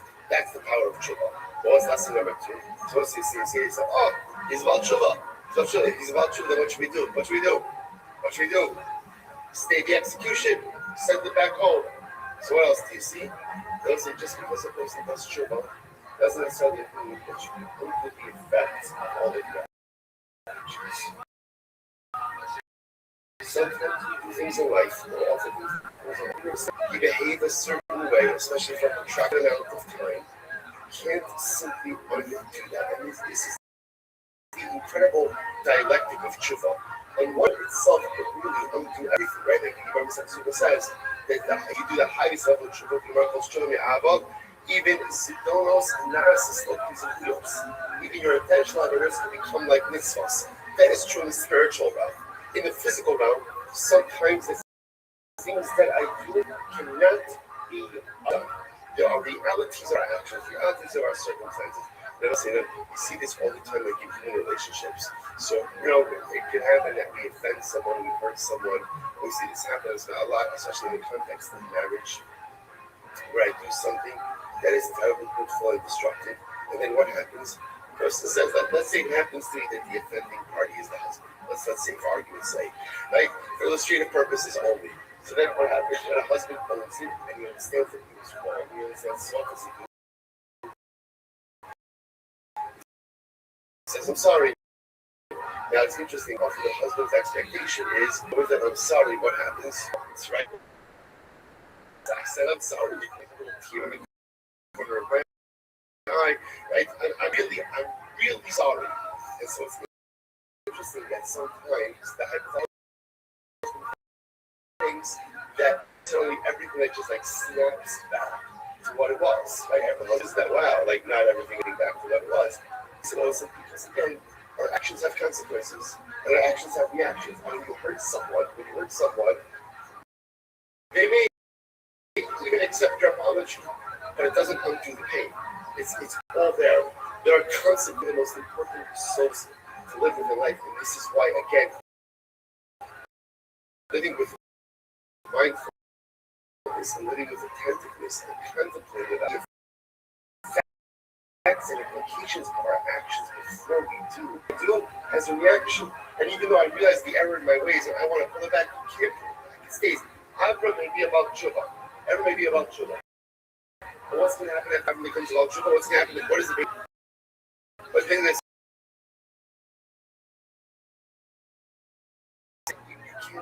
other words, that's it. You did something, and there's an irreversible set of consequences that you have set in motion. You are about Shabbat, and in Shamayim, they will absolutely accept you with open arms as a great Baal Tshuva, but we're still going to execute. Because in life, when we make certain decisions, there are irreversible consequences. And I will say, how often do we do certain things, thinking in the back of our mind it's not a big deal, but just kind of dial it back afterwards. When you do it, you can't dial it back. And I'm stuck with the consequences. Shabbat, always possible. But the undoing of the reactions or kinds of my actions often cannot be undone. Incredibly so. So we're hockey, and that's the case that I was thinking about. It's not really setting up. It's like he's not the son. He's high if he hates or he curses his father because his father gave out tshuva. But if that's the case, I'm the tshuva hockey. Then someone else should also go for hitting and cursing Avram. So I'm not married, but very interesting. When do you hide it?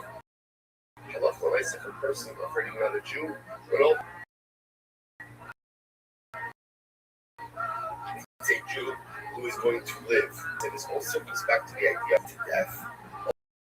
Ultimately, in halacha, it's almost as if they're already dead. It's as if it's hard to really keep liability for someone who's dead. Right? A son is different obligation, right? The son is a son. Right? Son always has an influence over again. Covenants of has nothing to do with whether or not your parent is a good parent. It's incredibly important, right? In other words, my parent is a good parent, not a good parent, doesn't make a difference. I'm obligated to go ahead and have cover for them. So with parents, we've understood that Avram is convicted that a son still has an obligation to honor his parent, but by everyone else, Avram is considered to be dead. It's hard to generate liability for a dead guy. You know, you can know that. I mean, if that's the case against the son, shall be example of Sabbath days. It's interesting, I will say. So I love the myself. No, we'll get to this as well. Remember, there are elements of kibbutz avayim that are in effect in lives, as we're going to see. For example, one is now again, you can hit your parent after they're dead because there's no prohibition of hitting a corpse. Right? But the myself, you can't curse your parent after they're dead. So, for example, right, the kala of the vimo applies even after the death of a parent. So you see from where it's fascinating. Even if you look at Avram as a dead man, right, because he was sentenced to death, even so, cursing him was right. Instead of cursing him, would still be prohibited because you can't curse your dead parent as well. So I'll say, by the way, there's a lot to say about this, about the concept of kibbutz. Even after death, it transcends that death, right? This is why I love us again. You know, this is one of the interesting ideas. Saint Kaddish is one of the forms of kibbutz avayim. There's a lot to discuss. Let's say a parent says to their child, "I don't want you to say Kaddish for me after I die." A crazy case like that. The parent says, "So is a child obligated to go ahead and honor that request, or can they dispense with that request?" You get a lot of shyness like this in halacha.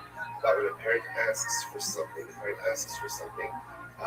that runs contrary to halacha. Okay, but right now, the point over here is that the application, the fact that it's a shayla, indicates to us that kibbutz avayim extends even beyond death. So people are smiling, so okay, very interesting conversation. Bottom line, let's remember how did this all start? What was the shayla?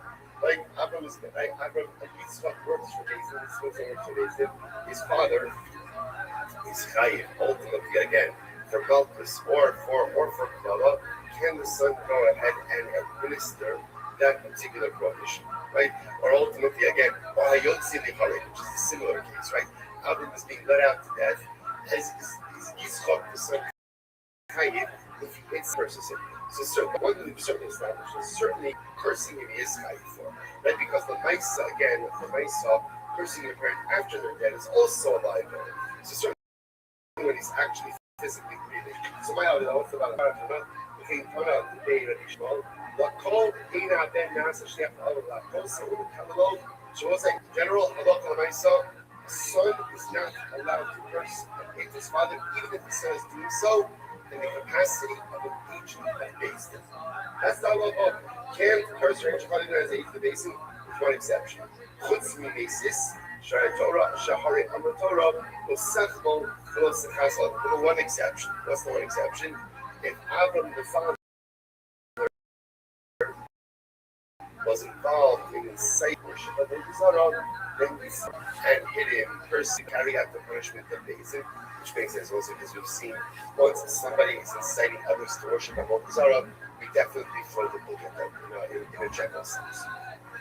Okay, so I'll say so by the way, that is the halacha as brought down in Shulchan Aruch. Again, so the Shulchan Aruch this was actually good Richmond out of thousands to this, so we can go say very close to the Gemara says two halachos over here. So Rishayim Kibburim over Avera. Let's say one's parents were not Rishayim Kibburim, right over Avera. So listen to this. I feel the Mikmar Tina Mahariga Biyotsim Harik, even if they're literally being let out to be executed. Asur Lo Bahakosa Kulakama. You are not permitted to hit your parents. You're not permitted to curse them. And he calls someone called them Potter. Now, interesting enough, the strong consequence, if you hit them or if you curse them, you're Potter. That's why you Potter. Because technically speaking, they're dead already. Right? And also, Shuva, so this is fascinating. So if one's parents, right? So let's say Yitzchak, right? Yitzchak's father Avram is being let out to be killed. First, that clearly indicates that he's a Rasha. Even though he's a Rasha, Yitzchak still can't hit him. Yitzchak still can't curse him. If Yitzchak does hit a person, Yitzchak is technically Potter because he hit and cursed a dead person. Okay, listen to this. Now it says, however, if Avram did Shuvah and then Yitzchak subsequently hit a person, Yitzchak is chayiv for hitting and cursing his parent. Incredible. Avabi shows it. Alright. Even though Yitzchak is being right, even though I have to be killed, nevertheless, about Shuvah is about Shuvah is about Shuvah. And again, we're not going to say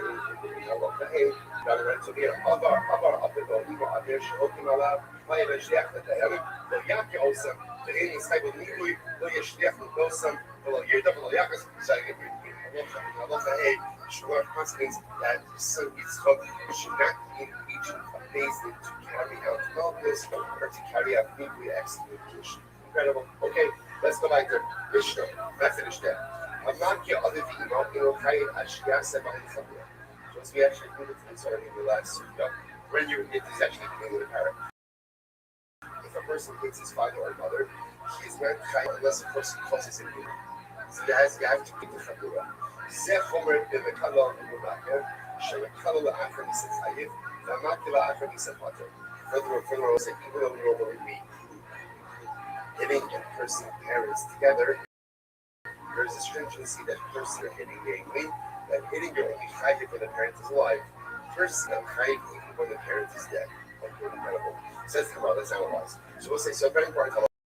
What this means is, right, he's not going to his father, like God fast, so it doesn't get a it doesn't put injury.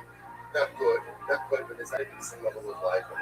It's only liability for strengthening the parent when you cause a cover. Says in the Torah, Aviv Kilo, so what's the Pasuk says? Aviv Kilo, Ish Asher colorless Aviv Esimo. Most you must Kilo. So there's redundancy in the Pasuk, right? The beginning of the Pasuk says Ish Asher. Suppose that if a man will curse his mother and his father, most you must. He is put to death. Why? He has cursed his mother and father. So why do you say the same thing twice? Which the Gemara says the second ability for cursing was even after the parent died, you're not allowed to curse them. Listen to this. I would have holy of the Chayim, the Chayim and the Kalo, since the Torah goes ahead and it waits, hitting and cursing.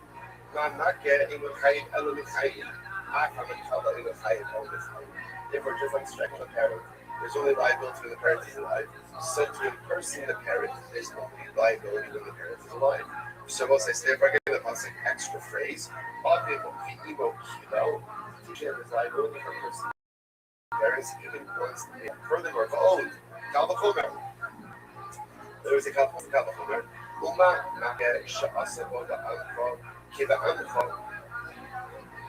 So the Gemara says, Lo Chayim, Lo Ba'achar Misa. So I say, furthermore, again, when it comes to Makah, when it comes to hitting someone, so what does it mean? Asabo Shelo Ba'anfa, Kiba'anfa. What's the thing? It says like this. No matter whether a Jew, ultimately again, is living in conformance with the dictates of Jewish life or not, there's liability for hitting him. There's liability for striking any other Jew. So the Gemara says, I'm sorry,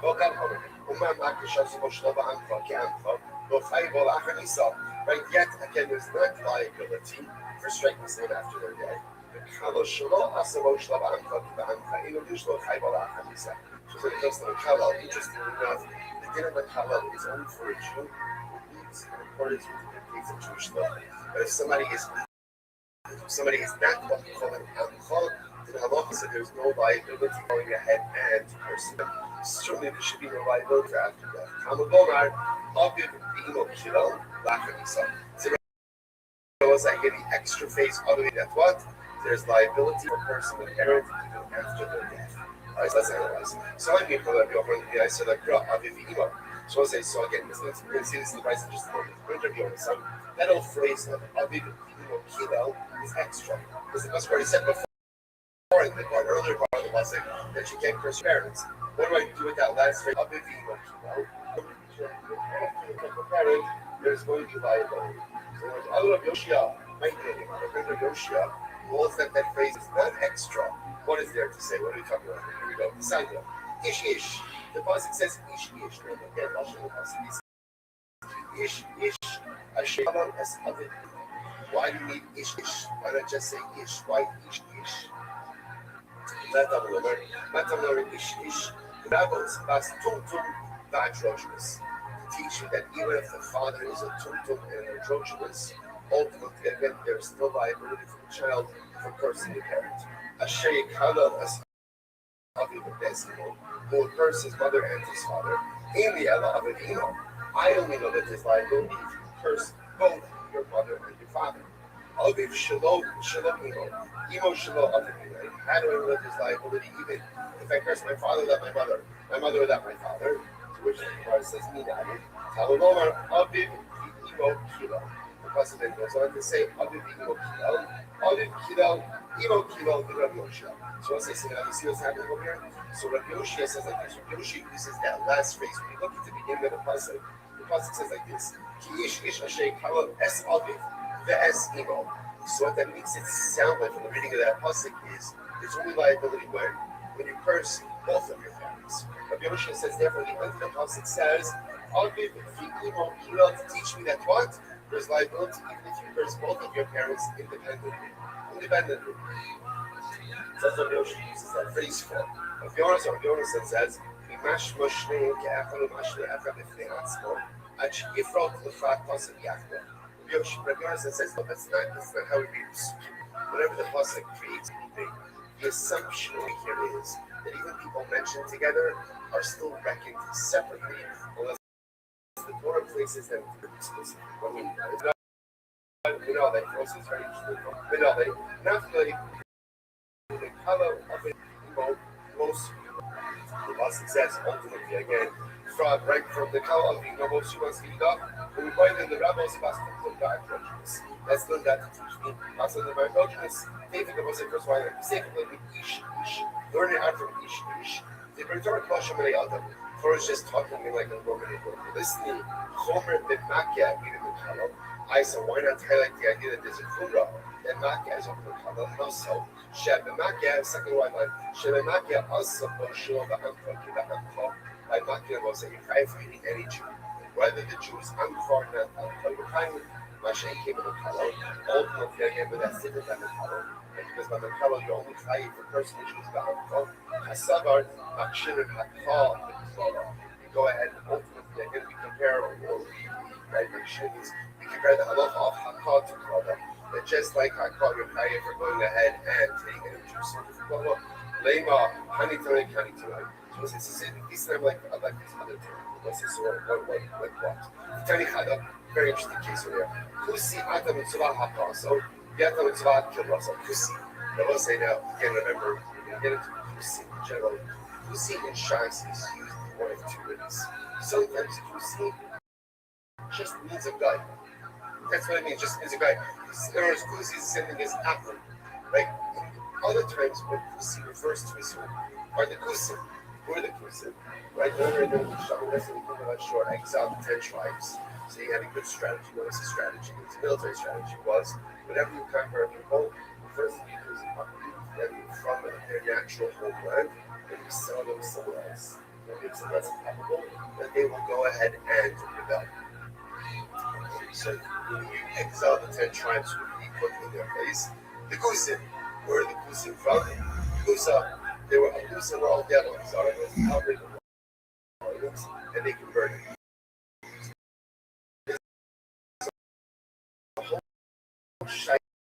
About their conversion. If you hit a Kusi, you're fighting. If you person Kusi, you don't fight. Thank you, that's not right. So,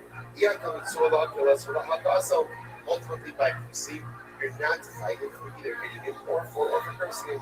Like the rest is Sakuo, including Homo, Kusim, Gary, MSA, and was the assumption of making these. Everyone assumes that the Kusim were the Jim Gary. If that's the case, so I love Baku. So the Mars, one of the uses that we compare hitting someone to cursing someone, the Mars, and therefore again his liability, the Mars suburb, and the Rabbi says, no, you treat them separately. The Mars says, well, not true. Fully out, but everyone agrees. We do not go ahead and compare hitting to cursing. So what's the word about it? Here, suburb, some Gary idols, and they're saying,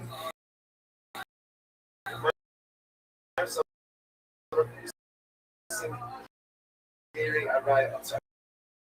Mars summer Gary MSA.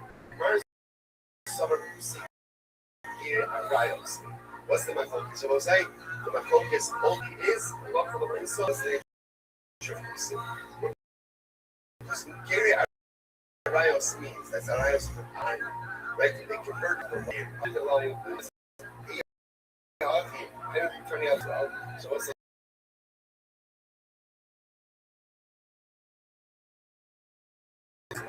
which our answers shining out vacation rather what do you see today? What is my focus? The focus ultimately is do we compare Hakah to Chlala or not? That is the fundamental focus. So as I said, just Halach L'Maisa, just to understand the takeaways from here. So Halach L'Maisa, what we asking is that Hakah and Chlala are treated differently. Like that, for example, it is a din of cursing one's parent, or there's a prohibition of cursing one's parent even after their death. But Allah for the way again, Hakah, right, striking does not apply after death. Right, goes out after death. Okay? Sorry if we were a little bit fast on that last piece. We'll take over the Mishnah tomorrow. The staff,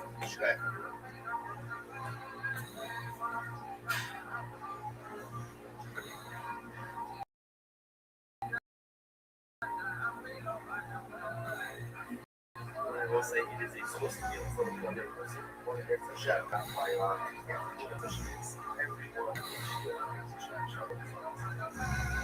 so that is just this spiritual and I must find this thing in the description today's topic is being out waiting for your way to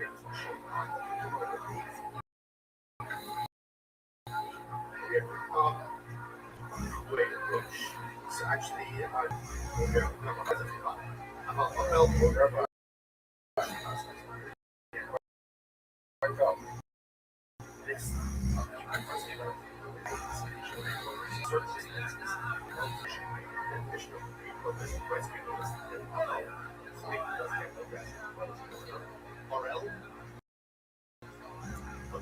Yoshi sitting. So I love this book. Actually,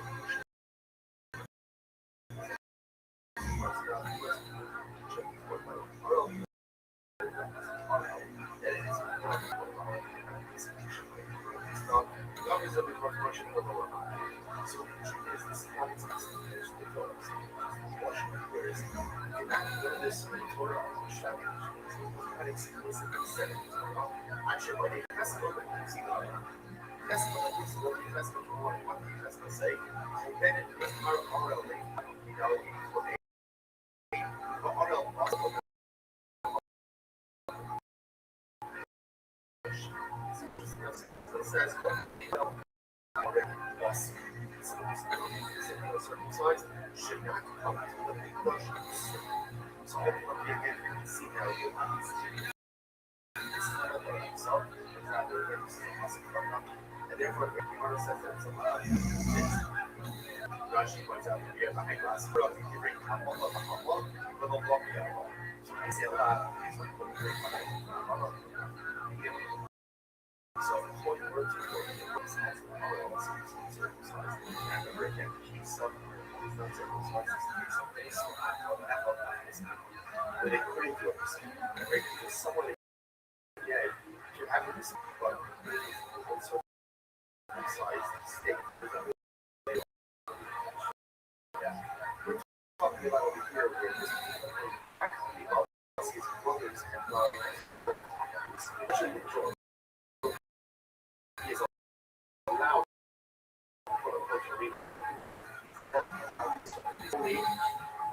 remember again.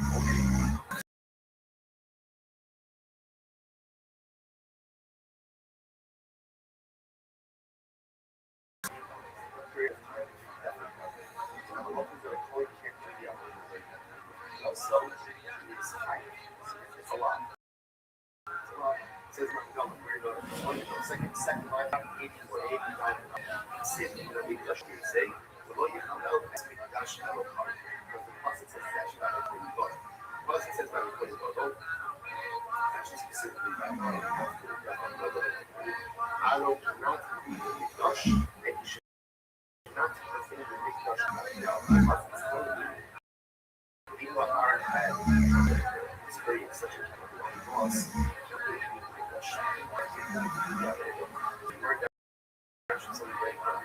Says, police was to continue to serve as but if someone else were to serve as a police, they would temple service. So here you see the fact that the Phenomenal has to serve as a police slash although indicates to us that I didn't make that serve.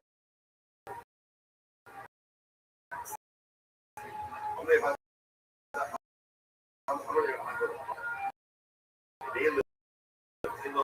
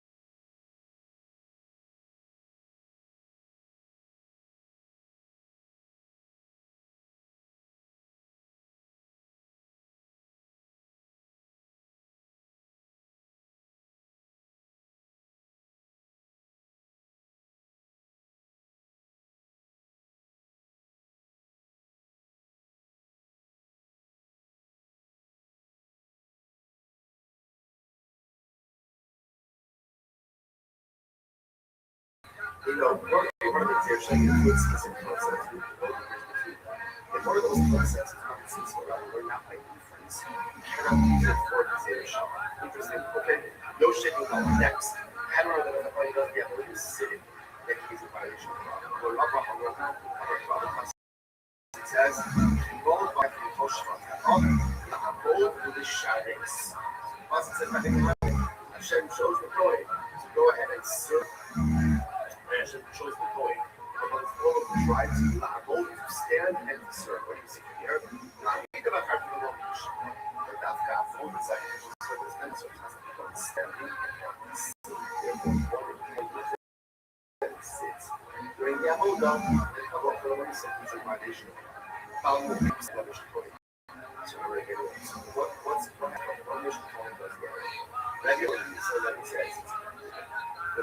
from say that's smart, it's a lot. That's everyone's. My company, what's the next one? He says, you have all these titles, so what's his logic? Say, Akala Parochas, Lo Yom. Once it says, again, you should not come to the Parochas. The rest of the pasuk is, Lo Yechalel Es Mikdoshi, Kenish Mikdoshi. He should not present like a Mikdoshi with Chilul. So the Gemara says, "Yom Echad, Chilul, Chilul, Truma, make it zero Shabbat from Talmud to Truma." Just like it says, "Not like so just like that Truma." If you have time, go to Truma. It's kind to be Shemai. It's kind of the same. So the Avodah is also kind of the same. That's what he's actually zero Shabbat, Chilul, Chilul from Truma to Talmud. And there, Chilul, Chilul starts to say again. But it also says Chilul by Mosa. Those are the few parts. So we didn't see a shove of King Bob over those are just those are skin parts. So too probably the skin parts. Which the word says, well, I love the price not having parts. The star of the Shuma of the Shema, it's also for Shuma of the company, so she came so much with the Shuma. That's where we get Shuma and what is basically like God of the great song of the village.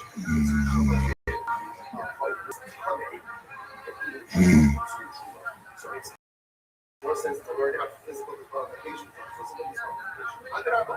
Just the opposite. Those are available. You should learn from those of why should be Kodesh, Nim, Eagle, and those. Again, as well as number one, they both Kodesh. Number two, again, it's all taking place inside. Hello,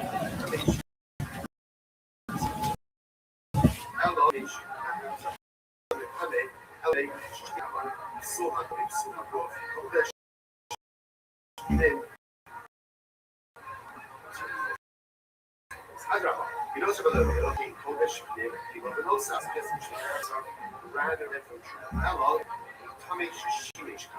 rather than instead of God saying you have three kids, we're going to learn how. Ultimately,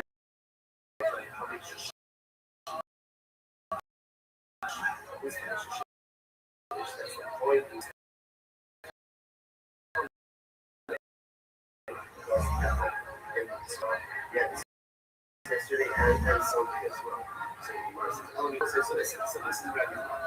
So Rabbi logical mechanism of the so again, different ways to throw it out. It is running out, but the light says we're not so those things trying to figure out the way.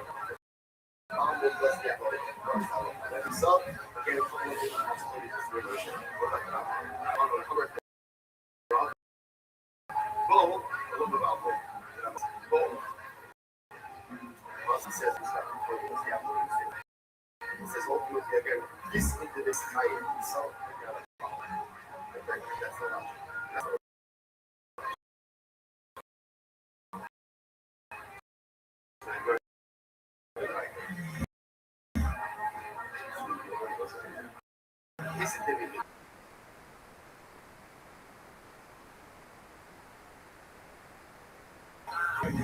I'll just tell you.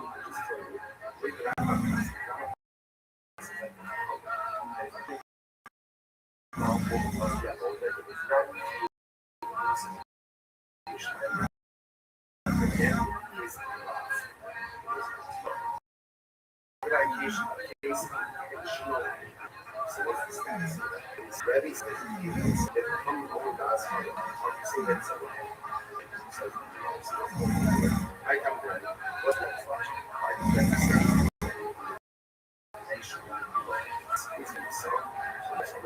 Come on, hate true. See, Shabbat, hate true. It says hate. Ultimately, it says hate by true. However, makes it just like by true. All the cases of true are going to come in and take the case of true. So just like by true, if we're doing reconciliation, after so to over here, by cases of intentional love, with reconciliation,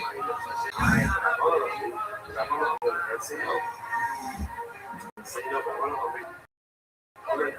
Oh, the love of the once again, when is there? Where is there? Situation, right?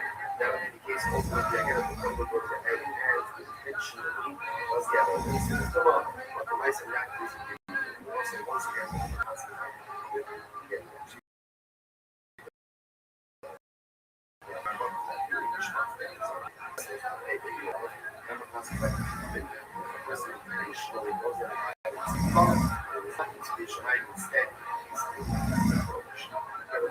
Alright, so let's go back to the show. Zash Shimish for the question. We're going to say this was Shabbos' death, right? So Mishnah said this is the end of the holiday of the days. Zash Shimish for the question. For that, intentionally, right? It serves and makes a connection. We keep on correct. There's a common obligation. The key that says that's tradition. With the common say it's me so so again, this is the kind of maybe short word. That's a high level of almost supposed to say right, so what it says, Zorak Hari this is talking about then the word is the second concept. What's the second concept? Hari Mishkan Hashem Kabos in Kondu. So again, this section talking about this Korach. But again, today the word was another concept, and it says whoever comes to Mishkan Hashem goes. Allah Abon, mediation, just like by that second concept is talking about mediation. For example, here, Allah Allah, Rashi is very close to process. Allah Abon, mediation, right? Because I say that I'm usually part of the Swift again, this is why people think followers of Torah or killed or something. Right? So it says like those numbers, and it says at the Torah,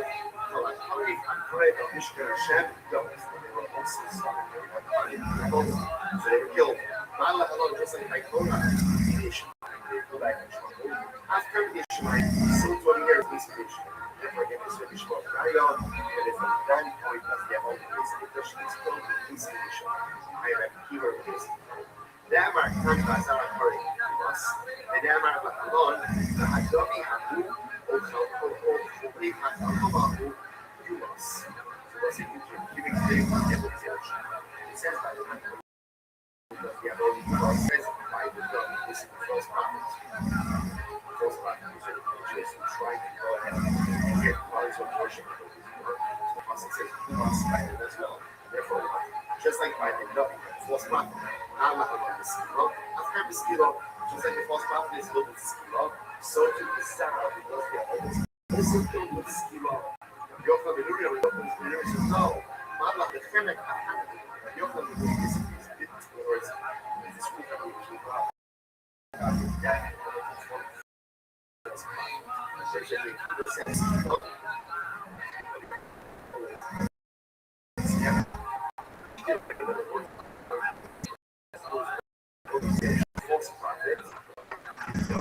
false prophet. So yeah, I think that that's the result of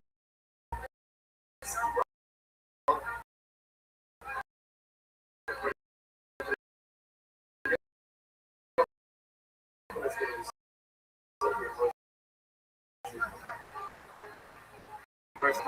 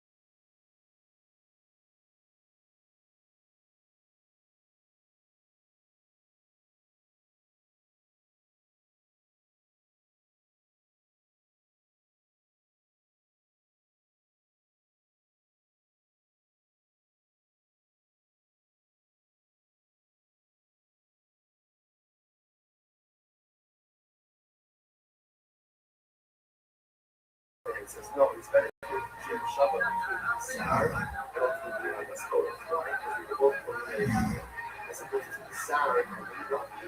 And the Rabbi again is a Chashivah. I remember again, usually the false prophet gets out and what you can see is that someone is doing themselves with that, but not doesn't do that.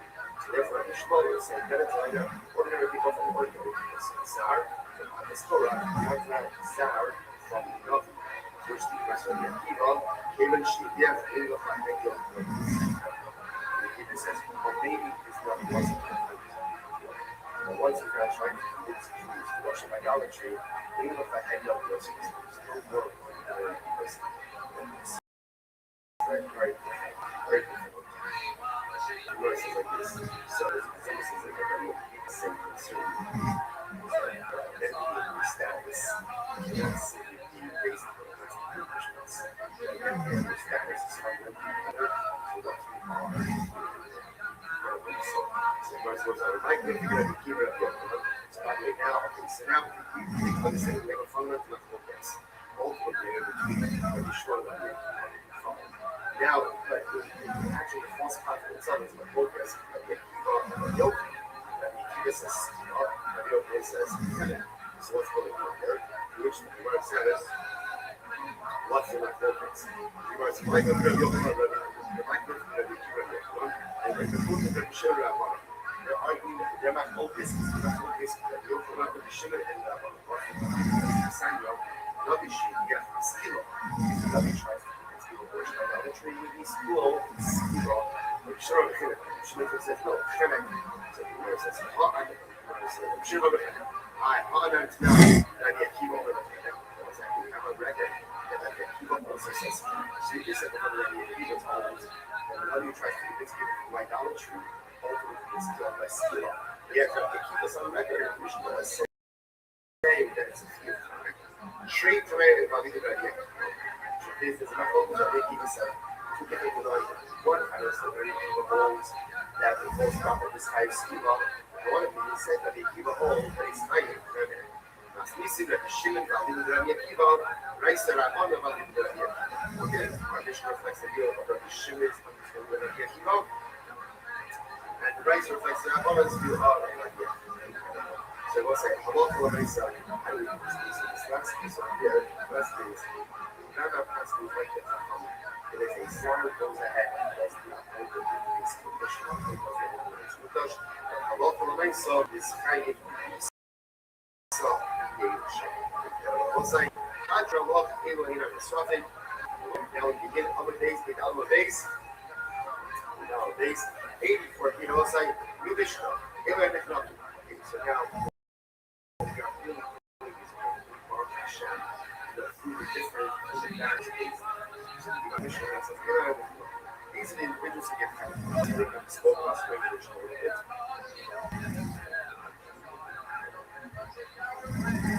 Spoke last regulation a little bit, right? Walk around that, try to the rope of the heads.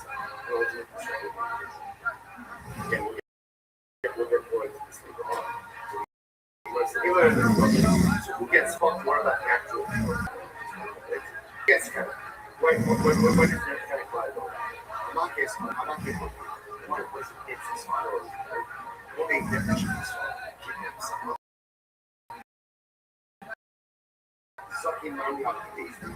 So we're going to talk about this. We have a situation with daisy. There's a certain there's a particular church is a minority. They're going to work to figure out because you follow the church.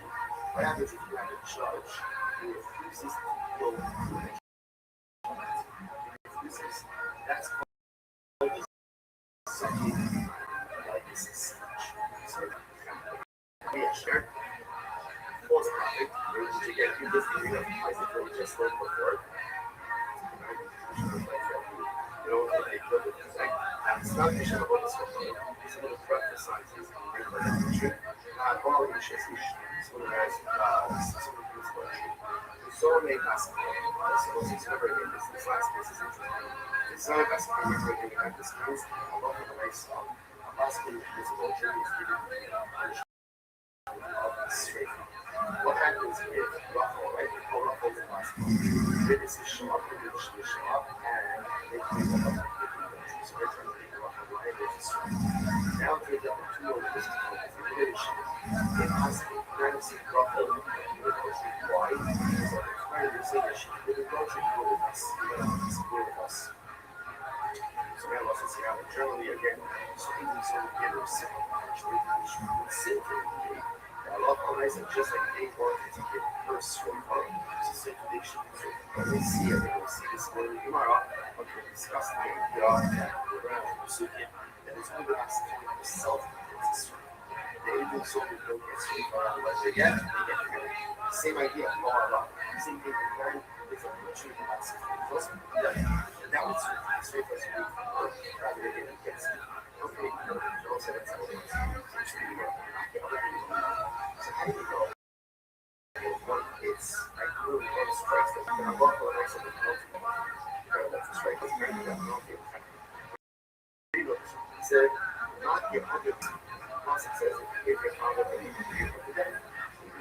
Well, at least I'm going to go to stand Ava Elephant. And in general, it's actually just in general, whenever the Torah gives you unqualified choices of good death, it doesn't give you specific death penalty of default is going to be see that before the default is going to I memorize as a law on the contrary what's that? How do you know maybe when it says not get other people whole students it's really hard to do that because of this good death in other words, if you get the hair, that's what it's a death penalty for which the Lord says it's not like couple decided on the problem is that the person was obviously the rest of it is considered more what I was going to say is if you kill a scout first, regular electric yes, a sound more powerful head is more powerful than that. If you kill your parents, you try to cut it, you're like you have to make a money from the person who's on me.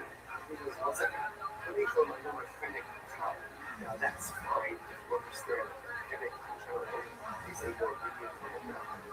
However, number fennec, number 9, but if you say that fennec is more common, and that is what this ella, those extensions are not over here.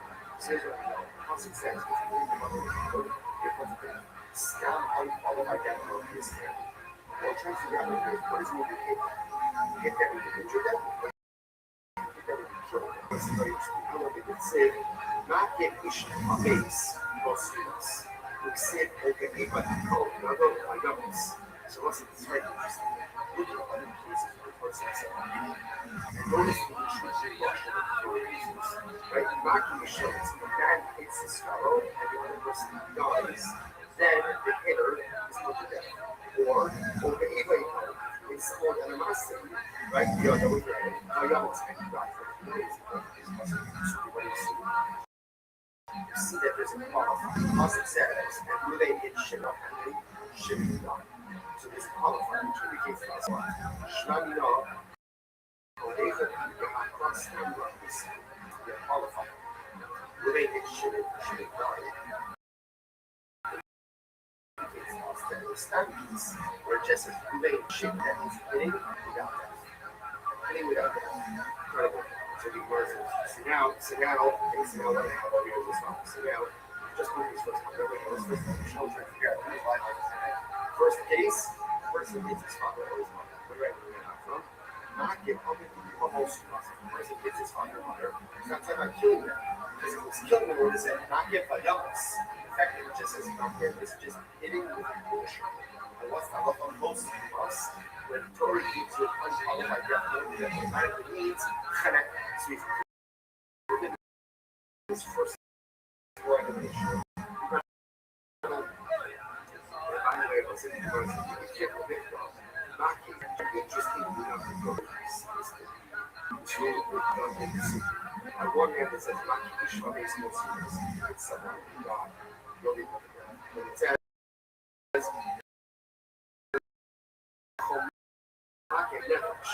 right? It says, so it says, When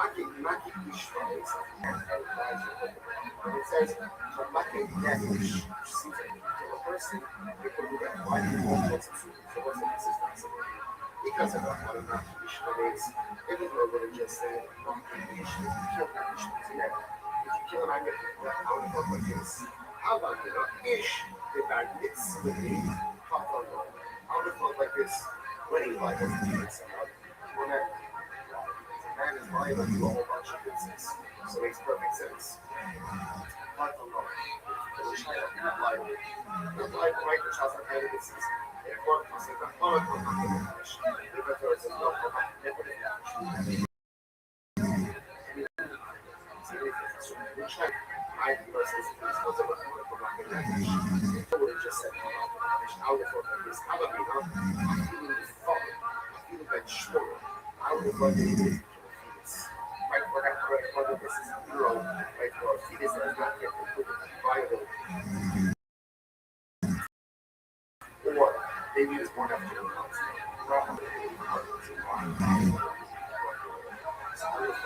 I need to kill a fetus that's not completely viable, or a fetus in utero, or maybe not a fetus, right?